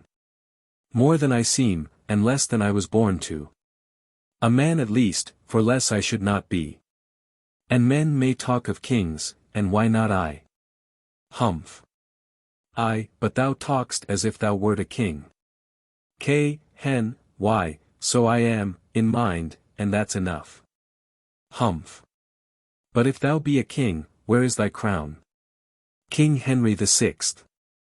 Waddington Hall, the site of the following legend, says Pennant, is a stone house, with some small ancient windows, and a narrow winding staircase within, now inhabited by several poor families, yet it formerly gave shelter to a royal guest. The meek usurper, Henry VI, after the Battle of Hexham, in 1463, was conveyed into this county, where he was concealed by his vassals for an entire 12-month, notwithstanding the most diligent search was made after him. At length he was surprised at dinner at Waddington Hall, and taken near Bungerley Hippingstones in Clitheroe. The account which Leland gives from an ancient chronicle concurs with the tradition of the country, that he was deceived, i.e. betrayed, by Thomas Talbot, son and heir to Sir Edmund Talbot, of Bahal, and John his cousin, of Colbury. The house was beset. But the king found means to get out, ran across the fields below Waddow Hall, and past the Ribble, on the stepping stones, into a wood on the Lancashire side, called Christian Pidle, but being closely pursued, was there taken. From hence he was carried to London, in the most piteous manner, on horseback, with his legs tied to the stirrups. Rymer has preserved the grant of a reward for this service, of the estates of Sir Richard Tunstall, a Lancastrian, to Sir James Harrington, by Edward IV, dated from Westminster, July 9, 1465. At that time Waddington belonged to the Tempests, who inherited it by virtue of the marriage of their ancestor, Sir Roger, in the reign of Edward I, with Alice, daughter and heiress of Walter de Waddington. An alliance had just been made between the Tempests and the Talbots.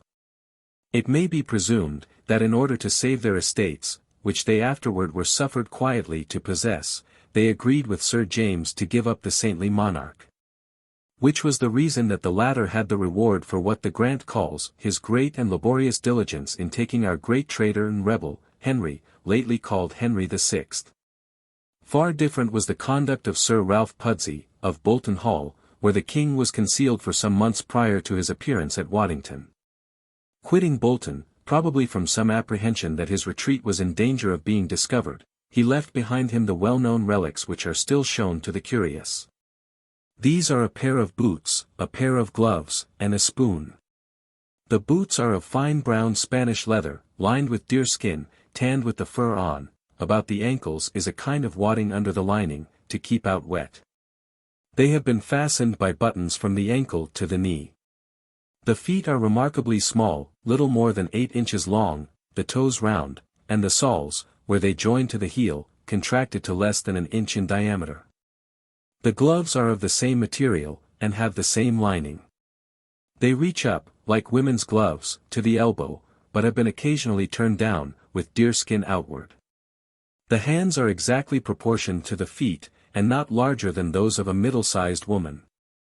In an age when the habits of the great, in peace as well as war, required perpetual exertions of bodily strength, this unhappy prince must have been equally contemptible from corporeal and from mental imbecility.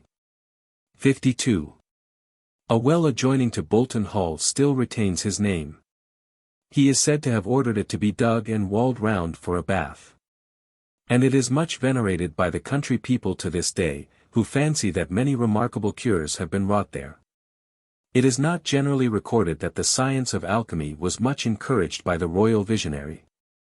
Though he had commissioned 3 adepts to make the precious metals, and had not received any returns, his credulity remained unshaken, and he issued a pompous grant in favor of 3 other alchemists, who boasted that they could not only transmute metals, but could impart perpetual youth, with unimpaired powers both of mind and body, by means of a specific called the Mother and Queen of Medicines, the Celestial Glory, the quintessence or elixir of life. In favor of these, 3 lovers of the truth, and haters of deception, as they styled themselves, Henry dispensed with the law passed by his grandfather, Henry IV, against the undue multiplication of gold and silver, and empowered them to transmute the precious metals. This extraordinary commission had the sanction of Parliament, and 2 out of the 3 adepts were the heads of Lancashire families, viz. Sir Thomas Ashton of Ashton, and Sir Edmund Trafford of Trafford. These worthy knights obtained a patent for changing metals, 24 hen. 6. The philosophers, probably imposing upon themselves as well as others, kept the king's expectation wound up to the highest pitch.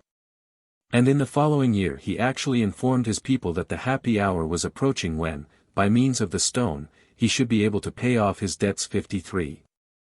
With regard to the prophecy or denunciation made by him against the Talbots, recorded in our legend, Dr. Whitaker observes, something like these hereditary alternations of sense and folly might have happened, and have given rise to a prophecy fabricated after the event.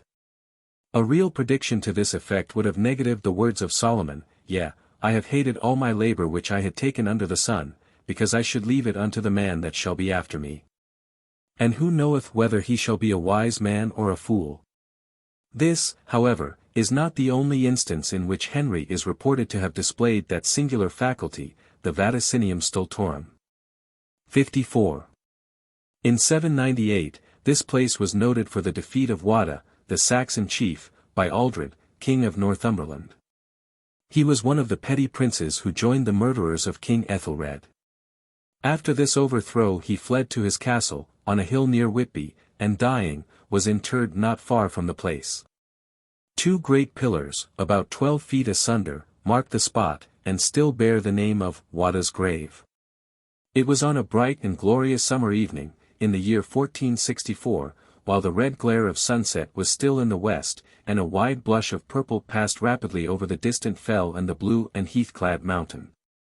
That a group of labourers were returning from their daily toil through the forest glades that skirt the broad and beautiful Ribble below Waddow. Some of them were of that class called hinds, paying the rents of their little homesteads by stated periods of service allotted to each. In this respect differing but little from the serfs and villains of a more remote era, their toil not a whit less irksome, though their liberty, in name at least, was less under the control and caprice of their lord.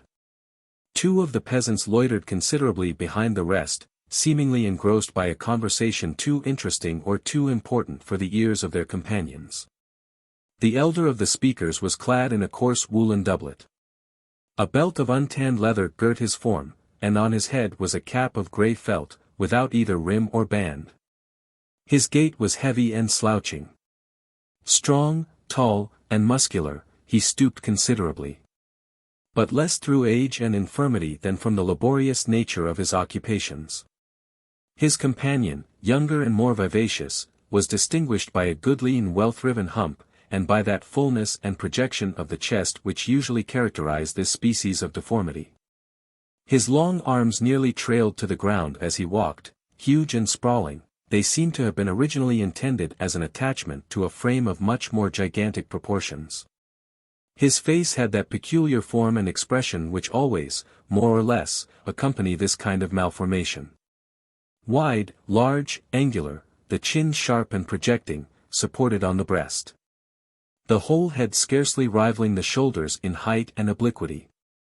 His disposition was evidently wayward and irascible, and a keen satirical humor lurked in every line of his pallid visage.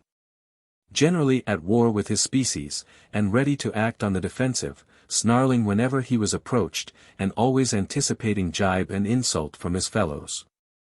Weary, I, as a tomfool at a holiday feast, said the hunchback to his companion. Spade and axe have I lifted these 20 years, and what the better am I o' the labour? A groat's worth of wit is worth a pound o' sweat, as my dame says. I'll turn peddler some o' these days, and lie, and cheat, and sell. I, Gregory, interrupted the other, thee'd sell thy own paws, if so be they'd fetch a groat I the market. But then, I warrant, the dame at the hall would lack her henchman at the churn. Tut! I care for not living but my worthless carcass, replied the hunchback, surveying his own person. Why should I? There's not living that cares for me. Sure as fate, if a were dead beside, we'd ha curran baws I the pot every day. What a murrain is it to this hungry maw whether Ned Talbot, or Joe Tempest, or any other knave o' the pack, tumbles into his berth, or is put to bed why, the shovel, a day sooner or later. He maun budge some time. Faugh! How I hate your whining, your catawhiskered faces, purring and mewling, while Parson Poudsey says grace over the cold carrion, he cares not if it were hashed and stewed I purgatory, so that he gets the shrift money. Out upon't, Ralph, out upon it. This mattock should delve the graves I the parish, if I could get a tester more I my fist. Thou murdering tyke! Wouldst dig my grave? I, shouted Gregory with a grin, displaying a huge double crescent of white teeth, portals to a gulf, grim, hideous, and insatiable, for St. Peter's penny. And leave me to knock at the gate, and never a doit to pay the porter. Thou shouldst cry and howl till doomsday, though my pouch had the keeping of a whole congregation of angels.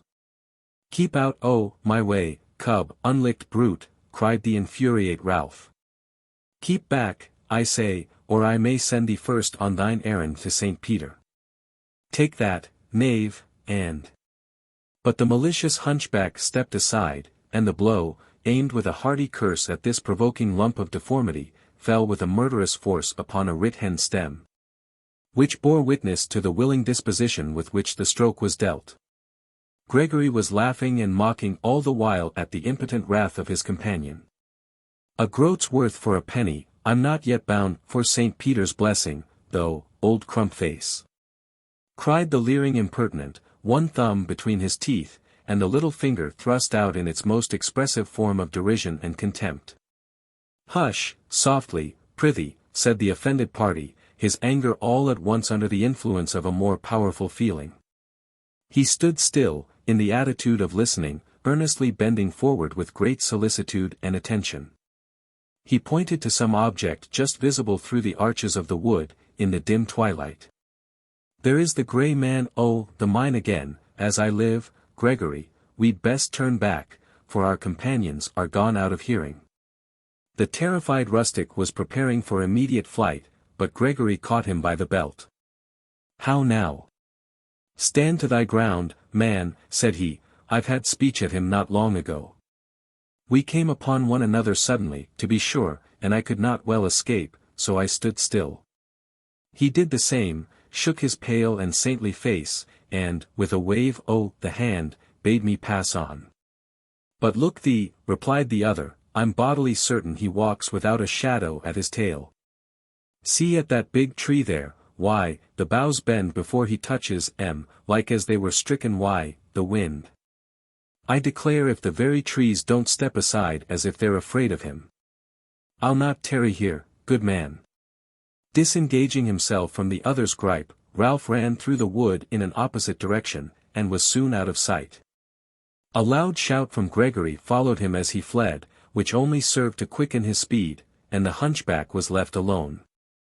The figure which was the moving cause of this cowardly apprehension almost immediately disappeared behind a projecting crag, at the base of which grew a thick skirting of underwood, but Gregory pursued cautiously in the same direction. He had heard strange stories of demons guarding heaps of treasure, and it was currently reported that in former times a mine had been secretly worked in these parts for fear of discovery. All mines yielding gold and silver, so as to leave a profit from the working, being considered as mines royal, and regarded as the property of the king. 55 Gregory's prevailing sin was avarice. And oftentimes this vice put on the appearance of courage, by rendering him daring for its gratification, though at heart a coward. He thought that if the treasure were once within his grasp neither man nor demon should regain it. For a short time past this part of the forest had been commonly reported as the haunt of a spectre, in the likeness of a man clad in grey apparel, who by some was supposed to be an impalpable exhalation from a concealed mine existing in the neighborhood. It is well known that these places are generally guarded by some covetous demon, who, though unable to apply the treasures to their proper use, yet strives to hinder any one else from gaining possession. Gregory had once encountered it unexpectedly, face to face, but he did not then follow, surprise and timidity preventing him. He, however, resolved that, should another opportunity occur, he would track the spectre to its haunt, and by that means find out the opening and situation of the mine. He now crept slowly towards the crag, behind which the figure had retired. Looking cautiously round the point, he again saw the dim spectral form only a few yards distant. Suddenly he heard a low whistle, and the next moment the mysterious figure had disappeared, not a vestige could be traced. He thrust his huge head between the boughs for a more uninterrupted survey, but nothing was seen, save the bare escarpment of the rock, and the low bushes, behind which the phantom had, a moment before, been visible. Though somewhat daunted, he crept closer to the spot, but darkness was fast closing around him, and the search was fruitless. "Humph," said the disappointed treasure hunter audibly, "daylight and a stout pole may probe the mystery to the bottom. I'll mark this spot." "Mark this spot," said another voice at some distance, repeating his words like an echo. The rock was certainly within striking distance, and it might have been this accident which lent its aid to the delusion. Gregory could not withstand so apparently supernatural an occurrence. He took to his heels, driven fairly off the field, nor did he look behind him until safely entrenched before a blazing fire in the kitchen at Waddington Hall. "Out, ill-favoured hound," said a serving wench, who was stirring a blubbering mess of porridge for supper. But Gregory was not in the humour to reply. He sat with one long lean hand under his chin, the other hung down listlessly to his heels, which were drawn securely under the stool on which he sat. His thoughts were not on the victuals, though by long use and instinct his eyes were turned in that direction. "Thee art ever hankering after the brose, thou greedy churl," continued the wench, wishful to goad him on to some intemperate reply. But Gregory was still silent. At this unwonted lack of discourse, Janet, who generally contrived to bring his long tongue into exercise, was not a little astonished. It needed no great wit, any time, to set him a-grumbling. For neither kind word nor civil speech had he for kith or kin, for man or maid. Looking steadfastly towards him, she struck her dark broad fists upon her hips, and, in a loud and contemptuous laugh, abruptly startled the cynic from his studies. He eyed her with a grin of malice and vexation. "Thou she-ape, I wonder what first ye are made for, the plague o' both man and beast, the worst plague that e'er Pharaoh were punished why. Screech on. I'll my think out, spite o' thy caterwauling. Thou art a precious wonder, Master Crab. Squirt thy verjuice, when thou art roasting, some other way. I wonder what man-ape thy mother watched I the breeding. She had been special fond o' children, I bethink me. And what knowest thou o' my dame's humours, thou curl-crop vixen," said Gregory, unwarily drawn forth again from his taciturnity. "How should her inclinations be subject to thy knowledge?" "She reared thee," was the reply. Two other hinds belonging to the household, who were watching the issue of the contest, here joined in a loud clamour at the victory, and Gregory, dogged with baiting, became silent, scowling defiance at his foe. Waddington Hall was at that period a building of great antiquity. Crooks, or great heavy arched timbers, ascending from the ground to the roof, formed the principal framework of the edifice, not unlike the inverted hull of some stately ship. The whole dwelling consisted of a thorough lobby and a hall, with a parlour beyond it, on one side, and the kitchens and offices on the other. The windows were narrow, scarcely more than a few inches wide, and, in all probability, not originally intended to contain glass. The chimneys and fireplaces were wide and open. The apartments, except the hall, low, narrow, and inconvenient, divided by partitions of oak, clumsy, and ill-carved with many strange and uncouth devices. The hall was, on the right of the entrance, lighted by one long low window. A massy table stood beneath. The fireplace was on the opposite side, occupying nearly the whole breadth of the chamber. A screen of wainscot partitioned off the lobby, carved in panels of grotesque workmanship. Beyond the hall was the parlour, furnished as usual with an oaken bedstead, standing upon a ground floor paved with stone. In this dormitory, the timbers of which were of gigantic proportions, slept Master Oliver and Mistress Joan Tempest, the latter not a little given to that species of uxorious domination which most wives, when they apply themselves heartily to its acquisition, rarely fail to usurp. Here, says Dr. Whitaker, this being the general style of building for centuries, and scarcely, if at all, deviated from, here the first offspring of our forefathers saw the light. And here too, without a wish to change their habits, fathers and sons in succession resigned their breath. It is not unusual to see one of these apartments now transformed into a modern drawing-room, where a thoughtful mind can scarcely forbear comparing the past and present, the spindled frippery of modern furniture. The frail but elegant apparatus of a tea-table, the general decorum, the equal absence of everything to afflict or to transport, with what has been heard, or seen, or felt, within the same walls, the logs of oak, the clumsy utensils, and, above all, the tumultuous scenes of joy or sorrow, called forth, perhaps, by the birth of an heir, or the death of an husband, in minds little accustomed to restrain the ebullitions of passion. Their system of life was that of domestic economy in perfection.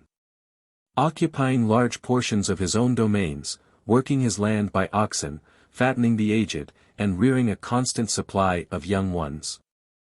Growing his own oats, barley, and sometimes wheat, making his own malt, and furnished often with kilns for the drying of corn at home, the master had pleasing occupation in his farm, and his cottagers regular employment under him.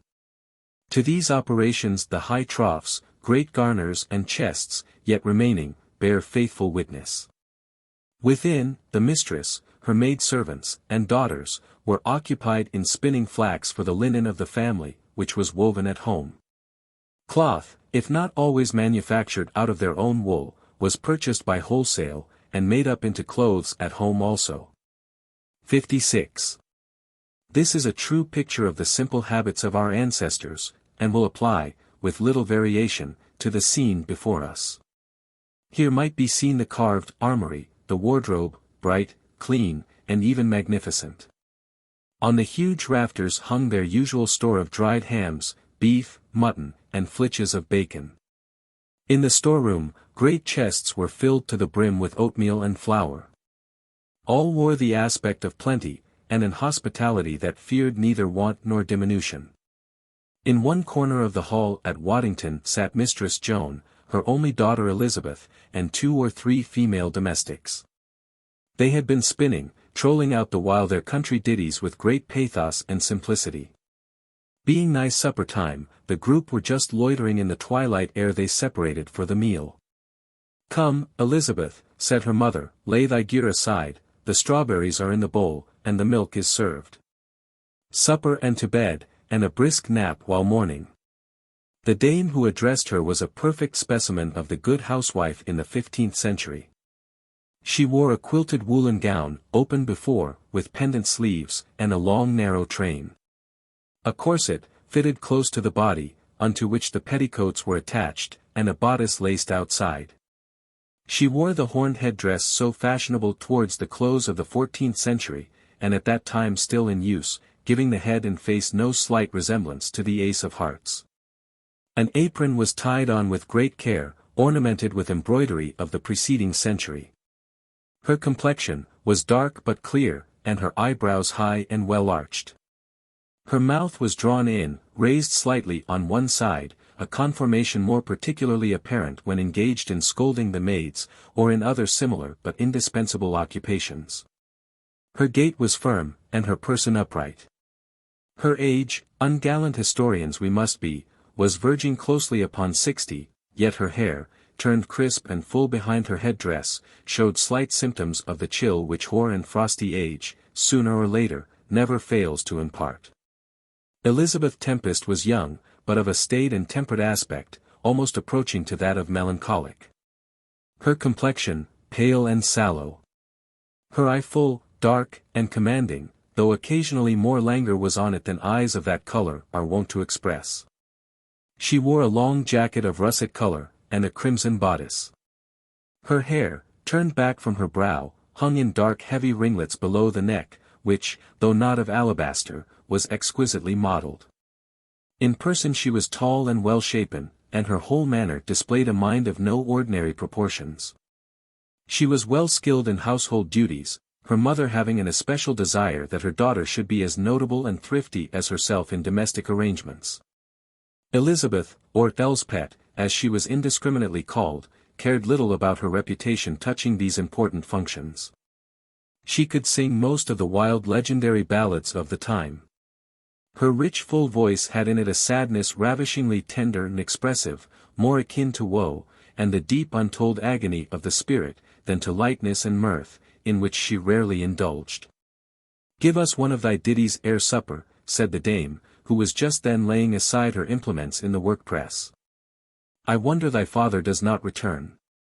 The roofs of Bashall ring with louder cheer than our own, I trow.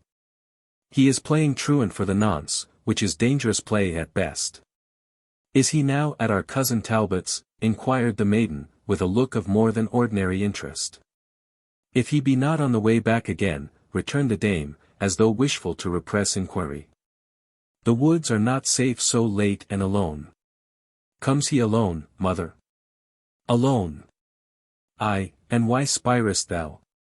The dame looked wistfully, though but for a moment, on her daughter, then changing her tone, as if to recommend a change of subject, she cried. Come, ha done, Elspet, we will wait no longer than grace be said. Now to thy song. The maiden began as follows. 1. There sits 3 ravens on yon tree. Hago. There sits 3 ravens on yon tree. As black as they can be. Hago, the dairy, down, Hago. 2, says the first raven to the other. Hago. Says the first raven to the other. We'll go and eat our feast together. Hago, and 3, it's down in yonder grass-grown field. Hago. It's down in yonder grass-grown field. There lies a dead knight just new killed. Hago, and 4. There came a lady full of woe. Hago. There came a lady full of woe. And her hands she wrung, and her tears did flow. Hago, and 5. She saw the red blood from his side. Hago. She saw the red blood from his side. And it was for me my true love died. Hago, and 6. Oh, cruel was my brother's sword. Hago. Oh, cruel, was his sword. But sharper the edge of one scornful word. Hago, and 7. She laid her on his bosom cold. Hago. She laid her on his bosom cold. While adown his cheek her tears they rolled. Hago, and 8. No word she spake, but one sob gave she. Hago. No word she spake, but one sob gave she. Said the ravens, another feast have we. And long shall thy rest and thy slumbers be. Hago, the dairy, down, Hago. At the concluding stanza in walked Oliver Tempest, who, as if to avoid notice, sat down, without uttering a word, in a dark corner at the opposite side of the hall. He looked moody, and wishful to be alone. Joan, for a while, forbore to interrupt his reverie, and the females finished their evening repast in silence. Is Sir Thomas Talbot yet returned from the Harringtons? Inquired the dame soon after, with an air of assumed carelessness. He returned an hour only ere I departed. Another pause ensued. And his son Thomas, comes he back from the Poodsays of Bolton? Does the gentle Florence 57 look on him kindly, or is the wedding yet delayed? I know not, was the brief reply. After a short pause he continued, the wanderer has left Bolton, I learn, and, 'tis said, he bides at Whalley. Here he cast a furtive look at the domestics, and then at his wife, as though wishful to ascertain if others had understood this intimation. Nay, some do boldly affirm that he has been seen these very woods, continued he, lowering his voice to a whisper. Which heaven forfend, said the wary dame.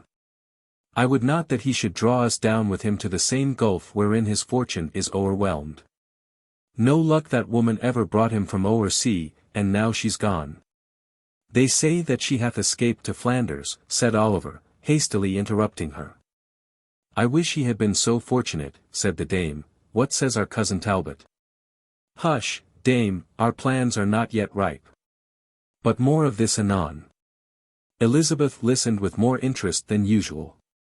Every word was eagerly devoured, and with the last sentence she could not forbear inquiring. And Edmund? Surely Edmund Talbot is not. What? Sternly inquired her father, what knowest thou of? Said I aught whereby thou shouldst suspect us? Hush, thou foolish one, said the more cautious dame, thy thought alone was privy to it, and so no more. There be others listening. The moonbeams now crept softly into the chambers, whither, too, crept the weary household, the master and his wife remaining for a short time together in the hall, apparently in earnest discussion. But Elizabeth retired not to her couch. She passed softly through the courtyard, looking round as though in search of some individual. This proved to be the hunchback Gregory, whom she found ensconced behind a peat stack in marvellous profundity of thought. With a soft step, and one finger raised to her lips, she gently tapped him upon the shoulder. Looking round, he saw her gesture and was silent. "Gregory, art thou honest?" she inquired, in a whisper. "Why, and it be, Mistress Elspeth, when it suits with my discretion, that is, if discretion be none the worse for it, eh? Thou art ever so, Gregory, and yet. If ye want honesty, eschew a knave, and catch a fool by the cap. None but fools worry and distemper themselves with this same pale-faced whining jade, that will leave the lurch at a pinch, Dame Honesty, forsooth. More wit, more wisdom. And there is a plentiful lack of wit in your honest folk," continued the cynic, as though pursuing a train of thought to its ultimate development. "Gregory, thou art not the rogue thee seems. I think beneath that rough and captious speech there lurks more honesty than thou art willing to acknowledge. Thou hast been angered with baiting until thou wouldst run at every dog that comes into the paddock, though he fawned on thee, and were never so trusty and well-behaved." Gregory was silent. He looked upwards to the bright moon and the quenched orbs that lay about her path. Again Elizabeth whispered, first looking cautiously around. "Wilt do me a service?" "Aye, for hire," he quickly answered. "If thine errand is done faithfully, thou mayest get more largesse than thou dreamst of. Ye want a spoon belike, that ye soil not your delicate fingers. Aye, Gregory, and thou wilt, we first use thee. And then the spoon shall be broken, I trow. Well, if I am a spoon, I'll be a golden one, and I shall be worth something when I'm done with. Understand ye this, fair mistress? Yes, knave, and thou shalt have thy reward. What? I shall swing the highest, eh? Peace, I want a messenger. Take this. Not treason, I trow, said Gregory, as he eyed the billet with a curious but hesitating glance. Go by the nearer path to the wood. Where the road divides to the ford and the farther pastures, take the latter, then turn to the right, where the old fir tree rises above the rock. Walk carefully through the bushes at the base of the crag. Near unto a sharp angle of the rock thy path will be stayed by a fallen tree. Grasp this with both hands, and whistle thrice. I know thou canst be trusty and discreet. Yet remember thy life is in my power shouldst thou fail. She paused, pointing significantly at the billet. Now hasten. Bring back, and to me only, what shall be committed to thy care. I will expect thee at my window by midnight. Now it so happened that this precise spot was identified to Gregory's apprehensions with the very place where his attention had that night been directed by the mysterious disappearance of the grey man of the mine. He would certainly have preferred making his second visit by daylight, but needs must when a woman drives, especially when that woman is a mistress, and gold is the goad. Besides he might perchance get a glimpse of the treasure. And his pockets were wide and his gripe close. Thus stimulated to the adventure, he addressed himself to perform her behest. The night was singularly clear, and the shadows lay on his path, still and beautifully distinct. As he hastened onwards the wood grew darker and more impervious. Here and there the moonbeams crept fantastically through the boughs, like fairy lamps glimmering on his path. Sometimes, preternaturally bright, the wood seemed lit up as though for some magic festival.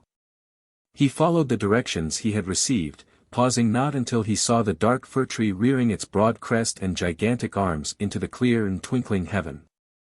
It looked like the guardian genius of the place, a huge monster lifting its terrific head, as though to watch and warn away intruders. Beside this was the rock where his adventure must terminate. With more of desperation than courage he scrambled through the bushes. Not daring to look behind him, for he felt as though his steps were dogged, an idea for which he could not account, he made his way with difficulty by the crag until he came to a fallen tree that had apparently tumbled from the rock. Laying hold of the trunk he whistled faintly. It was answered, an echo, or something even more indistinct, gave back the sound. His heart misgave him, but he stood committed to the task, and durst not withdraw. Again he whistled, but louder than before, and again it was repeated. With feelings akin to those of the condemned wretch when he drops the fatal handkerchief, he sounded the last note of the signal. His breath was suspended. Suddenly he felt the ground give way beneath his feet, and he was precipitated into a chasm, dark, and by no means soft at the nether extremity. This was a reception for which he was not prepared. He had sustained a severe shock. But luckily his bones were whole. Recovering from his alarm, he heard a low jabbering noise, and presently a light, which, it seems, had been extinguished by his clumsiness, was again approaching. The intruder saw, with indescribable horror, a hideous black dwarf bearing a torch. He was dressed in the Eastern fashion. A soiled turban, torn and dilapidated, and a vest of crimson, showed symptoms of former splendor that no art could restore. This mysterious being came near, muttering some uncouth and unintelligible jargon, while the unfortunate captive, caught like a wolf in a trap, looked round in vain for some outlet whereby to escape. The only passage, except the hole through which he had tumbled, was completely filled by the broad, unwieldy lump of deformity that was coming towards him. The latter now surveyed him cautiously, and at a convenient distance, croaking, in a broken and foreign accent. "What ho! Prisoner, by Queen's grace. Better stop when little door shall open. Steps, look thee, for climb, hands and toes, go to." Gregory now saw that steps, or rather holes, were cut in the sides of the pit wherein he had fallen, or rather been entrapped. These he ought to have used when the trapdoor was let down. And he remembered his mistress's caution, to hold fast by the tree. There were, however, no means of escape that way, as the door had closed with his descent. The ugly thing before him was 10 times more misshapen than himself. And at any other time this flattering consideration would have restored him to comparative good humor. He was not in the mood now to receive comfort from any source. He felt sore and mightily disquieted.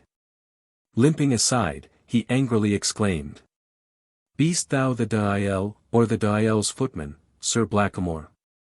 I'd have thee tell thy master to admit his guests in a more convenient fashion. Hang me, if my bones will not ache for a 12-month.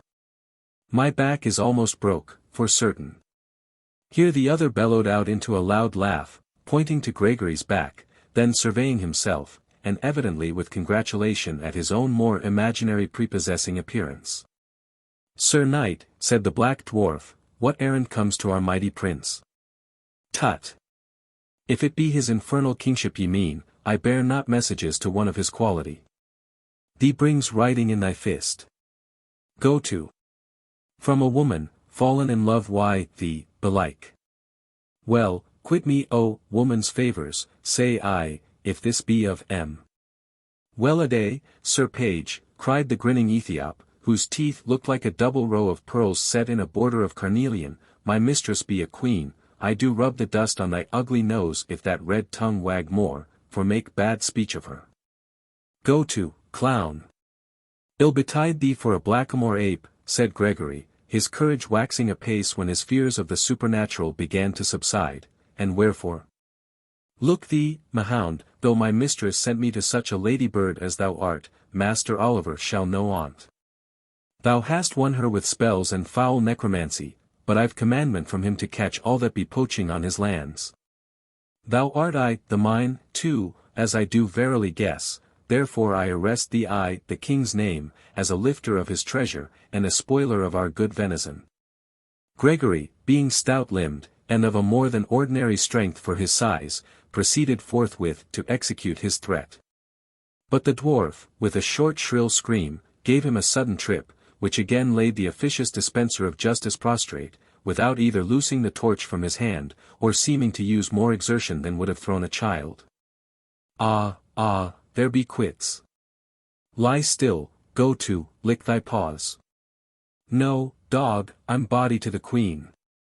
Body o' me, I think thee beast liker fist and crupper. I would I had thee in a cart at holiday time, and a rope to thy muzzle," said the astonished Gregory. He had dropped his billet in the scuffle, which the dwarf seized, opening it without ceremony. A message. Good, stay here, garbage. I be back 1, 2, teary, and away straddled the black monster along the passage. Turning suddenly, before he was aware, into another avenue, leading apparently far into the interior, Gregory was left once more in total darkness. He heard the sound of retreating footsteps, but not a glimmer was visible, and he feared to follow lest he might be entangled in some inextricable labyrinth. He recollected to have heard a vague sort of tradition, that a subterraneous passage once led from the hall to the Ribble bank, whereby the miners had in former days kept their operations secret. These were the haunts, too, of poachers and deer-stalkers, who made use of such hiding-places to screen their nocturnal depredations. He might be gotten unknowingly into one of their retreats, and he knew the character of such men too well to venture farther into their privy places without leave. But it was strange this ugly and insane thing should be kept here. Its outlandish accent, too, as far as Gregory could distinguish, was still more unaccountable, and that his young mistress should hold any intercourse with such a misshapen mockery of the human form was a mystery only to be resolved by a woman. After all, his first conjecture might be true, and this delicate sprite the ministering demon to some magician who brooded over the treasure. He grew more timorous in the dark. His own breathing startled him. He revolved 1,000 plans of escape. But how was it possible to climb to the pit mouth without help, and in total darkness? The door, too, would probably defy his attempts to remove it. Suspense was not to be endured. He would have been glad to see the ugly dwarf again, rather than remain in his present evil case. He now tried to grope out his way, from that sort of undefinable feeling which leads a person to identify change of place with improvement in condition. Ere he had gone many yards from the spot, however, he saw a light, and presently the flaming torch was visible, with the ugly form he desired. Sir Messenger, Allez. Make scrape and go backward. Bah! What for make Lady Ch's ugly lout as thee for page, not know, not inquire. Up, this way, now mind the steps. Bah, not that, fool. With some difficulty Gregory was initiated into the mysteries of the ascent. The torch was brandished high above his head, and with fear and trepidation he prepared to obey. But, Master Sooty Paws, my mistress will be wanting of some token, some reply. Hast thou no memory of her sweet favours? Begone, slave dog, begone. Say we be snug as the fox that will keep in the hole when dogs go hunt.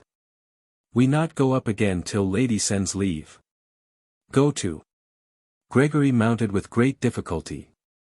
When he approached the mouth, looking upward for some mode of exit, he saw the trapdoor slowly open, and he leapt forth into the free air, the cool atmosphere and the quiet moonlight again upon his path. He soon cleared the bushes, and once more was on his way to the house. Elizabeth met him at the gate. What ho, sirrah, said she, hast thou been loitering with my message? I left my chamber to look out for thee. What answer?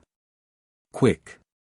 Why, forsooth, 'tis not easy to say, methinks, for such jabber is hard to interpret. By my lady's leave, I think. Here he paused, but Elizabeth was impatient for the expected reply. Softly, softly, mistress. I but thought your worship were ill bestowed on yonder ugly image. Tut, I'm not I the humour for thine. What message, simpleton? None, good mistress, but that they be snug until further orders. 'Tis well, to rest. But hark thee, knave, be honest and discreet, thou shalt win both gold and great honours thereby. What? Shall I my share o' the treasure? Inquired Gregory, his eyes glistening in the broad moonlight. What treasure, thou greedy gled? Why they say 'tis a mine royal, and... How? Knowest thou our secret? I, a body may quess. I've not found the road to the silver mine for naught. If I get my grip on't, the king may whistle for his share belike. The king. What knowest thou of the king? Said the maiden sharply. Lady, I know not on him forsooth. Marry, it would be hard to say who that be nowadays, for the clerk told me. Peace. Whom sawest thou? Why, the ugliest brute, saving your presence, lady, that my two e'en ever lipened on. None else? No, no, I warrant ye, the miners woudna care to let me get a glint o' the gowd. I only had a look at the hobgoblin, who they have set, I guess, to watch the treasure. Oh. I see, aye, truly, said the maiden thoughtfully, the mine is guarded, therefore be wary, and reveal not the secret, lest he crush thee. Remember, said she at parting, remember the demon of the cave. One word, and he will grind thy bones to grist. Gregory did remember the power of this mysterious being, who, he began to fancy, partook more of the supernatural than he had formerly imagined. Wearied with watching, he slept soundly, but his dreams were of wizards and enchanters. Heaps of gold and fairy palaces, wherein he roved through glittering halls of illimitable extent, until morning dissipated the illusion. Some weeks passed on, during which, at times, Gregory was employed by his mistress, doubtless to propitiate this greedy monster, in conveying food secretly to the mouth of the chasm. He did not usually wait for his appearance, but ran off with all convenient speed when his errand was accomplished. Still his hankering for the treasure seemed to increase with every visit. He oft invented some plan for outwitting the demon, thereby securing to himself the product of the mine. Some of these devices would doubtless have been accomplished had not fear prevented the attempt. He had no wish to encounter again the hostility of that fearful thing in its unhallowed abode. His mistress, however, would, at some period or another, no doubt, be in possession of all the wealth in the cave, and he should then expect a handsome share. He had heard, in old legends, marvelous accounts of ladies marrying with these accursed dwarfs for gold, and if he waited patiently he might perchance have the best of the spoil. He brooded on this imagination so long that he became fully convinced of its truth, but still the golden egg was long in hatching. One night he thought he would watch a while. He had just left a large barley cake and some cheese, a bowl of furmity, and a dish of fruit. This monster, thought he, devours more victuals than the worth of his ugly carcass. He hid himself behind a tree, when presently he heard a rustling behind him. Ere he could retreat he was seized with a rude grasp, and the gruff accents of his master were heard angrily exclaiming. "How now, sir knave? What mischief art thou plotting this blessed night? Answer me. No equivocation. If thou dost serve me with a lie in thy mouth I'll have thee whipped until thou shalt wish the life were out o' thee." Gregory fell on his knees and swore roundly that he would tell the truth. "Quick, hound, I have caught thee lurching here at last. I long thought thou hadst some knavery a-going. What meanest thou?" Gregory pointed towards the provision which was lying hard by. Sirrah. What have we here?" said his master, curiously examining the dainties. "Why, thou cormorant, thou greedy kite, is not enough to consume victuals and provender under my own roof, but thou must guttle him here too. I warrant there be other company to the work, other grinders at the mill. Now, horrible villain, thou dost smell fearfully o' the stocks. O master, forgive me, it was mistress that sent me with the stuff, as I hope the Virgin and Saint Gregory may be my intercessors." "Thy mistress, and for whom?" "Why, there's a hole close by, as I've good cause to remember." "Well, sirrah, and what then?" "As ugly a devil-kin lives there as ever put paw and breech upon hidden treasure. 'Tis the mine, master, that I mean." "The mine? What knowest thou of the mine?" "I've been there, and—" Here he related his former adventure, at the hearing of which Oliver Tempest fell into a marvellous study.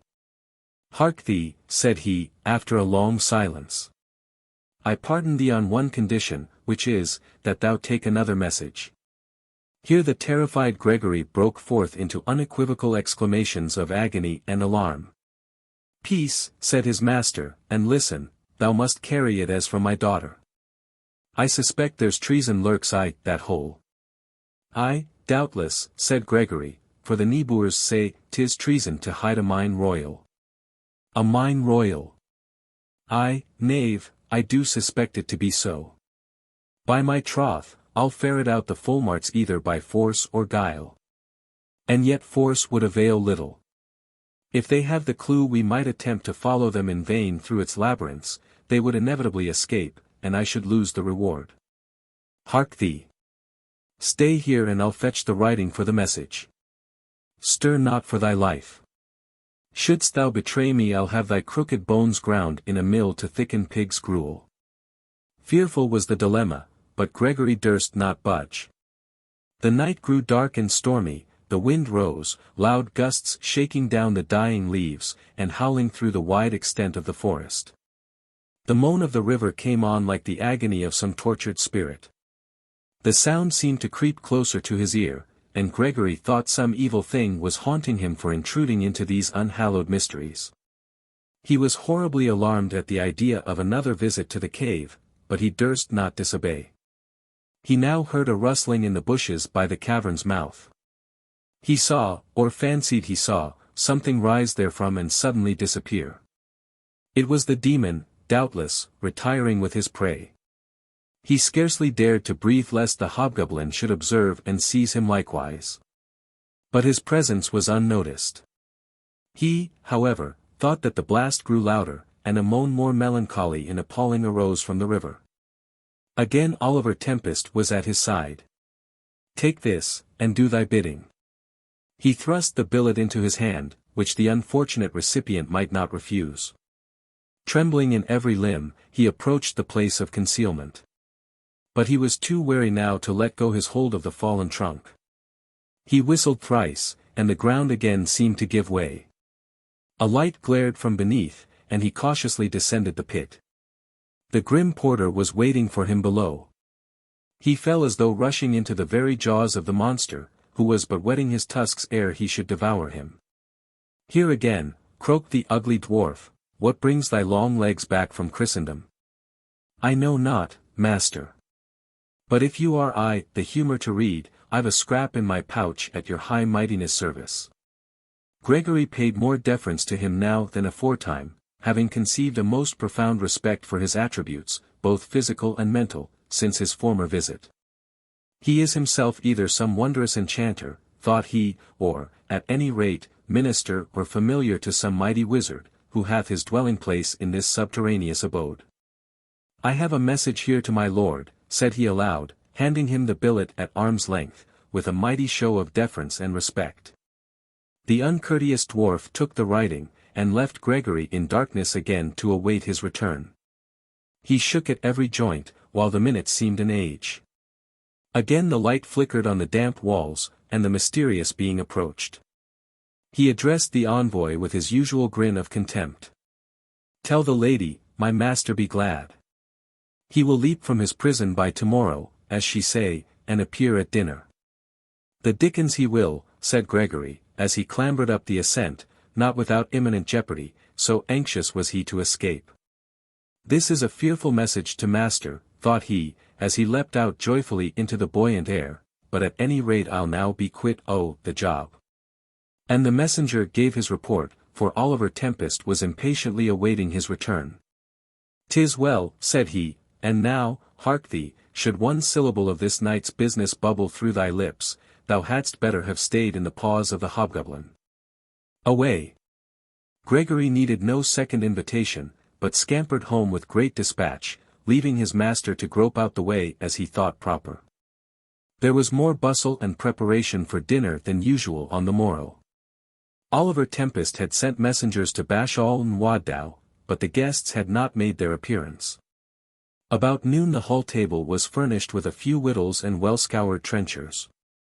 Bright pewter cups and ale flagons were set in rows on a side table, and on the kitchen hearth lay a savoury chine of pork and pease pudding.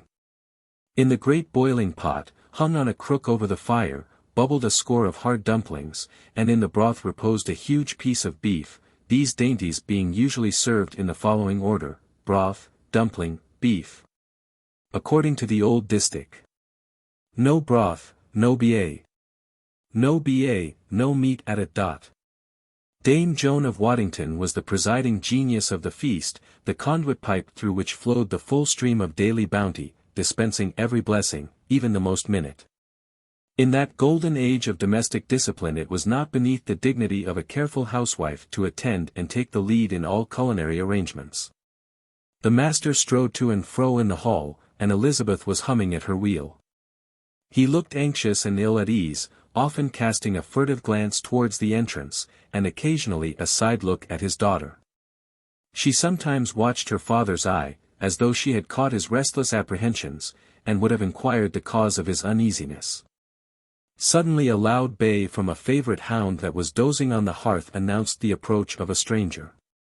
Oliver advanced with a quick step into the courtyard, and soon re-entered leading in a middle-sized, middle-aged personage, slightly formed, whose pale and saintly features looked haggard and apprehensive, while his eye wavered to and fro.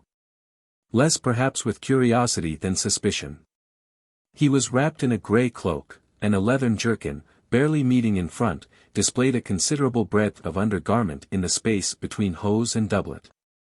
These were fastened together with tags or points, superseding the use of wooden skewers, with which latter mode of suspension not a few of our country yeomen were in those days supplied.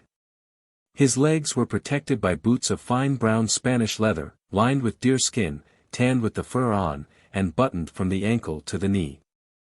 He had gloves of the same material, reaching to the elbow when drawn up, but now turned down with the fur outwards.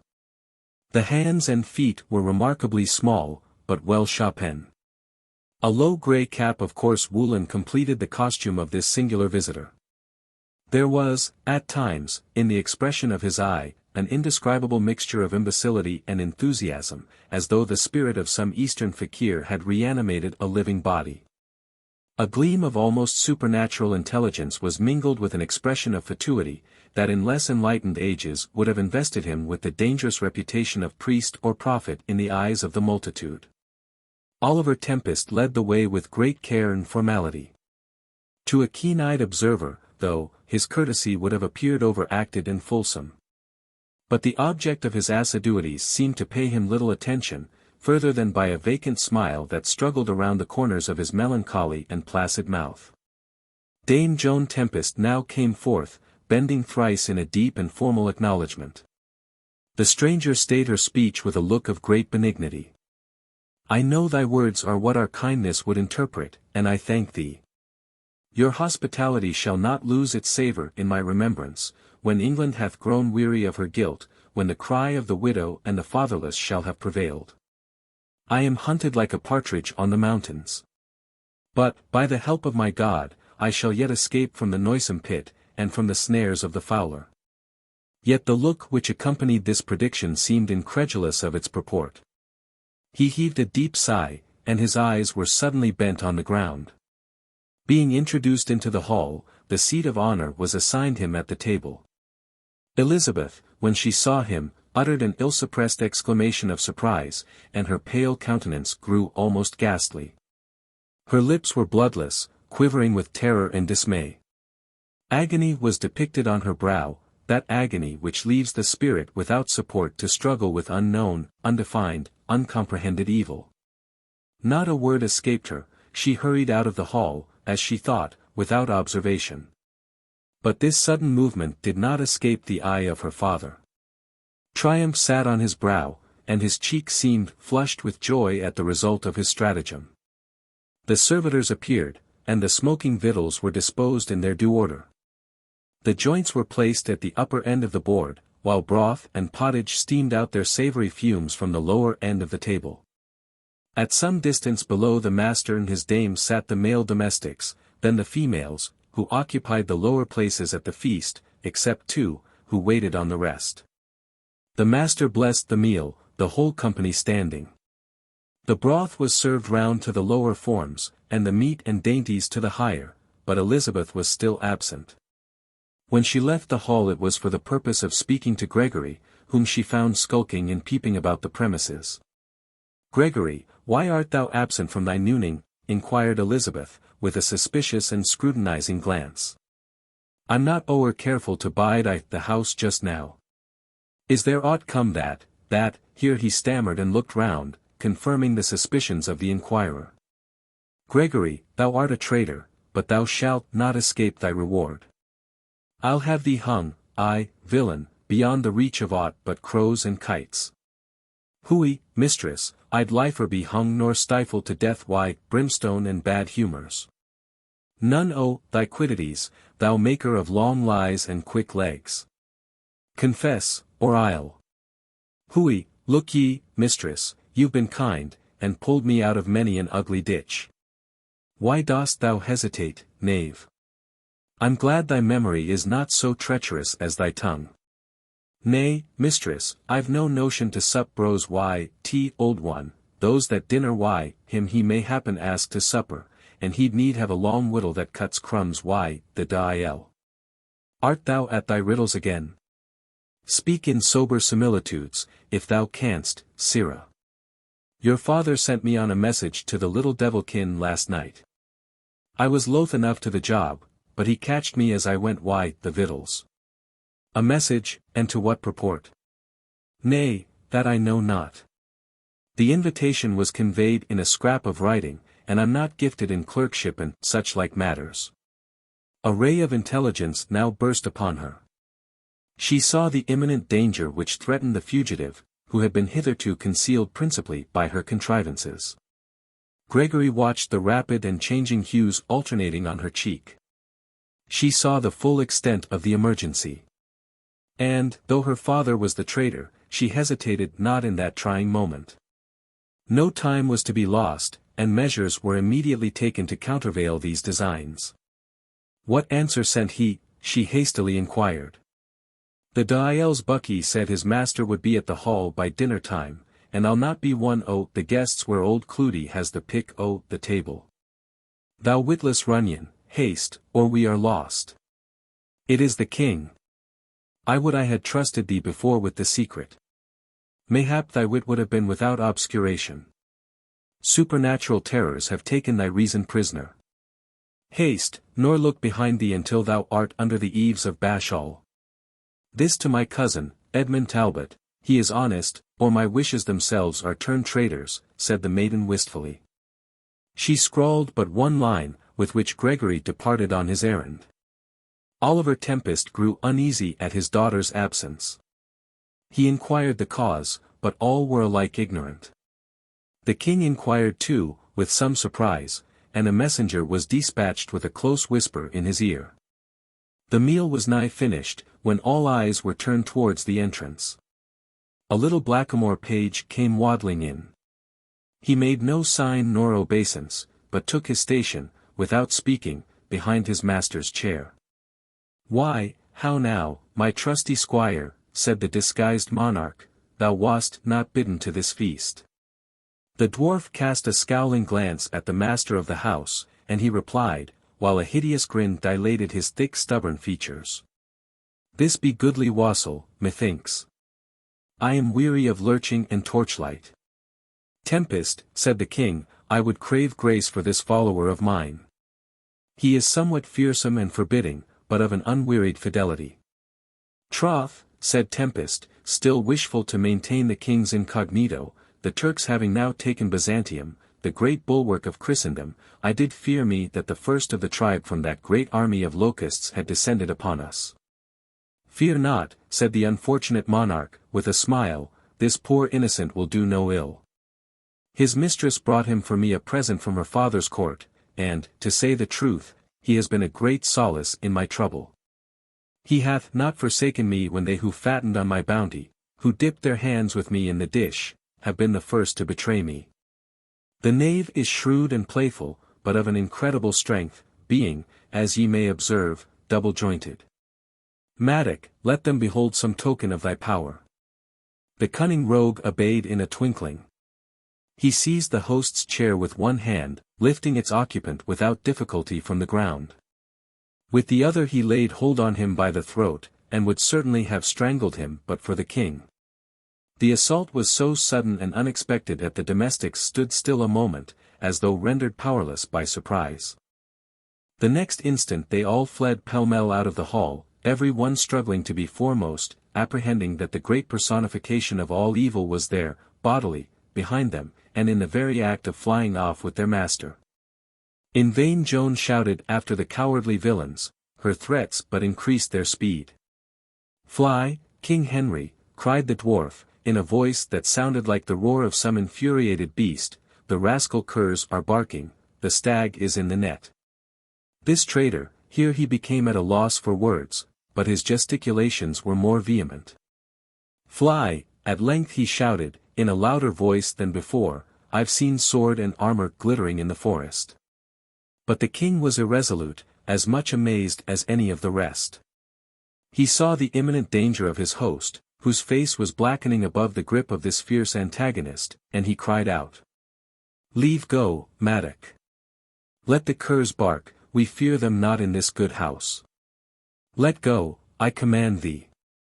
With a look of pity and of scorn the savage loosened his hold, saying, "Thou be'st not king now, but Henry with the beads and breviary, and here come thy tormentors." A loud whistle rang through the hall, and in burst a band of armed men, led on by Sir Thomas Talbot of Bashall, and his oldest son of the same name, together with Sir James Harrington. Tempest, recovered from his gripe, made a furious dart at the king. But ere he had accomplished his purpose, Edmund Talbot rushed between, at the peril of his life, opening a way for the terrified monarch through the band that had nearly surrounded him. The king fled through the passage made by his deliverer. And the dwarf, keeping his enemies at bay, heroically and effectually covered his retreat. "Edmund Talbot, art thou traitor to thy kin?" said Sir Thomas, from the crowd.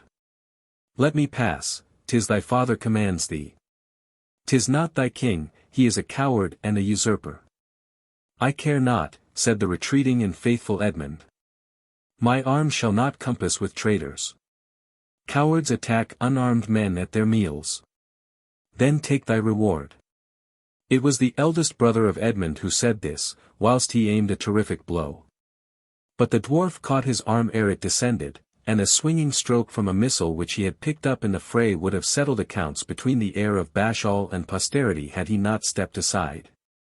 This unequal contest, however, could not long continue, though time, the principal object, was gained, and the king was fast hastening again towards the cavern.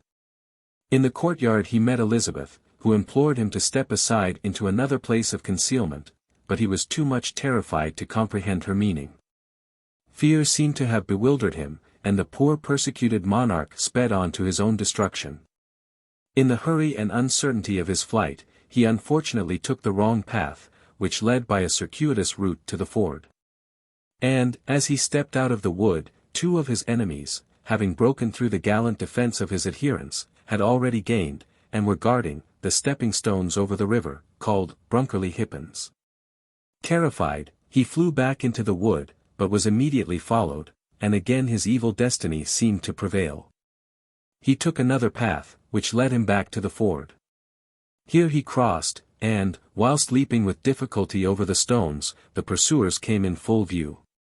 Having gained the Lancashire side, he fled into the wood, but his enemies were now too close upon him for escape, and the royal captive was taken, bound, and conveyed to Bashall. Many cruel indignities were heaped upon him. And he was conveyed to London in the most piteous plight, on horseback, with his legs tied to the stirrups. Ere he departed, it is said that he delivered a singular prediction, to wit, that 9 generations of the Talbot family, in succession, should consist of a wise and a weak man by turns, after which the name should be lost. Volume 2. The Fairies' Chapel. Farewell, rewards and fairies. Good housewives now may say. For now foolay sluts in dairies do fare as well as they. And though they sweep their hearths no less than maids were wont to do, yet who of late, for cleanliness, finds 6 pence in her shoe. Percy's Relics. The ancient mansion of Healey Hall was a cumbrous inconvenient dwelling of timber, but the spirit of improvement having gone forth in the reign of Elizabeth, an ordinary hall house of stone was erected, about the year 1620, by Oliver Chadwick. On the south front was a projecting wing and 3 gables, with a large hall window. The north front had 2 gables only, with a projecting barn. The north entrance, covered by a porch, was a thorough passage, answering to the screens of a college, having on one side the hall and parlour beyond, on the other were the kitchen, buttery, and on the river below was a corn mill. This and a huge barn being necessary appendages to the hospitable mansions and plentiful boards of our forefathers. Over the front door was this inscription: C. Doc. T. R. C. I. C. C. R. B. Anno Domini 1168. About the year 1756 the east wall gave way, and a considerable fissure appeared on the outside. This event was considered by many as the usual foretokening that its owner, Charles Chadwick, of Healey and Ridware, would speedily be removed by death from the seat of his ancestors. And so it proved, for in the course of a few months he died at Lichfield, aged 82. His great age, though, will be thought the more probable token, the surer presage of approaching dissolution. On a stone near the top of the building, on the north side, a human head was rudely carved in relief, which tradition affirms to have been a memorial of one of the workmen, accidentally killed while the house was building. In 1773, the existing edifice was built, on the ancient site, by John Chadwick, grandfather to the present owner. In Corries, Lancashire is the following document, furnished by the recent possessor, Charles Chadwick, Esq. It relates to the foregoing John Chadwick, his father. In 1745, at the rebellion, when the Pretender's son and his Highlanders reached Manchester, having obtained a list of the loyal subscribers, they began, of course, to enforce the payment of the money for their own use. An officer of the Belted Plaid, of the 2nd Division, came to the house of Mr. C. in King Street, whilst the master of it was with his father at Ridware, and, on being told that he was from home, and his lady ill in bed, he went upstairs, and opening the chamber door, where she was then lying in, beckoned her sister to come to him on the stairs, where he told her, in a mild but decided tone, that the money before mentioned must be paid quickly for the use of the prince, who lodged at the house in Market Street, now called the Palace Inn, or the house would be burnt down. In this dilemma, the man midwife calling first, and afterwards the physician, were both consulted by the ladies, when the former, a Tory, advised to send the money after them, whilst the latter, a Whig, thought it better to keep it till called for. Consequently, never being called for in their hasty retreat, the money was not paid. It may be proper to add, Captain Lachlan MacLachlan, of the 1st Division, afterwards one of the proscribed, being quartered in the same house, behaved with the greatest civility and politeness.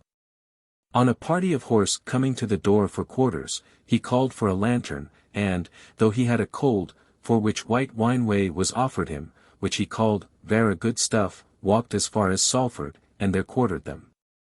2 of his Highlanders, in the meantime, were dancing reels in the kitchen, and in the morning gave each of the maids 6d at parting. The name Healey Dean denotes a valley or dale, convallis, enclosed on both sides with steep hills. Dean being a Saxon word, signifying a narrow valley, with woods and streams of water convenient for the feeding of cattle.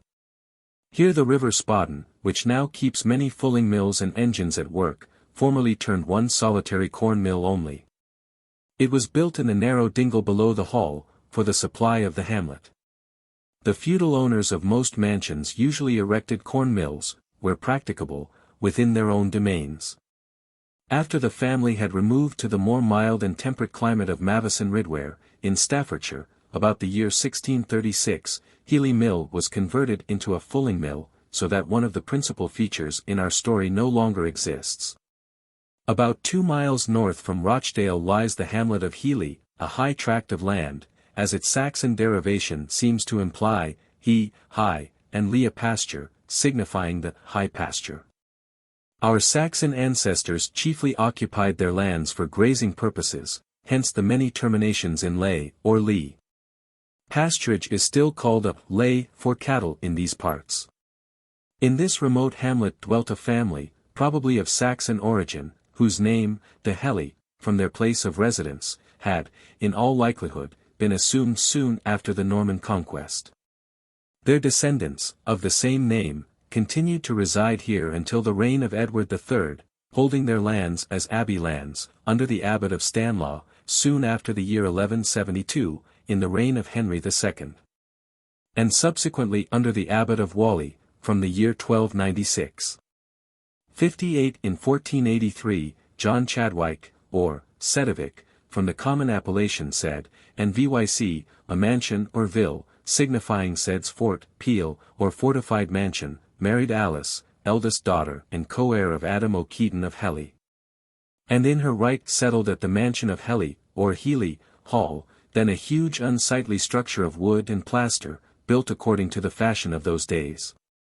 An ancestor of Adam O'Keeton having married Hawise, heir of Thomas de Helly, in the reign of Edward III, became possessed of this inheritance.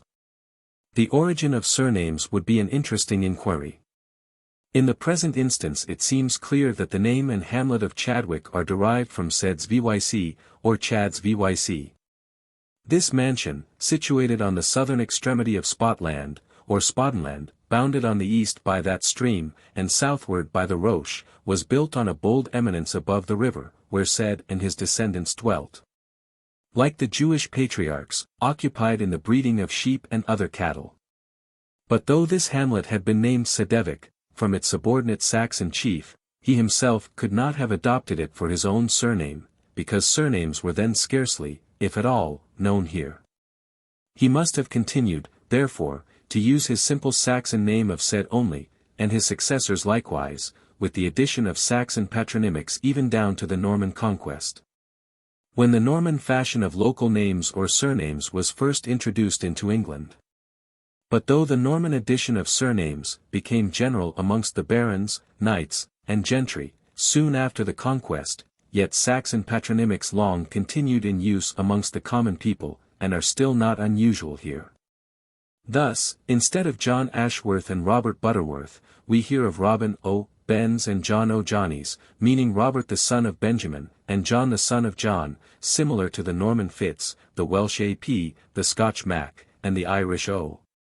And this ancient mode of describing an individual sometimes includes several generations, as Thomas Oedekes, Wundes, Osames, and K.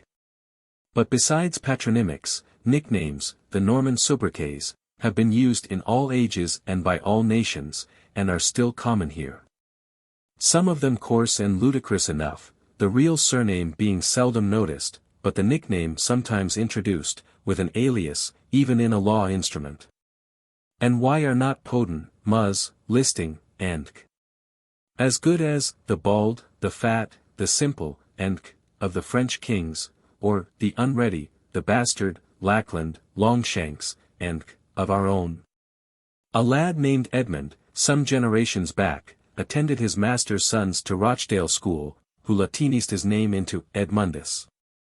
Then it was contracted into Mundus, by which name his descendants are best known to this day, some probably knowing Tom Mundus well who are ignorant of his real surname. Within late years individuals have been puzzled on hearing themselves inquired after by their own surname. At Whitworth you might have asked in vain for the house of Susanna Taylor, though any child would have taken you straight to the door of Susie Oyms, O. Fairhoffs at top O. Th. Rake. 59. Another derivation of the surname de Helly, not at all improbable, has been suggested, viz. that Helly Dean may have been an early corruption of Holy Dean, having formerly belonged to the Church, and possibly, in remote ages, dedicated to the religious rites of the Druids. A clear rock spring, in a gloomy dell below the hall, is still called the Spa, and often frequented by youths and maidens on May mornings. Hence some have imagined that this Dean and its spa may have given to the river running through it the name of Spaden, or Spadine. Another spring, higher up, is called Robin Hood's Well, from that celebrated outlaw, who seems to have been the favorite champion of these parts, and who, according to some authorities, lies buried at Kirklaw, in the West Riding of York. 60.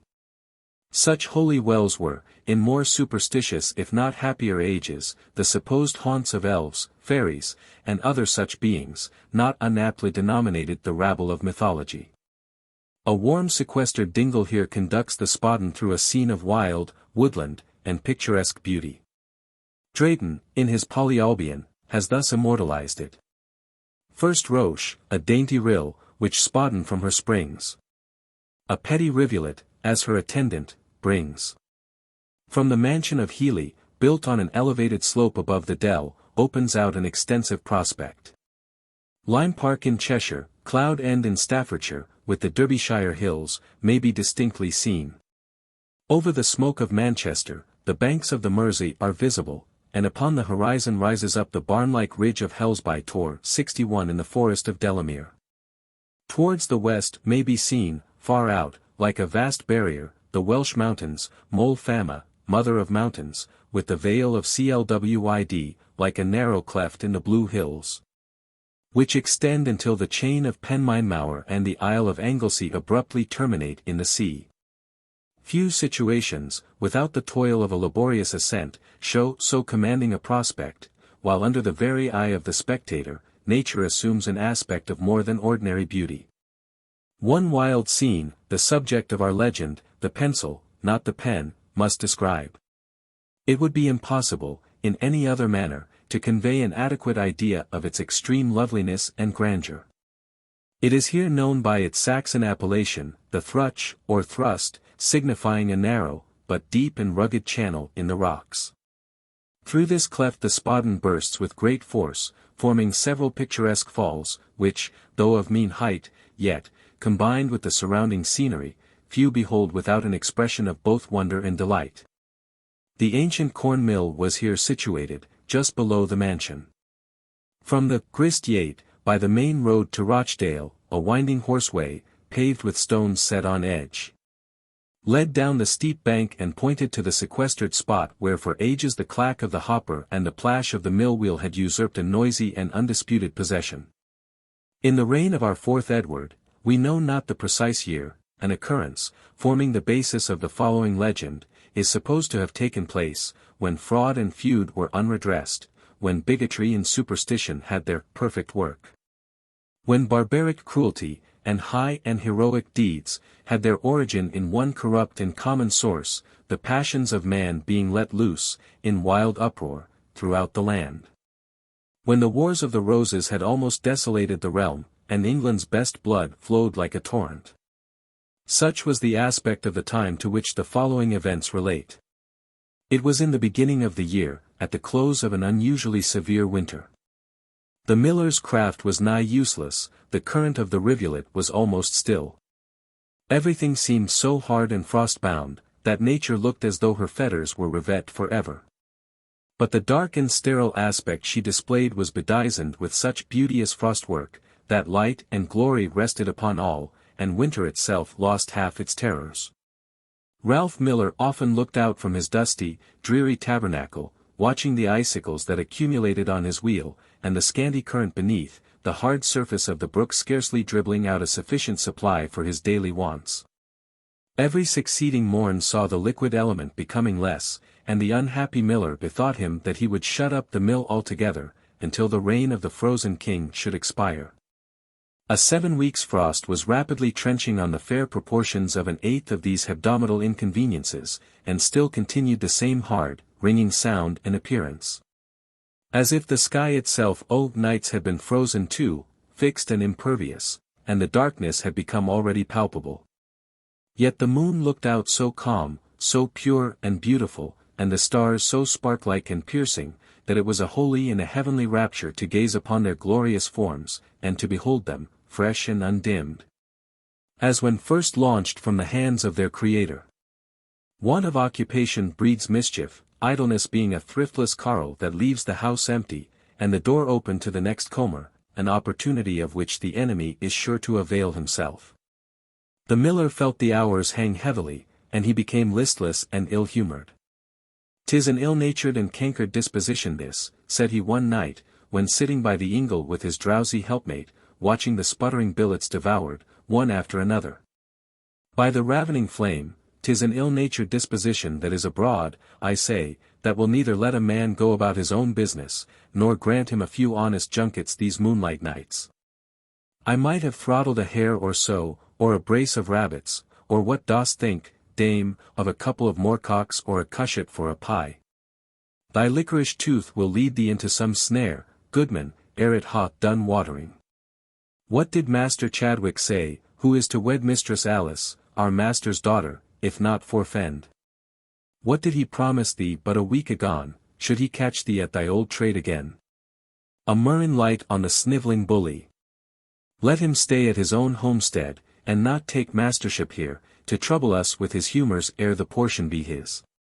His younger brother Oliver is worth a whole pack of such down-looked, smooth-faced hypocrites. Oliver Chadwick is the boy for a snug quarrel. His fingers itch for a drubbing, and he scents a feud as a crow scents out carrion. The other, mercy on me, is fit for naught but to be bedridden and priest-ridden like his father and his mother to boot. Hush, Ralph, said the cautious dame, let thine hard speeches fall more gently on thy master's son, that is to be. His own parents too, methinks the son of Jordan and Eleanor Chadwick should earn a kinder word and a lighter judgment from thy tongue. Phew! My courteous dame! How now? And so because they are become part of the movables of Holy Church, I trow, they must be handled softly, forsooth. Tut, tut, beldame, they are, let me see, so it runs. The old clerk of St. Chad's rang the nominee in my ears long enough, and I am not like to forget it. They be Trinitarians, said he, of the house of St. Robert near Knaresborough, admitted by brother Robert, the minister of the Holy Trinity, for the redemption of captives imprisoned by the pagans, for the faith of Jesus Christ. Gramercy, what a bead roll of hard words. They say we are like to have a holy war again, when we have settled our own reckonings, and the blood and groats of old England are again to be spent for the purchase of Holy Land. Oh, my halidome, wench, but I would let all the priests and friars fight for it. Cunning rogues! They set us together by the ears, and then run away with the pudding. No doubt this profane speech rendered him easier of access to the tempter, and the powers of evil, who, ever watchful for the slips of silly mortals, report such unholy words at headquarters, where Satan and his crew are assembled in full council. The dame groaned deeply at this reply from her graceless husband. Some time or another, said she, thou wilt rue these wicked speeches. And who knows whether these very words of thine may not have been heard the Fairies' chapel, or whispered away beyond the forest to the witches' tryst. I care not for all the imps and warlocks perish, hags and old women to boot. Let them come face to face. Here am I, honest Ralph the miller, who never took toll from an empty sack, nor e'er missed the mouth of a full one. Toll de roll. Here he stood, with arms akimbo, as if daring the whole fellowship of Satan, with their abettors and allies. This speech, too, was doubtless reported at the Fairies' chapel hard by.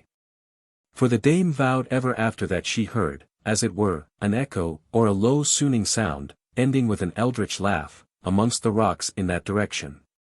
This well-known haunt of the elves and fays, ere they had fled before the march of science and civilization, was but a good bowshot from the mill, and would have terrified many a stouter heart, had not familiarity lulled their apprehensions, and habit blunted the edge of their fears. Strangers often wondered that any human being dared to sojourn so near the haunts of the good people, and were sure that, sooner or later, the inhabitants would rue so dangerous a proximity. A few evenings after this foolhardy challenge Ralph had been scrambling away, far up the dingle, for a supply of firewood. The same keen tinkling air was abroad, but the sky, where the sun had thrown his long coronal of rays, was streaked across with a mottled and hazy light, probably the forerunner of a change. Ralph was labouring down the steep with his load, crashing through the boughs, and shaking off their hoary burdens in his progress. Suddenly he heard the shrill and well-known shriek of a hare struggling in the toils. At this joyful and refreshing sound the miller's appetite was wonderfully stimulated, his darling propensities were immediately called forth. He threw down his burden, and, rushing through the brake, he saw, or thought he saw, in the soft twilight, an unfortunate puss in the noose. He threw himself hastily forward expecting to grasp the prize, when lo! Up started the timid animal, and limping away, as if hurt, kept the licorice poacher at her heels, every minute supposing he was sure of his prey. Rueful was the pilgrimage of the unfortunate hunter. The hare doubled, and sprang aside whenever he came within striking distance, then hurtling onward as before. Ralph made a full pause where a wide gap displayed the scanty waterfall, just glimmering through the mist below him. The moon, then riding out brightly in the opposite direction, sparkled on the restless current, tipped with foam. It was the nearest cut to the Fairies' chapel, which lies behind, and higher towards the source of the waterfall. The unlucky hare paused too for a moment, as though afraid to leap. But she looked back at her pursuer so bewitchingly that his heart was in his mouth, and, fearless of consequences, he rushed towards her. But he slipped, and fell down the crumbling bank. When sufficiently recovered from the shock, he saw the animal stealing off, between the edge of the stream and the low copsewood by the brink, towards the Fairies' chapel. He made one desperate effort to lay hold of her before she set foot upon enchanted ground. He seized her, luckily as he thought, by the scut, when lo! Up started something black and uncanny, with glaring eyes, making mouths, and grinning at him, as though in mockery. He felt stupefied and bewildered. Fascinated by terror, he could not refrain from following this horrible appearance, which, as if delighted to have ensnared him, frisked away with uncouth and fiendish gambols, to the very centre of the Fairies' chapel. Ralph, puissant and valorous upon his own hearthstone, felt his courage fast oozing out at elbows when he saw the cold moonlight streaming through the branches above him, and their crawling shadows on the grotesque rocks at his side. He was now alone, shivering from cold and fright. He felt as though undergoing the unpleasant process of being frozen to the spot, consciously metamorphosing into stone, peradventure a sort of ornamental fixture for the fairies' apartment. His great hoofs were already immovable, he felt his hair congealing, his locks hung like icicles, and his whole body seemed like one solid lump of ice, through which the blood crept with a gradually decreasing current. Suddenly he heard a loud yelping, as though the hounds were in full cry. The sound passed right through the midst of the Fairies' hall, and almost close to his ear. But there was no visible sign of their presence, except a slight movement, and then a shiver amongst the frost-bitten boughs above the rocks. He had not power to bethink him of his paternosters and Ave Marias, which, doubtless, would have dissolved the impious charm. Ralph had so neglected these ordinances that his tongue refused to repeat the usual nostrums for protection against evil spirits. His creed was nigh forgotten, and his salve was not heard. Whilst he was pondering on this occurrence, there started through a crevice a single light, like a glowworm's lantern. Then a tiny thing came forth, clad in white, like a miniature of the human form, and, peeping about cautiously, ran back on beholding the unfortunate miller bolt upright in the narrow glen. Ralph now saw plainly that he had been enticed hither by some evil being for no good. It might be for the malicious purpose of drawing down upon him the puny but fearful vengeance of those irritable creatures the fairies. And soon he saw a whole troop of them issuing out of the crevice. As they came nearer he heard the short sharp tread of this tiny host. One of them mounted the little pillar called the Fairies' chair, round which multitudes gathered, as if waiting for the fiat of their king. It was evident that their purpose was to inflict a signal chastisement on him for his intrusion. Ralph watched their movements with a deplorable look.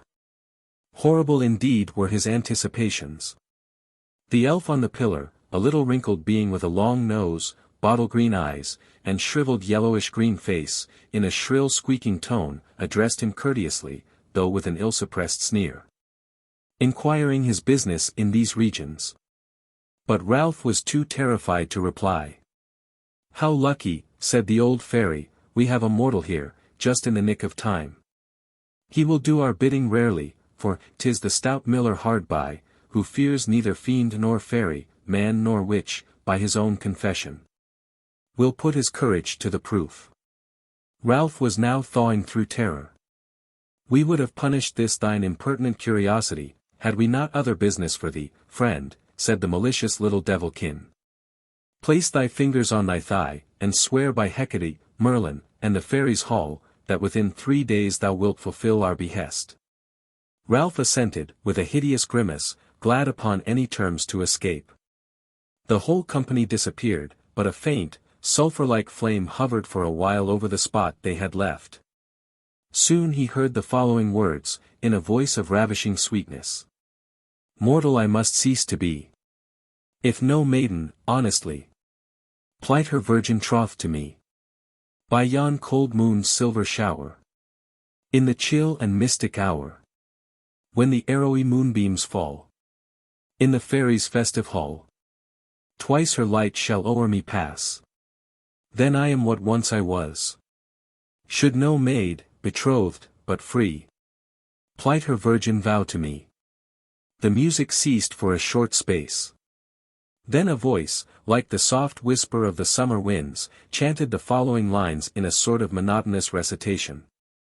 Mortal, take this unstained token. Unpledged vows were never broken. Lay it where a Byron's hand. This message finds from fairyland. Fair Eleanor, the love-sick maid, who sighs unto her own soft shade.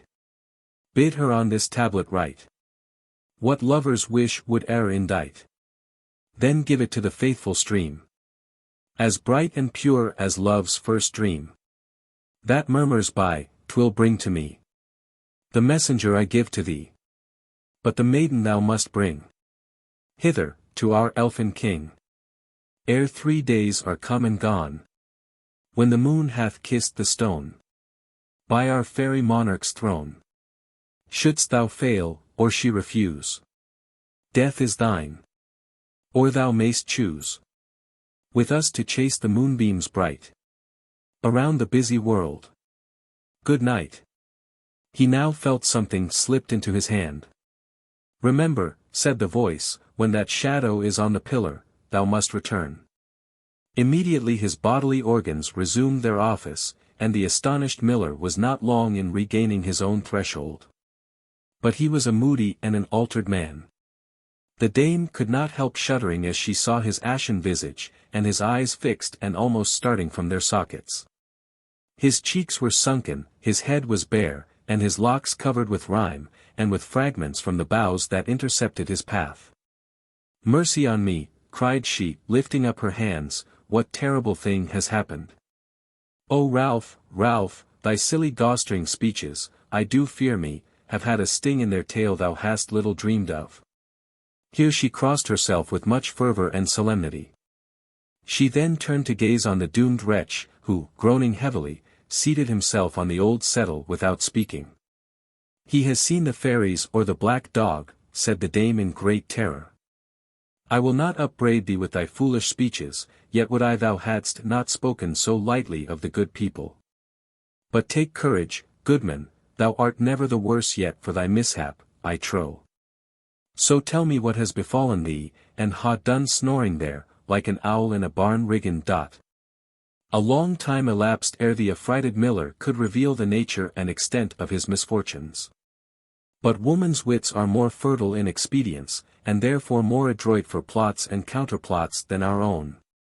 The dame was greatly terrified at the recital, yet not so as to prevent her from being able to counsel her husband as to the plan he should pursue. We now leave our honest miller for a space, while we introduce another personage of great importance to the further development of our story. Oliver Chadwick was the second son of Jordan Chadwick before named, then residing at their fort or Peel of the same name, nearly 2 miles from Healy. Oliver had, from his youth, been betrothed to Eleanor Byron, a young and noble dame of great beauty, residing with her uncle, Sir Nicholas Byron, at his mansion, 2 or 3 miles distant. Oliver was a hot-brained, amorous youth, fitted for all weathers, ready either for brotherhood or blows, and would have won his lady love at the lance's point or by onslaught and hard knocks. Eleanor seemed to suffer his addresses for lack of other occupation. She looked upon him as her future husband, but she would rather have been wooed to be won. The agonies of doubt and suspense, the pangs of jealousy and apprehension, would have been bliss compared to the dull monotony of the betrothed. The lazy current would have sparkled if a few pebbles had been cast into the stream. Her sensitive spirit, likewise, shrank from contact with this fiery and impetuous youth, her heart yearned for some deep and hallowed affection. Strongly imbued with the witcheries of romance, she would rather have been sought by blandishments than blows, which, from his known prowess in the latter accomplishment, the youthful aspirant had no necessity to detail in the ears of his mistress. She liked not the coarse blunt manner of her gallant, nor the hard gripe and iron tramp for which he was sufficiently distinguished. Yet was Oliver Chadwick reckoned the best-looking cavalier in the neighbourhood, and, moreover, an adherent to the Red Rose, under whose banner he had fought, and, even when very young, had gained distinction for his bravery, no mean recommendation, truly, in those days, when courage was reckoned a sure passport to a lady's favour, the which, it might seem, whoever held out longest and stuck the hardest was sure to win. One evening, about the time of the miller's adventure in the Fairies' chapel, Eleanor was looking through her casement listlessly, perhaps unconsciously. She sighed for occupation. The glorious hues of sunset were gone. The moon was rising, and she watched its course from the horizon of long dark hills up to the bare boughs of the sycamores by the banks of the little stream below. Again she sighed, and so heavily that it seemed to be re-echoed from the walls of her chamber. She almost expected the grim panels to start aside as she looked round, half wishing, half afraid that she might discover the intruder. Disappointed, she turned again to the casement, through which the moonbeams, now partially intercepted by the branches, lay in checkered light and darkness on the floor. "I thought thou wert here. Alas! I am unhappy, and I know not why." While she spoke a tear trembled on her dark eyelashes, and as the moonlight shone upon it, the reflection glanced back to the eyeball, and a radiant form apparently glided through the chamber. But the spectre vanished as the eyelid passed over, and swept away the illusion. She leaned her glowing cheek upon a hand white and exquisitely formed as the purest statuary, an image of more perfect loveliness never glanced through a lady's lattice. She carelessly took up her cithern. A few wild chords flew from her touch. She bent her head towards the instrument, as if wooing its melody, the vibrations that crept to her heart. She hummed a low and plaintive descant, mournful and tender as her own thoughts. The tone and feeling of the ballad we attempt to preserve in the following shape. Song 1. It is the stream, singing to the cold moon with babbling tongue.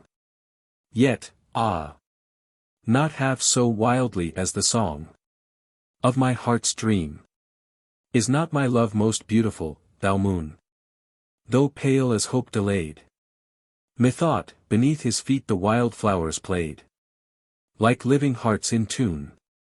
2. We stood alone. Then, as he drew the dark curls from my sight, through his transparent hand and arm of light, the far skies shone. List, 'twas the dove. It seemed the echo of his own fond tone, sweet as the hymn of seraphs round the throne of hope and love. But the moon was not the object of her love. Ladies are little apt to become enamored of such a fit emblem of their own fickle and capricious humors. And yet, somebody she loved, but he was invisible. Probably her wild and fervid imagination had created a form, pictured it to the mind, and endowed it with her own notions of excellence and perfection, precisely the same as love in the ordinary mode, with this difference only, to wit. The object is a living and breathing substance, around which these halos of the imagination are thrown. Whereas, in the case of which we are speaking, the lady's ideal image was transferred to a being she had never seen. It was but a short period before the commencement of our narrative that Eleanor Byron was really in love, and for the first time. For though her cousin Oliver, as she usually called him, had stormed, and perchance carried the outworks, yet the citadel was impregnable and unapproached. But she knew not that it was love. A soft and pleasing impression stole insensibly upon her, then dejection and melancholy. Her heart was vacant, and she sighed for an object, and for its possession. It was a silly wish, but so it was, gentle reader. And beware thou fall not in love with thine own dreams, for sure enough it was but a vision, bright, mysterious, and bewitching, that enthralled her. Love weaves his chains of the gossamer's web, as well as of the unyielding adamant. And both are alike binding and inextricable. She saw neither form nor face in her visions, and yet the impalpable and glowing impression stole upon her senses like an odor, or a strain of soft and soul-thrilling music. Her heart was wrapped in a delirium of such voluptuous melody, that she chided the morning when she awoke, and longed for night and her own forgetfulness. Night after night the vision was repeated. And when her lover came, it was as though some chord of feeling had jarred, some tie were broken, some delicious dream were interrupted, and she turned from him with vexation and regret. He chided her caprice, which he endured impatiently, and with little show of forbearance. This did not restore him to her favor, nor render him more winning and attractive.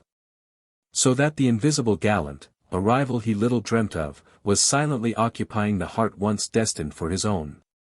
One evening, Ralph, in pursuance of the commands he had received, arrayed in his best doublet, his brown hose, and a huge waist or undercoat, beneath which lay a heavy and foreboding heart, made his appearance at the house of Sir Nicholas Byron. An irregular and ugly structure of lath and plaster, well ribbed with stout timber, situated in a sheltered nook near the edge of the Beal, a brook running below Belfield, once an establishment of the renowned Knights of St. John of Jerusalem, or Knights Templars. Ralph was ushered into the lady's chamber, and she, as if expecting some more distinguished visitant, looked with an eye of disappointment and impatience upon the intruder as he made his homely salutation. "Thine errand?" inquired she. "Verily, a fool's, lady," replied Ralph, "and a thriftless one, I fear me, into the bargain." "Stay thy tongue. Yet I bethink me now," said she, looking earnestly at him, "thou art from my cousin, a messenger from him, I trow." "Nay," said the ambiguous hind, "'tis from other guest-folk, belike, but, who, I, like enough that the Lady Eleanor will go a fortune-hunting with such a simpleton as I am." "Go with thee?" said the lady in amazement. "Why, I was bid to bring you to the Fairies' chapel, beyond the waterfall in the wood by Healy, and that ere tomorrow night. But I am a doomed and a dying man, for how should the Lady Eleanor Byron obey this message?" Here the unhappy miller began to weep, but the lady was dumb with astonishment. "Forgive me, lady, in this matter, but I was in a manner bound to accomplish mine errand." "And what if I should accompany thee? Wouldst thou be my champion, my protector from onslaught and evil?" Here he opened his huge grey eyes to such an alarming extent that Eleanor had much ado to refrain from smiling. "If you will go, lady, I shall be a living man." "And you, a dead woman," probably he would have said, but the denunciation did not escape his lips, and the joy and surprise of the wary miller were beyond utterance. "But whence thy message, friend?" said the deluded maiden, eyeing him suspiciously. "Why, the message was whispered in my ear. A stranger brought it together with a dismal threat should I not bring you at the time appointed." Here the miller again became uneasy and alarmed. A cold shudder crept over him, and he looked imploringly upon her. "But they say, my trusty miller, that this chapel of the Fairies may not be visited, forbidden as it is to all Catholic and devout Christians, after nightfall." At this intimation the peccant miller displayed his broad thumbs, and looked so dolorous and apprehensive, sprawling out his large ungainly proportions, that Eleanor, though not prone to the indulgence of mirth, was mightily moved thereto by the cowardly and dismal aspect he betrayed. "Nay, lady, I beseech you," he stammered out. "I am a dead dog, a piece of useless and unappropriated carrion, if you go not. Ha! Pity on your poor knave, and deliver me from my tormentors." "Then tomorrow I will deliver thee," said the maiden, "and break thine enchantment." "But the hour?" "Ere the moonbeam touches the pillar in the Fairies' hall." "Agreed, knave. So begone. Yet, an answer truly for thy life, was no pledge, no token, sent with this message?" Ralph unwillingly drew forth the token from his belt. Fearful that it might divulge more than he wished, the treacherous messenger had kept back the tablets entrusted to him. He suspected that should she be aware it was the good people who were wanting her, he would have but a slender chance of success. She glanced hastily, anxiously, over the page, though with great surprise. "How now," said she, thoughtfully. "Here is a pretty love billet truly. The page is fair and unspotted, fit emblem of a lover's thoughts. You are to write thereon, lady, your lover's wish, and throw it into the brook here, hard by. The stream, a trusty messenger will carry it back to its owner. Ralph delivered his message with great reluctance, fearful lest she might be alarmed and retract her promise. To his great joy, however, she placed the mystic token in her bosom, and bade him attend on the morrow. This he promised faithfully, and with a light heart he returned to his abode. Eleanor watched his departure with impatience. She took the tablets from her bosom. Horror seemed to fold his icy fingers round her heart. She remembered the injunction. Her mind misgave her, and as she drew towards the lamp it shot forth a tremulous blaze and expired. Yet with desperate haste, bent, it might seem, on her own destruction, she hastily approached the window. The moonbeam shone full upon the page as she scrawled with great trepidation the word thine. To her unspeakable horror the letters became a track of fire, but as she gazed a drop of dark blood fell on them and obliterated the writing. Must the compact be in blood, said she, evidently shrinking from this unhallowed pledge. Nay then, farewell. Thou art not of yon bright heaven. My hopes are yet there, whatever be thy doom. If thou art aught within the pale of mercy I am thine, but not in blood. Again, but on another page, she wrote the word thine. Again the blood drop effaced the letters. Never, though I love thee. Why urge this compact? With a trembling hand she retraced her pledge, and the omen was not repeated. She had dared much. But her hope of mercy was yet dearer than her heart's deep and overwhelming passion. With joy she saw the writing was unchanged. Throwing on her hood and kerchief, she stole forth to the brook, and in the rivulet, where it was yet dark and unfrozen, she threw the mystic tablet. The following night she watched the moon, as it rose above the huge crags, breaking the long undulating horizon of Blackstone Edge, called Robin Hood's Bed, or Robin Hood's Chair. 62. One jagged peak, projected upon the moon's limb, looked like some huge spectre issuing from her bright pavilion. She rose, red and angry, from her dark couch. Afterwards a thin haze partially obscured her brightness. Her pale, one beam seemed struggling through a wide and attenuated veil. The wind, too, began to impart that peculiar chill so well understood as the forerunner of a change. A loud sough came shuddering through the frozen bushes, moaning in the grass that rustled by her path. Muffled and alone, she took her adventurous journey to the mill, where she arrived in about an hour from her departure. Ralph was anxiously expecting her, together with his dame. "Good e'en, lady," said the latter, with great alacrity, as Eleanor crossed the threshold. She returned the salutation. But her features were lighted up with a wild and deceptive brightness, and her glowing eye betrayed the fierce and raging conflict within. "The shadow will soon point to the hour, and we must be gone," said the impatient miller. "Lead on," replied the courageous maiden, and he shrank from her gaze, conscious of his own treachery and her danger. The hard and ice-bound waters were dissolving, and might be heard to gurgle in their deep recesses. Drops began to trickle from the trees, the bushes to relax their hold, and shake off their icy trammels. Towards the southwest lay a dense range of clouds, their fleecy tops telling with what message they were charged. Still the moon cast a subdued and lingering light over the scene, from which she was shortly destined to be shut out. Ralph led the way silently and with great caution through the slippery ravine. The moonlight flickered through the leafless branches on the heights above them, their path winding through the shadows by the stream. "We must hasten," said her guide, "or we may miss the signal. We shall soon take leave of the moonlight, and perhaps lose our labor thereby." They crept onwards until they saw the dark rocks in the Fairies' chapel. The miller pointed to a long withered bough that flung out its giant arms far over the gulf from a great height. The moon threw down the shadow quite across to the bank on the other side, marking its rude outline on the crags.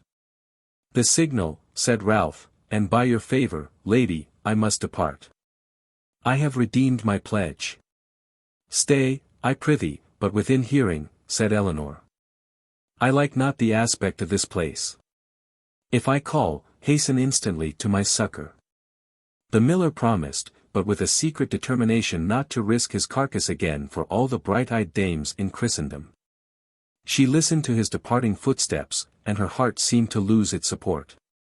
An indescribable feeling crept upon her, a consciousness that another was present in this solitude. She was evidently under the control of some invisible agent, the very freedom of her thoughts oppressed and overruled by a power superior to her own. She strove to escape this thraldom, but in vain. She threw round an apprehensive glance, but all was still, the dripping boughs alone breaking the almost insupportable silence that surrounded her. Suddenly she heard a sigh, and a rustling at her ear. And she felt an icy chillness breathing on her. Then a voice, musical but sad, whispered. Thou hast rejected my suit. Another holds thy pledge. Another. Who art thou? Said the maiden, forgetting her fears in the first emotion of surprise. Thou hast been conscious of my presence in thy dreams, replied the mysterious visitor. She felt her terrors dissipated, for the being whom she loved was the guardian of her safety. I have loved thee, maiden, said the voice. I have hovered round thee when thou slept, and thou hast answered my every thought. Wherefore hast thou not obeyed? Why not seal thy compact and our happiness together? Because it was unhallowed, replied she firmly, though her bosom trembled like the leaf fluttering from its stem. Another has taken thy pledge. Yet is it not too late? Renew the contract, even with thy blood, and I am thine. Refuse, and thou art his. If this hour pass, I am lost to thee for ever. To whom, inquired Eleanor, has it been conveyed? To thy first, thy betrothed lover. He found the pledge that I would not receive. The maiden hesitated. Her eternal hopes might be compromised by this compliance. But she dreaded the loss of her insidious destroyer. Who art thou? I fear me for the tempter. And what boots it, lady? But, listen. These elves be my slaves, and yet I am not immortal. My term is nigh run out, though it may be renewed if, before the last hour be past, a maiden plight her hopes, her happiness to me. Ere that shadow creeps on the fairy pillar thou art irrevocably mine, or his whom thou dreadest. Eleanor groaned aloud. She felt a cold hand creeping on her brow. She screamed involuntarily.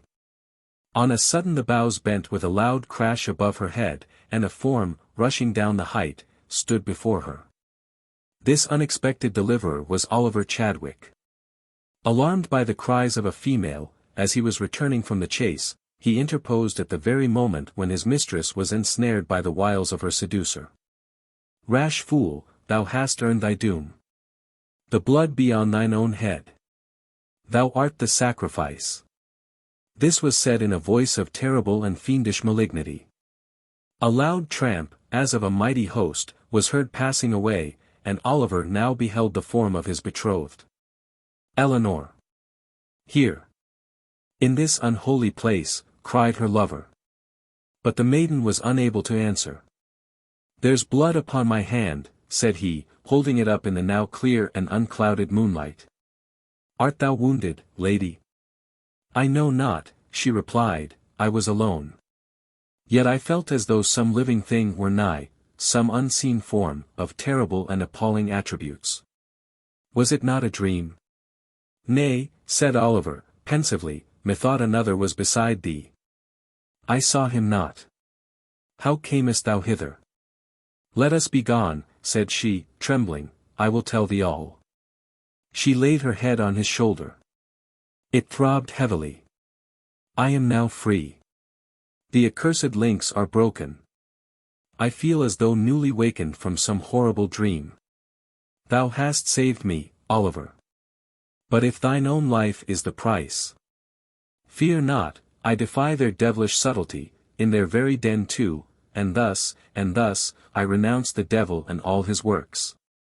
He spat thrice upon the ground, to show his loathing and contempt. Oh! Say not so, cried Eleanor, looking round in great alarm. Oliver bore her in his arms from that fearful spot. He accompanied her home. And it was near break of day when, exhausted and alone, she again retired to her chamber. By the way, Oliver told her that he had found a mysterious tablet on the edge of the brook the same morning. He had luckily hidden it in his bosom, and he felt as though a talisman or charm had protected him from the spells in the Fairies' chapel. Springtide was past, and great was the stir and bustle for the approaching nuptials between Oliver Chadwick and the Lady Eleanor. All the yeomanry, inhabitants of the hamlets of Honorsfield, Butterworth, and Heeley, were invited to the wedding. Dancers and mummers were provided, wrestlers and cudgel players, with games and pastimes of all sorts, were appointed. The feasts were to be holden for 3 days, and masks, motions, and other rare devices, were expected to surpass and eclipse every preceding attempt of the like nature. Eleanor sat in her lonely bower. It was the night before the bridal. Tomorrow would see her depart in pageantry and pomp, an envied bride. Yet was her heart heavy, and she could not refrain from weeping. She sought rest, but sleep was denied. The owl hooted at her window, the bat flapped his leathern wings. The taper burned red and heavily, and its rays were tinged as though with blood, the fire flung out its tiny coffin, the wind sobbed aloud at every cranny, and wailed piteously about the dwelling. Would that I might read my destiny, thought she. Her natural inclination to forbidden practices was too powerful to withstand. Now there was formerly an ancient superstition, that if, on the night before marriage, a taper were burned, made from the fat of a young sow, and anointed with the blood of the inquirer, after sundry diabolical and cabalistical rites at midnight, a spirit would appear, and pronounce the good or evil destiny of the cairent. Eleanor had prepared the incantation ere she laid her throbbing head on the pillow. Whether or not she slept, is more than we can divulge. Such, in all probability, was the case, dreams being the echo only of our waking anticipations. She thought there came a rushing wind. The door flapped to and fro, the curtains shook, and the pictures glared horribly from the wall. Suddenly, starting from the panel, with eyes lighted up like bale fires, and a malignant scowl on her visage, stalked down one of the family portraits. It was that of a female, a maiden aunt of the house of Byron, painted by one of the court artists, whom the king had brought from France, and patronized at a heavy cost. This venerable dame appeared to gaze at the spectator from whatsoever situation she was beholden. The eyes even seemed to follow you when passing across the chamber. A natural consequence though, and only marvelled at by the ignorant and illiterate. This ancient personage now advanced from her hanging place, and standing at the foot of the bed, opened out a fiery scroll with these ominous words. Maid, wife, and widow, in one day. This shall be thy destiny. Eleanor struggled hard, but was unable to move. She labored for utterance, but could not speak. At length, with one desperate effort, a loud cry escaped her, and the vision disappeared. She slept no more, but morning disclosed her haggard cheek and sunken eye, intimating that neither hope nor enjoyment could have been the companion of her slumbers. It was a bright morning in June. The sun rode high and clear in the blue heavens. The birds had sung their matins blithe ere the bridegroom arrived with his attendants. Merrily did the village choristers acquit themselves in their vocation, while those that were appointed strewed flowers in the way. The bells of St. Chad trolled out their merry notes when the ceremony was over, and the bride, on her snow-white palfrey, passed on, escorted by her husband, at the head of the procession. Gay cavaliers on horseback, and maidens prancing by their side, made the welkin ring with loud and mirthful discourse. The elder Byron rode on his charger by the side of Jordan Chadwick and his eldest son, with whom rode the vicar, Richard Sally, nothing loath to contribute his folly to the festival. As the procession drew nigh to the hall, a messenger rode forward in great haste, whispering to Byron, who, with angry and disordered looks, shouted aloud to Oliver. Away, away! The cowardly Traffords are at our threshold. They have skulked out, like traitors as they be, knowing our absence at the feast. 'Tis an old feud, and a bloody one. Who is for Byron? Down with the Traffords. The old man here put spurs to his horse, and galloped off with his attendants. A Byron, shouted Oliver, as he followed in full cry, first leaving his wife under a suitable and safe escort. Soon they routed the enemy, but the prediction was complete, for Eleanor became maid, wife, and widow, in one day. Her husband being slain during the battle. The blood of man was held of little account in those days, if we may judge by the following award on the occasion.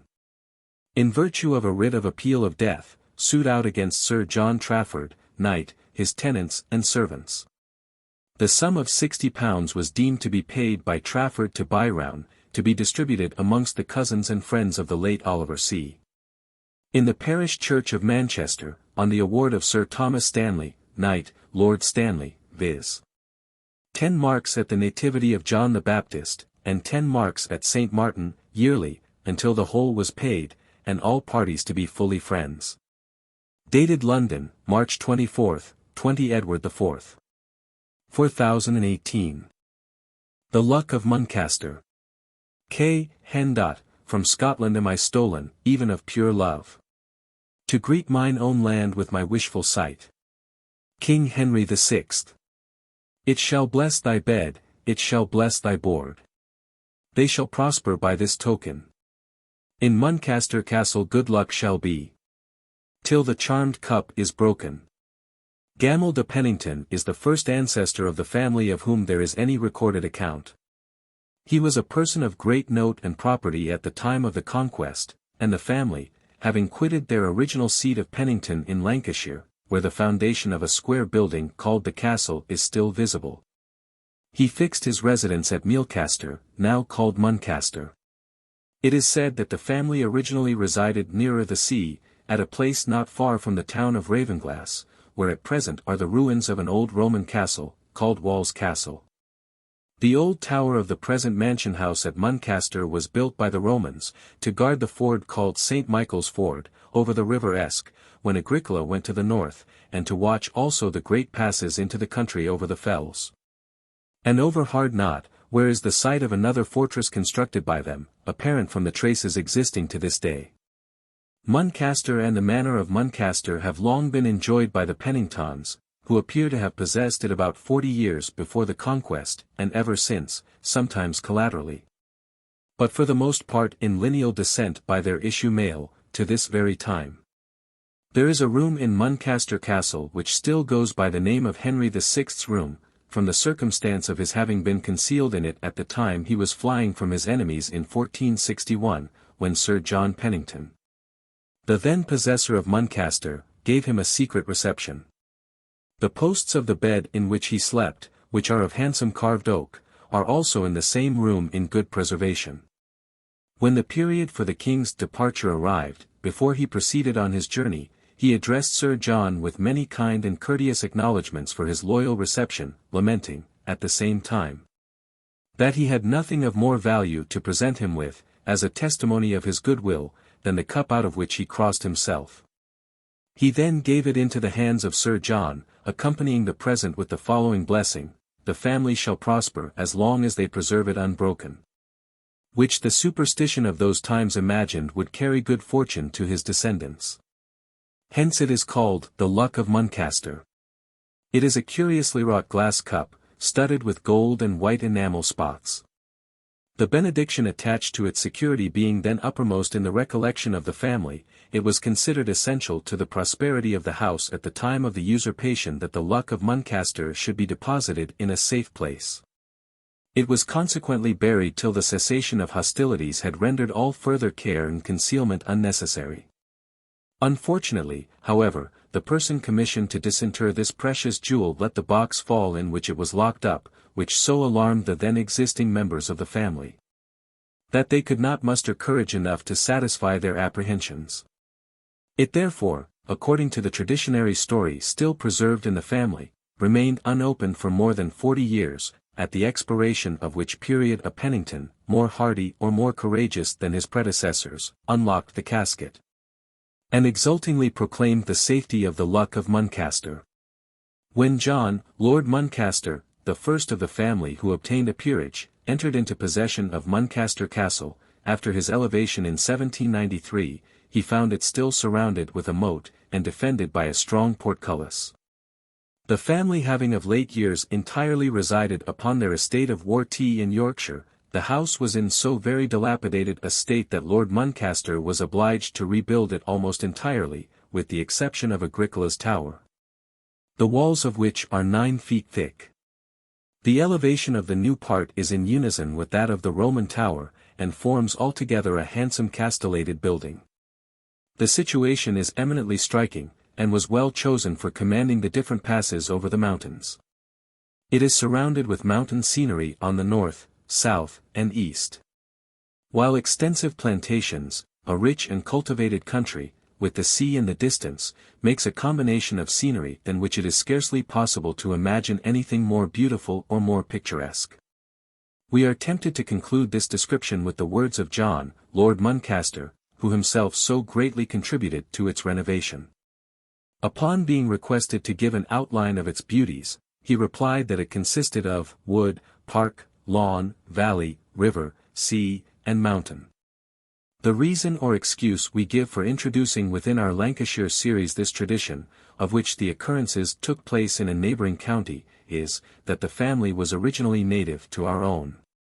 By the village of Pennington, situated about midway between Dalton and Ulverstone, is the Castle Hill, the residence of this family before the Conquest. The area of the castle yard appears to have been an octagon or a square, with obtuse angles, about 45 yards in diameter. The south and east sides have been defended by a ditch about 10 yards wide, and by a vallum of earth, still visible. There are no vestiges of the ancient building. It stood apparently on the verge of a precipice, at the foot of which flows a brook with great rapidity. The side commands an extensive view of the sea coast and beacons, and was excellently situated for assembling the dependents in cases of emergency. The name is diversely written in ancient writings, as Pennington, Pennington, Pennington, and in Domesday Book Penegiton, perhaps from Penaig, in British, a prince or great personage, to which the Saxon termination ton being added, forms Penegiton, since smoothed into Pennington. Part First. Come hither, Sir John de Pennington. Come hither, and hearken to me. Nor silver, nor gold, nor lady love, nor broad lands I give unto thee. I care not for silver, I care not for gold, nor for broad lands, nor fair lady.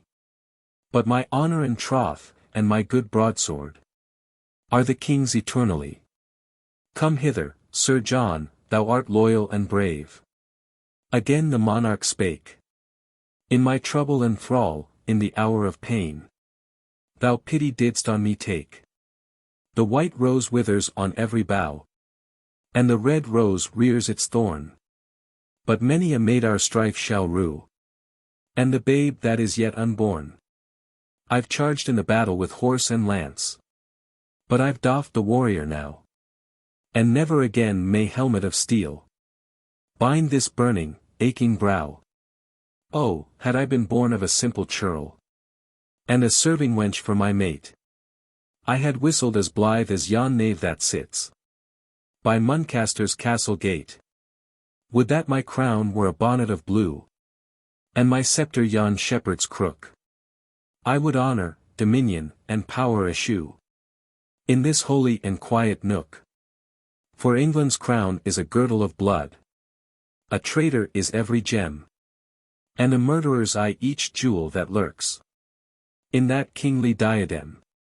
Hunt on, thou bloodhound keen. I'd rather an outcast be than wade through all that thou hast done to pluck that crown from thee. Then tarry, my liege, Sir John replied. In Muncaster's castle gate no foeman shall enter, while sheltered here from Edward's pride and hate. I may not tarry, thou trusty knight, nor longer with thee abide. Ere tomorrow shall rise on these lordly towers, from that gate shall a monarch ride. For a vision came to my lonely bed, and that vision bade me flee, and I must away, ere break of day. O'er the hills to the south country. But take this cup, 'tis a hallowed thing, which holy men have blessed. In the church of the Holy Sepulchre, this crystal once did rest. And many a martyr, and many a saint, around its brim have sate. No water that e'er its lips have touched, but is hallowed and consecrate. 'Tis thine, Sir John, not an empire's worth, nor wealth of Ind could buy the like, for never was jewel seen of such wondrous potency. It shall bless thy bed, it shall bless thy board. They shall prosper by this token. In Muncaster Castle good luck shall be, till the charmed cup is broken. Sir John he bent him on his knee, and the king's word ne'er did err. For the cup is called, to this blessed hour, the Luck of Muncaster. Part Second. O haste, Sir William of Liddesleigh, my kinsman good at need, ere the Esque's dark ford thou hast passed by. In Muncaster rest thy steed, and say to my love and my lady bright, in Carlisle I must stay, for the foe is come forth from the misty north, and I cannot hence away. But I must keep watch on Carlisle's towers, with the banner of Cumberland. Then bid her beware of the rebel host, lest they come with sword and brand. But bid her, rather than house or land, take heed of that cup of grace, which King Henry gave to our ancestor, the luck of our noble race. Bid her bury it deep at dead of night, that no eye its hiding see. Now do mine errand, Sir William, as thou wouldst prosperous be. Sir William stayed nor for cloud nor shrine, he stayed not for rest nor bait, till he saw the far gleam on Esque's broad stream, and Muncaster's castle gate. From whence art thou in such fearful haste? The warder wondering said. Hast thou 'scaped alone from the bloody fight, and the field of the gory dead? I am not from the bloody fight, nor a craven flight I flee, but I am come to my lady's bower. Sir William of Liddesleigh, the knight to the lady's bower is gone. A boon I crave from thee, deny me not, thou lady bright. And he bent him on his knee. I grant thee a boon, the lady said, if it from my husband be. There's a cup of grace, cried the suppliant knight, which thou must give to me. Now foul befall thee, false traitor, that with guile would our treasure win. For ne'er from Sir John of Pennington had such traitorous message been. I crave your guerdon, fair lady. 'Twas but your faith to try, that we might know if the luck of this house were safe in such custody. The message was thus, thy husband sent. He hath looked out from Carlisle wa, and he is aware of John Highlandman, come trooping down the snaw. And should this kilted papistry spread hither upon their way, they'll carry hence that cup of grace, though thou shouldst say them nay. And thy lord must wait for the traitor foe by the walls of merry Carlisle, else he would hie to his lady's help, and his lady's fears beguile. Thy lord would rather his house were brent, his goods and his cattle harried, than the cup should be broken, that cup of grace, or from Muncaster's house be carried. The kinsman smiled on that fond lady, and his traitor suit he plied. Give me the cup, the false knight said, from these foemen fierce to hide. The lady of Muncaster opened the box, where lay this wondrous thing. Sir William saw its beauteous form, all bright and glistering. The kinsman smiled on that fond lady, and he viewed it o'er and o'er. 'Tis a jewel of price, said that traitor then, and worthy a prince's dower. We'll bury the treasure where ne'er from the sun one ray of gladness shone, where darkness and light and day and night and summer and spring are one. Beneath the moat we'll bury it straight, in its box of the good oak tree, and the cankered carle, John Highlandman, shall never that jewel see. The kinsman took the casket up. And the lady looked over the wall. If thou break that cup of grace, beware. The pride of our house shall fall. The kinsman smiled as he looked above. And to the lady cried, I'll show thee where thy luck shall be. And the Lord of Muncaster's pride. The lady watched this kinsman false. And he lifted the casket high. Oh! Look not so, Sir William. And bitterly she did cry. But the traitor knight dashed the casket down. To the ground, that blessed token. Lie there, then said that false one now. Proud Muncaster's charm is broken. The lady shrieked, the lady wailed. While the false knight fled amain. But never durst Muncaster's lord, I trow, ope that blessed shrine again. Part third. The knight of Muncaster went to woo. And he rode with the whirlwind's speed. For the lady was coy, and the lover was proud. And he hotly spurred his steed. He stayed not for bog, he stayed not for briar. Nor stayed he for flood or fell. Nor ever he slackened his courser's rein. Till he stood by the Lothar's well. Beside that well was a castle fair. In that castle a fair lady. In that lady's breast was a heart of stone. Nor might it softened be. Now smooth that brow of scorn, fair maid. And to my suit give ear. There's never a dame in Cumberland. Such a look of scorn doth wear. Haste, haste thee back, the lady cried. For a doomed man art thou. I wed not the heir of Muncaster. Thy luck is broken now.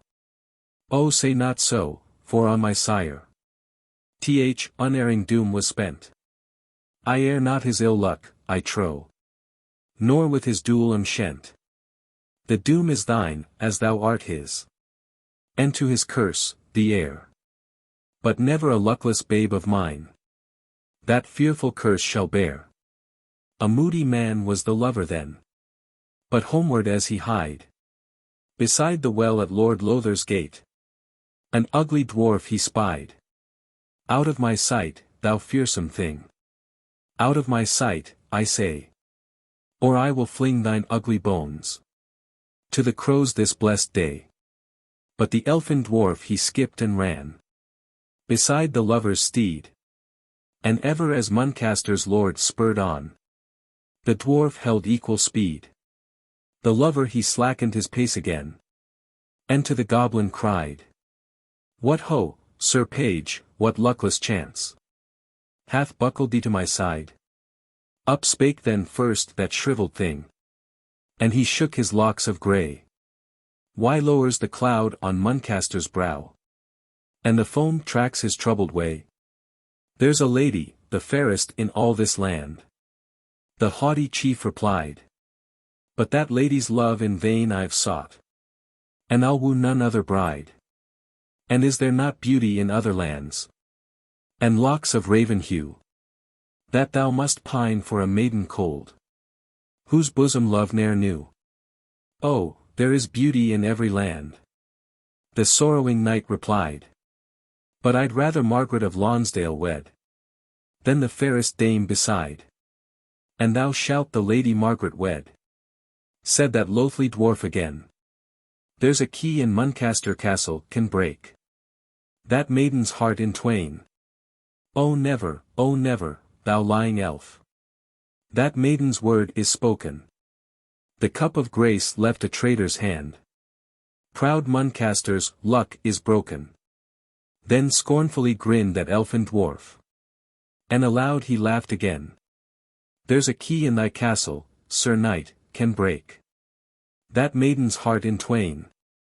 The night he turned him on his steed. And he looked over hill and stream. But he saw not that elfin dwarf again.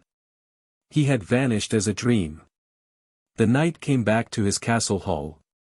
And stabled his good grey steed. And he is to his chamber gone. With wild and angry speed.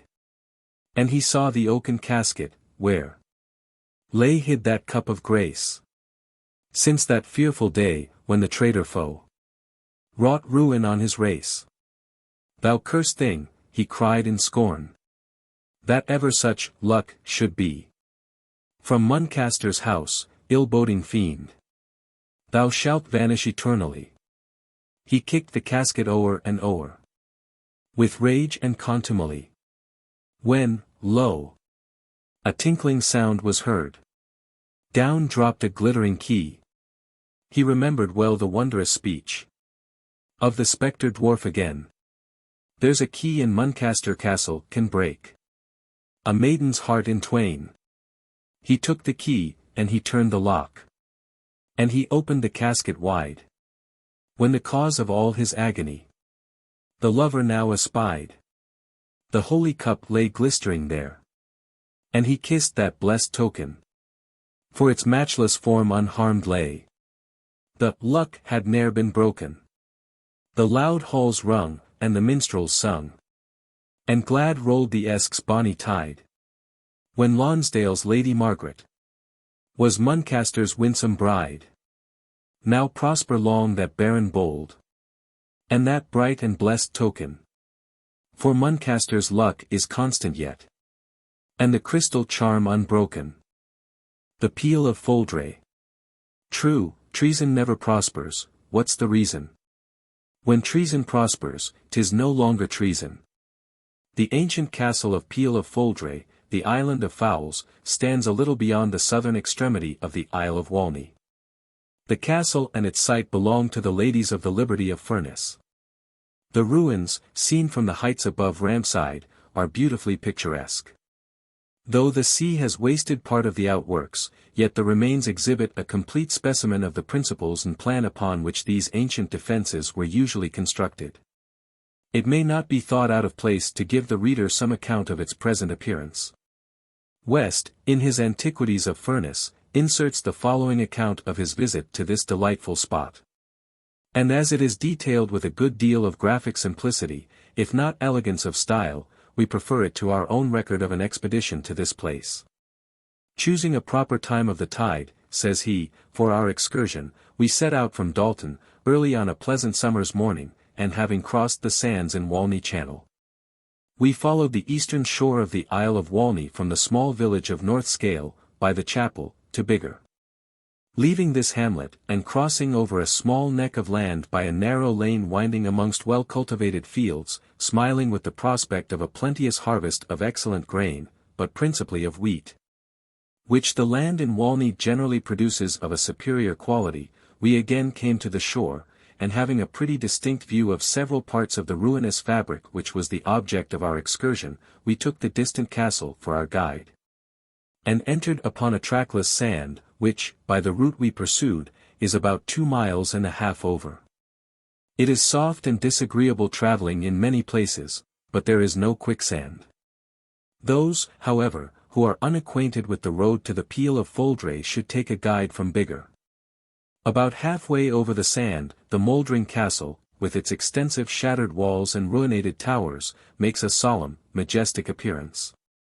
Having arrived on the island, which is destitute of tree or shrub, except a few blasted thorns and briars, we left our horses at a lonely public-house, situated close by the side of the eastern shore, and proceeded to inspect the ruins of the castle. The main tower has been defended by 2 moats, 2 walls, and several small towers. We crossed the exterior fosse or ditch, and entered the outer bell or yard, through a ruinous guard tower, overleaning a steep precipice formed by the surges of the sea. The ancient pass, where the drawbridge over the outer ditch was fixed, has been long washed away. The greater part of the outer wall is also demolished, for in those places which are out of the reach of the tide the stones have been removed for various purposes. The drawbridge over the exterior ditch of these castles used commonly to be defended by a fortification consisting of a strong high wall with turrets, called the barbican or anti-mural. The great gate or entrance into the outer bell or yard was often fortified by a tower on each side, and by a room over the intermediate passage.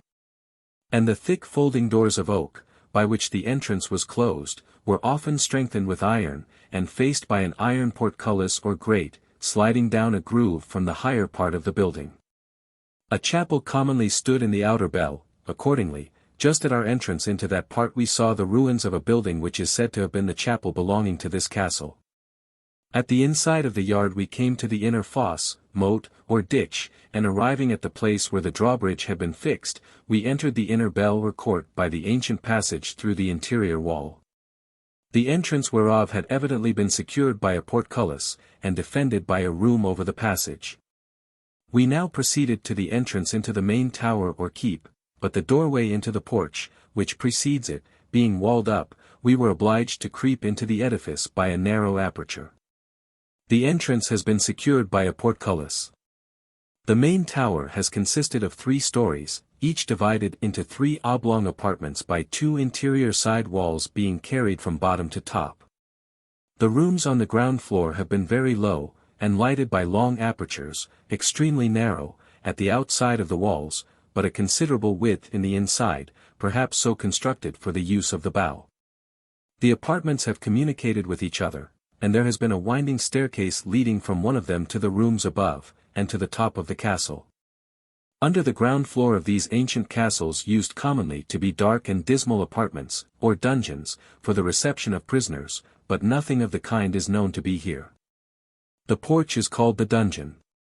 The second floor has been on a level with the first landing at the principal entrance. The rooms have been lofty, and lighted by small pointed windows, and many of them have had fireplaces. The apartments on the third floor have been apparently similar to those on the second.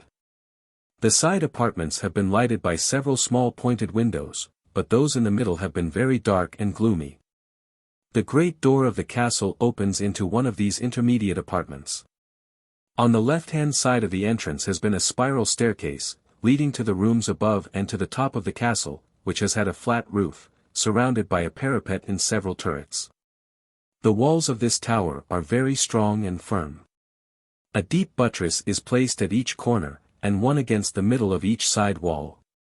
A small square tower has stood at the southern corner, but the greater part of it has been thrown down by the sea.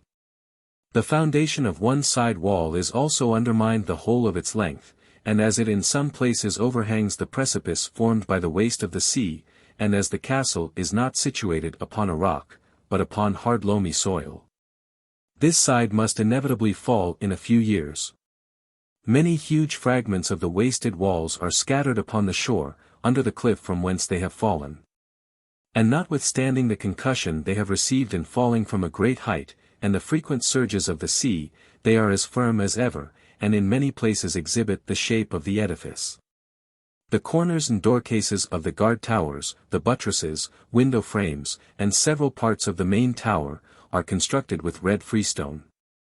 But all the other parts of the walls, which in general are about 6 or 7 feet in thickness, are formed of round stones collected from the adjacent shores. The inside of the walls has been constructed with small stones, and plenty of fluid mortar to fill the interstices. To this mode of construction, to the excellent binding quality of the stones, and to the slow drying of the grout work in the inside, may be attributed the great tenacity of the walls of this fabric. More than to any uncommon or unknown method of composing the mortar. The roofs of the numerous guardhouses in the surrounding walls of this castle have apparently been flat. Upon these, and along the walls, which in most castles were topped by a parapet and a kind of embrasure called crenels, the defenders of the castle were stationed during a siege, and from thence discharged arrows, darts, stones, and every kind of annoyance they could procure, upon their enemies. There were often subterraneous passages leading from the lowest part of the main tower to a great distance, and by these the besieged could make their escape in time of imminent danger, when the outworks were carried by storm. On the northeast side of the outworks of this castle has been a large pond or reservoir for supplying the ditches with water in cases of sudden emergency. There has also been a fish pond on the northwest side. Though many variations were made in the structure of castles, as the plan was often modified by the architect according to the site occupied by the edifice, yet the most perfect and magnificent were generally constructed with all the different parts we have mentioned. The walls contain no decorations of art, and are equally destitute of all natural embellishments. The rugged outlines of dilapidation, associating with the appearance of past magnificence, are the qualities which chiefly interest the imagination, while comparing the settled tranquility of the present with the turbulent ages that are past, and contemplating the view of this mouldering fabric. The island of Fouldrey has certainly been much larger at the erection of the castle than it is at present, but the sea, having reduced it to its present small compass, has abetted the rapid career of its destruction.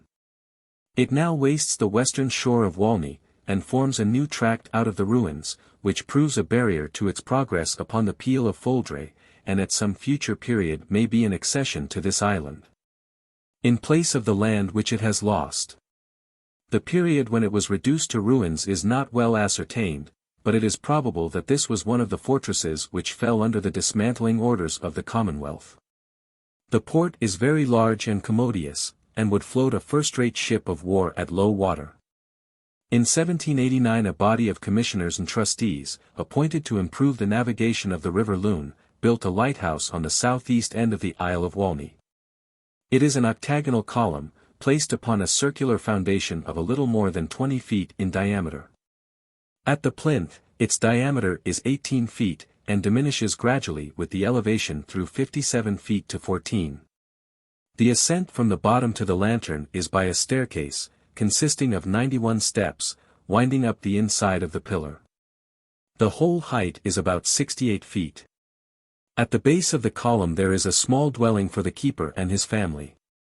It was in the merry month of May, in the year 1487, scarcely 2 years after Richard's overthrow at Bosworth, and Earl Richmond's usurpation of the English crown by the title of King Henry VII, that a great armament, landing on the barren island of Fouldrey, took possession of the castle, a fortress of great strength commanding the entrance to the Bay of Morecambe, and a position of considerable importance to the invaders. It occupied, with the outworks and defences, nearly the whole area of the island, a few acres only, 2 or 3 fishermen's huts at that time being irregularly scattered on the beach below. Built by the monks of Furness in the first year of Edward III. As a retreat from the ravages of the Scots, and a formidable barrier against their approaches by sea, it was now unexpectedly wrested from its owners, becoming a point of resistance from whence the formidable power of Henry might be withstood, and in the end successfully opposed. A royal banner floated from the battlements. The fortress had been formally taken into possession by the invaders in the name of their king, previously proclaimed at Dublin by the title of Edward VI. The youth was crowned there with a diadem taken from an image of the Virgin, priests and nobles espousing his cause with more than ordinary enthusiasm. And Henry, in the second year of his reign, was threatened, from a source as unexpected as it was deemed contemptible, with the loss of his ill-gotten sovereignty. Lambert Simnel, according to some historians, was the real name of this pretender. But there be others who scruple not to assert, that he was in reality the unfortunate Earl of Warwick, son to Clarence, elder brother of Richard III. And that he had made his escape from the Tower, where he long suffered an ignominious confinement by the cruel policy of Henry. The prior claims of this young prince to the English crown could not be doubted, and Margaret, the bold Duchess of Burgundy, sister to Edward IV, had furnished the invaders with a body of 2,000 chosen Flemish troops, commanded by Martin Swartz, a brave and experienced officer. With them came the Earl of Lincoln, related to Edward IV by intermarriage with Elizabeth, the king's eldest sister. This nobleman had long entertained ambitious views towards the crown. His uncle Richard, it is said, in default of issue to himself, having expressed the intention of declaring Lincoln his successor. The Lord Lovell, too, a bitter enemy of the reigning prince, who had fled to the court of Burgundy beforetime for protection, was entrusted with a command in the expedition. To these were joined the Earl of Kildare, the king's deputy for Ireland, with several others of the nobility from the sister kingdom. The countenance thus unexpectedly given to the rebellion by persons of the highest rank, and the great accession of military force from abroad, raised the courage and exultation of the Irish to such a pitch that they threatened to overrun England. Nothing doubting but their restless and disaffected spirit would be fully met by a similar disposition on the part of those whom they invaded. In supposing that the inhabitants in the north of England, and especially in Lancashire, would immediately join their standard, they had not calculated wisely. The king, in crushing the hopes of the Yorkists, had made himself, at that period, too popular in the county. The reluctance, too, which it may be supposed that Englishmen would feel in identifying themselves with a troop of foreign adventurers, as well as their general animosity against the Irish, to whom the Northerns never bore any goodwill. Being too near neighbours to agree, these circumstances taken into account, the ultimate failure of the expedition might have been easily prognosticated. Sir Thomas Broughton, a gentleman of some note in Furness, was the only person of weight and influence in the county who joined their standard, and he soon found himself a loser by his defection. This brief preliminary statement we have thought essential to the right understanding and development of our plot. The evening was dark and lowering, the sky broken into wild irregular masses of red and angry clouds. The sun, after throwing one fierce look over the broad and troubled sea, had sunk behind a hard, huge battlement of cloud, on the round waving edges of which ran a bright burning rim that looked like a train of fire ignited by the glowing luminary behind. The beach round the little island of Fouldrey is mostly covered with pebbles thrown up by the tide, occasionally intermingled with rock and patches of dark verdure. A few boats may be seen with their equipments, and 2 or 3 straggling nets upon the shore. A distant sail occasionally glides across the horizon. But the usual aspect is that of solitude, still and uninterrupted, the abode of sterility and sadness. Now, the narrow bay by the island was glittering with gallant streamers. Ships of war, in all their pride and panoply, majestically reposed upon its bosom. All was bustle and impatience. The trumpet note of war brayed fiercely from the battlements. Incessant was the march of troops in various directions. Tents were pitched before the castle. Guards were appointed, and this hitherto peaceful and solitary spot resounded with the din of arms, and the hoarse clang of preparation for the approaching strife. Messengers were constantly passing to and from the mainland. The insignia of royalty were ostentatiously displayed, and the captains and leaders within the fortress fulfilled the duties of this mimic and motley court in honor of their anticipated sovereign. Under a steep cliff, washed by the sea at high water, but of no great height, and above which the higher walls of the castle or keep might be discovered, sat 2 fishermen, the owners, or rather occupiers, of one of the cottages built under the very walls of the fortress, where these peaceful inhabitants had placed their little nests, protected and covered by the wing of their loftier but more exposed and dangerous neighbor. The place they had chosen for their conference was secluded from general observation, and their low and heavy speech was concealed from the prying sentinels above by the hoarse and impetuous voice of the retiring waves. Not many paces distant was the inlet to a subterraneous passage, supposed to lead under the deepest foundations of the castle, but its termination was now a mystery, at any rate, to the present occupiers and inhabitants of the place. Many strange and horrible stories were told and believed, of its uses and destination in times past. Being burdened with a bad name, some uncleanst murder stuck to it, the place ran little risk of disturbance or intruders. When the tides ran high this outlet was inaccessible, being partly flooded by the sea. From neglect and disuse an accumulation of sand and pebbles, washed by the violence of the waves into the cavity, was deposited there, so that the entrance, which, according to tradition was once wide and sufficiently lofty for a person to walk upright, was now dwindled into a narrow and insignificant-looking hole, scarcely big enough to admit an urchin. "Thee hasna seen it thysel, then," said one of the fishermen to his companion. "Nea, I war it whose man when it cam." But, the speaker looked wistfully towards the dark entrance we have named, but ise sure Dick woodna csae if. Dick's a starin' gowk, and a coward too. Ise warrant there war plenty o' room twixt his carcass and the wa. That I'd been there istead. There shouldn't ha been room to cram a heron tail atween me and the ghost's substance. I would ha hedged him up thus, and then Master Ghost, taken aback, says, "Friend, by your sweet leave I would pass. But I make out elbows, and arms this en, facing till him so. Help! Murder!" This sudden change in the voice and attitude of the speaker, this sudden exhalation of his courage, unfortunately arose from the parties having, in the heat and interest of the discourse, turned their backs to the haunted entrance, and so intent was Davy in accommodating the action to the valiant tenor of his speech, that it was only on turning round, for the purpose of showing to his companion the way in which he would have disputed a passage with the ghost, that he was aware for the first time of the presence of that terrible thing, and within a very few inches too of his own person. They stayed not for any further exemplification of this theory of ghost-laying, but in an instant were beyond observation, bounding over the beach, nor once looking behind them until safe in their little hut. And the door fastened against the fearful intruder.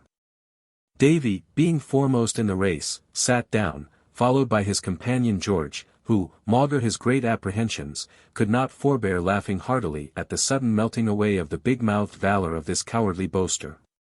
"Praised be Our Lady of Furness," said the merry taunter, with many interruptions from laughter and want of breath, "thy heels are as glib as thy tongue, for which, oh, I am breathed, blown, dispossessed of my birthright, free quaffing the air. Ha, ha! I cannot laugh. Oh! What a mouth didst thou make at old Blacksleeves!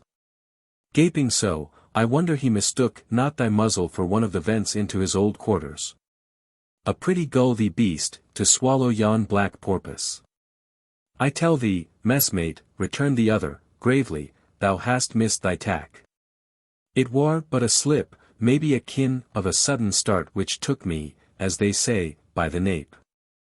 I jumped back, I own, a foul accident, by which he took advantage. He comes behind me, thou sees, and with a skip at would have seated him uppo, the topmost perch the castle, he lights whack, thump, fair uppo, my shoulders. I ran but to shake the whoreson black slug fro, my carcass. Saints have mercy, but his legs were colder than a wet sheet. I soon unshipped my cargo, though, I tumbled him into the sea, made a present of old Blacksleeves to the fishes." "Thou lying chub," said George, angrily, "did not I watch thee?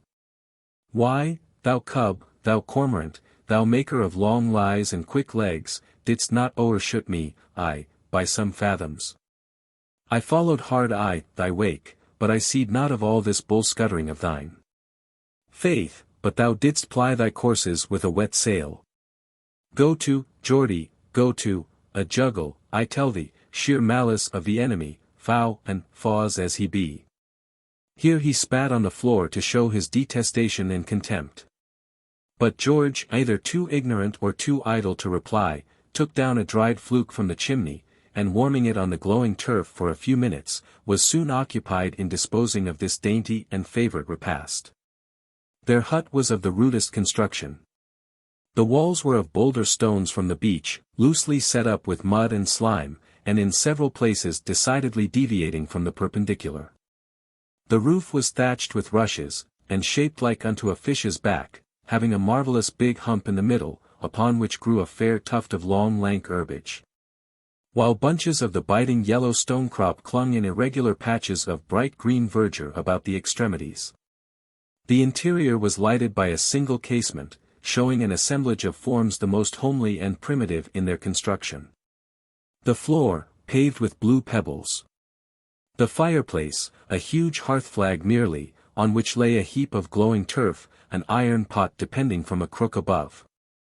The smoke, curling lazily through a raft of fish drying a few feet above the flame, and acquiring the requisite flavour, with considerable difficulty reached a hole in the roof, where the adverse and refractory wind not unfrequently disputed its passage, and drove it down again, to assist the colds and rheums by its stimulating propensities.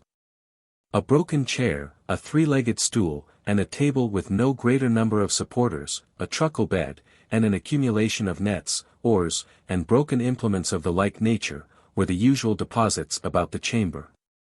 The two fishermen were partners in their gainful trade, and not having tasted the bliss of conjugal comforts, enjoyed a sort of negative good from the absence of evil, and lived a tolerably quiet and harmonious life in these outskirts of creation.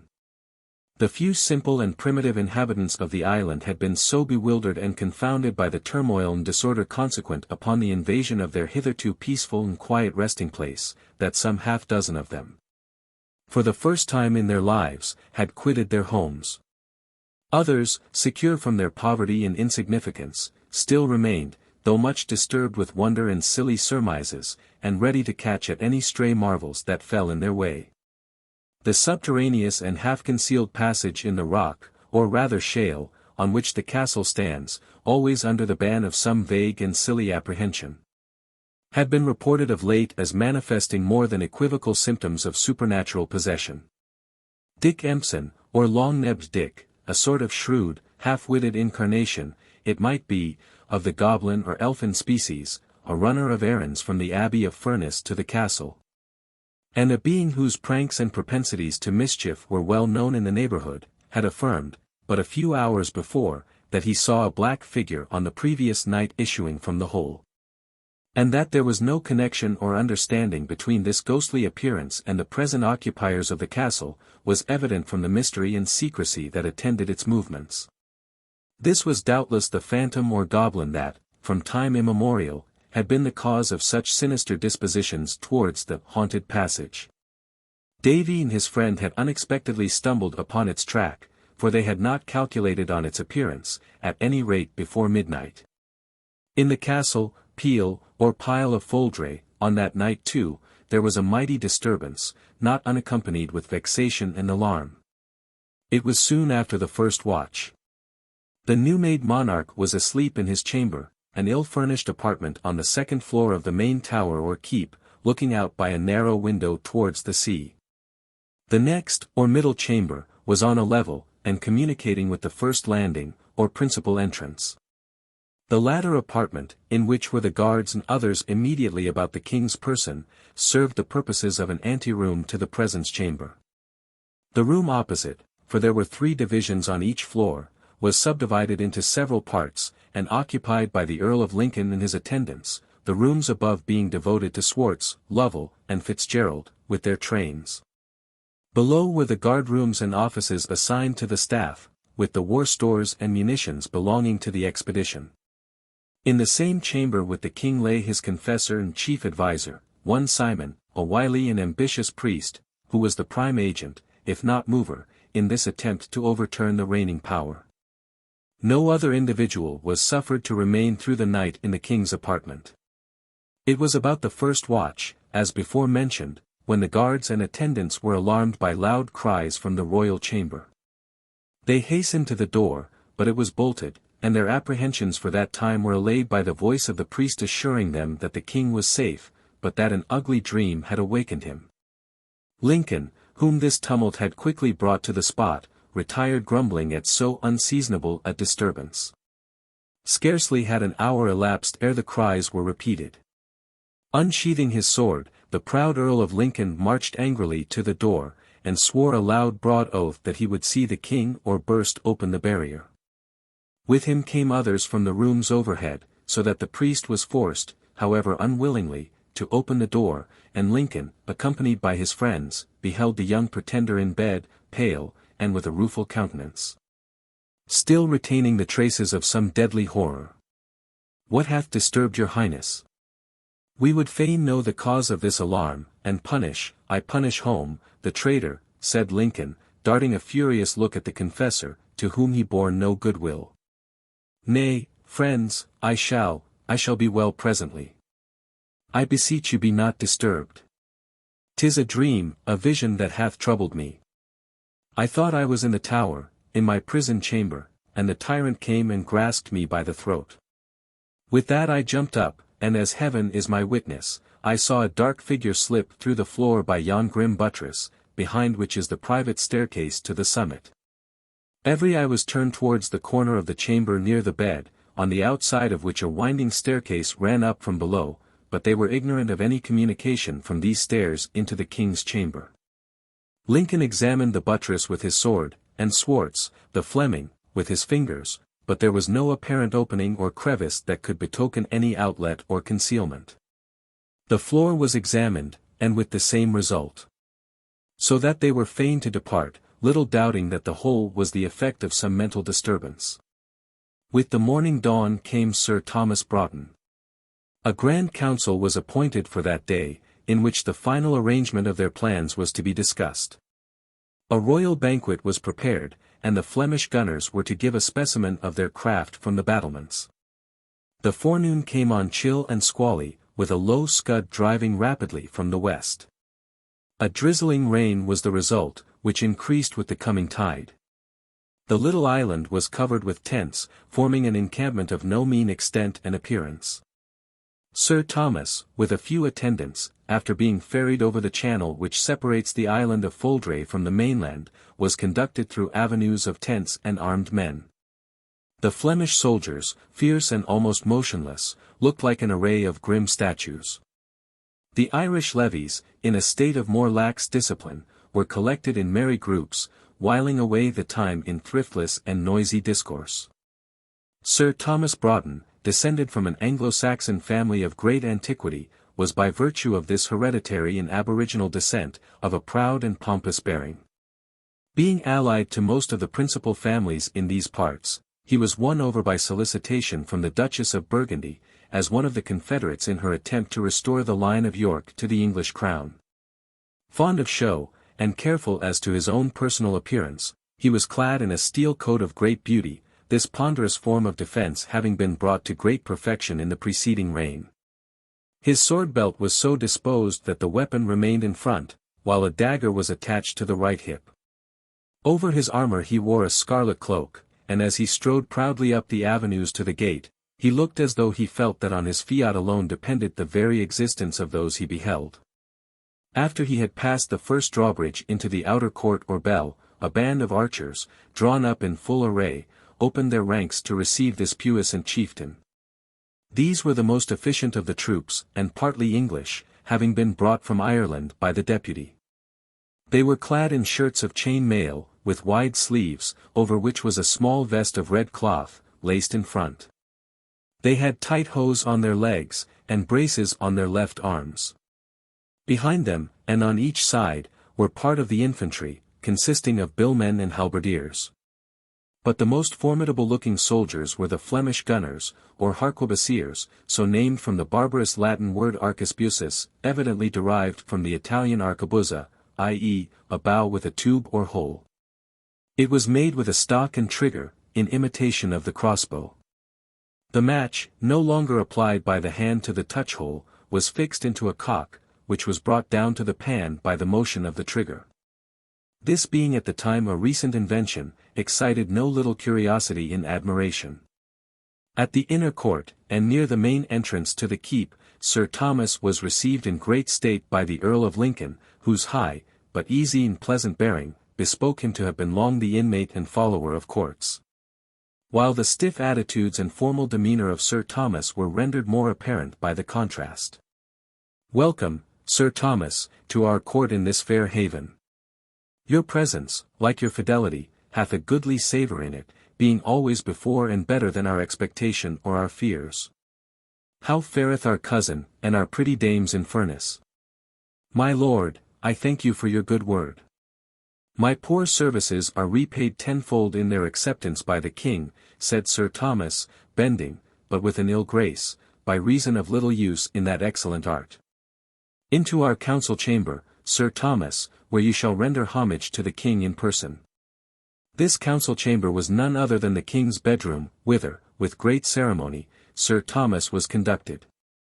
In this mimic court there was a marvellous show of ceremony, and a great observance of, and attention to, forms and royal usages, ridiculous enough where a few acres formed the whole of the monarch's territory. And an ugly ill-contrived castle his palace. But his followers behaved as though England's sovereignty were theirs, being well inclined to content themselves with the shadow, having little hold or enjoyment of the substance. Before a long narrow table, near the bed, and on a high-backed oaken chair, sat the young pretender. He was dressed in a richly embroidered gown, the sleeves wide, and hanging down from the wrists like lappets. On his head was a low cap surmounted by long waving feathers, and his manners and appearance were not devoid of grace and gentility. He displayed considerable self-possession, and wore his kingly honours with great assurance. He was of a fair and sanguine complexion, pale rather than clear, and his hair clustered in heavy ringlets on his shoulders. A rapid and somewhat uncertain motion of the eye, and his mouth not well closed, showed that although he might have been schooled to the exhibition, and could wear the outward show of firmness and decision, yet in the hour of emergency, and in the day of trial, his fortitude would in all likelihood forsake him. At his right hand sat the priest in a white cassock and scapulary. A black hood, thrown back upon his shoulders, exhibited the form and disposition of his head to great advantage.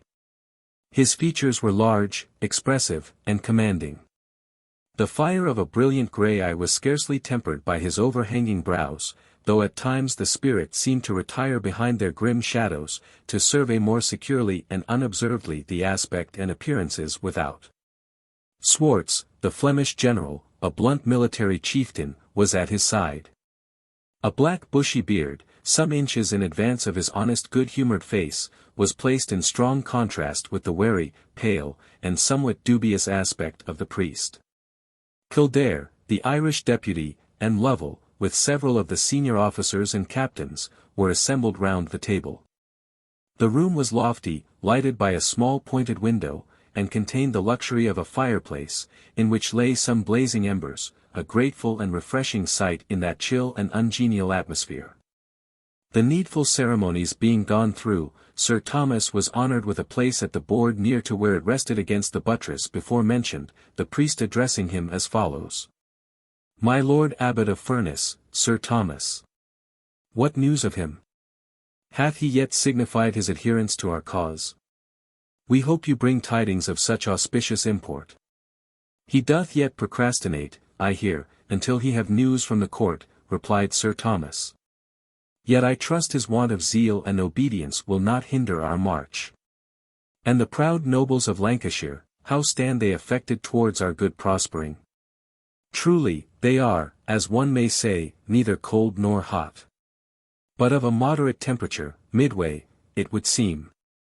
Which is an indication of neither zeal nor obedience, said Swartz, suddenly cutting short the tedious verbosity of Sir Thomas's intended harangue.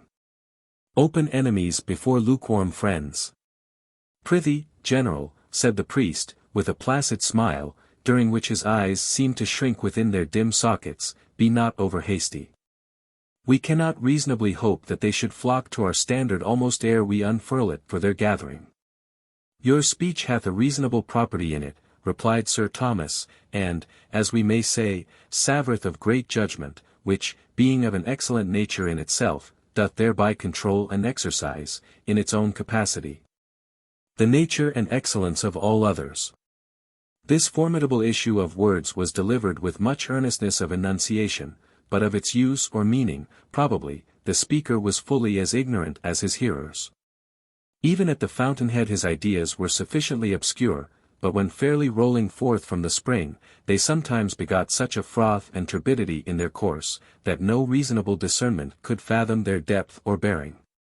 A short silence was the result, which none, for a while, cared to disturb, lest he should betray his lack of understanding in dark sentences.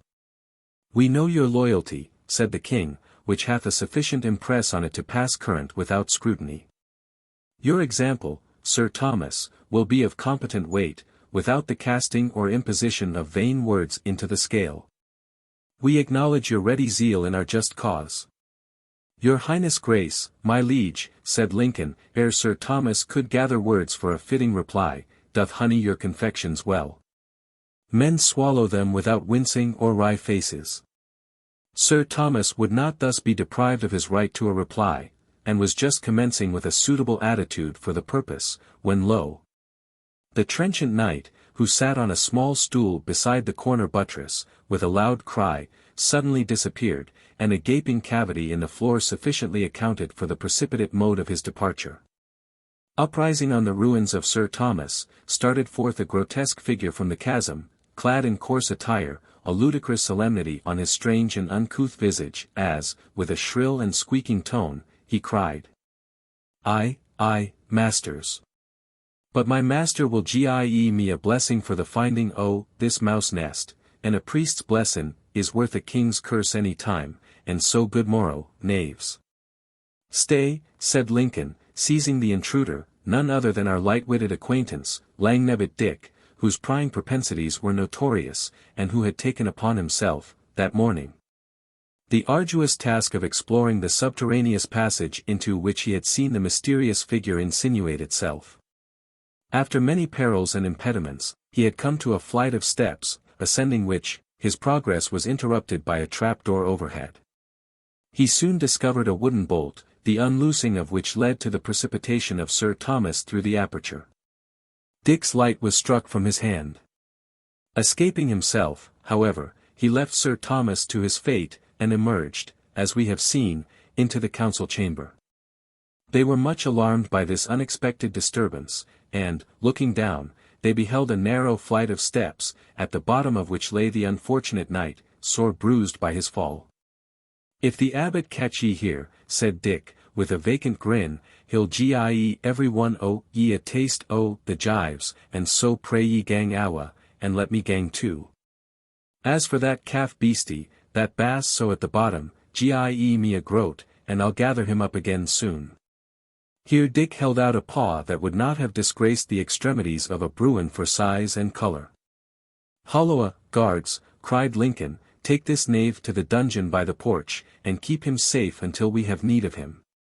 The prying vagabond was removed without ceremony, kicking all the way, and bellowing out threats and vengeance against his enemies, while Sir Thomas and his bruises were brought to light. "'Tis the good hand of Providence that hath revealed to us, through the means of this crack-brained intruder, so dangerous an outlet by which our sovereign's life might have been brought into jeopardy. To show unto us that he works not by might nor by strength, does heaven employ the feeblest instruments for our ruin or our deliverance." The priest, after this profane speech, resumed his station at the board, whence the king, with a proper and becoming dignity, had not arisen. But the council did not proceed in their deliberations after this interruption. Contenting themselves with devising precautions against another surprise, they separated, hoping that tomorrow would bring them dispatches from abroad, for which they began to feel somewhat anxious and impatient. The sun was now some hours past meridian. The broad sea and the breakers were foaming on. A wide and impetuous phalanx of waves appeared upon the horizon. Gouts of muddy foam were beginning to froth among the blue pebbles on the beach. The tide was rapidly filling the channels, and patches of dark sand were vanishing beneath the waves, when the two fishermen, launching their little boat into a narrow bay between the rocks, prepared for their daily toil.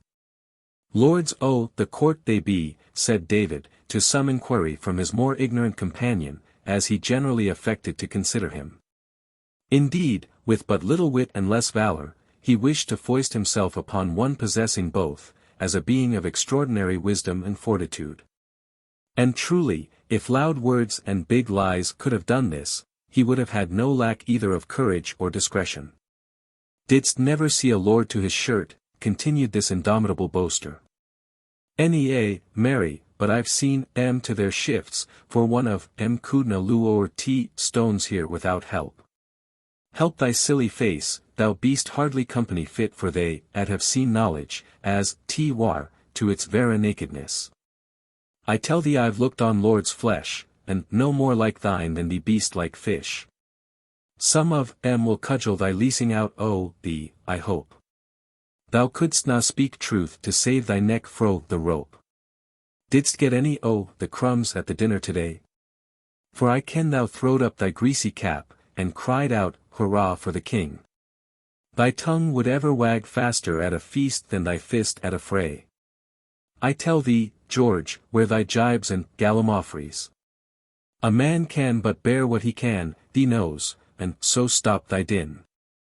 Let me see, I heard as I cam doon that this same ghost at frightened the Sae appeared to the king and the lords at the feast. And they were fain to run for it, as thee did last night, thee knows, for vera fearsomeness, and here he looked round, as though fearing a visit of the like nature. They say he came and gobbled up more nor his share. And he sent the guests packing like a bream of short-sized kippers from a creel. We looked for our share of the victuals, but they told me old Again he hesitated, evidently afraid that some unsonsy thing was behind him. His voice sunk down to a tremulous whisper. They said that old Split-Feet brought a whole bevy of little devilkins with him that cleared decks in the twinkling of a bowsprit. And yet thou durst not say him nay, though thy craw were as empty as my basket. Come, bear a hand, or we shall lose the tide, it is already on the rocks. The invading fleet were still moored in the harbour, yet the fishermen shot past unheeded by these leviathans of the deep. As they came nearer to the opposite shore, they saw an individual making signals, as though he would be taken across. His monkish garb was a passport to their obedience, and the friar was received on board with great reverence and respect. With a sullen air he demanded, rather than requested, to be conveyed to the castle, which the simple fisherman undertook with great alacrity and good humour. Left to the care of the guards below the ramparts, he was speedily forwarded through ranks of iron men, and the barriers flew open at his presence. An embassage from the abbot of Furness was not to be lightly entreated. Again was there a summons that the council should assemble, and the chiefs, already risen from the banquet, prepared to give him audience. With a proud and firm step he approached the table. And though, from habit, he repressed the natural feelings and bias of the temper, yet there was an evident expression of hostility against the intruders, accompanied with a glance of unequivocal meaning towards their sovereign. Simon, rising to receive this ambassador from the abbot, watched his demeanour with a cautious and keen observance, though betraying little of that really intense interest with which his presence was regarded. "Thrice welcome," he cried. "We hail your presence as an omen of good import. How fareth my lord abbot, whom we hope to number with our friends in this glorious cause? The abbot of Furness hath no message of that similitude. He doth ask by what right, privity, or pretence, ye appear within his castle or stronghold upon this island. Upon whose advice or incitement ye have thus taken possession. And furthermore, under whose authority ye do these things." This short address, uttered in a firm voice, and in a tone of menace rather than inquiry, daunted the hearers, who had hoped for a more propitious message from the Abbey of Furness. Simon, however, without betraying his chagrin, unhesitatingly replied. "The right by which we hold this fortress is the will of our king, and our authority is from him." "I crave your honest regards," returned the monk, looking round with a glance of conscious power and superiority. "This good inheritance is ours, and whosoever disporteth himself here must answer for it to the Lord of Furness, whose delegate and representative I am." Choler was rising in the assembly. But Simon, with that intuitive and inexplicable control which superior minds possess, almost unknowingly, over their associates, quelled the outburst of the flame by a single glance. Another look was directed to the royal pupil at his side, when the latter spoke as follows. "Our presence here, it should seem, is a sufficient answer to the questions of our Lord Abbot. Being lawful heir to the English crown, we might command the allegiance, if not the homage, of your head. But we would rather win with fair entreaty than command our unwilling subjects, and to this end have we sent messengers to the superior of your house, urging his help and submission." This reply was given with a dignity and an assurance denoting that either he was the individual he personated, or that he had been well schooled in his craft. A murmur of applause was heard through the assembly, but the monk was unmoved to any show of recognition or even respect. Waiting until he could be heard, the envoy again inquired. "And who art thou? And by what pretence claimest thou this right?" "By hereditary descent." "Knowest thou Edward, Earl of Warwick, now thy king?" "I have heard of him," continued the monk in the same dubious and inflexible tone, "but his bodily appearance hath not been vouchsafed unto me." "See him here," said the royal claimant, rising with great majesty and condescension. But the churchman neither did homage, nor in any way testified his loyalty to, or apprehension of, so exalted a personage. "Truly it is a marvellous thing," replied he, "that the Earl of Warwick should so order his appearance, at one and the same time, both in London and at our good fortress here in Fouldrey." A slight curl of the lip was visible as he spoke. "The Earl of Warwick," said Simon, "cannot now be abiding where thou sayest, insomuch as the bodily tabernacle, his dwelling in the flesh, is before thee. But we have a messenger from thence, even with a writing from the hands of the holy prior of St. Albans, who sendeth us the news, lest we should be beguiled. Father Anselm hath seen the Earl, who was brought forth from the Tower by command of the King, being conducted publicly through the principal thoroughfares of the city, that the people should behold. And not in any wise be led astray through the evil reports and machinations of the King's enemies. Here he paused, folding his arms with a haughty and reserved look. But Simon, no wise disconcerted by this terrible, unexpected, and apparently fatal exposure of their plot, replied with a smile of the most intrepid assurance. We knew of this, and were prepared for the wiles of the usurper. Know then, that, through the agency and good offices of that renowned princess, Margaret, Duchess of Burgundy, the King's escape from the Tower was accomplished. But not by might, nor by human power nor device, but by faith and prayer, was the work wrought out, which Holy Communion her enemies do maliciously report as the practice of sorcery and the forbidden art. Howbeit the King hath escaped, as thou sayest, the fangs of the executioner. Stay, I perceive what thou wouldest urge in reply, but listen for a short space. In order to deter them from pursuit on finding his escape, and with a view likewise to lull them into vain confidence and carnal security, another was left in his place, whom they, of necessity, imagined to be their captive. But it is not a real thing of flesh and blood, though to them it may so appear. When his time shall be accomplished, the form will vanish, to the downfall and confusion of the usurper and the utter overthrow of our enemies. Here the assembly gave a loud and unanimous token of their exultation by shouts and exclamations of loyalty and obedience. After a short reverie, the monk replied. We know of a surety that the Princess Margaret, as well as her royal brother, Edward IV, did use to practice in forbidden arts. But we must have testimony indisputable to the truth of your claim, ere it be that we render our belief. Surely the power that wrought thy deliverance would not, if need were, leave thee without the means of proving thine identity. How know we that thou art he whom thou hast represented, and not the impostor Simnel, as thine enemies do not scruple openly to affirm? We are not without either the means or the power to prove and to assert our right, said the priest, rising. He drew a phial from his bosom. One drop of this precious elixir, continued he, if it touch the form of yon changeling, will dissolve the charm, on the real person of the King it becomes harmless. Truly, 'tis a proof not to be gainsaid. But overlong i'th the making, and too far for the fetching, replied the monk scornfully. 'Tis bootless to attempt the salvation of those who will not believe, nevertheless, they shall perish through their own devices, and be caught in their own snares.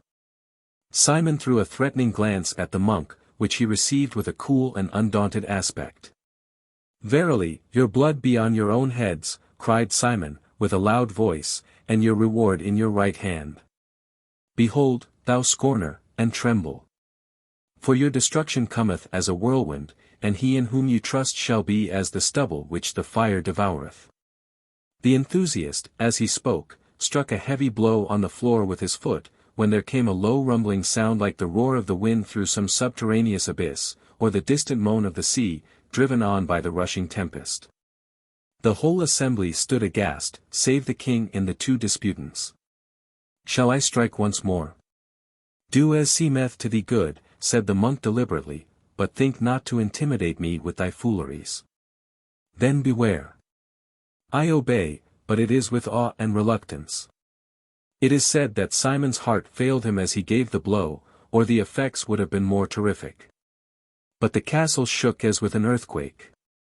Even the incredulous monk looked amazed and confounded. Shall I repeat the stroke? Said Simon, when the disturbance had in some measure subsided. But remember, I will not answer for the result. Only in cases of the greatest difficulty and trial it was that the Duchess made me resort to so dangerous a resource. Most of his hearers besought him to desist. Simon yielded at once to their entreaties, and the uplifted foot fell softly on the floor. Soft and noiseless though it was, yet they saw a lurid mist roll upward. And a form, apparently of gigantic size, was faintly visible in the dark vapor, as it swept slowly through the apartment. Even Simon and his royal pupil showed symptoms of agitation and alarm. The assembly was suddenly dissolved. The proud ambassador of a prouder prelate was astonished and bewildered, and hastily took his leave to report these occurrences to his master. The whole of these proceedings, in all probability, were but the artful contrivance of an ambitious priest. And yet, connected as they were with a female whose well-known predilection for the occult sciences, and herself no mean adept therein, they assumed in those ages of credulity and superstition more the character of miraculous events than as happening in the common course and established order of nature. The alarm of the king, too, evidently at the appearance of the figure, caused some to say that it was the archenemy himself to whom these conspirators had sold themselves. In the meantime, Dick, having been delivered over to the tormentors, was transferred to the prison or dungeon by the porch. He bore his mishap with wondrous fortitude and equanimity. Many a strange inquiry and silly speech did he make as he heard the sound of footsteps pass the door, through which a few chinks admitted a doubtful glimmer into his cell. "I see, here's to me, lad!" shouted he to a gruff Fleming, as he passed to and fro before the entrance to his prison house, but the guard heeded him not. Dick listened. Then, repeating his demand, muttered certain conventional expressions, not overnice either in their form or application. He then began to sing, performing a series of cantabile movements in the most ludicrous manner possible. Sometimes chanting a miserere or an ave, then breaking into some wild northern ballad or roundelay of unintelligible import. It was in the midst of a cadence which he was terminating with great earnestness and effect that the first deep rumble, the result of Simon's appeal to the truth and justice of their cause, interrupted Dick's vocal dispositions for a while. But when the second concussion took place, shaking the very stones in their sockets and the hard floor under his feet, Dick ran whooping and bellowing round his den as though he had been possessed, laughing, amid the wild uproar, like some demon sporting fearlessly in the fierce turmoil of the troubled elements. The sentinel ran, terrified, from the door, and the whole camp and garrison were flying to arms, in fear and consternation. Dick, drumming with his fist, found the door yield to his efforts, and he marched forth without let or molestation. His besetting sin was curiosity, which oftentimes led him into difficulties and mishaps. Though just now a prisoner, and escaping by means little less than miraculous, yet, instead of making the best use of this opportunity for escape, he commenced a sort of prying adventure on his own account, a temptation he could not resist, by walking, or rather shuffling, into the guard-room, where his own peculiar crab-like sinuosities were particularly available. A number of soldiers were jabbering some unintelligible jargon, too much occupied with their own clamor to notice Dick's proceedings. Through a confused jumble of warlike implements, intermingled with camp kettles and cooking utensils, some steaming with savory preparations for the evening's repast and others nearly ready for the service, Dick insinuated himself, until he came to a little door in the corner, the entrance to a staircase communicating with the leads above. Through this door marched the incorrigible intruder, the sentry from the summit having just issued therefrom, fearful lest the castle should tumble about his ears. Dick's course was therefore unimpeded. And after sundry gyrations and stoppages, now and then, to peep through the loopholes, he emerged into broad daylight on the roof of the tower. Here he paused for some time, entranced with the sudden change he beheld. The bustle and animation around and below him, the vessels, with their brave and gallant equipments, anchored in the bay, all this amused Dick vastly for a while.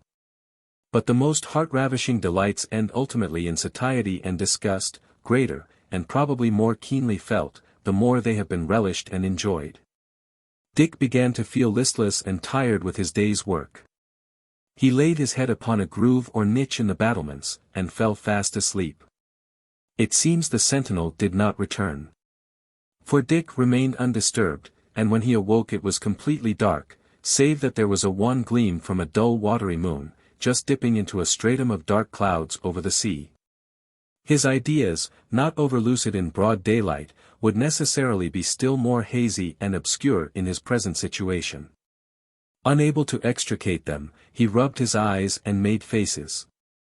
yawned and groped about for his usual dormitory, in a little cell behind the kitchen at the abbey.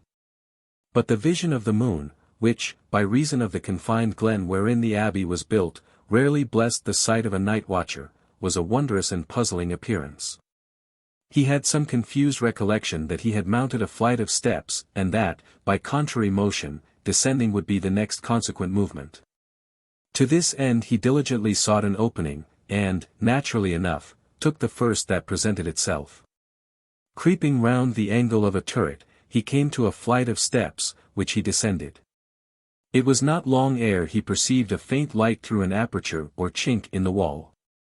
He pressed against the side cautiously, when the wall itself appeared to give way, and he entered, through a narrow door, into a large room, lighted by a few turf embers, that flickered dimly on the hearth. A tester bed was near him, whose grim shadow concealed the objects under its huge canopy.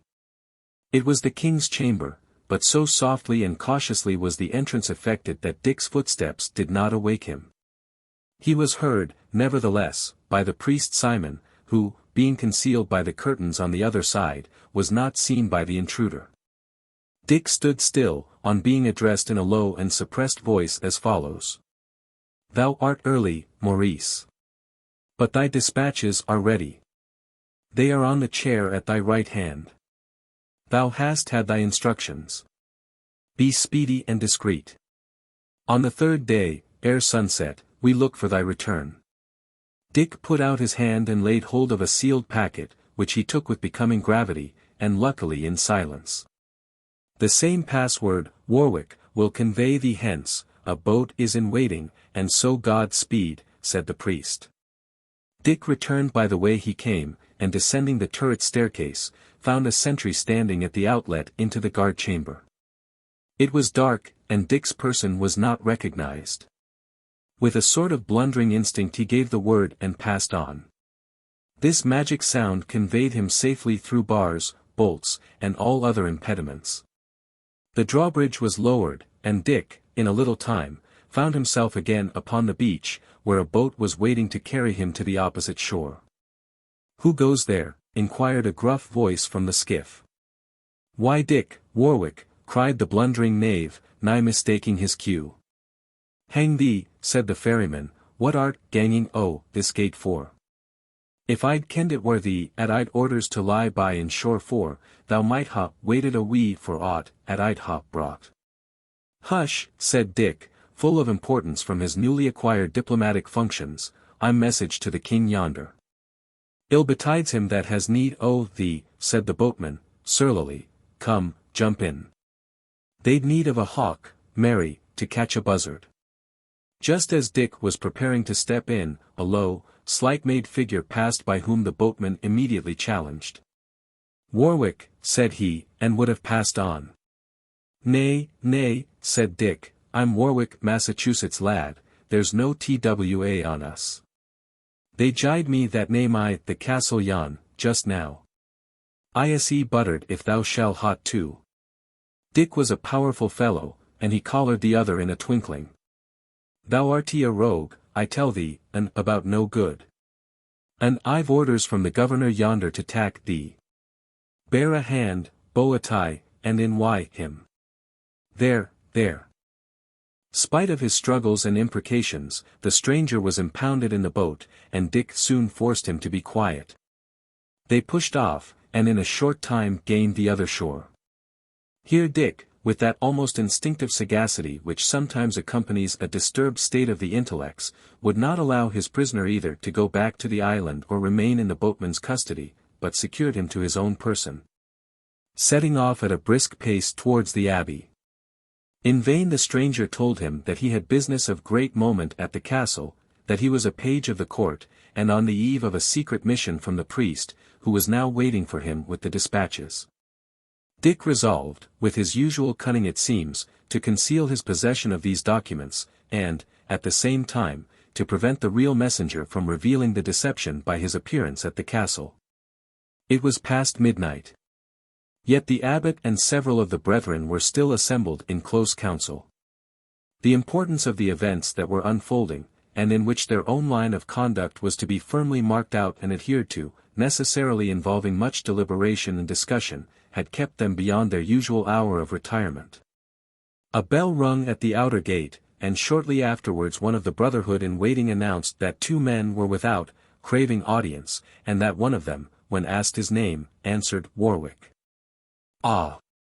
said the bewildered abbot, with a sudden gleam of wonder and gladness on his countenance, "does he come hither?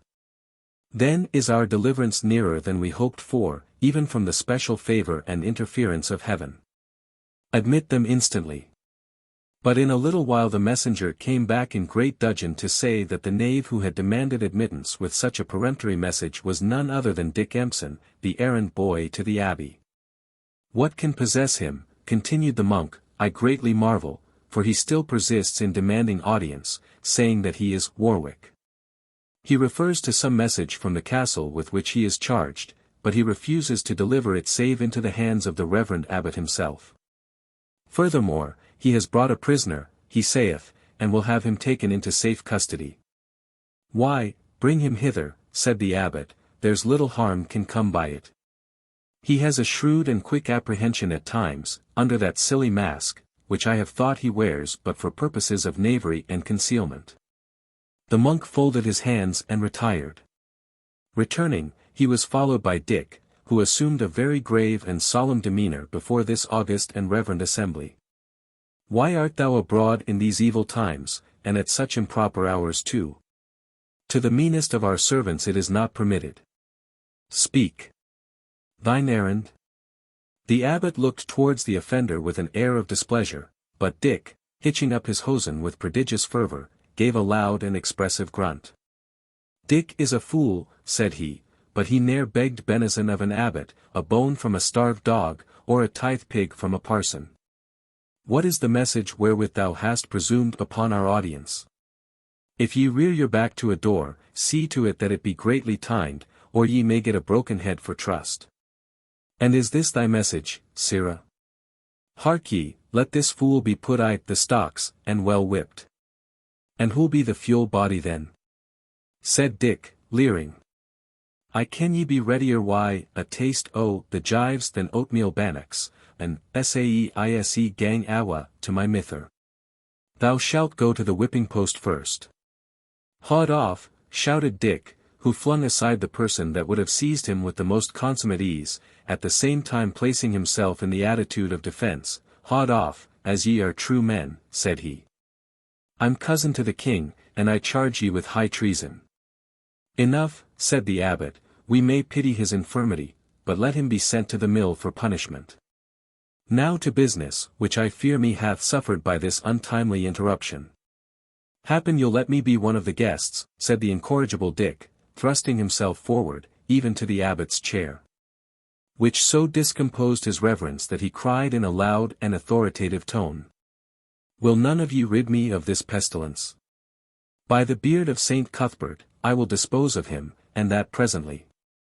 Seizing him by the shoulder, the abbot would have thrust him forth, but Dick slipped dexterously aside. Taking out the packet, he broke open the seals, and immediately began to tumble about the contents, seating himself at the same time in the vacant chair of the abbot, with great solemnity, and an air of marvellous profundity in his demeanour. It was the work of a few moments only. A pause of silent astonishment ensued, when the abbot's eye, catching, from their appearance, something of the nature of the documents, he started forward with great eagerness and surprise. He snatched them from the hands of their crack-brained possessor, and soon all other matters were forgotten. The abbot in breathless haste ran through the contents. The assembly was all eye and ear, and some were absolutely paralyzed with wonder. There was not an indifferent observer but Dick, who, with a chuckling laugh, rubbed his hands, and fidgeted about in the chair with a look of almost infantile delight. "I've done it brawly, hain't I? Dick, why, the lang neb. And I'll hae 2 messes o' porridge and sour milk, and a barley cake. I'm waesome hungry the wom here." The abbot was too deeply involved in the subject before him to heed a craving appetite. Dick's stomach, however, was not to be silenced by diplomatic food. Not having tasted anything for a considerable time, his wants immediately assumed the language of inquiry. "Old Dad, ha ye any bones to pick?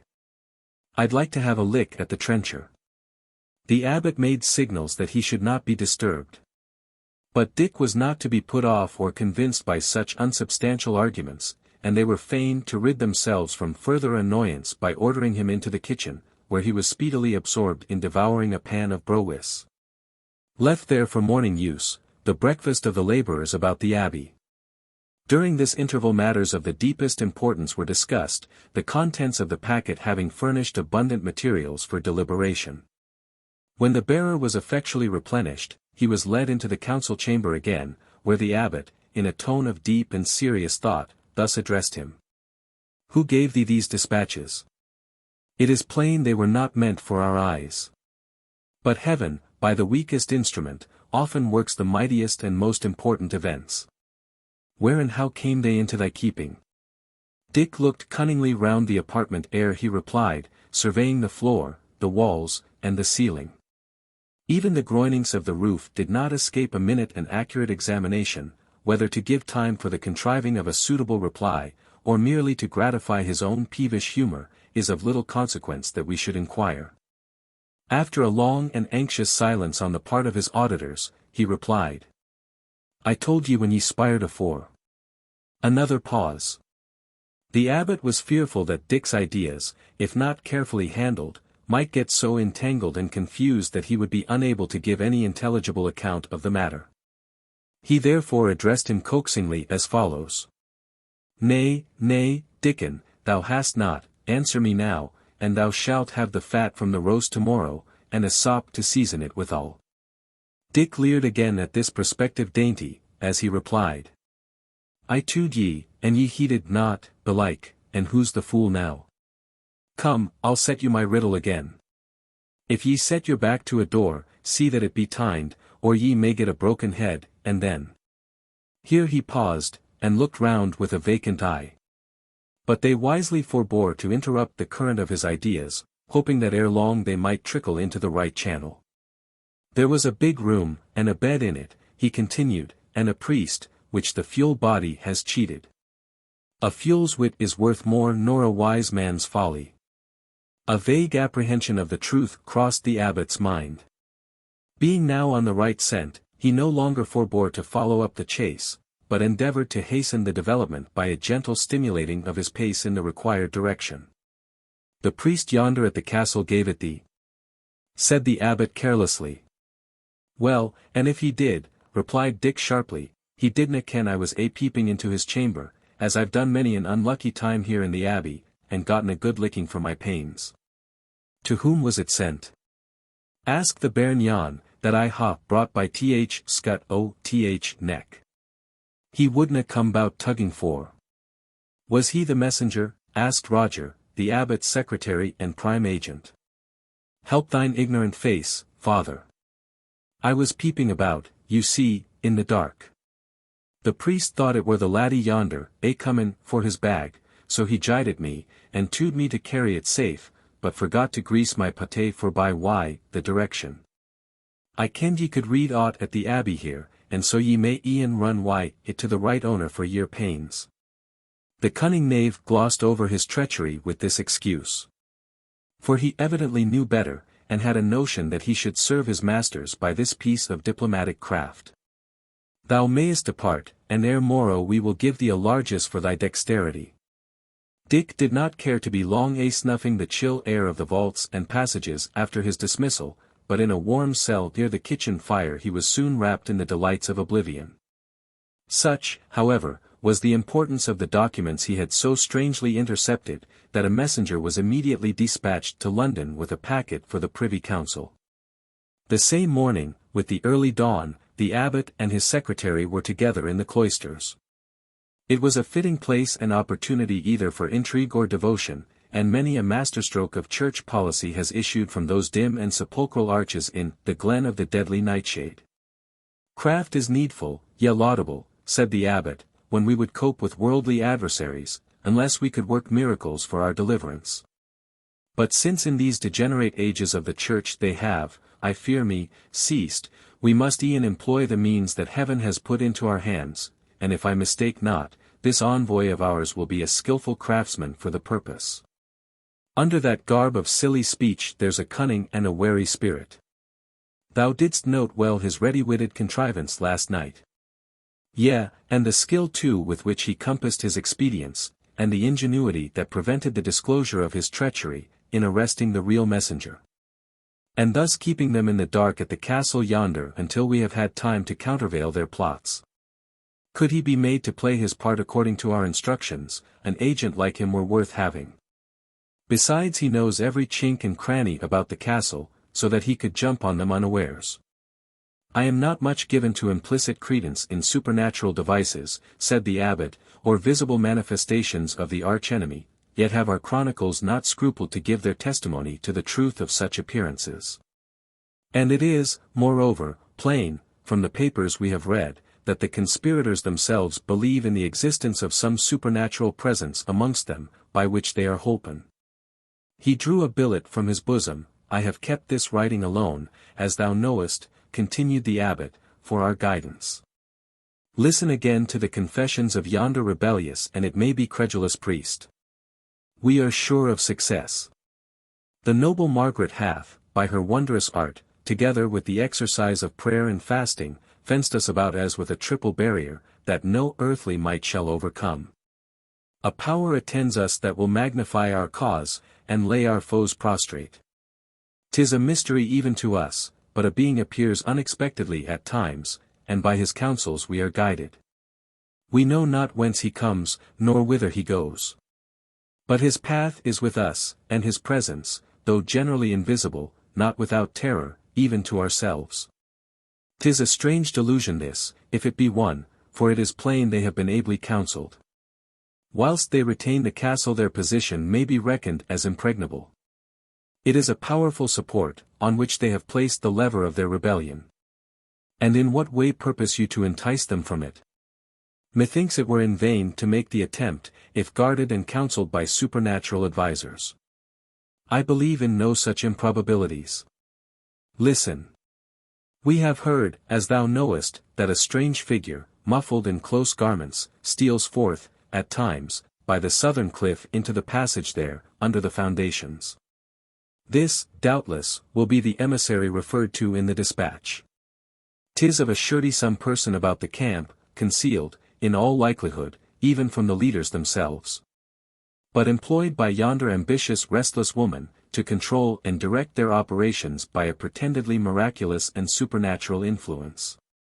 It is the way in which the vulgar and the superstitious are most easily led. Fanaticism is a powerful engine wherewith to combine and wield the scattered energies of the multitude. Besides, their plans are well laid, as we have seen by the dispatches, and many and powerful are the helps by which they hope to accomplish their designs.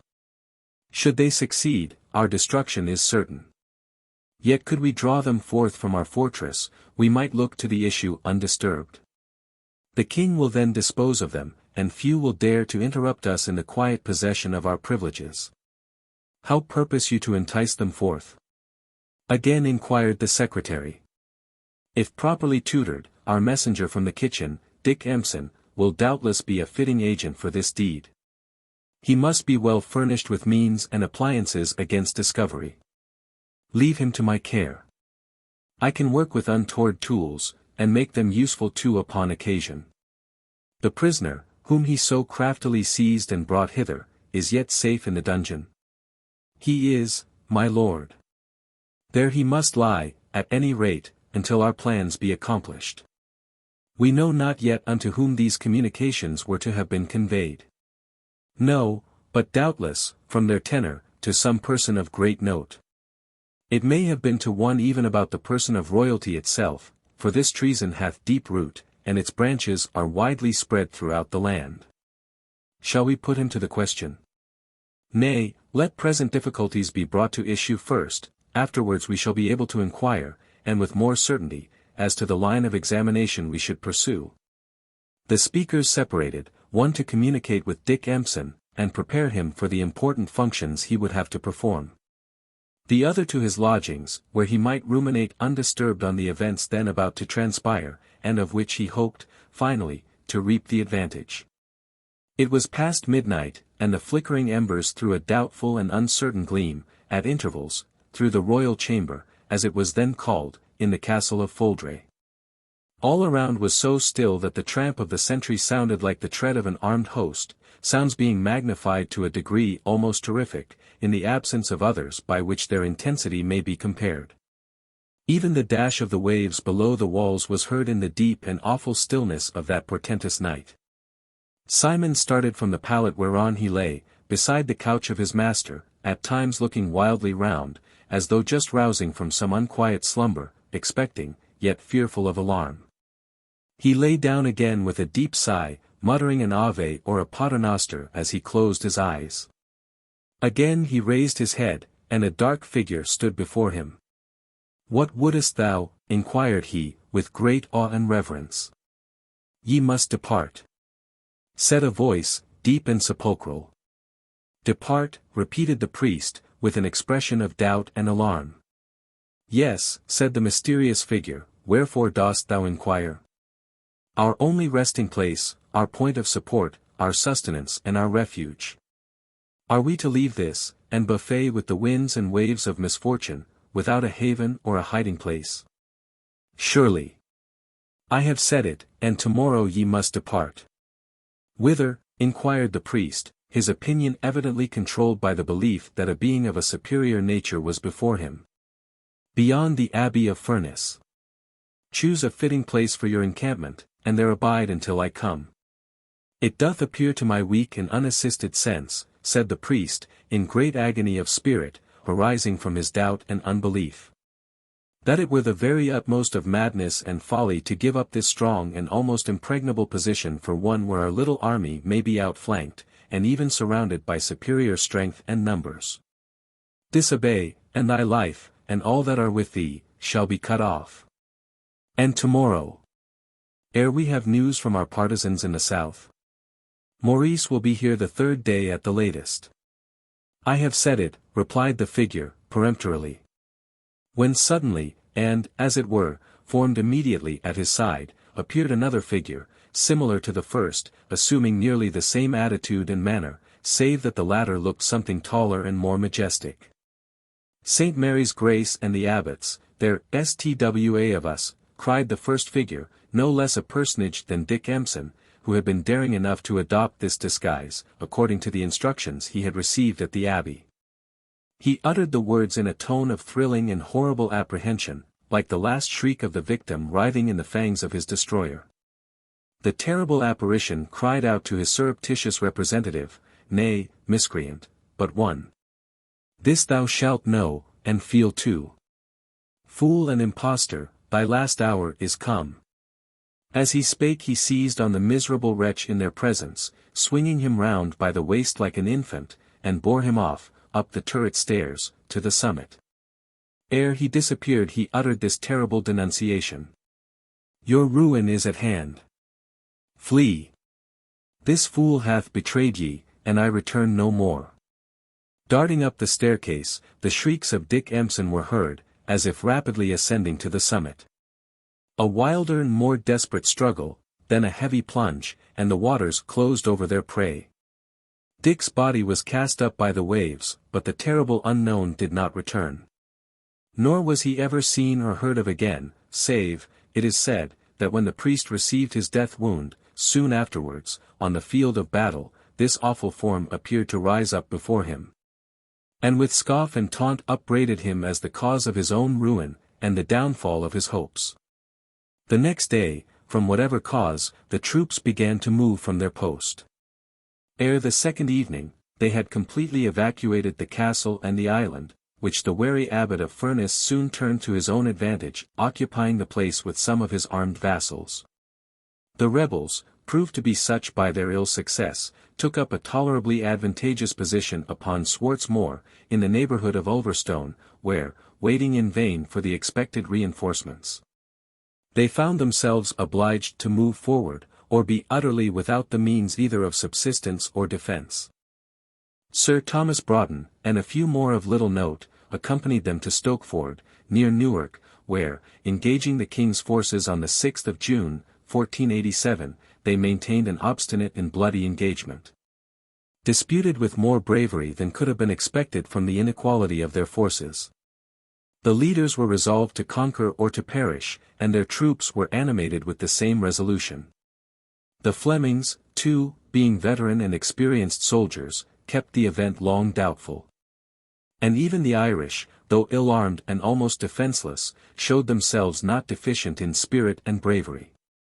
The king's victory was purchased with great loss, but was entirely decisive.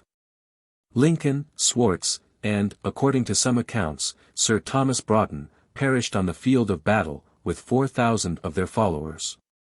As Lovell was never more heard of, he was supposed to have undergone the same fate. Simnel, apart from his followers, was too contemptible to be an object either of apprehension or resentment on the part of the king. He was pardoned, and, it is said, made a scullion in the royal kitchen, from which menial office he was afterwards advanced to the rank of falconer. Thus ended this strange rebellion, which only served to seat Henry more securely on his throne, extinguishing, finally, the intrigues and anticipations of the House of York.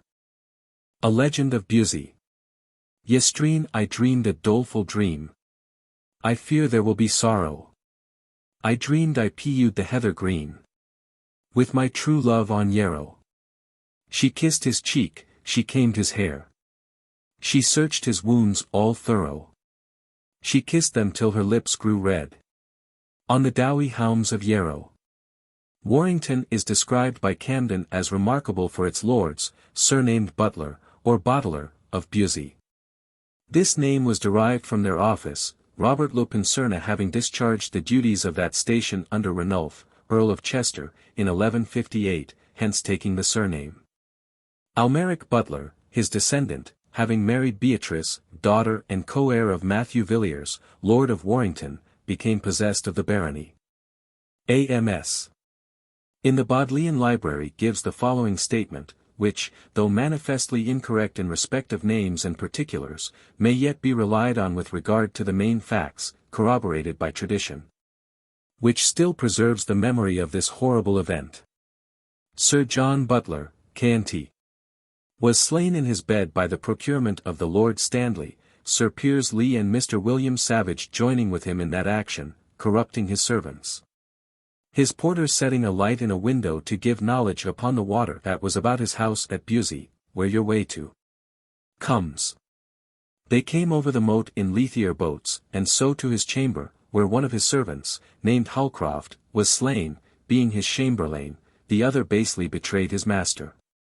They paid him a great reward, and so coming away with him, they hanged him at a tree in Bewsey Park. After this Sir John Butler's lady prosecuted those that slew her husband, and £20 for that suite, but, being married to Lord Grey, he made her suite void, for which reason she parted from her husband and came into Lancashire, saying, If my lord will not let me have my will of my husband's enemies, yet shall my body be buried by him.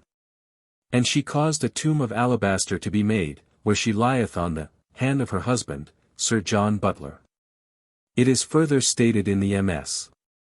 that the occasion of this murder was because of a request from Earl Derby that Sir John would make one of the train which followed him on his going to meet King Henry VII, and which request was discourteously refused. The following extract from Froissart may not be deemed uninteresting, as a record of one of our Lancashire worthies, Sir John Butler of Bewsey, relating how he was rescued from the hands of those who sought his life at the siege of Hennebon. The Lord Louis of Spain came one day into the tent of Lord Charles of Blois, where were numbers of the French nobility, and requested of him a boon for all the services done to him, and as a recompense for them the Lord Charles promised to grant whatever he should ask, as he held himself under many obligations to him. Upon which the Lord Louis desired that the two prisoners, Sir John Boteler and Sir M.W. Trelawney, who were in prison of the castle of Fowett, might be sent for, and delivered up to him, to do with them as should please him best. This is the boon I ask, for they have discomfited, pursued, and wounded me. Have also slain the Lord Alfonso, my nephew, and I have no other way to be revenged on them than to have them beheaded in sight of their friends who are shut up in Hennebon. The Lord Charles was much amazed at this request, and replied, I will certainly give you the prisoners since you have asked for them, but you will be very cruel, and much to blame, if you put to death 2 such valiant men. And our enemies will have an equal right to do the same to any of our friends whom they may capture, for we are not clear what may happen to any one of us every day. I therefore entreat, dear sir and sweet cousin, that you would be better advised. Lord Lewis said that if he did not keep his promise he would quit the army, and never serve or love him as long as he lived. When the Lord Charles saw that he must comply, he sent off messengers to the castle of Foughton, who returned with the 2 prisoners, and carried them to the tent of Lord Charles. Neither tears nor entreaties could prevail on Lord Lewis to desist from his purpose of having them beheaded after dinner, so much was he enraged against them. All the conversation, and everything that passed between the Lord Charles and Lord Lewis, relative to these 2 prisoners, was told to Sir Walter Manny and Sir Amory de Clisson, by friends and spies, who represented the danger in which the 2 knights were. They bethought themselves what was best to be done, but after considering schemes, could fix on none. At last Sir Walter said, Gentlemen, it would do us great honor if we could rescue these 2 knights.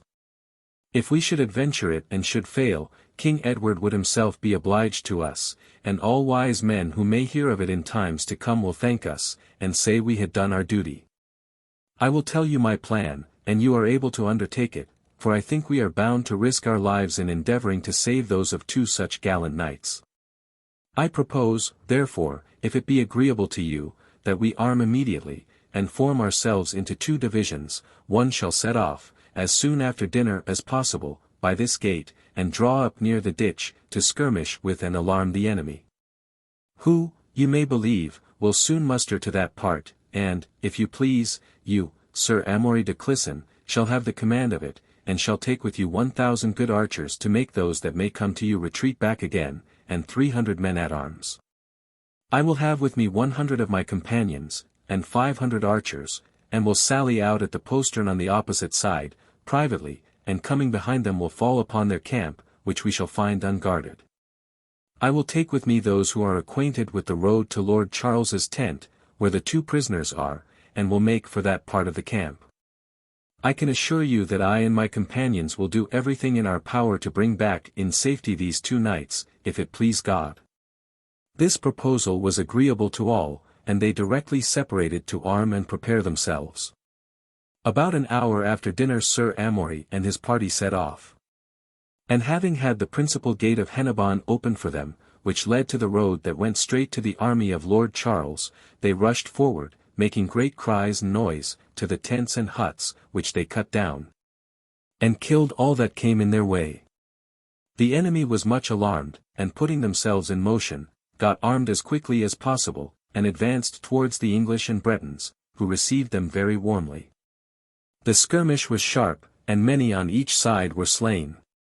When Sir Amory perceived that almost the whole of the army was in motion and drawn out, he retreated very handsomely, fighting all the time, to the barriers of the town, when he suddenly halted. Then the archers, who had been posted on each side of the ditch beforehand, made such good use of their bows that the engagement was very hot, and all the army of the enemy ran thither except the servants.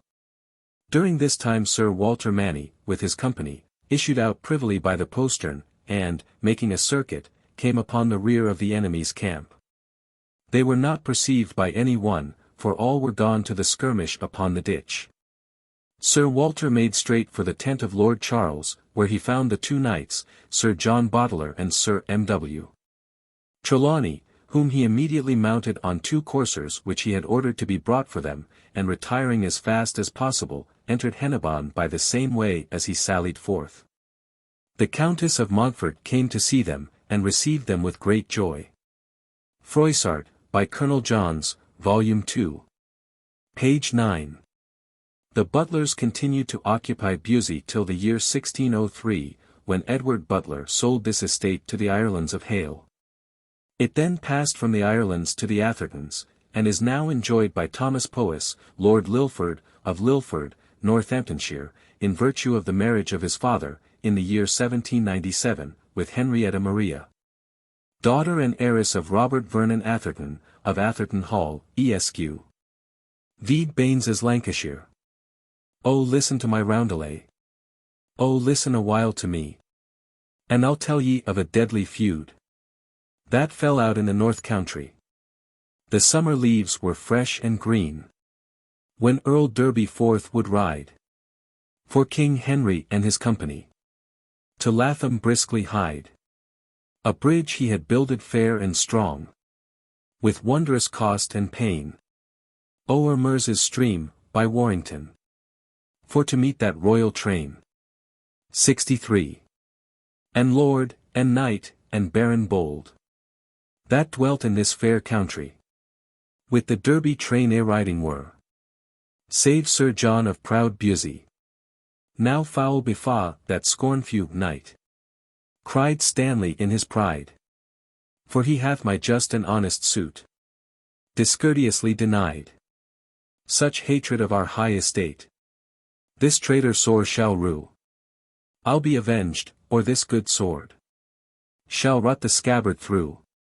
He swore a furious oath, I trow, and clenched his iron hand, as he rode forth to meet his son, the monarch of merry England.